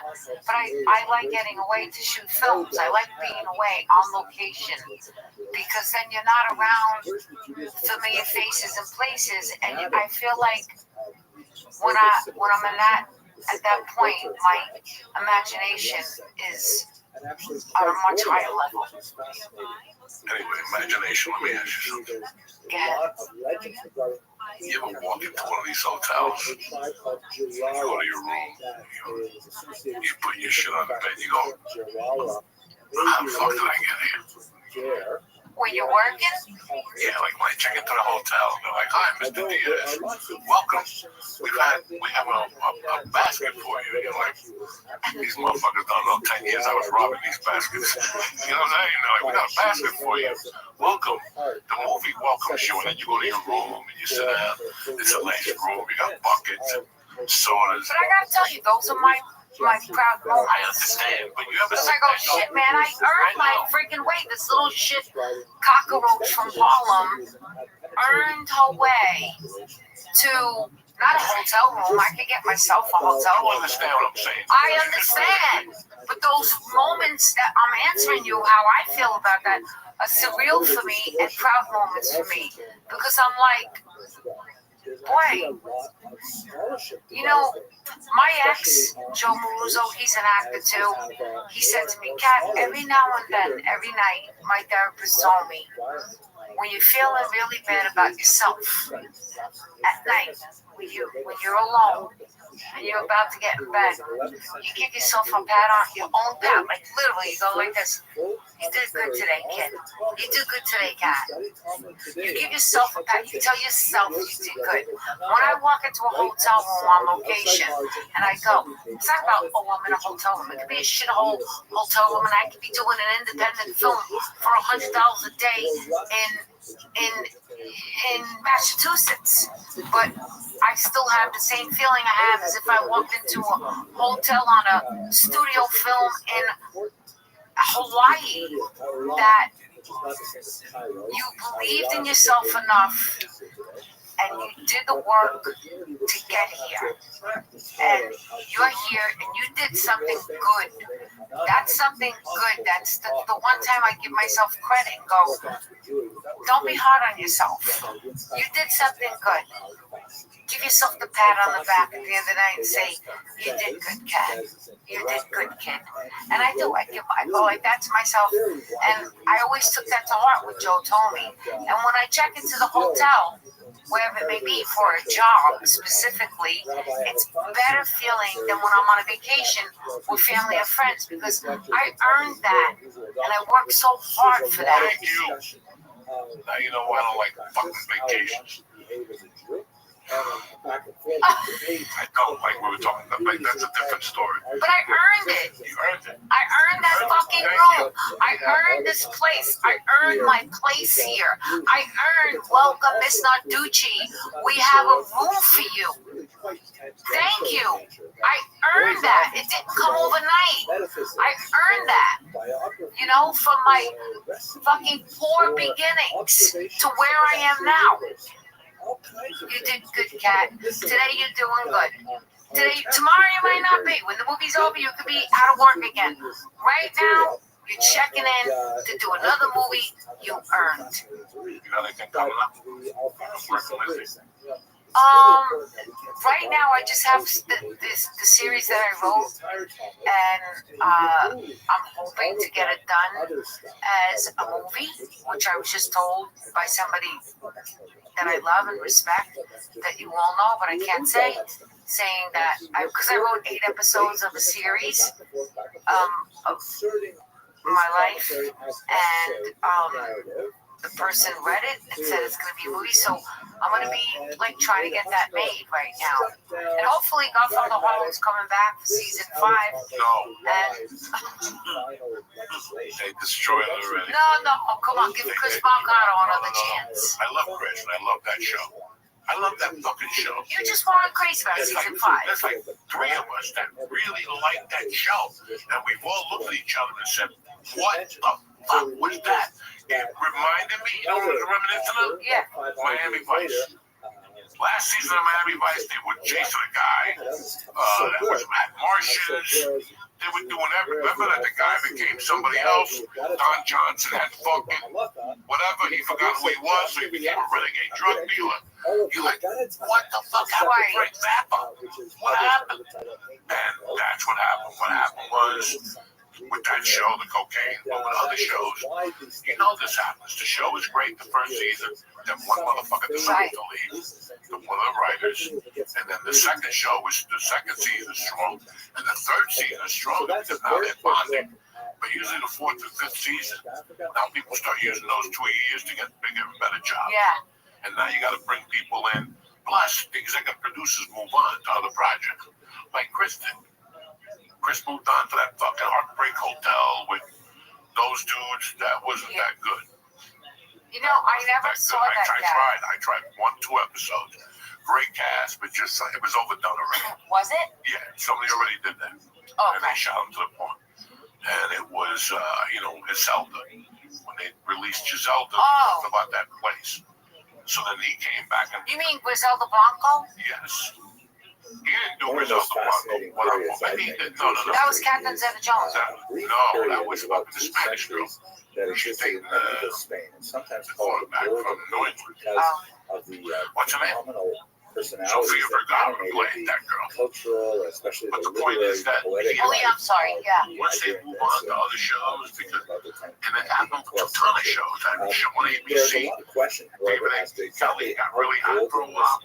Michelle Pfeiffer's husband, I think he is. Oh yeah. They built a studio in that motherfucking Orange County. They built a 4-studio fucking. The guy had so many projects. David R. Kelly. I think he had like the one about the two Italians. He had a ton of series on ABC. And, after a while, you start moving from show to show. You bring your best people. Yeah. And those shows up, and that's what happened to Godfather. And it broke my fuck. I mean, the 4 episodes is about Bumpy Johnson. Then Bumpy Johnson disappeared.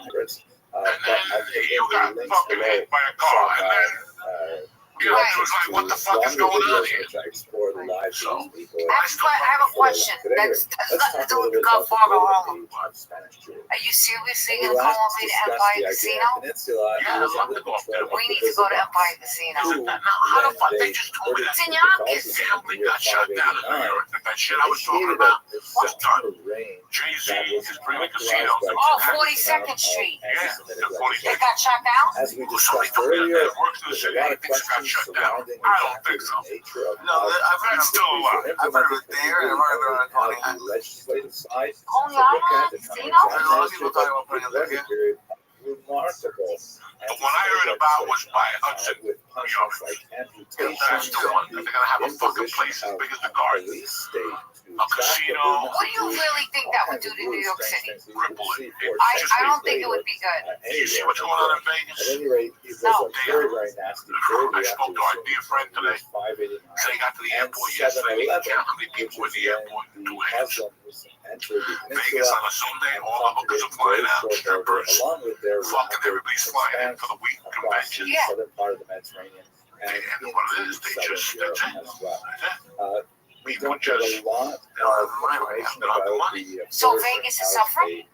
Sort of On the internet, like, you know, synthesis Man. of this kind of cultural Seven. oh my God, they're lying and putting fake numbers. And they're still charging fucking resort fees and the whole One of fucking the thing. concepts that comes up again Not and again. at Empire Casino in Yonkers. No. I get on the 4 train and I get there on the 4 train. I get off in Yonkers. Last stop. And I love it. What kind of people in there? Top notch. Beautiful, real people. They graduated from OGB. That will go to Udi's. What's your restaurant, Rudy's, Udi's? no, they won't. They'll all go to What Udi's. did I say to you? So it's like OGB. They're literate. It's definitely there's all a rough crowd. There was nothing like playing hooky and taking the bus to Fort Lee and going to OGB in the city on 181st Street, Port Authority. What kid is cutting school going to OTB? Over and over again, you see You? this phenomenon of Oh, And we used to cut school to go to the thing in Connecticut, Highline, too. All the football coaches. We'd have to drive them up to Connecticut and give us $25. Silent, it's heavy side. At all. wow. Oh, yeah. Some 19th century. I loved all that. My mother took me to like, trade. my mother was a gambler, so she took me to But it Yonkers. is not at all That was, outside of the listen, realm you of go to possibility Yonkers Raceway that at when night, Muslims came in, you got as problems. they That's where the casino military is. backs required them to Shriners get are right there. You go in the daytime. and they had to leave I behind, go in the day and I think I went the other day, 2 o'clock. I got on the 4 train. I'm sorry, 1 o'clock. I walked into the casino like 2 o'clock. I left the casino 11:30 at night, but I take an Uber home. I take an Uber back to the city. That many hours, and I lost track of time. I think I'm coming out at 4 o'clock. I'm like, what? 12 o'clock at night? I lost my mind. And they have blackjack and stuff there. They have the virtual blackjack. You know, it's a big screen with this like virtual pretty girl, you know. I do slots. Me too. I'm a slot dude. $20 and let it roll. I love it. $11.20. And you gotta go back to the ATM. You gotta go. Take a 20. No, the ATMs are all around the casino. They're They charge you $18. And you get home and you bought a fucking property rush. Get the fuck out of here. I don't use the ATM anywhere but fucking where I go back. Because next thing you know, you bought a boat in Puerto Rico. You're like, that's fucking Yonkers, dog. They got that shit wired. Yeah. And when they take your number, one day they just make a sweep. Yeah. You bought a fucking plane. You don't need that. I love Yonkers Casino. Oh my God. What slot do you like? It's like this. What? What slot do you like? I like this one. It's called especially expressed is in the southern region, which what is it? Mayan cheese. The Muslim region. The Mayan cheese, and I like this other one, Slay, this Dragon Slay, and then one other is it's called like my nickname is Kitty. Okay. Some people call me Kitty, and I like the kitty cat. It's like a cat that comes. If you hit it, the cat comes out, meow meow, goes around and drops the money. It drops the money. It's like a whole fucking movie I'm watching. It drops the money, it waves to you, and I'm like, Kitty, I love it. There's people who like live stream themselves playing slots at casinos. I would pay to watch you play this. Like, do you like smack the screen? Oh, I punch it. Yeah, oh, I knew it. And shake it. Yeah, I love it. I love people. So basically, like, that's what we're talking how do you about. pick a machine? These 200 years. I love gambling. How many of those pills did you take? Not enough. Trust me, you need to do more. Like, Century. Want to go to the casino right now? yeah, take them. We got nothing going on. I gotta tell you, the ferry coming here was unbelievable. You know, it's crazy. You say you're bored. What do we do? You either go out to eat, you go to a movie. I go to galleries because I'm an artist and I like to look at art. That's always good for me. It may not be good for everybody. I like that. You go to a movie, but then you think about the other things that you don't do. Taking the ferry here, no, that's just that ferry, New York to Weehawken, right? Okay. But you can just get on the ferry. There's like $10 ferries that go around the city. That's such a nice thing to do on a beautiful day. It cleared my head from here to the city. What was it, 15 minutes? Yeah.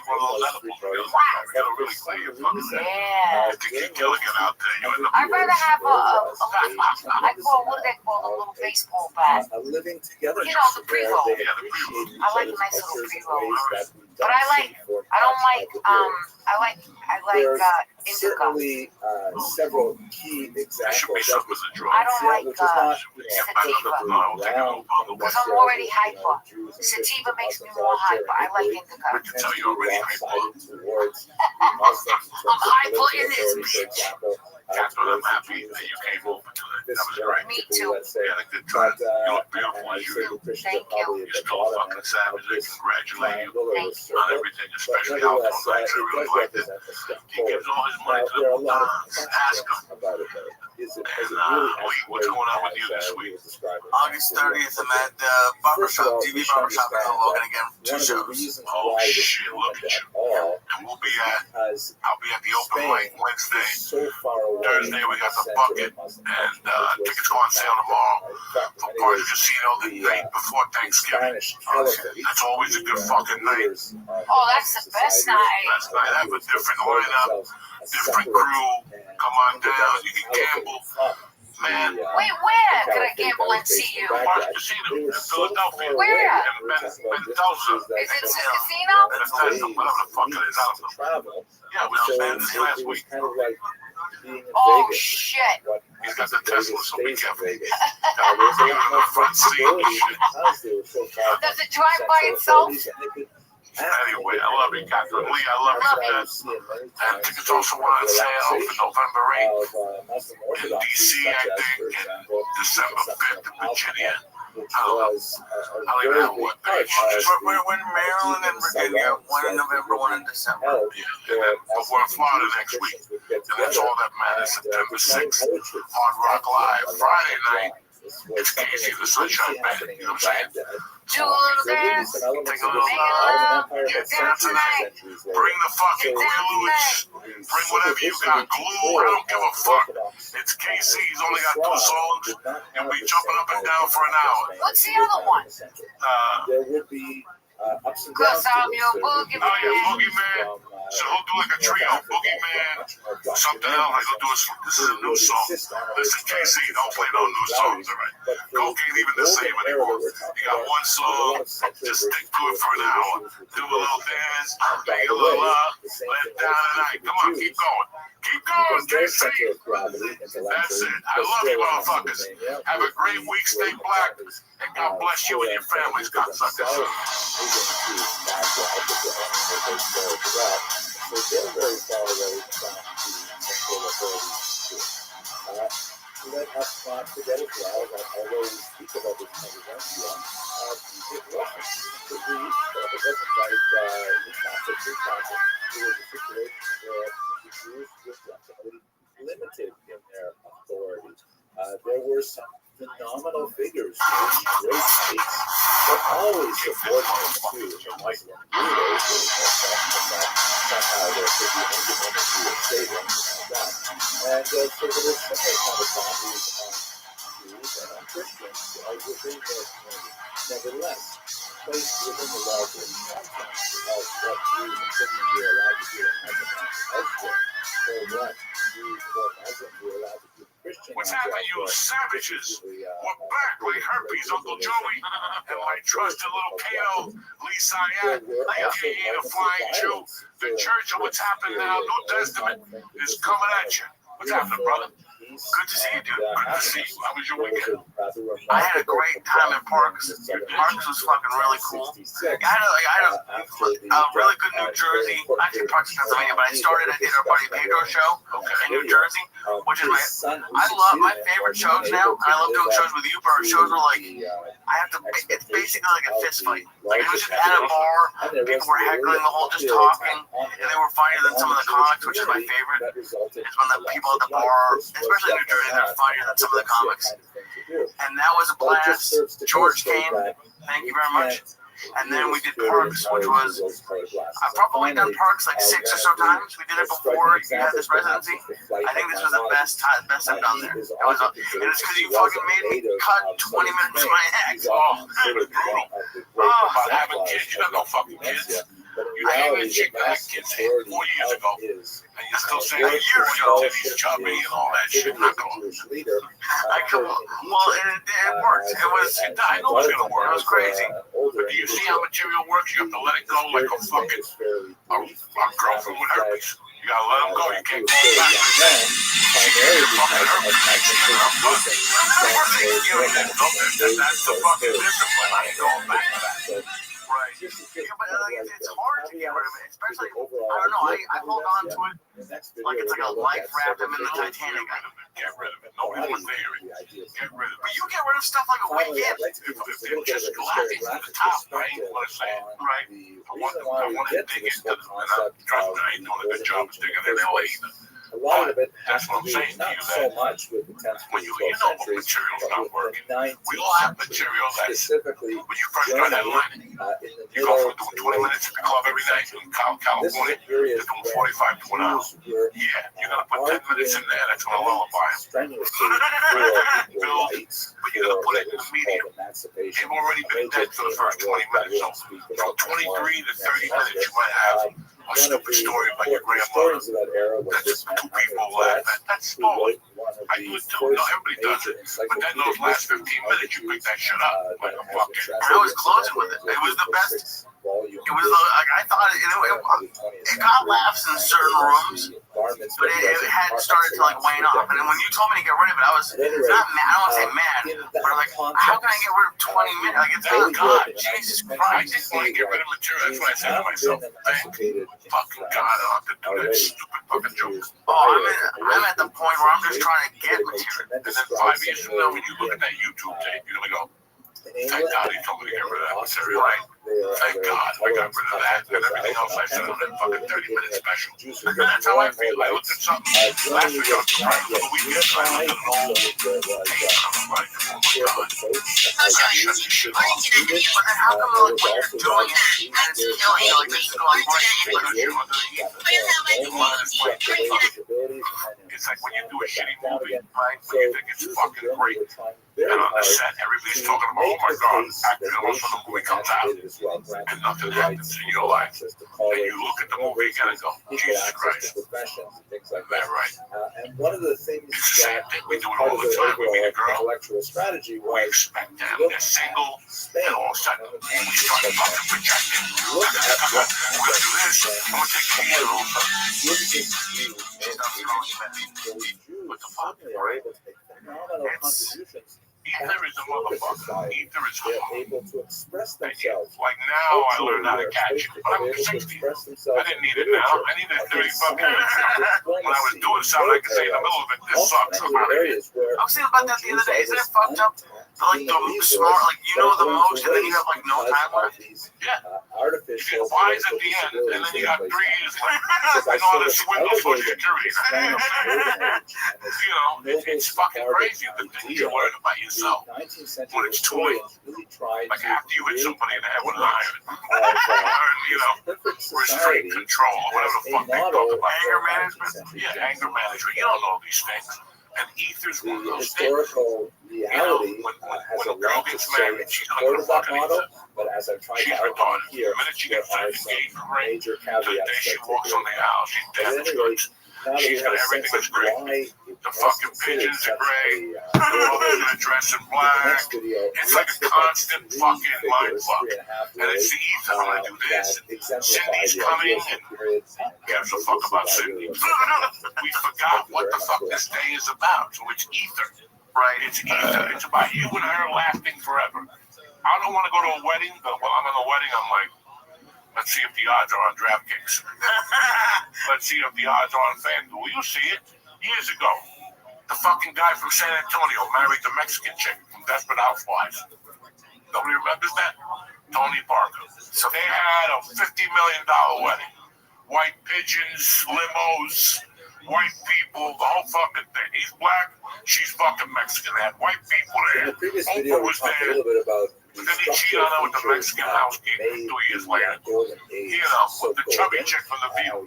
That fucking retard. The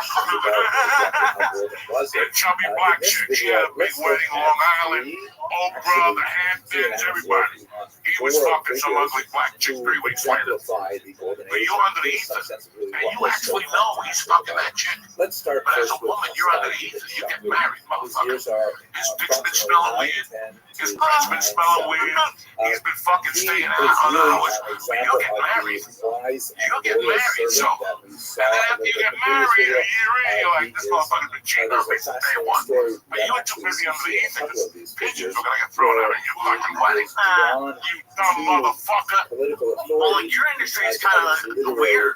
Like, don't people get married as like entertainers or anybody just for like a business thing? Like they do it knowing they don't love each other, knowing it's just for like probably those Hollywood animals get married, you know, fucking like a vampire or Katy Perry, she's retarded, you know. The vampire, you know, that kid Russell Brand, the vampire. Oh, Jesus, I forgot about him. You know, these people, you know, they fall, and that's the worst, those Hollywood couples, because it's all fucking ether.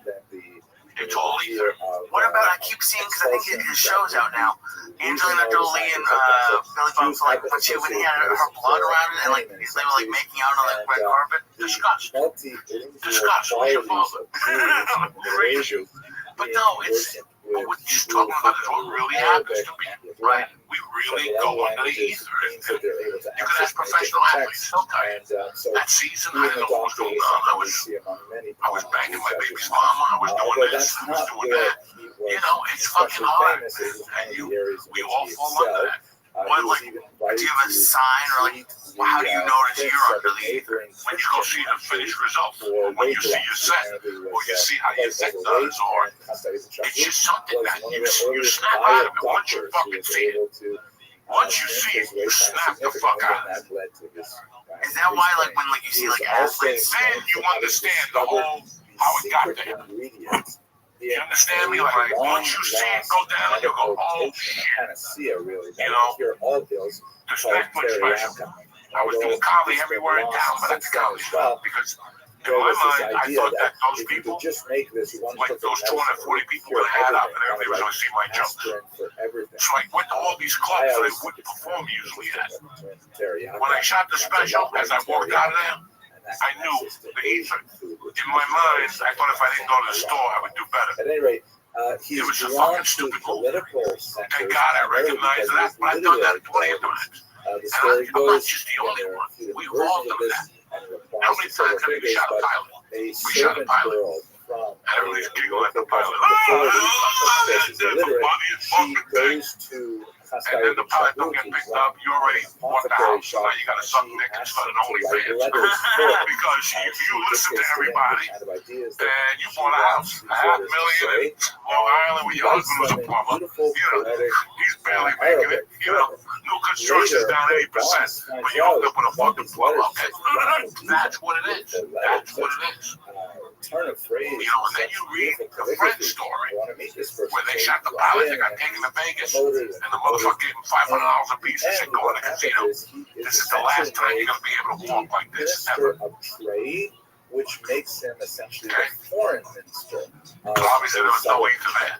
That was an inside job. He ends up. That's from Israel. They had the 6-page movie. That's a no anyway. But is there a difference? Like, I know for a fact the answer is yes. Like, have you ever gone off stage and been like, I fucking kill you, know you kill it. And what do you think the difference between that and ether? Well, the fucking proof is in the pudding. You left bodies laying there. Right. It's that special you shot. And as you left there, you're like, oh my God, that was the best thing I ever did. And then you see it on HBO and you're like, fucking, you gotta cash your check with a mask on. Oh, Jesus, hey, like when they did Soul Plane, that was D.L.U.'s joke. You guys saw Soul Plane, I know you did. You know, trust me, I was in there. I had to cash your check with a Halloween mask on. That's fucking hilarious. That's the truth, but why are you doing it? Think of all the celebrities in that movie. Right. On the way home, you're like, shit, Snoop, this, that, Kevin Hart. And also the movie bombs. So, it's just, and I'm talking about movies and you know, albums, comedians. You know, a special got released last year. I anticipated special. It was dog shit. It was dog shit. A lot of those. And what happened? That dude was delusional. Right after all the special Harry, you're going, oh no, because I've been there. While you're looking at the project, you're going, what the fuck was that? What was the guy that played the fucking doctor in The Sopranos at the end with Johnny Sack? Fucking famous, that dude. Famous. At the end, he played the fucking doctor. So Rabbi big time guy in the fuck when Johnny Sack was dying of cancer, he was telling him, I'm a doctor, I shot my wife, I shot the mailman, because at that point I had to come in, and I shot his mother, who was in the other room. That dude was fucking well known. When I moved to LA, Sidney fucking Pollock, okay? Sidney Pollock, I shot CBS's answer to NYPD Blue. They paid Sidney Pollock $1 million to direct that. You gotta hear me talking shit. I was looking at helicopters, houses in Miami, houses in New York. It was set to go. They told us when we shoot the pilot. The pilot was fucking dog shit, and the show never got aired. They were going to use it as a mid-season replacement, but it was such bad dog shit, they couldn't do anything with it. What the fuck? That's when I learned. That was a nigga. Holy shit. I'm going to buy a boat, a car, everything Tony Montana wanted. My own fucking island. I looked through everything and then fucking, Another example of the you never fucking know anymore, guys. Just it's either, and there's nothing you can do. We control it more as we get older or something. It's like basketball. It's like fucking five slam a jam against Villanova. Whoever that guy is, Villanova. Who's guy slam a jam? The guy that had cancer. Houston, they played that year, they gave fucking the other team 13 points. I was in court. I remember. That's when court was in New York City at night. I got a rent my Harlem, and I had to go to court downtown. And maybe go to court at 7 o'clock. And I had a national championship. I'm running back and forth calling sports phone. Putting fucking $1 in sports phone, it's too low. And those days, sports phone was too low. You couldn't adjust the volume. There was no volume. You got beat. Like, God damn it. And they had to put another quarter in. Hi, it's sports phone. We come out here every 15 minutes. They were giving 13 points and a halftime. I think fucking the other team would win by 13 fucking points. They went in there with this eager. They were five slam and jam. They're like the league. Fucking this and that. Slam dunks and three-pointers. And Valvano just fucking ripped the floor. I can't believe you were in court checking that score. Oh, fuck yeah. I'll never forget that. Did you put the bid in before court? Yes, I did. Those days there wasn't no draft. You throw your phone in the courtroom? I don't know. I think I called it wrong. That is wild. How you doing, Louis? Red Corvette. Confirm your number, 648. What do you like? Give me the line. There was no fucking halftime or first quarter. They give you like a code name? Yeah, a code name. And I used to use my school teacher had a connection, okay? And he had a great Cavalier. So that was his name, Great Cavalier. So I would look at his phone when he called. One day I stole the number, and I started calling Great Cavalier. Give me San Diego. And I saw him a week later. He's like, so he's been calling in my account. Wilson Grant, the quarterback coach. It's not really like shouldn't there have been a better way to get a code name? If you're using your car as your code name, aren't the cops going to figure it out? Okay, it was 1982. You got worried about code names. I would be. Don't worry about that. You've had more problems. Cocaine and cheeseburgers. Don't worry about the fucking. You got more problems. You got problems about cocaine and cheeseburgers. Never mind you saying Great Cavalier. Over the fucking phone. Cocaine, I like cheeseburgers. I know you do. Literally, it was 1982, so cocaine was in your bloodstream too. I hope you like cocaine with. I hope you like cheeseburgers with cocaine. Use the salt. What do they call that? They call it a black dick. We'll be right back, cocksuckers, with our guest. Hey, Uncle Joe here. I don't know if you guys got the message, but Sundays just got way more fun because college football is back, baby. No going to church. Think you know the game? Put your money where your mouth is with DraftKings Sportsbook. Turn up your picks. It's a big-time payout. They've got live betting, rivalry week odds boosts, and tons more to keep you entertained all season long. It's going to be a tremendous college football season at DraftKings. Now get ready to start the fall-off price because they got something special for first-timers. You ready? New DraftKings customers, get ready. You bet $5 and get 300 in bonus bets instantly. $5, 300 bonus bets instantly to test your college knowledge. Download the DraftKings Sportsbook app and press code Joey. Joey. That's code Joey. Joey for new customers to get 300 bonus bets instantly when you just spend $5 in partnership with DraftKings Sportsbook. Listen, I love DraftKings. You know why? Because the crown is yours. Gambling problem? Call 1-800-GAMBLER. In New York, call 877-8-OPEN-Y or text OPEN-Y 467-369. In Connecticut, help is available for problem gambling. Call 888-789-7777 or visit ccpg.org. Please play responsibly on behalf of Boot Hill Casino and Resort in Kansas. Fees may apply in Illinois. 21 and over. Age and eligibility varies by jurisdiction. Void in Ontario. Bonus bets expire 7 days after issuance. For additional terms and responsible gaming resources, see dkng.co/audio.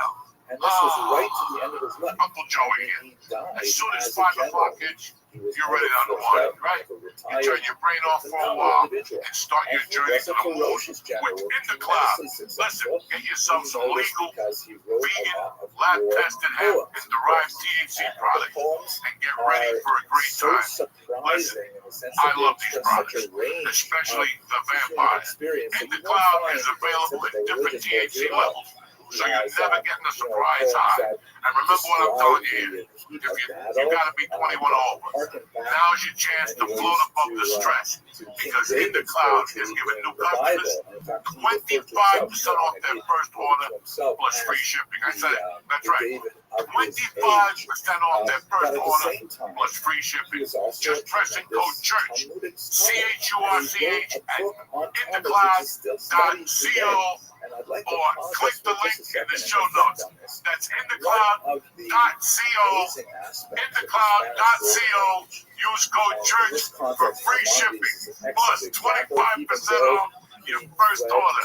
When you order, fill out that quick little survey, and it supports the show and keeps Indecloud sending you the good stuff. So go ahead, grab a gummy, and vibe out with Indecloud. I just did. Highly expert, valued, Jack. leaders. Uncle Joe with my girl here. Say what's your name? Jewish, And at the Lori same time, they're highly valued expert in secular He's Captain Narducci, motherfucker! Fucking animal hit me. What's happening, beautiful? So what's going on? I haven't seen you in years. Lots of tremendous geniuses. You don't even know your guest is! Oh my God, what's up, beautiful? Holy shit. Thank you for coming over. Thank you. And then you have I know it's a long hike all around the ferry. Einstein. I was like Barbara Streisand in Funny Girl. Don't lay on my parade. I wanted to sing on the tip of the ship. You can sing now. They love you. Caroline. Everything is beautiful. Everything is Jewish culture overall, and at the same time contributing There's your new to career. secular culture Broadway. overall. Musical. Joey the musical. Joey the musical. I like that. That sounds catchy. Yeah. I would like to see the musical. Let me. What are we gonna sing about? That's the fucking problem. Just sing your life out. Sing your life out. Sing your life out. Spanish songs, Italian I love it. That would be fucking Tell your story singing. Oh, they wait. You know they say tell your story walking. Tell your story singing. Listen, I can't walk and talk at the same time. Can you tell me? If I'm walking, I'm focusing on walking. You know Do what I'm me a saying? favor. I'm going to give you one acting challenge. Can I? General, I want you to sing the story that you told me about somebody. We won't say who and throw them under the bus. Invited you out to dinner, but they wanted you to go to Applebee's. This is something that is Sing that story. Listen, there's no song to sing that shit. And he grew up with me, and he was like, bro, when do you have this food? $35 to get an entree and 2 appetizers. I'm like, oh my God, he is gone. Did he tell you about the price first, or what restaurant was first? No, he told me the price, and I'm like, this sounds like a commercial. This is Applebee's. I watch TV and like, I watch New Jersey weather, and fucking this is the commercial they play. Applebee's. You see? An homage to his You heard me play before my spiel. I'm very fucking serious about it. And when I was in California, you ask him how hard I work railed. Because we're fucking East Coast people. We don't need to be reminded of what we can and can't eat from our childhood. We're not going to eat shit just to hang out with people. Like I refuse that shit. Like if you call me and go, hey, we really want to invite you to a takeaway, like I've done this before. Across from where? Unwrap them and assemble them in a Up the block from Church's Chicken. Well, not Church's. The one in LA with the fucking waffle. Oh, with the Waffle House. Wasco. But across the street, there's a studio. Couple blocks from there, Gower Studio. Gower Studio. I was doing it for table read and shit. And they're like, we're going to take you to lunch first at the Hindu restaurant across the street, and I can't smell curry. And I told them I can't smell curry, I get sick. And they're like, we're going to have it, it's going to be great. And I go, I'm not going in there because I'm going to get sick from the curry. And I'm telling you, I cannot smell the pungent curry. I don't mind all the other stuff. It's the curry. Yeah, it's a strong smell. And I wouldn't go in there and I didn't get the role because I wouldn't go. I didn't give a fuck. I don't eat dairy. I don't eat dairy. I don't want to smell it either. It makes me sick. My cheeks get red. I'm like, kids are allergic to fucking peanuts. I'm allergic to dairy. He also refuses to go to Thai restaurants. Yeah. One that bugs in it. No, because I had a friend who had a wife that was Thai, and she didn't do the dishes. And the kitchen was always dirty, and she had those fruit flies in the kitchen. So if you're a woman and you like fruit flies in your kitchen, you have fruit flies in your ass. I don't want to do business with you. And this is why he doesn't eat pad thai. Except he breaks it almost. See, that's where it gets me. I love pad thai. I love pad thai. But I get it from a Japanese place across my house. That doesn't even make sense. That's not good either. You know what I'm saying? I was talking about LA where you like toy. The best pad thai is toy. But I won't go in toy because they make you take your shoes off. Listen, I know my feet smell like. I've never been to toy. Toy is right on Schrader down the block of the guitar center. Wait, It is the best. T-O-I. T-O-I, toy. Not T-O-Y, toy. I don't know. What am I spelling? Because I'm Chinese now. I don't know this shit. Toy, T-O-I. Toy. Okay. I need to know one thing. Can I ask you a question? What is ether? Ether. Well, you and I were just discussing. What is ether? Ether, or in common terms, ether is a chemical that they wash cocaine with. In the 80s, we had so many problems. In the 80s, they were using so much ether to clean cocaine. Even 100 of them. That's why by 87, 88, cocaine started smelling funny because they started taking the ether out and using turpentine and all that shit instead. But it's better when ether cleanses the cocaine and gives it that smell. You can get ether. Ether is not what they give you at the dentist office. Yeah, they use that to knock you out. I know that. When you use it in terms of the stories you were telling. Ether is a thing that. Very, very beautiful kind of sense of. So you use it in your stand-up. Okay, let's say you go buy a car. Yeah. And you want a 2025. Now I mentioned at the beginning it's $80,000. Okay. But you run into a motherfucking salesman like me. And we start talking, and I go, listen, I have the same car on the lot.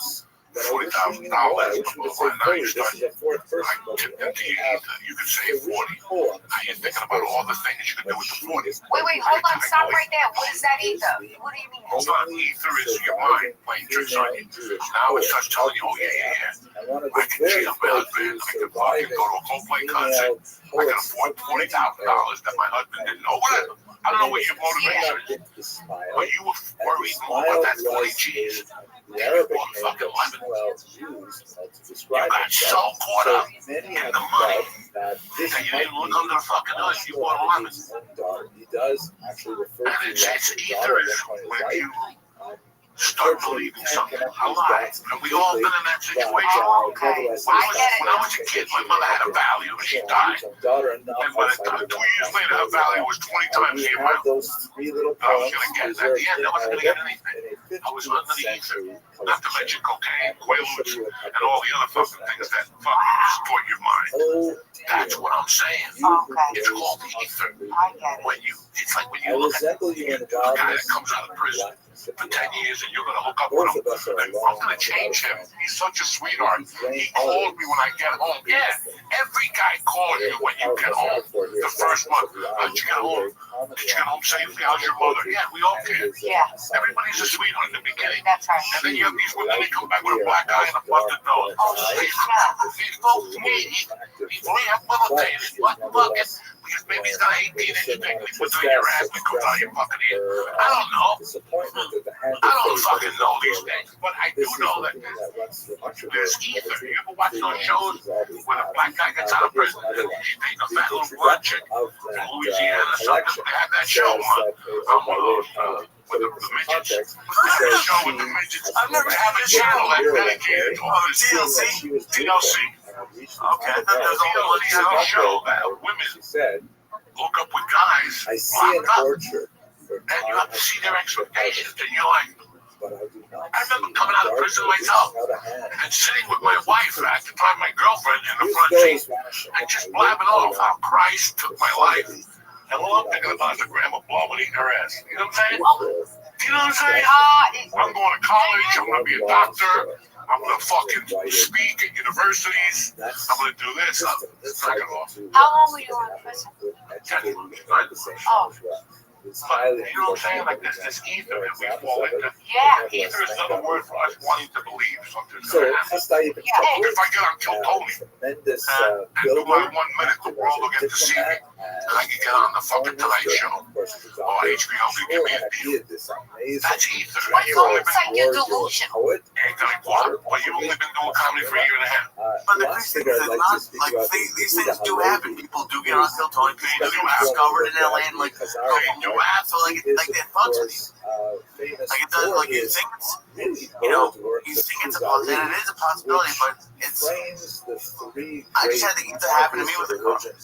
Like I did. Like sometimes, like you always talk about like doing too much research or like thinking too much. But so I did all this research on my car. I love until I got it. Now I was like, there's 8 things I hate about it. And I did too much with it. So it's. And it's weird how you don't snap. But you were saying you snapped out of it. Like you were able to snap out of it.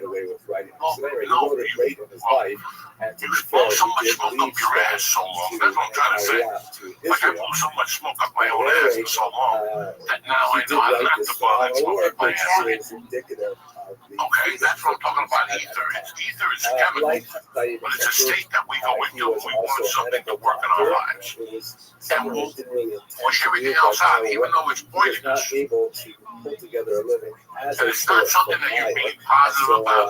This could be like, this is like the motherfucker that comes up to you and says, if I grow a pound of weed with your name on it, okay, there's sponsors that'll come on this show. And after 2 times, they'll go, nothing happened. And I'll go, what did you want to happen? And then they'll go, well, if we don't get a sale by this week, we want you to do 2 ads for free. And I go, that's not how it works. That's not how this works. See, people want to believe that one time doing something is going to work. And I tell them, yeah, you can put an ad here, but I also want you to put an ad on CNN. It's cheap at night. After midnight, it's cheap. You need to do print. You need to do social media ads. And after people see your name in different situations, one day they'll say, you know what, I'll give it to $199. Yeah. It's not just fucking you. You know how many people have contacted me to put their juice or their coconut oil or their fucking seed moss on Joe Rogan's podcast? And I'll say to them, listen, it's not my job. It's not what you don't understand. I have a kid who's got leukemia. I can't help you. I can't help you. Like people come at you like that. Like I have an aunt. She's got one eye. She needs surgery. It's $400,000. If you get this on Rogan, it'll save me. Yeah. I won't even enable you. Yeah. If you tell me that, I'm not going to enable you. I'm not going to go, okay, I'll get you on Rogan, which you'll never go for it anyway. Yeah. Have you forgotten the way to your own home? But there's people that actually believe that. They're at home right now. Look at the Liver King. He wanted to go on Rogan so bad. He went to Boston, shit in a hotel, and he got arrested. And people just have, come on, Kathy, how many people come up to you with movie scripts and they go, every day. My DM is filled with them. And what are they telling you that they'll be made? That this one movie, and they'll be with Tarantino. I kind of feel bad when I get DMs. So do I. How do you think because I know this person put so much into it, and they don't know. They're still so green. They think if they get me attached or like, can you give it to this person? It just don't work like that. Like you don't just go in front of the whole line. Like this took years to get where I am. Took years for me to get whatever I have. You don't just DM somebody, the script's gonna land on my lap and overnight success because now I have your script and I'm gonna hand it to somebody. I'm gonna hand it to somebody and it's gonna make your dreams come true. It doesn't work like that at all. I just feel bad when people put so much into, one person, me, you, whoever else they're DMing, and I understand where they're coming from, so I have empathy that I know, like, this person doesn't really get it, and he doesn't understand how it works and how you really go through a real process of pitching your script to real producers. You don't just DM an actor. I'm just an actor. I'm trying to get a movie too. I'm trying to work myself. Like, just because I know people, I'm not going to take your script. I don't even know you. You're a stranger DMing me and hand it to one of my friends. If I'm going to hand my friends one of my scripts, it's going to be something that I need from my script that I wrote. And I'm gonna use that favor for myself, which I don't even ask people for favors ever. I'm very uncomfortable with it. And now the stranger that I never met is like, Miss Narducci, will you read my script? And it doesn't work like that. But I understand you, and more props to you. Go after your dream. Do whatever you gotta do. Knock on every door. Break down every door. Try to get your thing out there. Try to, I get people like, can you put a word for me on, Godfather Harlem, or when I was on Sopranos, or any show that I was on, or any movie where you tell them I'll be an extra or this or that. Like, it doesn't really work like that. And I feel bad for these people who DM, because I want to help everybody. But if I helped everybody, what they don't know is behind you, I have 50,000 other DMs with people asking the same thing as you. And I want you all to win, but this is not how it works. It could, though.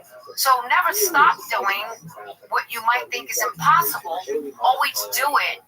But the odds are not really in your favor of working that way. The shortcut. DM this person, boom, get the hit, it's going to work. Everything is going to work out. It doesn't really work like that. I want it to work like that. For me, something like that kind of worked with me. I walked off the street, open audition, got a Bronx Tale, and it did work like that. So that's why I have empathy for these people that are trying like the one shot. If I just do it, DM people, however they're doing it, it might work. Maybe somebody will answer you and will get it to somebody. So don't stop whoever you are. Keep doing what you're doing if that's the way you want to do it. Most likely it won't work that way. You got to go through the proper channels, and I think you have more of a shot working it that way. And I have empathy also. That's you have to look at it and call them empathetic also. But here's where it doesn't get good. Yeah, I've helped those people. Yeah. I've been one of those guys that said, let me see what I can do. Yeah. And I've gotten I've done it too. And then it doesn't turn into one favor. It turned into two or three. So I went from my watch, borrowing my watch for a day, and now you're going for my whole arm. Well, that's right. People don't know when to stop. That's one thing. Yeah. And the other thing is, I look at the reasoning they're coming at me with. And like I said to you guys, I've had people contact me and say, I need this. My daughter's got leukemia. They know I have a daughter. So they hit me that way. Yeah. Okay, they hit me with weird stuff that that's I called a guilt punch. This weed shit, this weed business shit, those are the biggest maggots in the world. They're the biggest maggots in the world. The weed business, the way they leech onto you, they're the biggest fucking maggots in the world. And that's why I don't mess with none of them. I've cut them all off. You can't even give one of those motherfuckers a prop. Because next thing you know, you're a spokesman for that company. And you can't talk. You got to be very careful. And you try to walk the earth as a Christian, kung fu, helping people out. But people don't know when no is no. People don't know when you reach your limit. When there's nothing I can do for you. I wish I could help you. Yeah. But you're at, I get. Before anything happens in my world, I got 20 people I love and cheer for. Before I donate to the Red Cross or fucking this guy, I got 20 family members. You know what I'm saying? Yes. If you think I'm gonna give $200,000 to some art gallery to have a party and drink wine, but my fucking people are starving, my people ain't doing shit. No, I'm not doing that. That's what most people do. They want to save the world, but not the people in front of their fucking eyes. Okay? I'm one of those guys. So you want me to do this for you, but meanwhile, I got people in front of you that have been with me for 20 fucking years, walking around, eating, taking shit, fucking whatever, And that's what people don't understand either. Like, I get requests for things. I mean, I get people asking me to ask Joe Rogan for UFC tickets. I fucking buy the tickets. They don't even know the man. Yeah, I get people asking me to give De Niro. That's the biggest request. Can you give this to De Niro? My father was in the mafia, and they think he's really in the mafia. I'm like, look, I was married to him in a movie. He's not really my husband. I can't ask for favors like that. It was fake. I'm not really. But I do like you. I help where I can help. But people that I know, or sometimes a stranger. One stranger will hit it right, say it right, do it in a way right, where they're not trying to not do it right, they're just being them, and I see it's coming from a raw, honest place, and they're like, Miss Narducci, if there's anything, I'll be an extra, this, that, and I'll go look at their page, and I'll look at their face, and I'll look at their eyes, and I'll go, I like this guy. I'm gonna help this one, and I'll go to casting if I'm on a show, and I'll be like, if there's any extra stuff, get this guy, and I'll help my friends if I can help. You know, even acquaintances. Most of my friends are on their own and they're doing their own thing. They don't really need my help, but like some acquaintances that want to be like, get me a little role, an extra job, or something like. I will go right to casting. I have no problem with that. If I'm on a show, you do have a connection with casting. That's somewhere where you do have a little, not pull, but a real connection where they may listen to you. You can help them with some extras.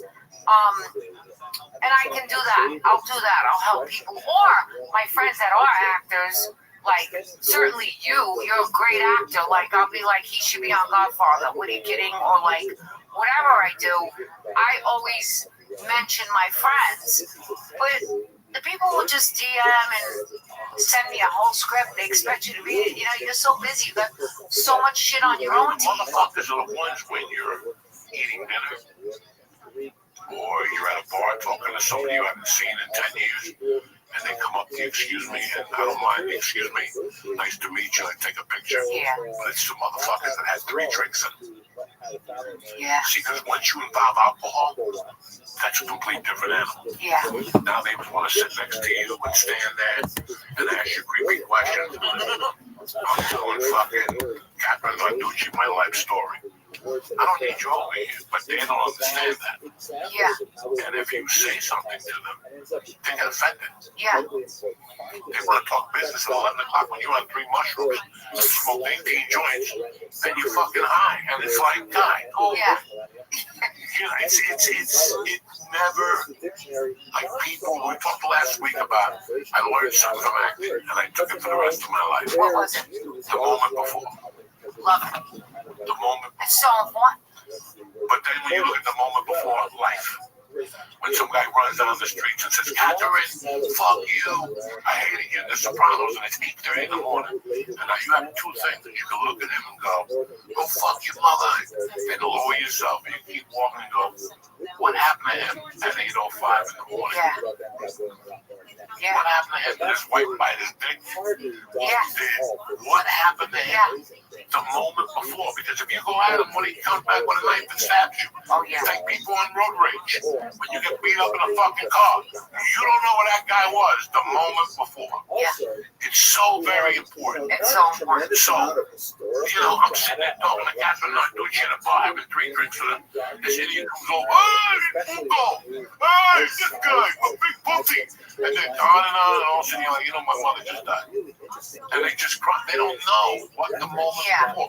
So when you walk over there, be very cautious. And that's something you learn in your home. That's not something you learn at night. You learn that in your home. Your mother taught you that shit. Don't, you know, approach him, say hello, and keep fucking walking. He's talking to a woman. People feel like they know you. And listen, these are all the things of why we got into our business. These are all the opposite. Like, guys, watch Ole Ole. Did you ever see Ole Ole?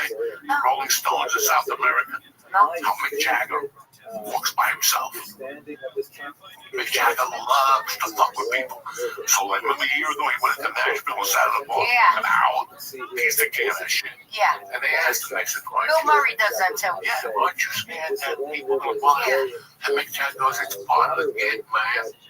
It's really part of the game. That's all part of the game. I love people. Yeah. It's the people that come up to you expecting something. Yeah. You know, I told the joke on stage. I go to a strip club by my house once or twice. I go in there. I eat some mushrooms. This is true? Yeah, I go in the one. You know, there's like, listen, there's nothing there to see. There's not damn TVs and the music is good. The DJ is hilarious. Because he curses and stuff. He's like, get this big ass bitch up on stage. All that type of shit. So you're just strolling, dipping and out, get a muse, go home. I won't even get a lap dance. Yeah. I'm too embarrassed. You're just going in, you're getting the dip in and out, little muse, go home. Every time I go in there, wrap it up. The first night I went in there was great. The second night, 3 kids come over to me all creepy. Now this is a strip club. Look your best. They still got the hat on from the farm. You know, 3 fucking dudes and boxes. You know, like they said, everywhere else from Brooklyn, they're all farmers. These guys were farmers. They had a babe. It's Friday. They went right from work out there. And they come over to me. You know, you do it, Diaz. And I went to a strip club. Dancing titties, Russian chick up there shaking her tits, looking at the pole. You Joey Diaz? Yeah, I'm Aaron Rodgers. No, I'm Aaron Rodgers. Hey, do you really know Joe Rogan? They're 25 years old. Then they start with, does he really help? He helped me every day. Does he really go in a tub? And I go, yeah. But the whole time I'm thinking, this is society. It's like that guy he bumped into with the big ass that said hello. Oh, God. They got no testosterone. Why would a 25-year-old talk to a fat fuck fella, old fuck, about another old fuck that lives in Texas that needs help? There's pussy everywhere. There's bitches everywhere. But you gotta talk to me about Joe Rogan? And does he eat help on a Friday fucking night? And you wanna ask me what's wrong with fucking society at the highest level? That's what's wrong with society. I'm there with a bunch of pussy. Whether you like it or not, it's still pussy. You can smell it in the fucking air. And you want to talk about Joe Rogan? What do you do in that case? I put my beat down, I get in the car, and I go home, smoke 15 joints, and pray for society. Pray that the Jew, the Israeli don't get them. Pray that Israel don't get them. What do you do? What the fuck do you do? When I'm in a strip club, I don't want to talk. First off, I'm 62. I can't hear you. If there's music on, No, me either. you want to come and talk, you're going to be green in the face. Yeah. Because I'm just going to go, really? Yeah, and then look over. And you keep talking after that, because I'm looking at bitches. I didn't come here to talk to fucking anybody. Okay? I want to look at naked women. I'm 62 years old. I've earned that right. Yeah, you have. I'm not in the park with a long jacket, a rain jacket on. You're not even getting a lap dance. You're allowed to sit there and look. I don't want to lap dance. That's still embarrassing, too. Yeah. And you come in your pants and you squeak out of there. Did my uncle? I got to squeak out of it. With that, and then I got an itchy nut and red skin for a month because I didn't want to dry patch it. Because no, I'm too old for that shit. Yeah. Man, this is a lot of information. You know how we do it here, Catherine. Oh, man. So I want to ask you a question now. You sent me a funny photo because you liked the movie The Ultra Nights. One of my favorites. And you sent me a photo. I love that you sent me the photo of your house, of your TV, and your, where was that? In your basement. And it was, I think it was it me on the screen? Yeah, it was you. In The Ultra Nights. I want to ask you, what is it that, what do you think it is that you like about that movie? What is it that you like about it? Well, let's get back to basics. I've always liked you. So I loved you, The Bronx Tale. And you popped up in fucking The Sopranos, and you were really good at that. I really enjoy you. If there's not a lot of people I enjoy. And I'm the type of guy, if I know you, I kind of cheer for you. Right. For the movie, like when you're in the movie, I'm cheering for you. While I'm watching the movie, I loved you in the other fucking movie. With Irishman? Which one? Irishman? Yeah, when you took Joe Pesci's clothes off. Oh, yeah. I love that scene. He goes out, you took his clothes off. He said, take off your shoes and Yeah, whatever. the bloody clothes. I love when you came down, how you looked. But this movie, there was something different about you. This movie was you You know, Aerosmith is Aerosmith, Guns N' Roses is Aerosmith on steroids. This was Catherine Landucci on steroids. This was all your year's work, because you've always been funny, just being you. Arthur, they told you not to shoot the fucking gun off in the city limits, you know. You always gotta say fucking something, you know. But this movie, you were extremely funny. Your character really played out. Your beauty played out. It was such a... I was disappointed when that movie came out. I read for them. And I was very disappointed. I wasn't disappointed I didn't get it. I'm not one of those guys. Can I ask you what role did you read for? Tony Bennett. Everybody read it from Tony. Then they cast you from Tony Bennett. And the scene I read for, they broke it up into 5 guys. Fucking brilliant. We could talk for hours about that. Wow. The scene when he's yelling at the TV, Vito. Yeah. And they go, tell him about Columbo. He let off whatever the dude jumped up. The dude jumped 6 stories with a 5-foot blanket and all that shit. Yeah. That was all character. They broke it into 5 different bosses, talking about how Columbo put that guy into mayor. And Gillette, the guy they shot in the barbershop. Oh, Michael Espoli's character, Joe. Marizano or whatever his name is. Yeah. Mazzarano or whatever the fuck. I'm so mad I don't know. But Can't think of the the name. fucking court scene, you were fucking brilliant. He spends all his money on the putans. It was very reminiscent of the scene when Christopher gets the AA thing, when you all go to his house. And He gets the intervention. The intervention, it became a circus. That court thing became a circus. And then you even say it in the scene, this has become a circus. But the beauty about You're a clown.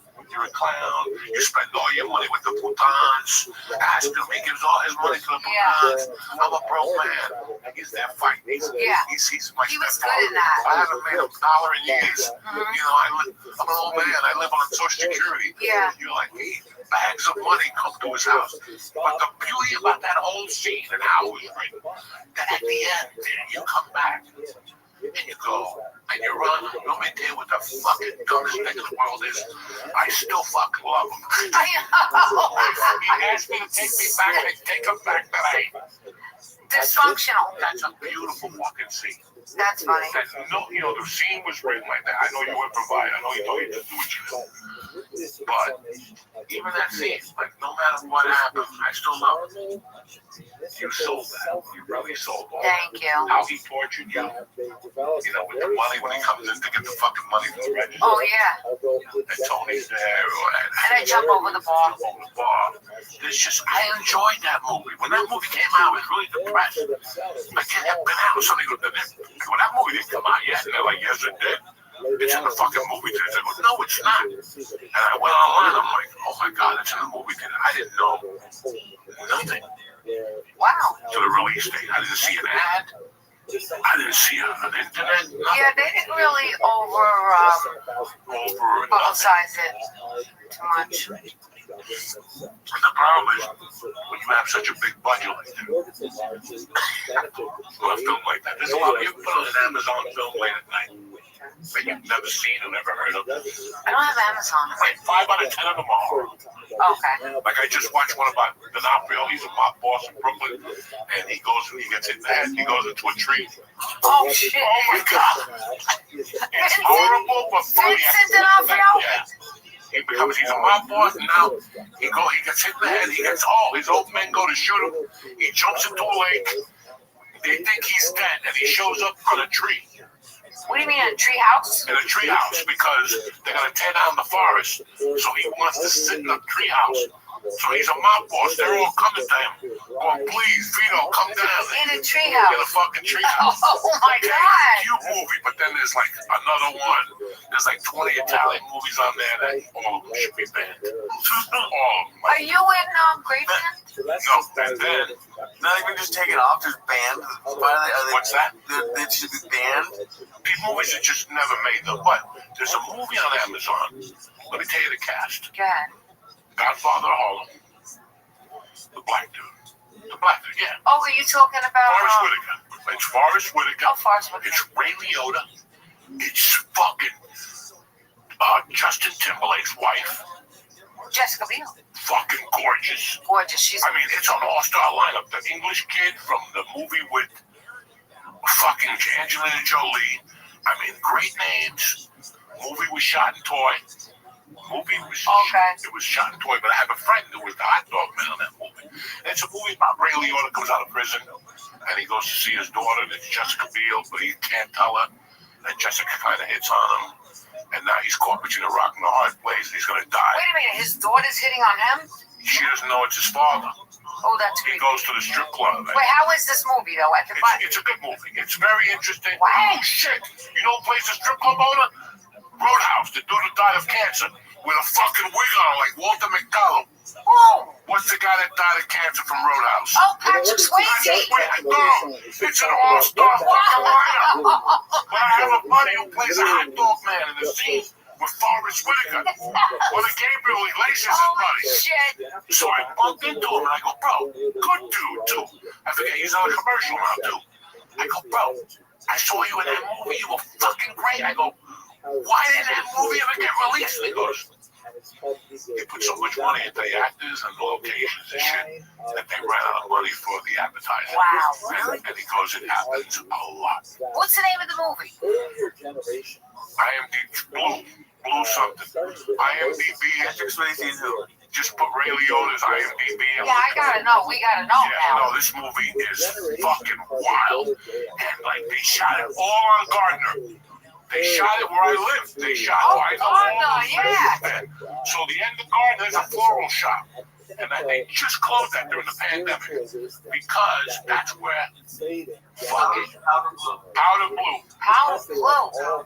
Who's in the movie? Tell them the cast. Yeah, give us the cast.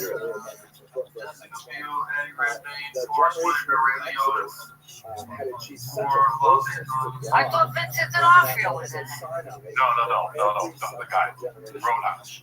No, Forrest Whitaker, Godfather. That's what. Oh, wait, what was Vincent D'Onofrio in it? Oh, wait, he lived in the treehouse. What was that movie? Shit. Well, this movie had to be long ago. Patrick Swayze's dead. Oh. Armando Cosillo. That's my brother. He's in that movie. He plays the hot dog man.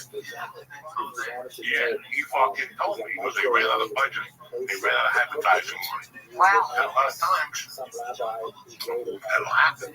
So that's what I thought happened with Outdoor Nights. But I still wanted to see it at the time. I couldn't take my daughter. I take my daughter to movies. That's she was too busy with all this shit. So finally came on TV. Yeah. I paid for it. Yeah. I paid for it. And I fucking liked it. I loved you. I loved Deborah Messing. I loved De Niro. Did you like him?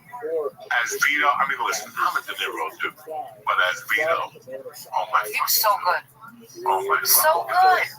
A couple of those white guys in that movie were fucking great. Yeah. Tony Bennett. I didn't like the way they put Tony Bennett passed away. Yeah. Before it came out. I love that guy.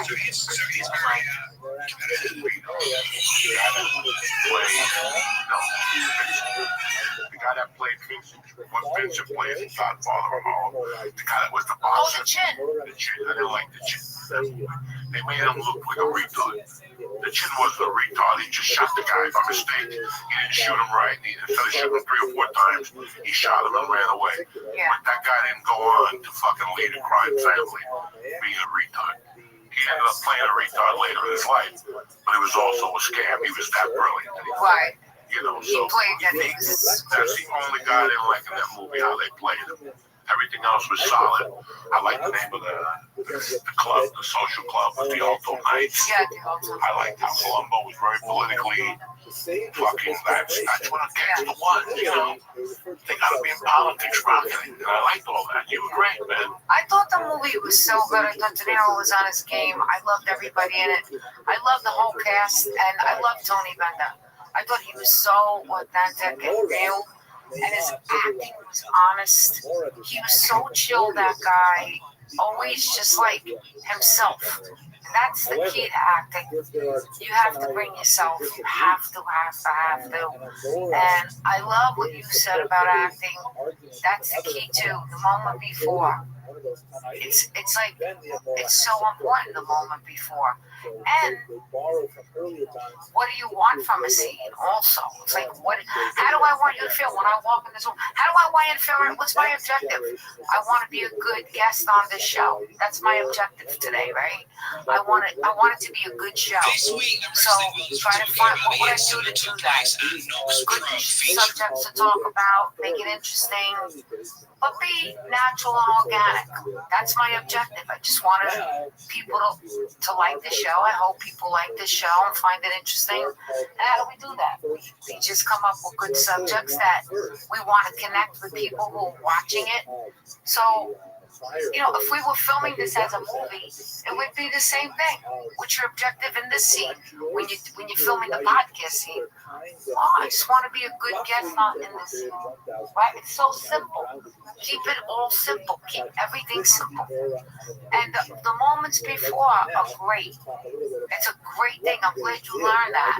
A long time ago, like when I first got to LA. That's so great. And I learned that was a $35 a month acting class. His name was Frank, some Italian guy from Brooklyn. Wow. And he taught on Monday nights. So I started with him. Frank Perna or something like that. And I started with him because he was close to the house. He was cheap. But the only thing I didn't like was Monday nights. And Monday nights was the hot comedy night in LA. So I have to go to class, do a scene, and then leave. I didn't like doing that. Yeah. I was such a good teacher that I didn't want to do that. Right. And then I went to advantage of it. Oh my God. She's like the shit out. She's the shit. Did you learn from her? Yes. What's the biggest takeaway from her class? She makes everything about sex. Is it very? This is what she does. She doesn't make it. I take that back. No. It's about. Am I right? It's had a lot. Because I sat in on it. Fucking watch The Mayor of Eatontown. Who was in that movie? The mayor, the female, the chick from Leo's wife in the fucking boat, the Titanic. That's God, she's amazing. That's Kate. Like that bitch has no barrier. She'll show you a pussy. She doesn't care how she looks. She not. You know what my acting teacher used to say? This is gonna say what she is. My acting teacher Charlie, who died, used to say, "Stop being a mirror." And that's me. If you were on stage and you were worried about your looks and what you were wearing, he'd say, "Stop being a fucking mirror actress. She's anything but that. She doesn't give a shit. She'll come out." No makeup, raw. She didn't care what she just was in the Titanic. I got home all coked up one night. I'm sitting there. And I put HBO on, and all of a sudden it's her with a pussy out with Harvey Keitel throwing her. And I'm like, she just won a fucking tremendous Oscar. And she's on the late night. So one night I was thinking about that because I saw something else and the pussy was out. What? I Googled her. Her pussy's been out like 18. What'd you say? Little Monster, something like that. Yeah. Movie. It's a movie. But fucking. With the pedophiles. It's crazy that she doesn't care. I read an article where the producers called her and said that she looked chubby, and she goes, "Leave that in." That scene where she fucked the guy in that, and the pussy was out. I mean, she's fucking nuts. That's what Ivana does to you. Ivana takes a woman who was grown up in my house, let's say. Like if I had it like my daughter, I'm very this, that. I give her some rope, but she knows the bottom fucking line. I'm a Cuban, old school dad. So I don't want to fucking hear it. Huh? You strict? I'm 12. She's 12. She's going into jaws of life now with me. Yeah. Her mother had it until she's 12. Now, I mean, me and the mother have it, but now I gotta look at her a little more. I gotta watch her a little more. These are the ages where I need that dad. They break away from the mom a little bit, and you either have to talk to them or in your head. You gotta talk to them. You know what I'm saying? You gotta talk to them. So, now you moved me the fuck off what I was gonna say. Now you talking about how you with Kate. You said Kate. So when you get a girl like that moves to Hollywood and says, "I'm never gonna show my titties," that's great. Until you walk into Ivana's cat class.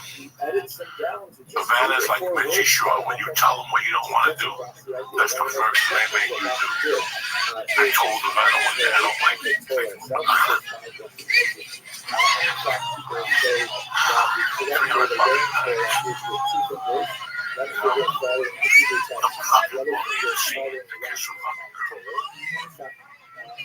got sick, you know, you kiss the girl.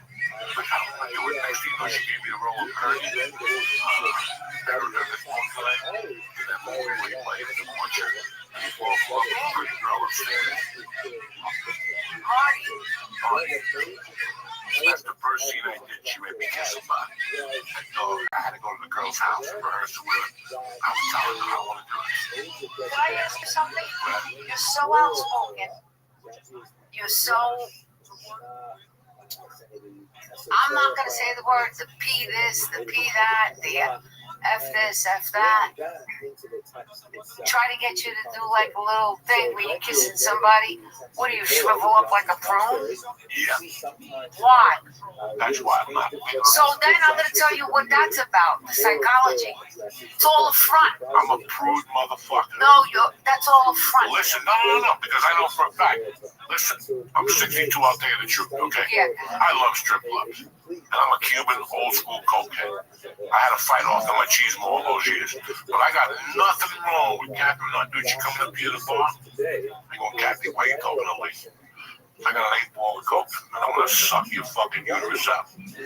Okay? And I want you to go, you're right, let's get the fuck out of here. Is that how they would go? Now, God forbid, no, but now, God forbid, Captain Narducci said to me, hey, I got an 8-ball of coke, let's go back to my house, have a few cocktails. Reverse it. I'm done. I run out like a pussy. I've done it before, and I'll do it again. And especially, it is the weirdest fucking thing. So when I go to a strip club, I don't mind me going to you if I'm coked up and drunk. I haven't done coke in 18 years. So that side of my personality left. Yeah. So now it's even more. But then I felt bad for the girl. I'm 300 pounds. Why would a pretty girl want to kiss me? That's forcing myself. Even for a fucking scene in a movie. When a girl has to kiss a man in a movie, the guy's at least a fucking 8. Okay? And she don't mind. He's an 8. Okay. I was a 4. I don't want to kiss a girl that's a fucking 10, that's 20 years younger than me or 10 years younger. Can I just say something? Go ahead. Do you love acting? You're an actor? I love doing it. Are you an actor? I don't know. Oh, I like that honest answer. I don't know. It depends who I'm around. It depends who I'm with. It depends who I'm in a scene with. It depends who I'm working with. I don't know. I can't do voices. I can't do fucking accents. I can't dance. I can't jump up and down, so I don't really know. I can look at your eyes. I can be sincere. I know all the principles of what I want to do because I stole the principles of acting and used them in my stand-up. So I was one of those dudes that understood acting. Yeah. Like I just told you about a movie I have an audition for. Yeah. Okay. Like I go to New Mexico, they're paying scale. They want you to play Italian, Mexican. Right. But what do they call it? That's not the point. At the border? Right. Smug or whatever, right? But the point is this. The point is this. It's a chance to act. Something's kicking in over there. Oh, yeah. He's all Holy Zamboed shit! out. He's all Zamboed out. Can't get It's in! his lucky night, so... You know, there was a time when I was already on top of that. Remember, I booked a bunch of movies from sending tapes in. I do my own auditions. I get films in pre-production. I get the script from the agency. Do you feel in your heart? You feel in your heart of hearts, in your gut, the same way if I said to you, Joey, are you a comedian? Are you a comedian? Are you a good comedian? Yes. Do you understand comedy? Yes. Do you think you're a good comedian? There's better comedians, but I'm good. I can hold my own in a room. Let's just say that. Okay? Okay. I can hold my own in a room. Okay. I'm not the best comic. I'm not the best writer. But energy and heart and enthusiasm always wins with me. Okay. It could be a minute joke, but the way I'm enthused about it, it becomes bigger. It's smoke and mirrors. Do you think that you were born to be a comedian? Yes. Is there anything else you can do better than comedy? Steal. Rob, plan. I love all that shit. Still today, you can steal better than you could be a comedian? No. That's not even in my world anymore. Okay, so I couldn't be a burglar now. You know what I'm saying? So I couldn't walk on the ladder. I can't go in through a mirror. You know, I go in through a TV. I go in through a fucking window. I'm gonna be soft for 4 days. So stealing was survival. Comedy is for survival too, because comedy. I mean, I'm not a comedian, but I'm an actor, and I understand the art form of any a musician, a painter, a comedian, an actor. It was survival until I realized the stakes. I say that to you. That comedy was survival. I didn't want anybody to get a touch of me. I had just gone through a divorce. I owed $250,000 between attorneys, Discover cards, Visa cards, MasterCards, American Express cards. I couldn't get a job because of the felonies. What was I become? An acupuncturist? What was I do? I can't take the test. I can't get licensed. So at that point in my life, I was always a big fan of comedy. I never thought I'd have learned.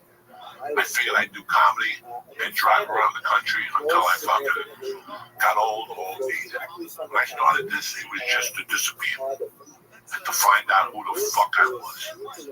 Let's take this in a car. A moderate car. It wasn't no Cadillac. It wasn't no Maserati. It was an 89 Nissan B210 with a broken suspension. And I just wanted to go out there and see what was out there. But then the stakes got high. And then I found out that Tim Allen had done time. And other comedians had done time. And Lenny Bruce had been arrested a few times. So I felt in a good company. And then I read a Lenny Bruce book.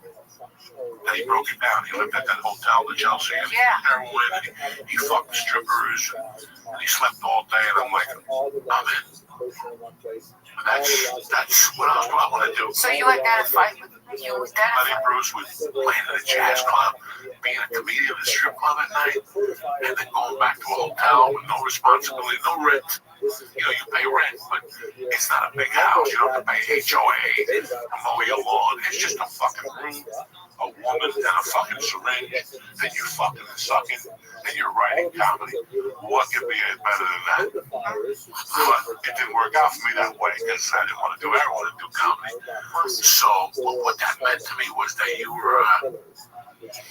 didn't want to be part of a society. It was like joining Hell's Angels. It was like so you were like a rebel. Joining the mafia. You were a rebel. I was a rebel because I had no choice. Because I couldn't get a job in the regular world. And I'm one of those guys. I'm not saying anything bad, but as much of a douchebag as he is, I'm not saying this. I'm saying from people's opinions. People don't like Sammy the Bull Romano, but I got news for you. Sammy the Bull Romano, nobody liked him, and I understood why. But that motherfucker could run a CEO. He could be a CEO of any fucking company. And there's a lot of those gangsters that could have been CEOs of any one of those companies. I just repeated this here to Lee and these guys one day. I learned good things from bad people. Okay? No matter how bad they are, they have one good fucking trait. Maybe it's remembering something. Maybe it's mathematics. I mean, you know, what's the famous Jew? The fucking Meyer Lansky, you know. These guys were all, he was a mastermind. He dropped out of school when he was 6. And he was dyslexic and with a bum leg to boot. You know, it doesn't matter what you're fucking, well, I have an IQ of 180. Well, but if you send money to Africans when they email you because your mother left you a will in Africa, what good is that 180? What good is if you go 10 to 10 on Jeopardy? I don't give a fuck about that. It's when you translate into the street. It's like functional fitness. When we're kids, we do curls and squats. I still do squats, but it's more for function now. I use bands and fucking, pulleys and whatever the fuck. So it's the same thing. You adjust. My point is, I have no idea because I got the same bills as Lee.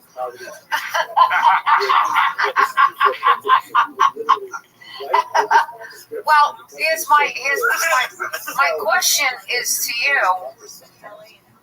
Do you think you're a good comedian? And were you born to be a comedian? Yes. Were you a more born? I'm going to tell you something about you. I was born to be a fucking attorney. I'm going to tell you something about you. Like you attorney. Can I tell you something about you? Break it down a little bit from what I think. I think that on top of the hard exterior and the cursing and the fucking motherfuckers and you savages and everything, I think that there's a guy underneath that and behind that whole wall who gets on a stage and gives this massive hard exterior. Like, he's so brutal, he's so honest, and he's connected to all these other hurt people who are hard, this macho kind of thing. But I think the connection with you is you also, on top of that hard exterior, that wall, I do believe that the real connection is not that. I think that we see through that wall and see that there's a guy behind all that who is actually like this really good guy, this teddy bear who you're on stage being a comedian and you're good at it.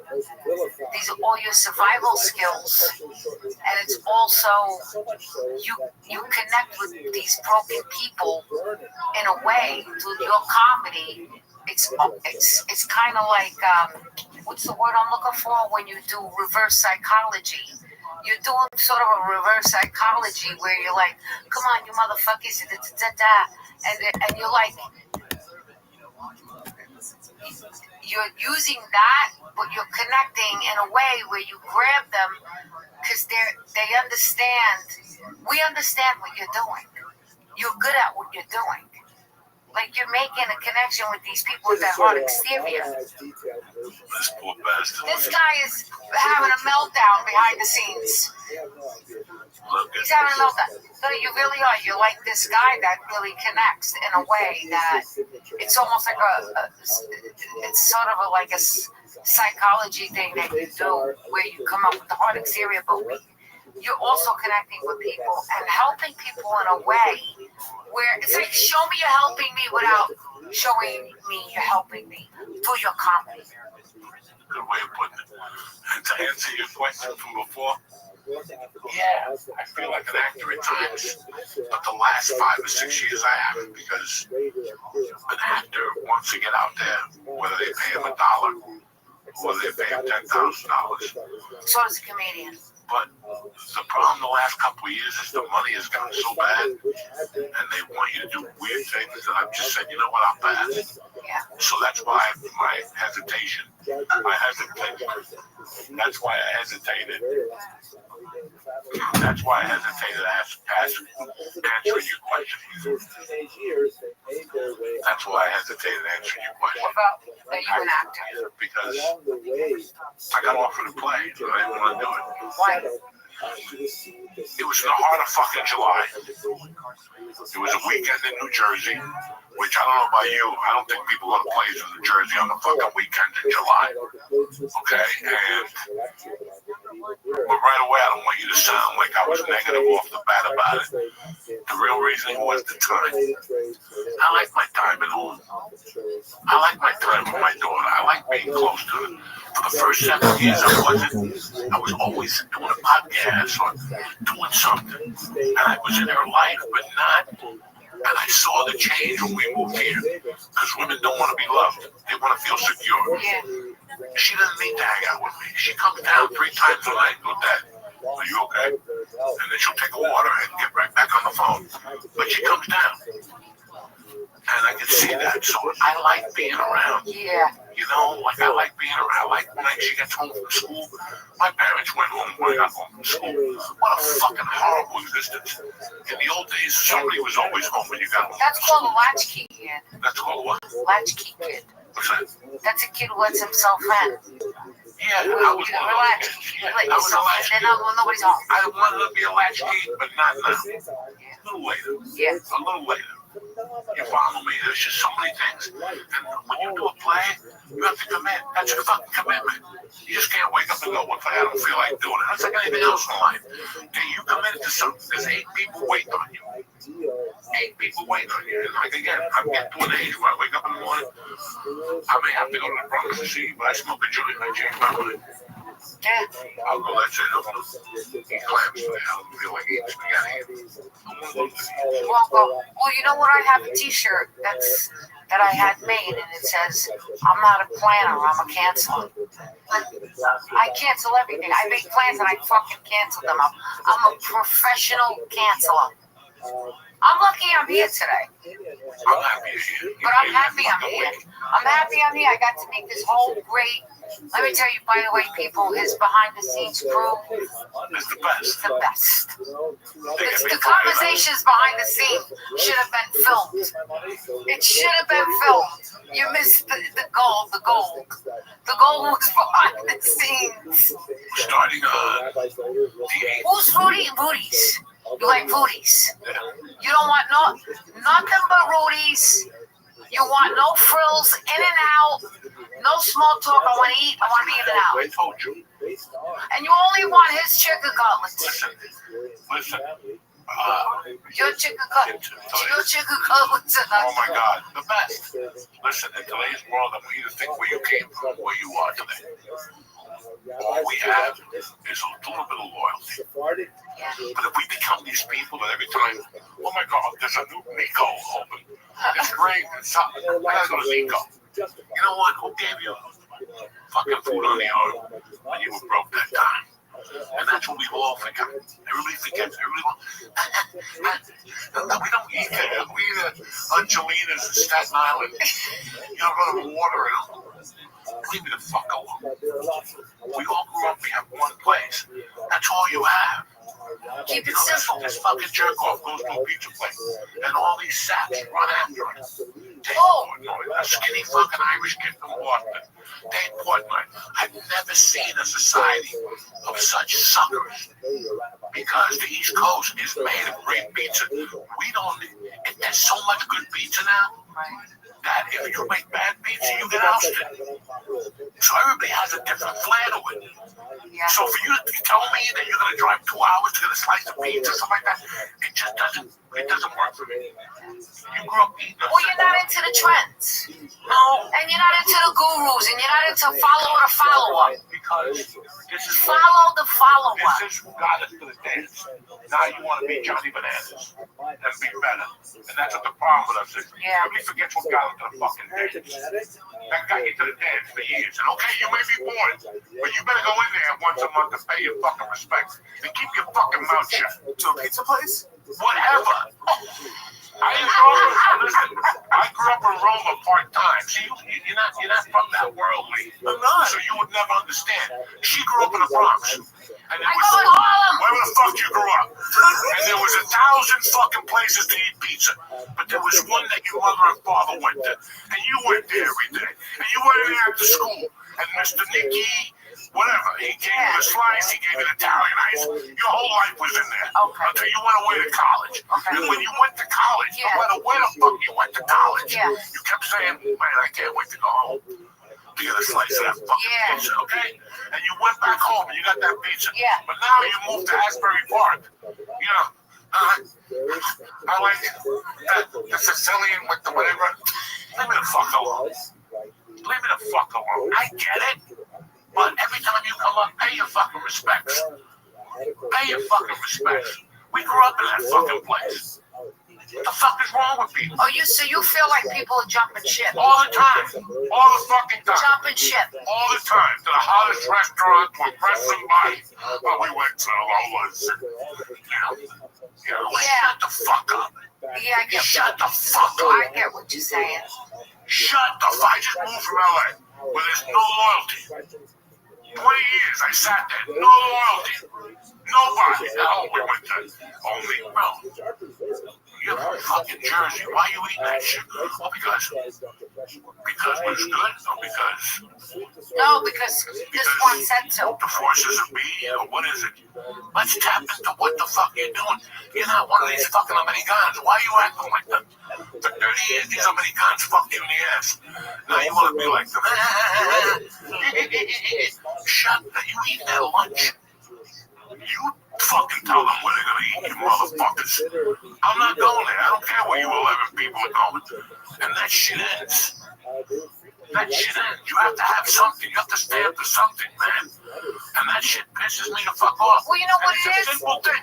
You're probably saying... Swipe left. Swipe left. Swipe. There's always something new. Swipe I'm left. at home right now going, what the fuck is wrong with him? He's a grown man. You don't know where the fuck I'm coming from. Where I'm coming from is you have to have something. Yeah. Just a little bit of fucking loyalty. Just a little bit. You want to die with just, in this fucking rotten world. And it's a loyalty, not to Twitter. Yeah. I'm loyal to Instagram. You gotta be loyal to something. We grew up in this place, man. What the fuck is wrong with you? Yeah, but it's the swipe left syndrome. Oh my God. Because there's always something new. You're talking about social media. If you go on social media, there's always an influencer going to a new place where the line's around the corner and everybody's got to get in what they can't have. If there's a line, they want it. If there's no line, it must not be that good. But think about this. You're making a good point because years ago, the best places like, say, Rayo's or, say, Patsy's Pizza, when I was growing up, there wasn't any line. It was just a good place on the DL, but they did a great business. They're the loyal, you're talking about, neighborhood people, supported them. And that was it. That's all we needed. We were happy. You went in, you got a good meal, you went home. No bells and whistles, right? Now, swipe left, go on social media. The next influencer who you like is telling you, it's like bing, bing, bing, bing, bing, bing. It's like a pinball machine. Go here, go there, go there, go there for the best donut. Go there for the best donut. I found the best donut in New York City. They're gluten-free. These influencers are brainwashing everybody. We can't have a moment of silence. We can't have a moment of silence. Hudson County people. We can't have a moment of silence. We were raised a little differently. You can't brainwash Bronx people. You can't brainwash old school Brooklyn people. That's the fucking problem. Okay? When we're set on something, because we were raised, listen, I'm just a stupid fucking felon spec, but let me tell you an interesting story while we're here, all of us. David Chase wrote a beautiful show called The Sopranos. And he made you the wife of the guy who owned the partner, Artie Bucco. You remember on that show, you had regulars that came in every week. Not 6 days a week, but they came in once a week. And they got the same stupid dish, maybe a different type of bottle of wine. How many times on the show did Tony Soprano or Christopher Moltisanti they say, Artie, I know this menu back and forth. It doesn't matter. That's the restaurant. I know the menu at Rudy's back and forth. I know the menu at Osteria back and forth. We know the menu at fucking Las Places back and forth. You know the menu at the Riverfront back and forth. You know the menu at Carmine's back and forth. I don't know. You just know. You have something that you know it, and that's fine because that's home. But you know what I like what you're saying? You really mostly, if you break it down, everything you're saying just comes down to loyalty. That's home. Another episode. Years later, he talked about it. He goes, Artie, in my darkest nights, I was driving home. There was a storm. And we came to you, and you let us in there. There was no power. And that's one of the best nights we had in our life because we were home. People complain that they're depressed, but they ain't got a fucking home. And then they don't want to go home. Yeah. They always want to go somewhere else and always quit. Just you're here, enjoy it, shut your fucking mouth, and eat the fucking food. Don't drop any fucking Italian names on me, so help me God, you're just bottle of vinegar right to the fucking skull. Don't mention who's better. I don't want to hear it because right now, at this moment, that's right. It's like the homeless guy you said today. There ain't no better place than where we're at. Right. So shut your fucking Bible with that shit. And that's the problem you have. Well, it's an overload. It's overloaded. I'm telling you, it's the swipe left syndrome. I'm just using that as the metaphor to what I'm talking about. It's like there's always something better. The grass is always greener. Oh, you like that place? But no, try this place. But now that we tried that place, that pasta, no, now you gotta go here. Now you gotta go there. And they'll show you the line around the corner because this is what this person, this influencer, is saying is good. But you're talking about, like, for that moment, we give that place the love. That's the place, that's the place, that's the place. The next influencer goes, no, not that place. I found a better place. While you're eating, you're saying, shut up, enjoy this place now. What do you mean? We got to go to another place now? We just got here. It's a swipe left syndrome. It's the ADD.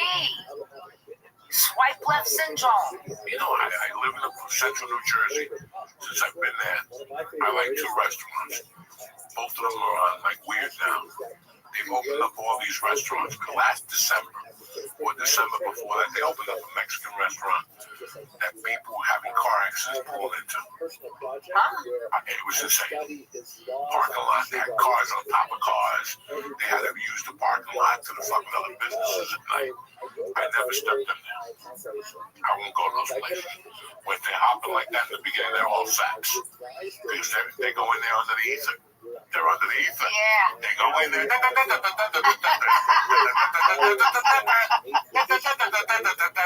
We're all great. Let's take a picture. And they pick up that margarita not knowing it's $22.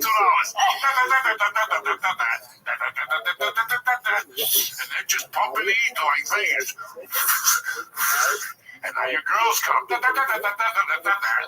more. Now nachos and chips, everything sucks. You were drunk. You dropped 300. Now you get home after fucking and sucking, and you correlate the fucking and sucking with the Mexican bar and the Mexican drinking you went to do the night before. Trust me, the mind works so fucking weird. So you can't wait to go in there again. Then you go in there one night without your girlfriend when you're sober and see if everything sucks dick, okay? There's no so that's ether. I get the ether now. Now you get the ether? I get it. They suck you right in. They suck you right the it's fuck almost in. like you're under the influence. And right away, yeah, you're under the influence. You're under the influence. And you don't even know. And then you go in there one day when you're sober because you left your phone the night before. And you walk in there and the waiter's picking his nuts. You know what I'm saying? Eating this fucking boogie straight from his nose. That was a great time. Boy, I felt great now eating that brisket with the same waiter. You know, you're right. It's like you go back in and the lights are on and it's just a room with some chairs and a chef and some food. It's not the magical place that we're making it out to be. It is. Right? There's an article or a book coming out. I read this the other night again. I do not know if this is true. I do not know if this is true. Don't quote me. You know how life is. Yeah. Oh my God. 8 women have come together. 8 women have got together. And what do they do? You ready? 8 Yeah. women have come together from the metropolitan New York City. And they're ready to file a big-time lawsuit against the owners of Studio 54 because they got raped there in the 70s. And get the fuck out of here! Again, they went down there. Quaalude, Mick Jagger walked in, they sucked his dick, and they remembered it during the pandemic. Like everybody else did. Remember during the pandemic? Everybody remembered who raped them? During the pandemic, they shot Hitler. Everybody remembered who held their mouth 20 years ago at a fraternity party, who grabbed your pussy when you salute the soldiers. You know, everybody remembers. I read this here. It was very interesting. It was very interesting that a woman would wait 50 fucking years. 50 years, 8 of them. What happened to them at Studio 54? They say they got raped and sexual. You know, everybody said it was a party. It wasn't for us. It was a night of hell. Steve Rubel took us in a room and whipped us and made us snort coke off his dick. It was horrible. You know, that type of shit. Okay, so for the 2,000 people who went there and said it was the best night of their lives, they did coke. I mean, Bing Crosby was in there. Paul Castellano was in there. Frank Sinatra was in there. Okay, but now these 8 women, say that in 1978 or 77 or 73 that this happened. You know, and it just, it's like Jesus Christ. What the fuck? What the fuck? I didn't know I brought this up now. Fucking, we're already high. We might as well bring up some more shit to confuse the fuck out of it. That pill is kicking in. Oh, it's kicked in a while. Who is poor bastard? Me, I go for 2 more. 2 more what? 2 more of these motherfuckers. Why? Why not? It's Monday night. It's Labor Day weekend. You ain't got dick. I ain't got dick going on. It's Labor Day weekend? That's it. This Friday, Saturday, Sunday, Monday. It's over. Summer's over. It's over. Wow, that's scary. You can't wear white no more. Shit. That's it. You gotta put on the dark bucket. I want to see you stand up right now. No, leave him alone. Leave him alone, please. Leave him alone. Don't bother. Leave me alone. Leave him right there to sit there. He'll be fine now. Once he gets some pizza, let's get one line. No, leave him alone. Let him get some food. Then he'll do stand up. He'll jump up and down for you. Look at his eyes. They're like, yeah, it was a Jewish eyes.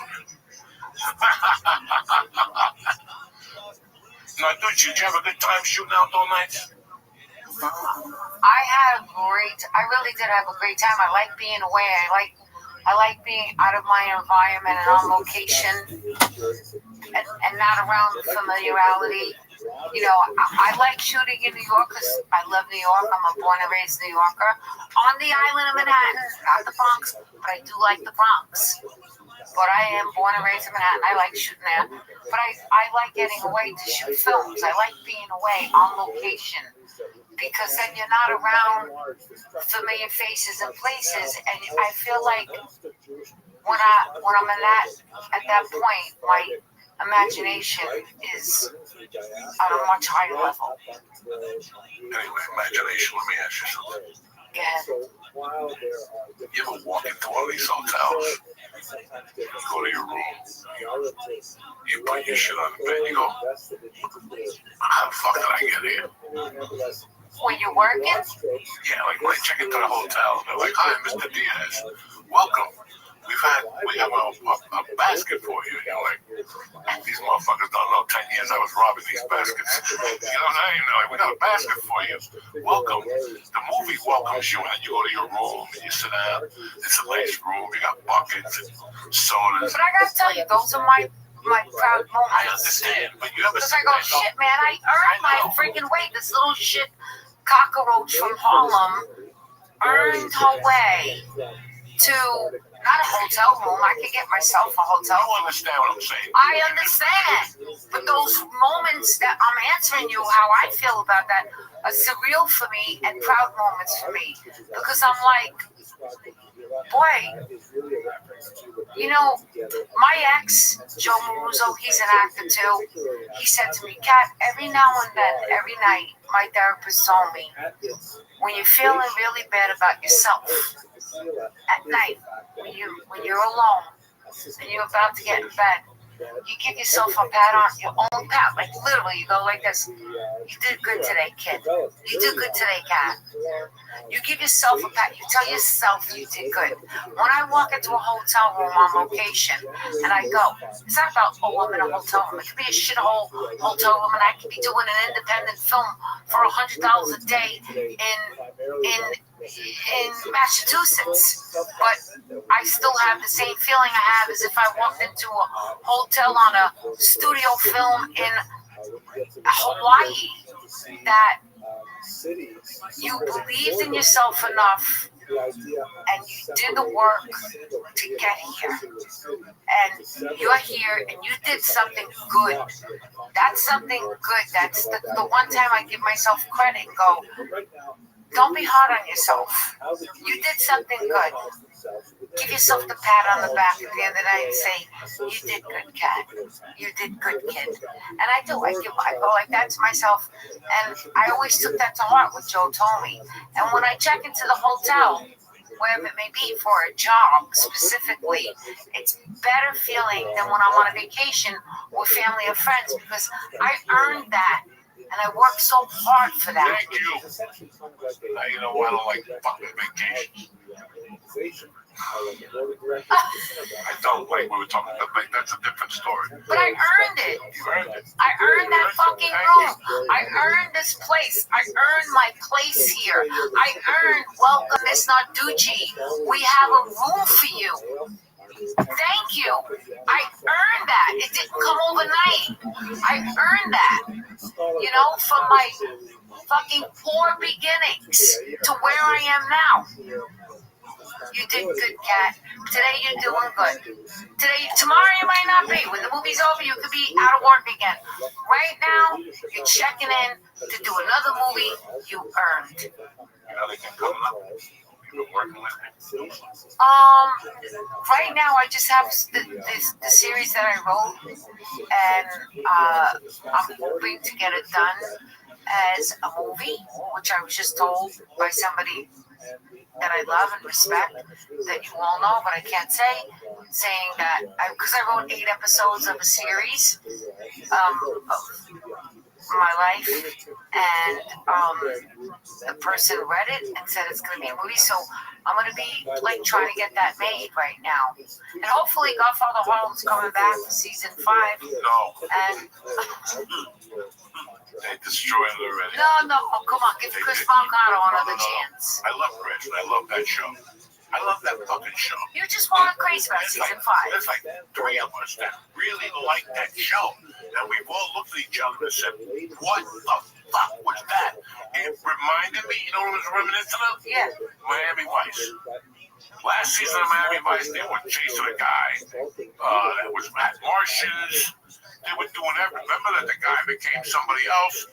Don Johnson had fucking whatever. He forgot who he was, so he became a renegade drug dealer. You're like, what the fuck happened to Frank Zappa? What happened? And that's what happened. What happened was, with that show, the cocaine, but with other shows, you know this happens. The show is great the first season, then one motherfucker decided to leave, one of the writers, and then the second show was the second season is strong, and the third season is stronger because now they're bonding. But usually the 4th and 5th season, now people start using those 2 years to get bigger and better jobs. Yeah. And now you got to bring people in. Plus, executive producers move on to other projects, like Chris did. Chris moved on to that fucking Heartbreak Hotel with those dudes. That wasn't that good. You know, I never saw that. I tried 1-2 episodes. Great cast, but just it was overdone already. Was it? Yeah, somebody already did that. Oh, and they shot him to the phone. And it was, Zelda. When they released Giselle about that place. So then he came back. You mean Griselda Blanco? Yes. He didn't do Griselda Blanco. Maybe he did. No. That was Captain Zeb Jones. No, that was fucking the Spanish girl. She's dating the quarterback from New England. What's her name? Sofia Vergara played that girl. But the point is that I'm sorry. Yeah. Once they move on to other shows, because can it happen with a ton of shows? That show on ABC, David A. Kelly got really hot for a while. Michelle Pfeiffer's husband, I think he is. Oh, yeah. They built a studio around that motherfucking Orange County. They built a 4th studio fucking, the guy had so many projects, David R. Kelly. I think he had like the one about the 2 Italian. He had a ton of series on ABC.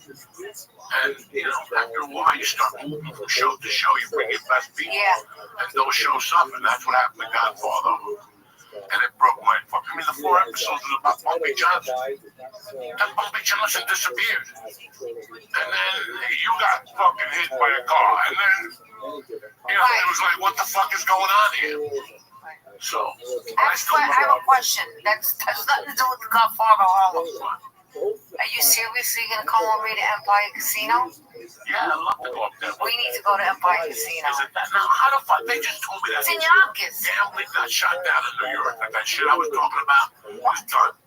Jay-Z is bringing a casino to Oh, 42nd Street. Yeah, the 42nd. It got shut down? Well, somebody told me that works in the city. He thinks it got shut down.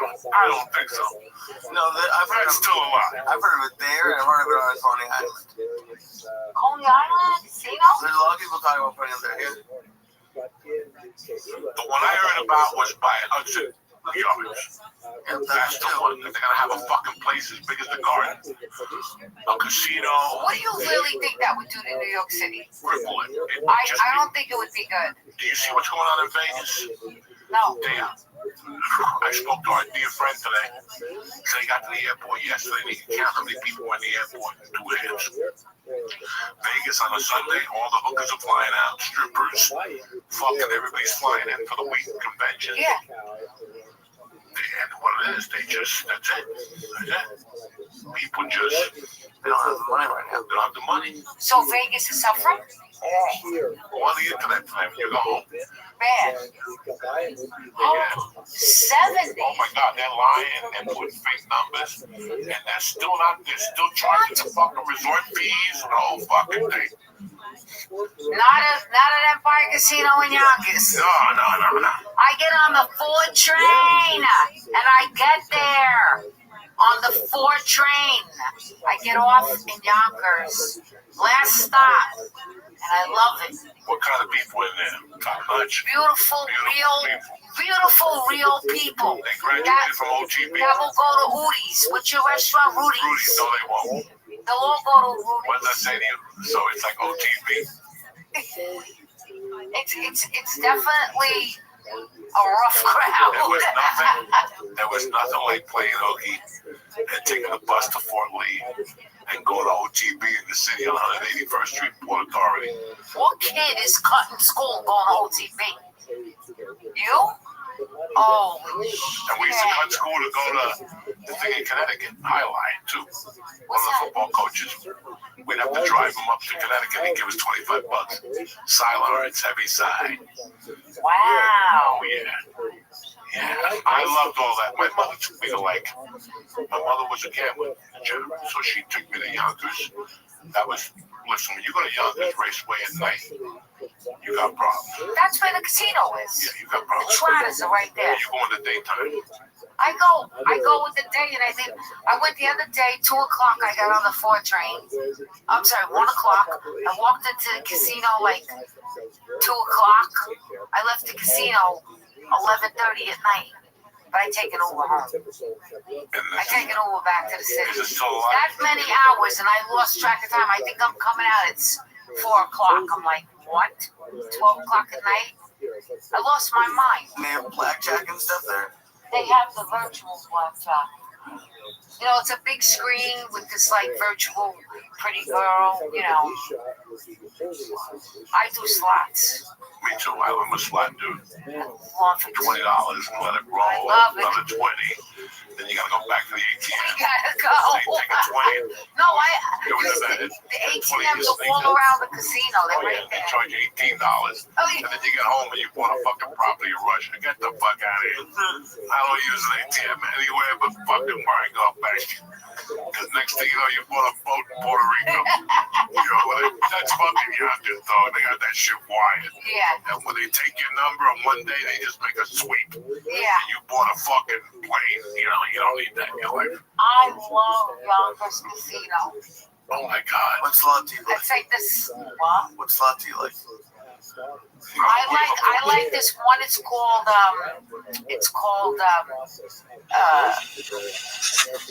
what is it? Mayan cheese. Okay. Mayan cheese. And I like this other one, Dragon Slay. And then one other is it's called Tiny Kitty. Okay. Some people call me Kitty. And I like the kitty cat. It's like a cat that comes in. You hit it, the cat comes out, meow, meow, goes around, and drops the money. It drops the money. It's like a whole fucking movie I'm watching. It drops the money, it waves to you, and I'm like, Kitty. I love it. There's people who live stream themselves playing slots at casinos. I would pay to watch you play this, because do you smack the screen? Oh, I punch it. Yeah, I knew it. I shake it. Yeah. I love it. I love people. And then, like, how do you pick a machine? I love gambling. How many of those pills did you take? Not enough. Not enough. Trust me, he needs 2 more. Want to go to the casino right now? Yeah, take them. Take them because I'm going I gotta tell you, the ferry coming here was unbelievable. You know, it's crazy. You say you're bored. What can we do? You either go out to eat, you go to a movie. I go to galleries because I'm an artist and I like to look at art. That's always good for me. It may not be good for everybody. I like that. You go to a movie, but then you think about the other things that you don't do. Taking the ferry here. Now that's just that ferry, New York to Weehawken, right? Okay. But you can just get on the ferry. There's like $10 ferries that go around the city. That's such a nice thing to do on a beautiful day. It cleared my head from here to the city. What was it, 15 minutes? Eat one of those edibles together. Wow. It'll really clear your fucking head. Yeah. You think you're killing it out there, you end up. I'd rather have what do they call the little baseball bat? You know, the pre-roll. Yeah, the pre-roll. I like a nice little pre-roll. But I like indica. There should be something in the drawer. I don't like when you get back on the floor, I'll take a little bottle. because I'm already hyper. Sativa makes me more hyper. I like indica. I can tell you're already hyper. I'm hyper in this bitch. Catherine, I'm happy that you came over tonight. That was great. Me too. We had a good time. You look beautiful as usual. Thank you. You're still a fucking savage. I congratulate you Thank you. on everything, especially outdoor nights. I really liked it. He gives all his money to the Putans. Ask him. And Lee, what's going on with you this week? August 30th, I'm at the barbershop, TV barbershop in Hoboken again, 2 shows. Oh shit, look at you. And I'll be at the open mic Wednesday. Thursday we got the bucket, and tickets go on sale tomorrow for Park Casino the night before Thanksgiving. Oh shit. That's always a good fucking night. Oh, that's the best night. Best night ever. Different lineup, different crew. Come on down. You can gamble. Man. Wait, where could I gamble and see you? Park Casino in Philadelphia. Where? In Mendoza. Is it a casino? Bethesda, whatever the fuck it is. I don't know. Yeah, we just did this last week. Oh, shit. He's got the Tesla, so be careful. You in the front seat and shit. Does it drive by itself? Anyway, I love you, Catherine Lee. I love you. And tickets also went on sale for November 8th in D.C., I think, and December 5th in Virginia. I don't even have a webpage. We're in Maryland and Virginia, 1 in November, 1 in December. Yeah, but we're in Florida next week, and that's all that matters. September 6th, Hard Rock Live. Friday night, it's Casey the Sunshine Band. You know what I'm saying? Do a little dance. Take a little Get down tonight. Bring the fucking Quaaludes. Bring whatever you got. Glue. I don't give a fuck. It's KC. He's only got 2 songs. You'll be jumping up and down for an hour. What's the other one? Cause I'm your boogeyman. Oh yeah, Boogeyman. So he'll do like a trio. Boogeyman. Something else. He'll do this is a new song. Listen, KC, don't play no new songs, all right? Coke ain't even the same anymore. You got 1 song, just stick to it for an hour. Do a little dance, make a little love, let down tonight. Come on, keep going. Keep going, KC. That's it. I love you, motherfuckers. Have a great week. Stay black, and God bless you and your family. So these are really things that help corral Jews within kind of like a set of boundaries for behavior. These would be challenged throughout the entire period that we're looking at, but most especially when we get to the modern era. In this regard, the attacks on the Jewish communal structure are one of the most important elements of any for Jews. We're not there yet in terms of our Jewish History Lab series. Welcome to the show today, guys. I want to let you know that I have some tour dates. If you want to see me live, the live space, real time. Because of Jewish erosion of the system, that see the roots of it, especially Welcome to the show today, guys. I want to let you know that I have some tour dates. If you want to see me in live space, real time, they call it IRL. Jacksonville, Florida, February 2nd, I'll be there. St. Petersburg, Florida, February 3rd. Orlando, Florida, February 5th. Lafayette, Indiana, February 24th. Rockford, Illinois, February 25th. Chicago, Illinois, February 26th. Tulsa, Oklahoma. Oh, that's sold out now. May 6th, we may add one there. And then Los Angeles, California, at the Wiltern, May 7th. That is all Return of the Rat Tour. You can grab those tickets on sale now, theovon.com/tour. Today's guests are two men who are from another country, and they left their country. I'm not sure why exactly, but that's what they did.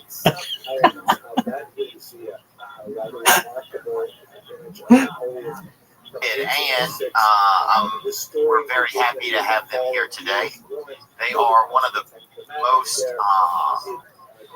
greatest selling artists of all time, of modern time, of all BC, AD, Mr. Robbie Williams, and comedian Mark Payne.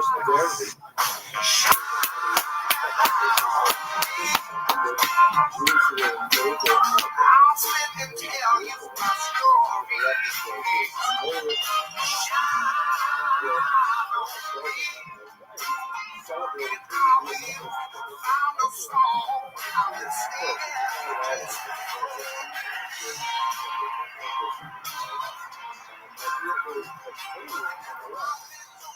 What's the most fancy thing you ever made?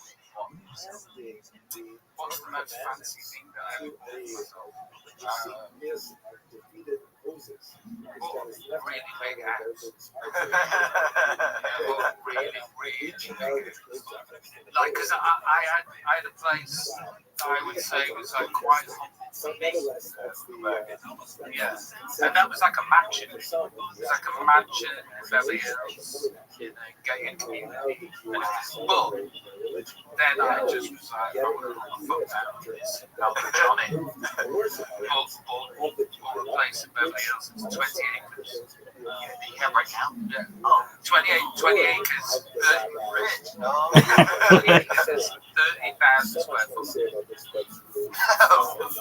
Yeah, that's 20 acres. Jeez. Yeah. Dude, you could have another room that you haven't been in anymore.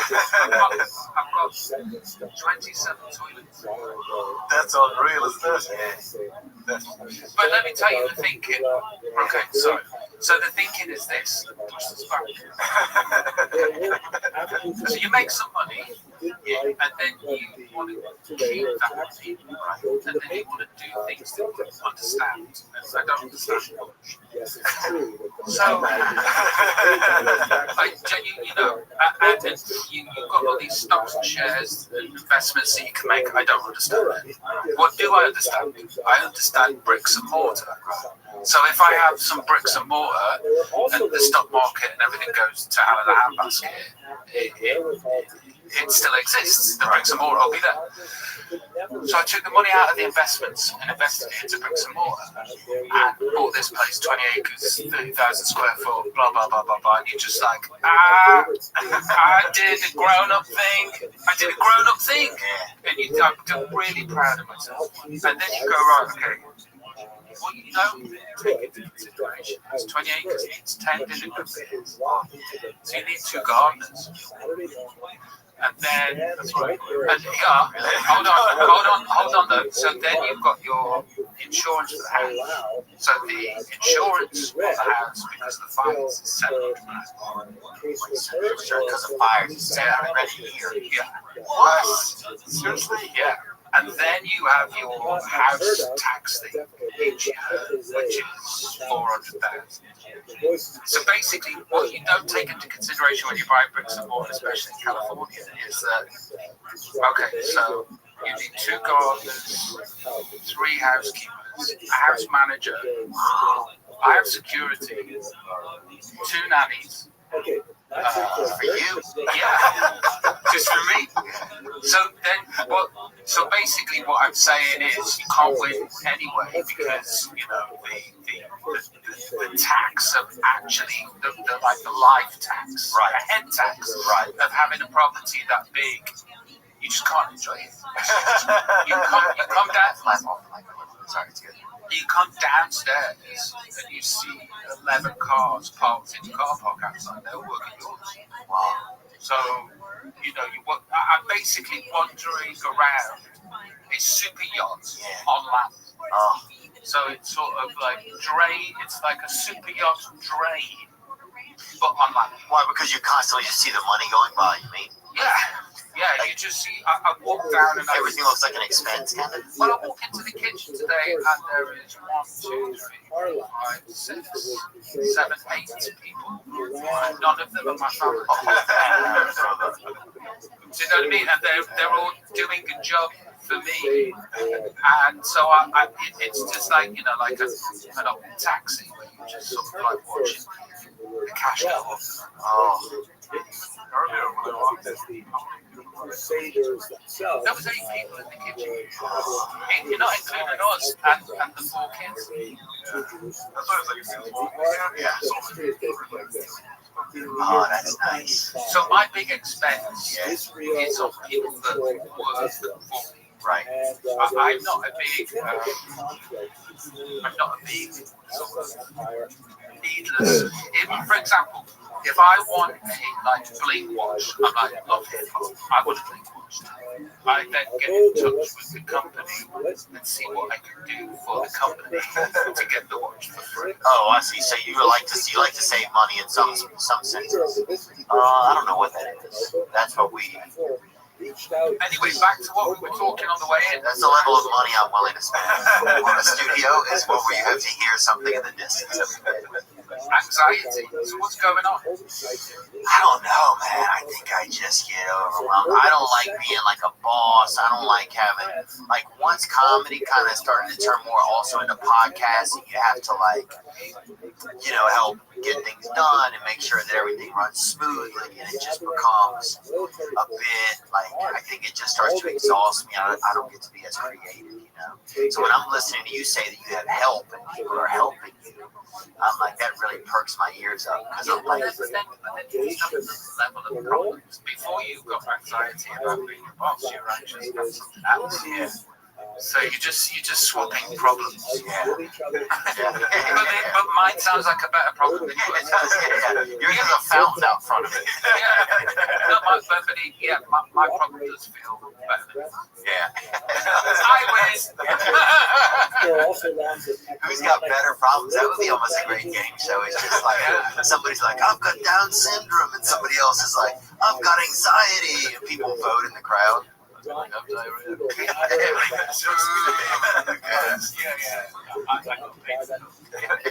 changed the nipple. Well, you have more a strong shirt. Yeah, was there or not? I think you didn't know it was basically just got higher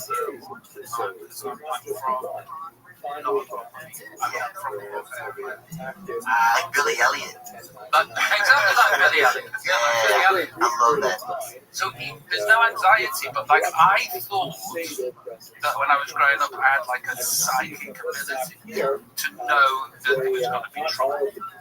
I thought that it was like I've got this inbuilt radar that detects trouble, but actually what it is you're around sociopaths and psychopaths, so you're actually scared all of the time. Yeah, all of the time. Just living in fear all of the time. And like my wife, who's Beverly Hills, She's had an ensuite all of her life.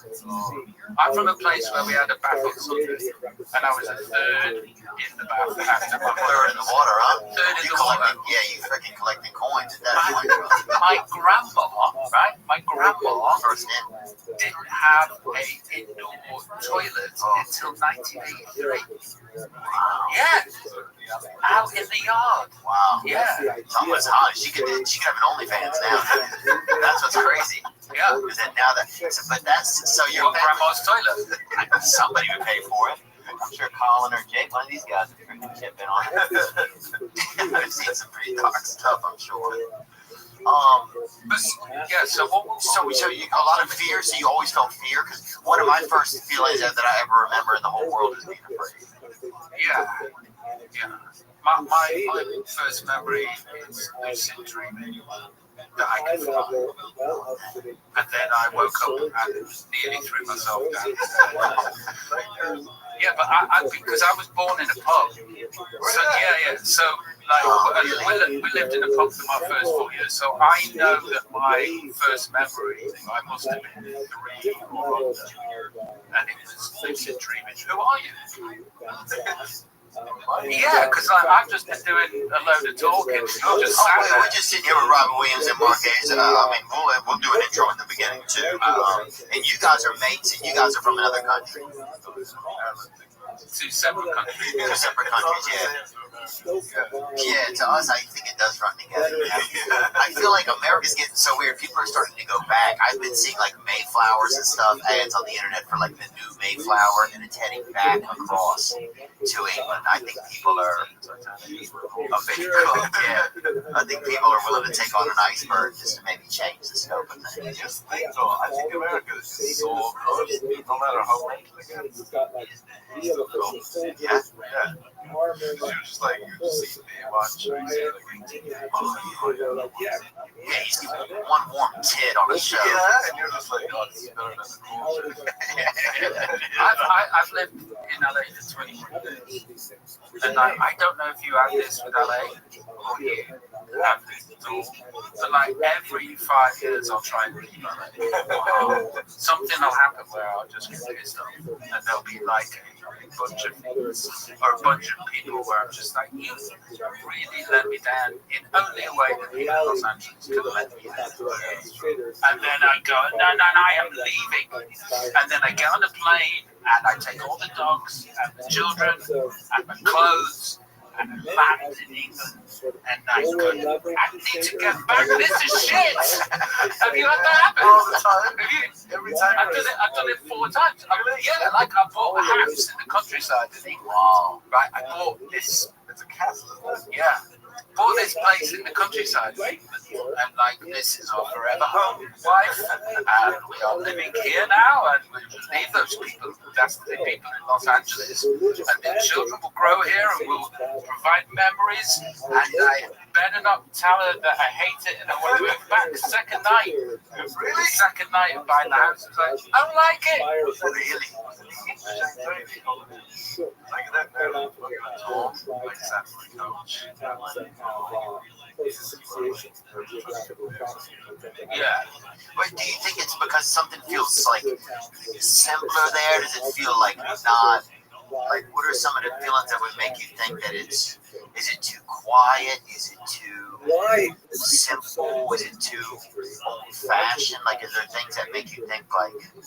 I think in Ireland it feels maybe restricted, whereas in LA, like, there's opportunity. You're walking, and like sometimes obviously not. Most of the time, obviously. yeah. But in Los Angeles, you just think, I'm walking around the corner, and Adam Sandler is going to go, we should do a biopic about your life where I play you. And I'm like, yeah, Adam Sandler, that should happen. It's delusional that everyone of all levels. Yeah. Like Spider-Man.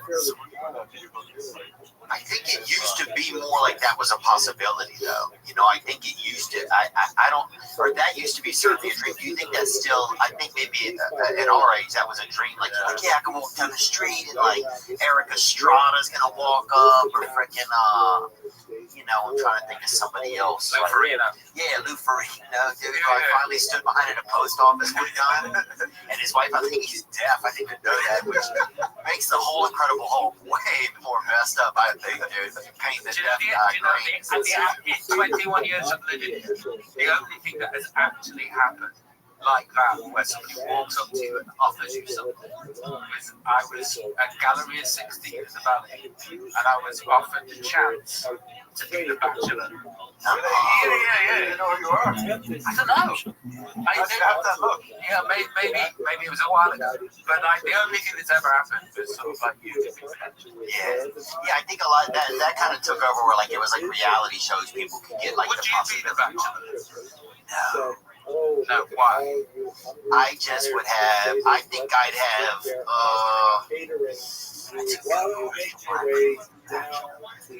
I think I would just be kind of scared. I would just be. I don't know. I'd be flirting with the chicks, but then like I'd be trying to perv out at night probably and like sneak around or something. I don't know. I'd probably get busted, masturbate. Something that would make me seem a little bit strange. I think. Or true self comes out. Yeah, I think my true self. I think my true self can't help but come out. Okay, let's pitch that show. Okay, but let's pitch it where it's called something else now, but it's the same as The Bachelor. Okay. What streaming service is it on, or what TV channel is it on? What's it called? The Perv. Maybe called. Who's Tom Thumb? Is it a famous character? Maybe like a Peeping Tom, something for Peeping Toms, but where they're like doing well. Maybe it would be. Maybe you'd be using Chris Hansen. Oh yeah. Maybe you'd be presenter. Oh yeah. And then you wouldn't have to be. The Perv. Yeah. I could be like the Perv Wrangler. The Perv Wrangler. Yeah. Hey, listen, straight after this, Ted Sarandos, hop in the car, we'll go fishing. Here we come, Mr. Sarandos. Back to the England thing. Yeah. Take some explaining. So you get over there, so... This is what happens for me. Right? So, at one point in my life, I was ridiculously famous in a country that you have been, right? But ridiculously, like Michael Jackson stuff. And how old was you? How old was I? I became famous when I was 17. I joined a boy band when I was 16. The boy band took off.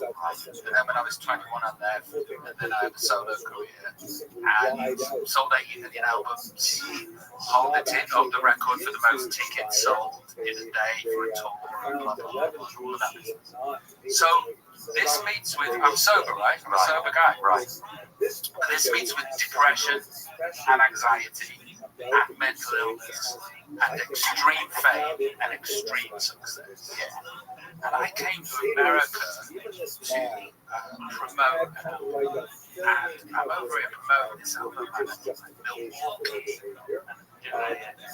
Radio stations, people, 4 o'clock in the morning, and like I already have like millions in the bank and a huge following, and like I'm in Milwaukee and I'm depressed and I'm anxious, and he's great performance album, play record, like 7 o'clock in the fucking morning. What's this hope I can play a record shit? And so I'm going around America doing all of this stuff, and I'm like going, hang on. So all of this fame's making me anxious and depressed. And if I go to America, I'm famous in Papua New Guinea if I'm famous in America. So this realization's happening as I'm traveling through America, trying to break America. And I remember doing like a Rock the Vote performance in New York. Like, and I've never voted in my life. And I'm like trying to tell the kids to vote. And I'm like, this is not authentic. And then I'm like, hang on, what am I doing it? Why am I? Why don't Welcome. I live there? How are you? Can you hear me? What's up, Lev? What's good, Lev? Hey, how you living, pimp?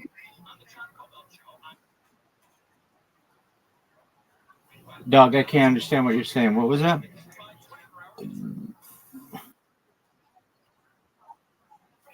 Dog, I can't hear you.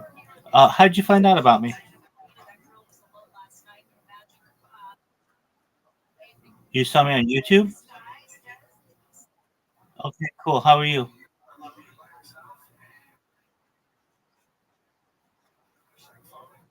Dog, you need to speak clearer. How are you, my friend?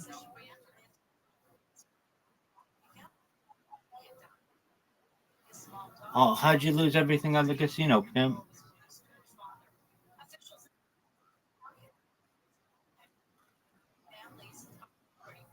All right. Is there any way you can do that?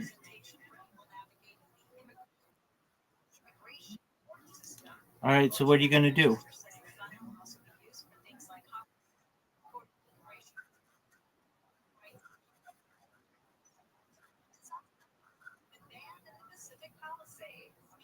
They told you to what? They told you to what? Yeah, dude. Okay, so it's like a scam.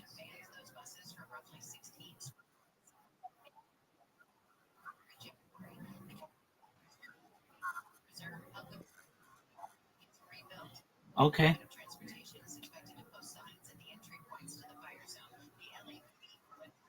So aside from that, how's your day going?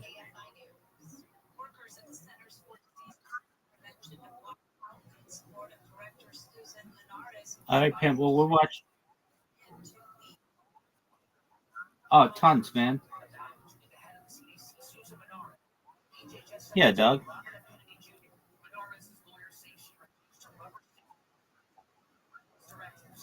I don't lose, baby. I'm a winner, so I don't know what that's like.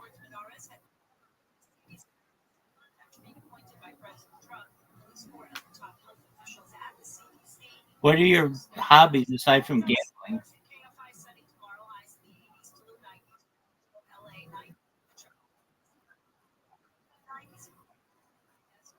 You work in construction? What? Oh, you're building a synagogue right now?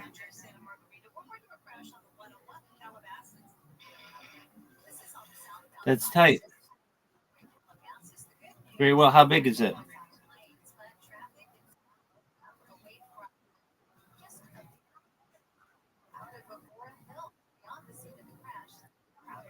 Like five? Well, middle. Okay.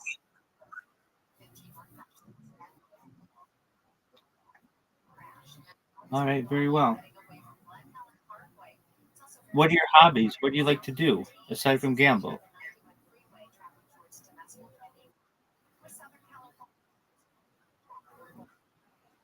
You like to watch live streams on YouTube?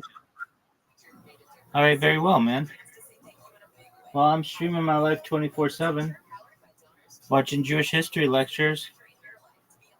So if you do so, feel free. Enjoy, my friend. Have a nice life. So, What Olympic games do you like?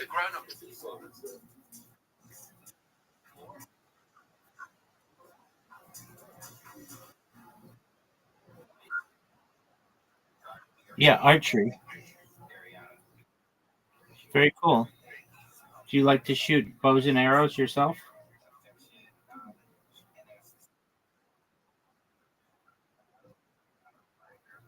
Okay. Oh, that's a good question. I like track and field. I like basketball. It depends if it's the winter or the summer. So let's talk summer first. Um, Golf is kind of boring, but I do like it. I like women's gymnastics. I like men's gymnastics.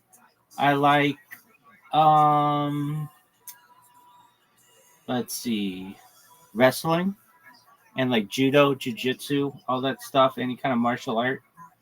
I like archery's tight. Um, I like whatever that shooting thing is. That's okay. Um, they had like rhythm gymnastics. That's cool. I like swimming. Swimming's a big one. I like I mean the track and field ones are probably the best. Like the 100-meter dash, that's a big one. And I like I mean it's kind of boring, but the marathon I like the last like 10 feet of it. Um I like what else do they have that I like? Okay, so basketball, men's basketball and women's basketball. I definitely like those. Um They had breakdancing this last one, which made a lot of headlines. I think that's pretty cool, but they're not going to have it this next one. Um, I like water polo is cool. Diving is cool. I like diving. Those Chinese divers are amazing. Um, what else? Okay, so that's probably it for summer sports. Winter sports, I think my favorite winter sport to watch is curling or speed skating. The short speed skating is amazing on the short track, and curling is really cool to watch. It may seem boring, but I find it to be really exciting. I like hockey, um, figure skating. I like the women's figure skating. I like the men's figure skating. I like the doubles figure skating. Those are good. I was born myself with all that. Don't worry about it, dog.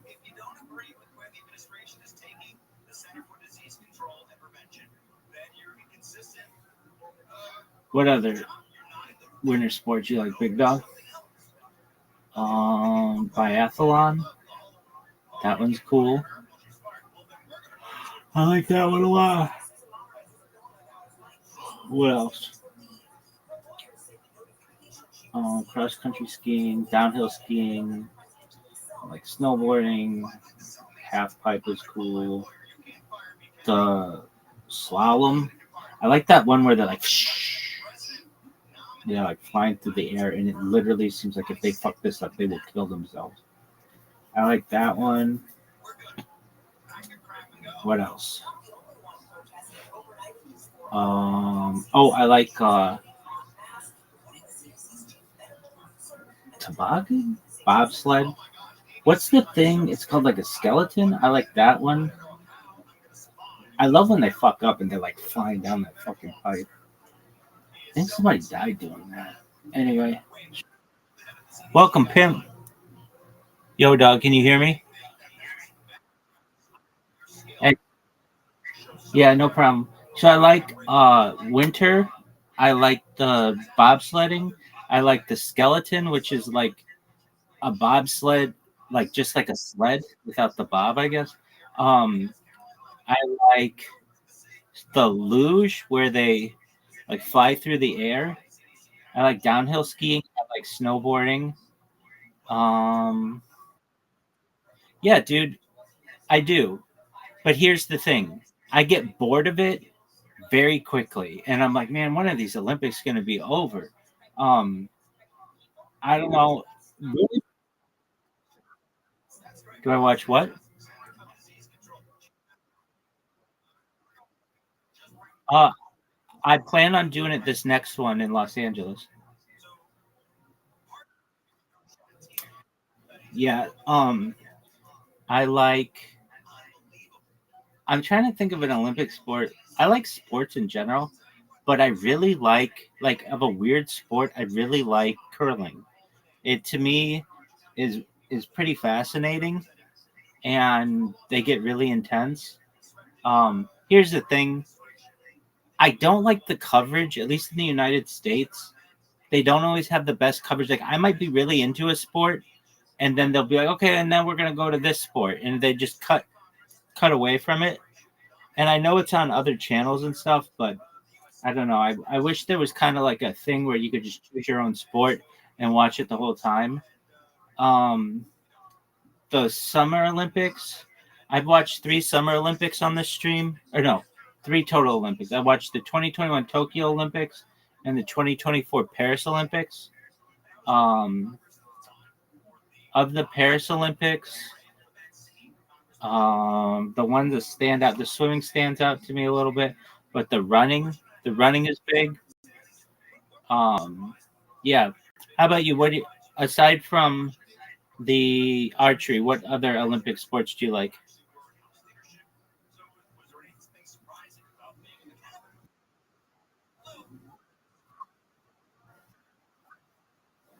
Oh yeah, that's a good one. Absolutely. Yeah, that's a good one. That's Olympic. They do bodybuilding, or well, they. Oh no, it's not. Okay, they do weight, right? Weightlifting. Um, right. Okay, why do you like bodybuilding?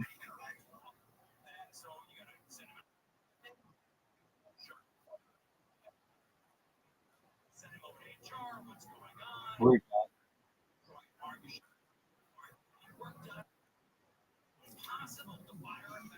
Yeah,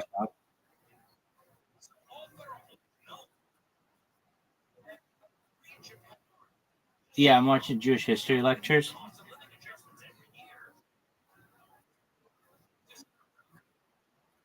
I am a Jew.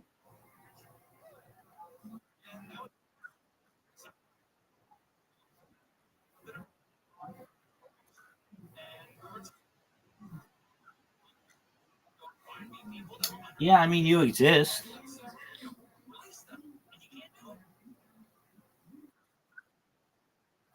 You exist. You're like a thing. Not everybody's Jewish, so you know that's fine. And you're basically of the world population, like 99.8 of the world population, and of the United States population, you're like 98% of the United States population. So it's a big group of people from which to discuss. I would say that some are better than others, and generally, so long as they don't bother me, I'm relatively positive towards them. But if they are annoying to me, then or they're mean to me, then I have a general dislike of them. Does that answer your question?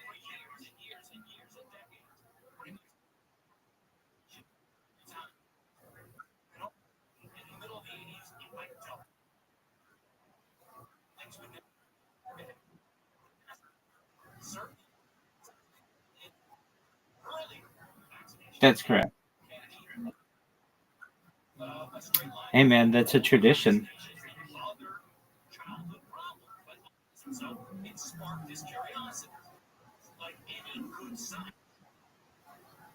Yeah, I mean, it's like, oh no, that's a belief of a lot of people, but it's a traditional belief.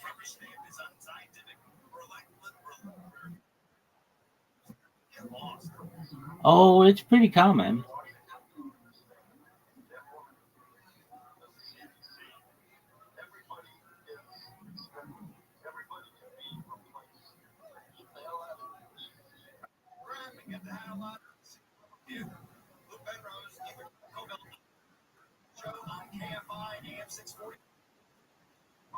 We're,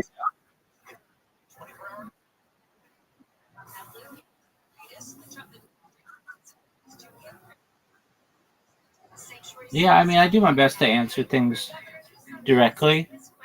Um, Frankly, I kind of hate everybody.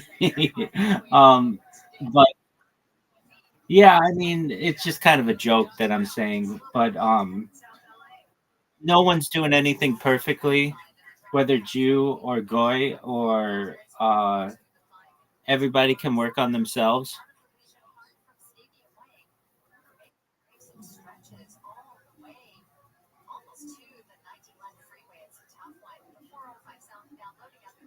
I mean, if I have criticism for anybody, it's not really Goyim. It's Jews, and just I mean, general beliefs on how we could improve as a people, and that's where I focus my attention. But in terms of Goyim, you exist, and for the time being, we are on this planet together. But eventually, I would like to see the righteous of the Goy to be at least Noahides, which is belief in the 7 laws of Noah. And then for some of them, perhaps a conversion to Judaism.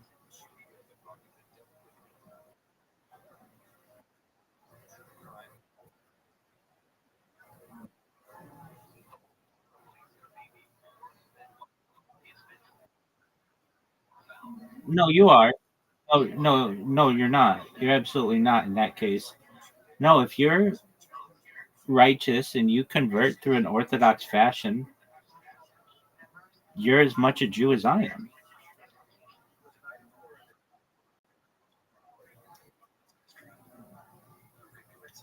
We have that aspect. Basically, there are 2 ways to be a Jew. One, your mother was Jewish and her mother was Jewish, etc., etc. Or there are converts, and there are many converts to Judaism. Moshe Rabbeinu, Moses, our teacher, Moses of the Bible, his wife was a convert. We've had Ruth in the Bible. She was a convert, and she was King David's great grandmother. So basically, the role of the righteous, especially converts, is intertwined within Judaism.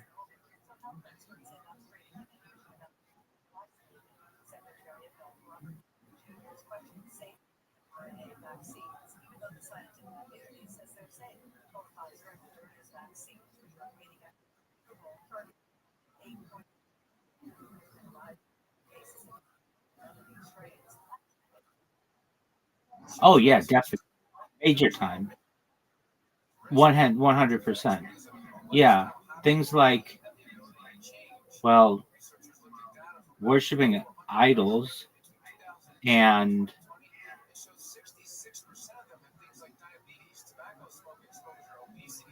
drinking blood. Those are like goyish behaviors. More modern ones would be like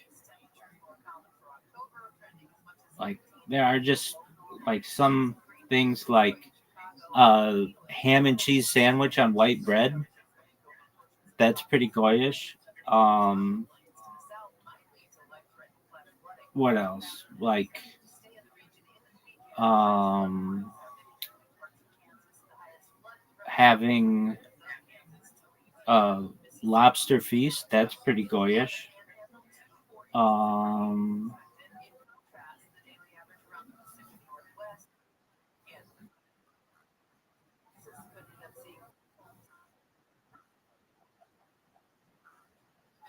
yeah, yeah, sure. Okay. Yeah, I mean, certainly, yeah, certainly eating is a behavior pattern. Certainly eating is a behavior pattern. Um, okay, so not focusing on family, that's goyish behavior. Um, being not being educated, that's goyish behavior.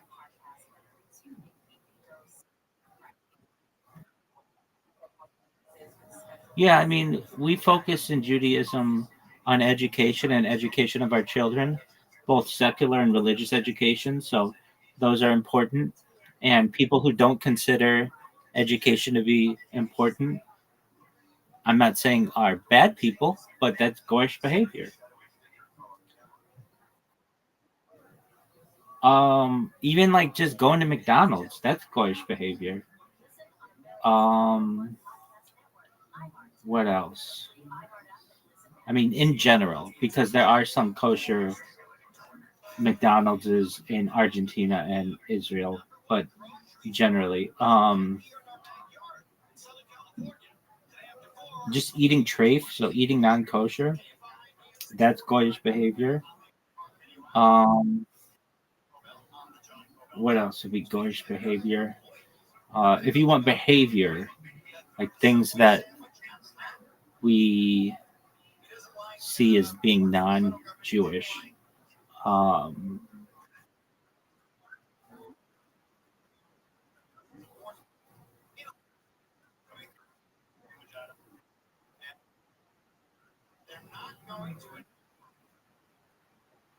Sources say a grand jury decided there won't be a felony indictment against Sean Charles Dunn. um, to some extent, yeah. A lot of times, especially within the Hasidic world, there isn't a huge interest in sports. But then again, some of the great owners of sports franchises have been Jews. So it kind of depends. Some of the great coaches have been Jews. Um,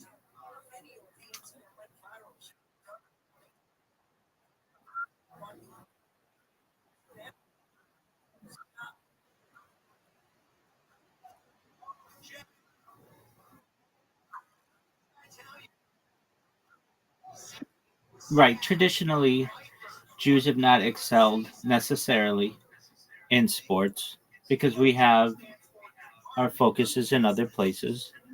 But we like to watch sports, a lot of us. Um, I would say that,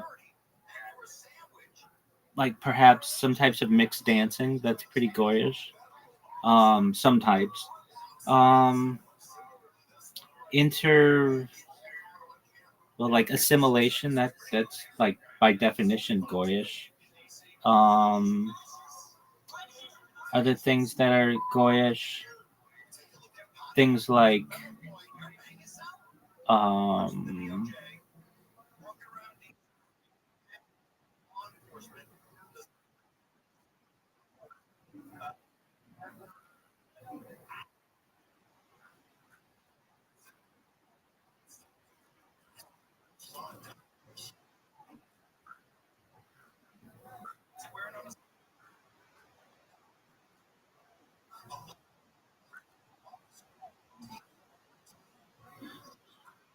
sure, absolutely.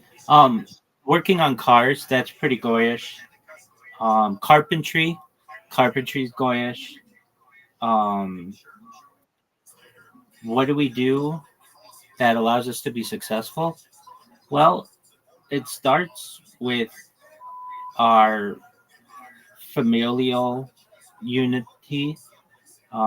We feel that family is very important. Education is very important. We educate our children to be successful and to be in disciplines that are generally well providing. Um, we make good investments. We ensure to give back to the community. Charity is very important. So we give what's called tzedakah or charity to help. Right. Yeah. So we give to organizations that better our communities and just in general, we have a high respect for ourselves.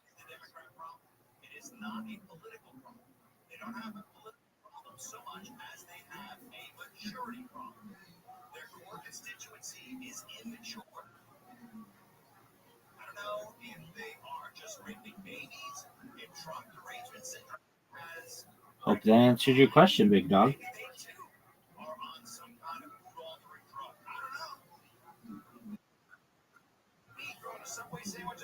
Currently, it actually is not. Many Jews do.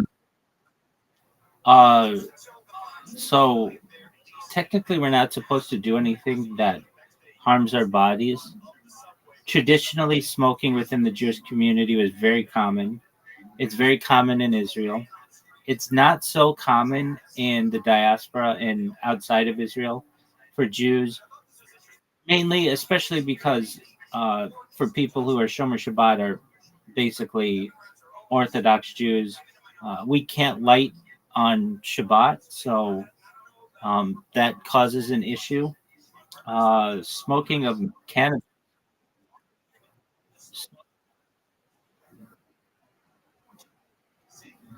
What'd you say, Big Dog?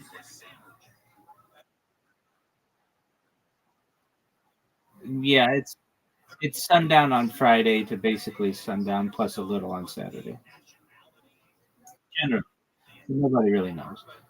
Um, Cannabis, though, is something that in the modern age has become more popular, and basically since the 1930s or so, has been associated with some areas of Judaism, though it's not necessarily, uh, at least within mainstream centrist orthodoxy.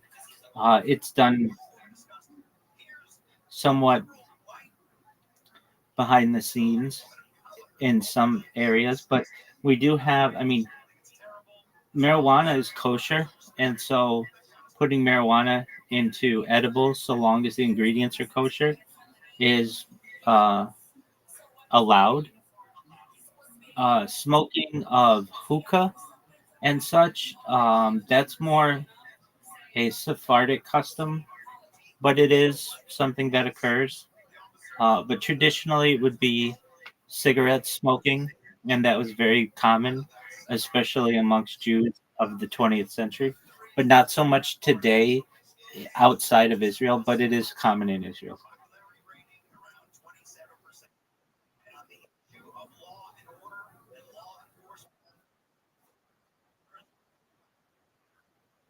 Correct. Correct.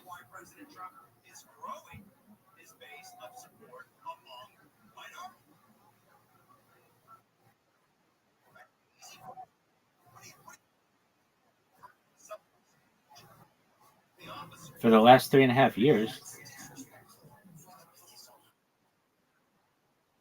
Correct.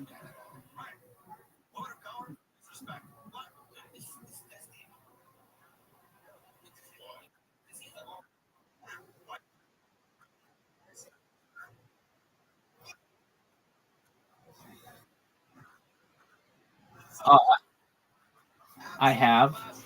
I'm a certified project management professional, so I've done some projects on the stream, but essentially I have investments and savings that have allowed me to do this.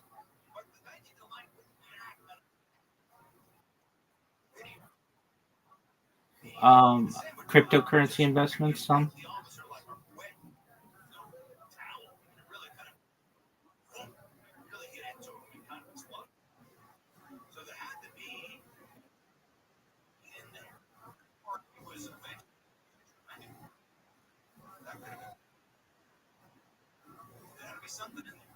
No.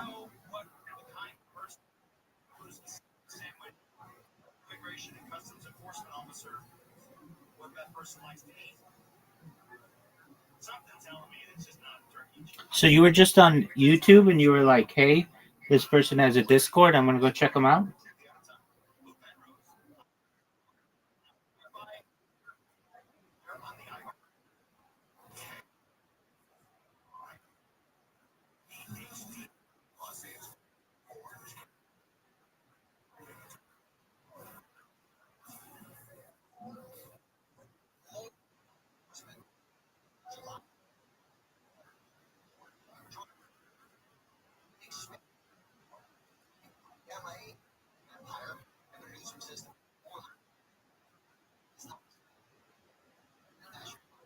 Very cool.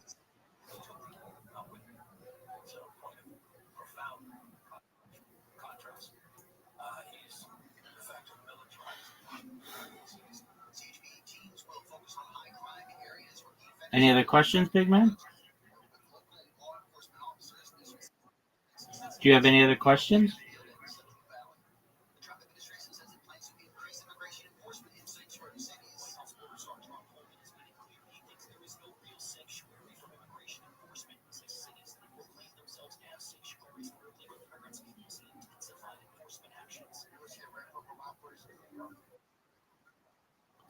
All right, man. Well, you're always welcome here. I'm going to continue watching my lectures. Feel free to enjoy.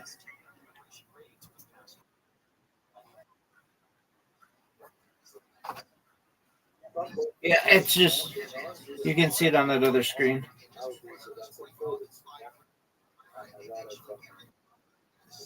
You're welcome, my friend. I refer you to the works of Robert Rothschild.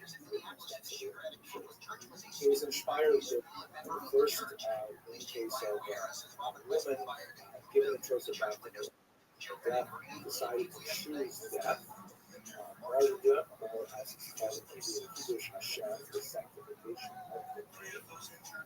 And this is a phenomenon that would be associated delicately with the Crusades and martial arts. When they got to Rome, which was in those times, the Jews sought refuge with the bishop. And this is something we see over and over again in the Crusades. The church was not the enemy at all here. The church was, in fact, against the violence. And although they definitely approved of the larger pull of the Crusades, attacking the local Jews was not something that the church officially sanctioned at all. It was more on a mass strange characters like Peter. So the Jews sought refuge in the bishop's compound, and in fact, the Crusaders broke into the bishop's palace themselves and massacred the Jews in his home. Quite a large number, about 800 Jews died this way. And Worms had a terrible, terrible situation where the Jews over and over again, many of them, well, we do have numbers of Jews who chose baptism, we'll turn to that in a second, but you have this terrible, terrible incidents of Jews trapped in a room, fearful of having the synagogue set alight and down in flames, or fearful of having to break in and the Jews not being able to withstand the temptation of deciding to convert in a death, where many of these Jewish families, somebody decided to kill each other in acts of mass suicide. Very powerful descriptions of mothers killing their own children, fathers killing their daughters, and horrible, horrible things to read that literally formed part of the liturgy of the Jews for centuries after it was in memory of this event, which was called incidentally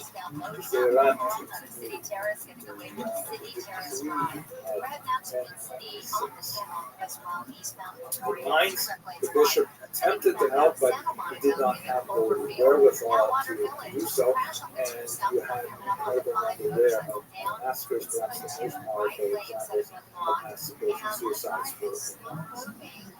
The rough estimate of the number of deaths is about 5,000. Include the surrounding communities, it might go up a little bit.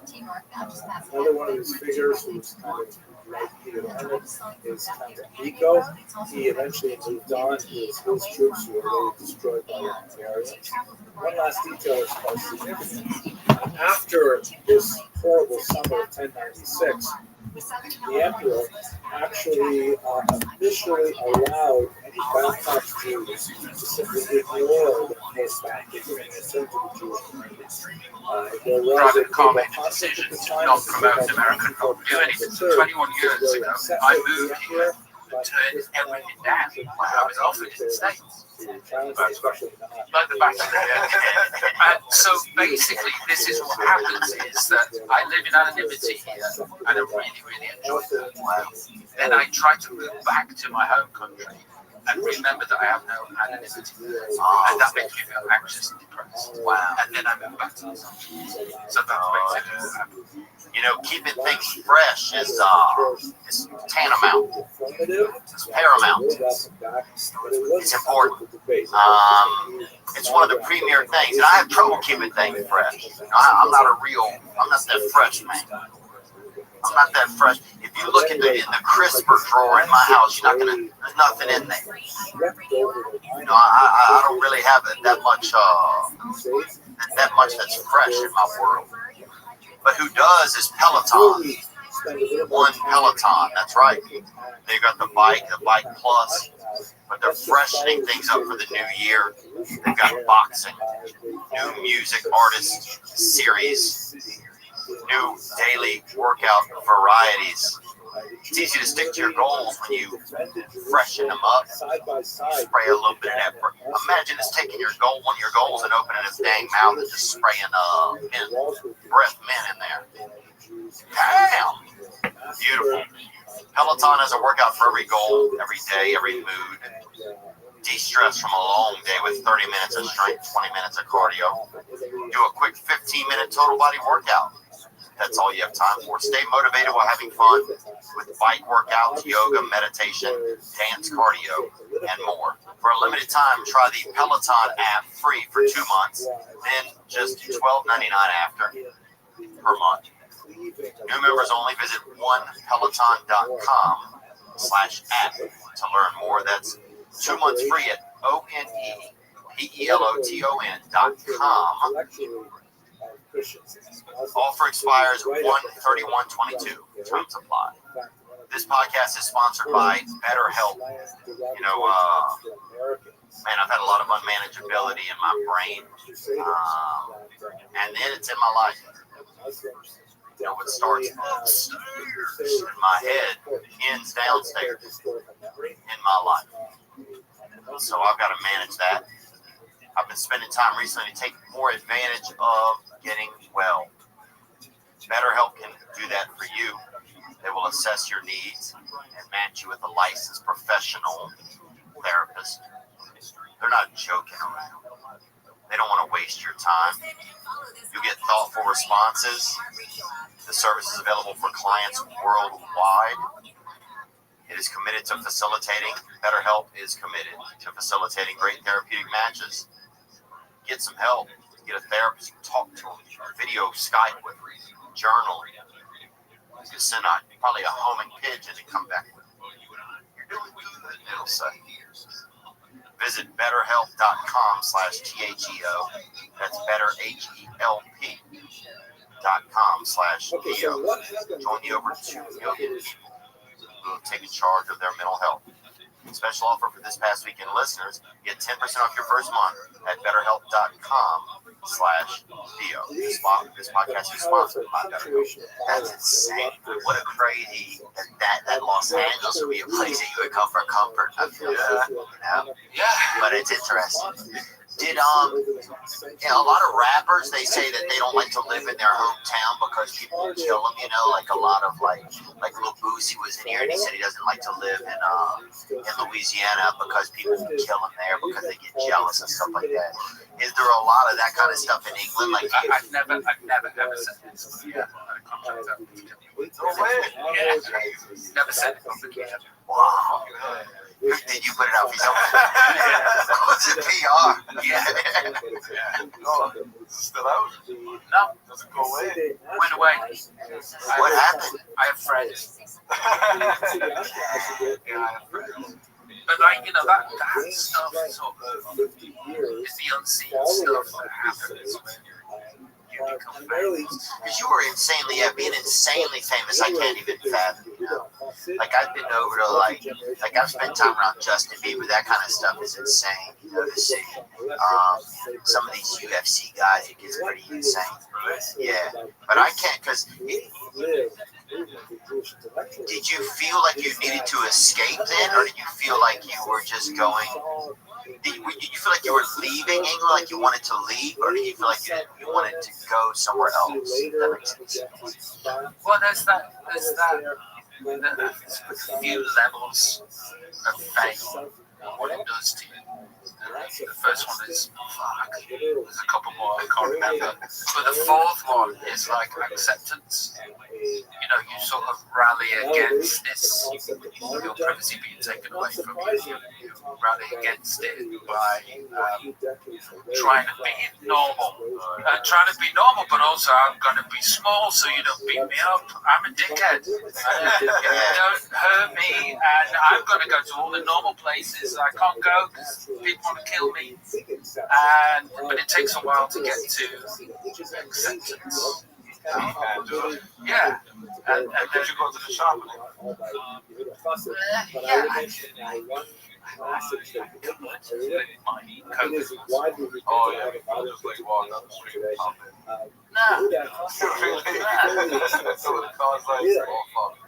Well, you know, it's like I have anxiety and I don't like meeting strangers, but like strangers want to meet me, and I feel really uncomfortable about it, and it's like thinking about it now actually gives me anxiety.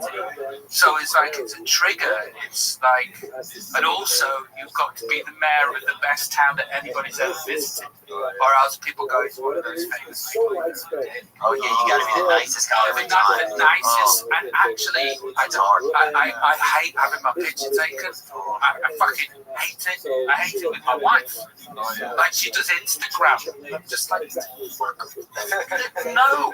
Like the act of having a picture taken makes me go, for whatever reason that is. Probably because so much the Chinese believe this, and I don't really even believe in the Chinese a lot of times, but I believe it takes your soul. Yeah, it's not the Chinese. I thought it was the Indians.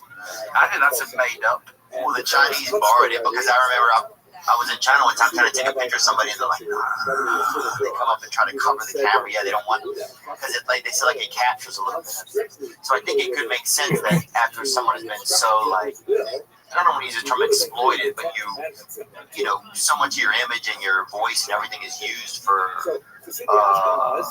artwork or ambiance or transaction or whatever, that something's got to leave out of your spirit. It seems like it's like, do you feel that at all? Did you ever? Well, then it takes a bit of soul. Maybe subconsciously that's what it is that makes me feel anxious about it. But what happens in the process is this: that I'm a chronic people pleaser too. It's like I want you to think that I'm the nicest person you've ever met, because if you don't, then you go away having a bad time having met me. I'll feel really awful. But also at the same time, it's like I don't want you to have any time with me at all. So what I do is I become agoraphobic, but like happily agoraphobic. What is agoraphobic? Not like crops or something, huh? Agoraphobic is like where you're scared of. No, it's where that's agriculture. Agoraphobic is like where you're scared of going outside. Oh. But I'm not scared of going outside. I just don't want to. So, but it's even. But I do it also here in Los Angeles, where I'm not known. Is that I'm not bothered to go outside. I've been outside. Yeah. One thing that gets interesting, I think, and if you want to have a bad time, first of all, go see one of Mark's shows. I don't definitely put you down the dumps. Yeah, you need to call a janitor to help you. But it's interesting that one of the things that happens is you have, with people, you have the same interaction over and over again, that it gets to be not mundane, because each person is, you know, they're a new soul, and but it does become a repetition to it. And sometimes I think, as somebody that's creative, repetition isn't something that makes you feel comfortable, maybe, or that you're like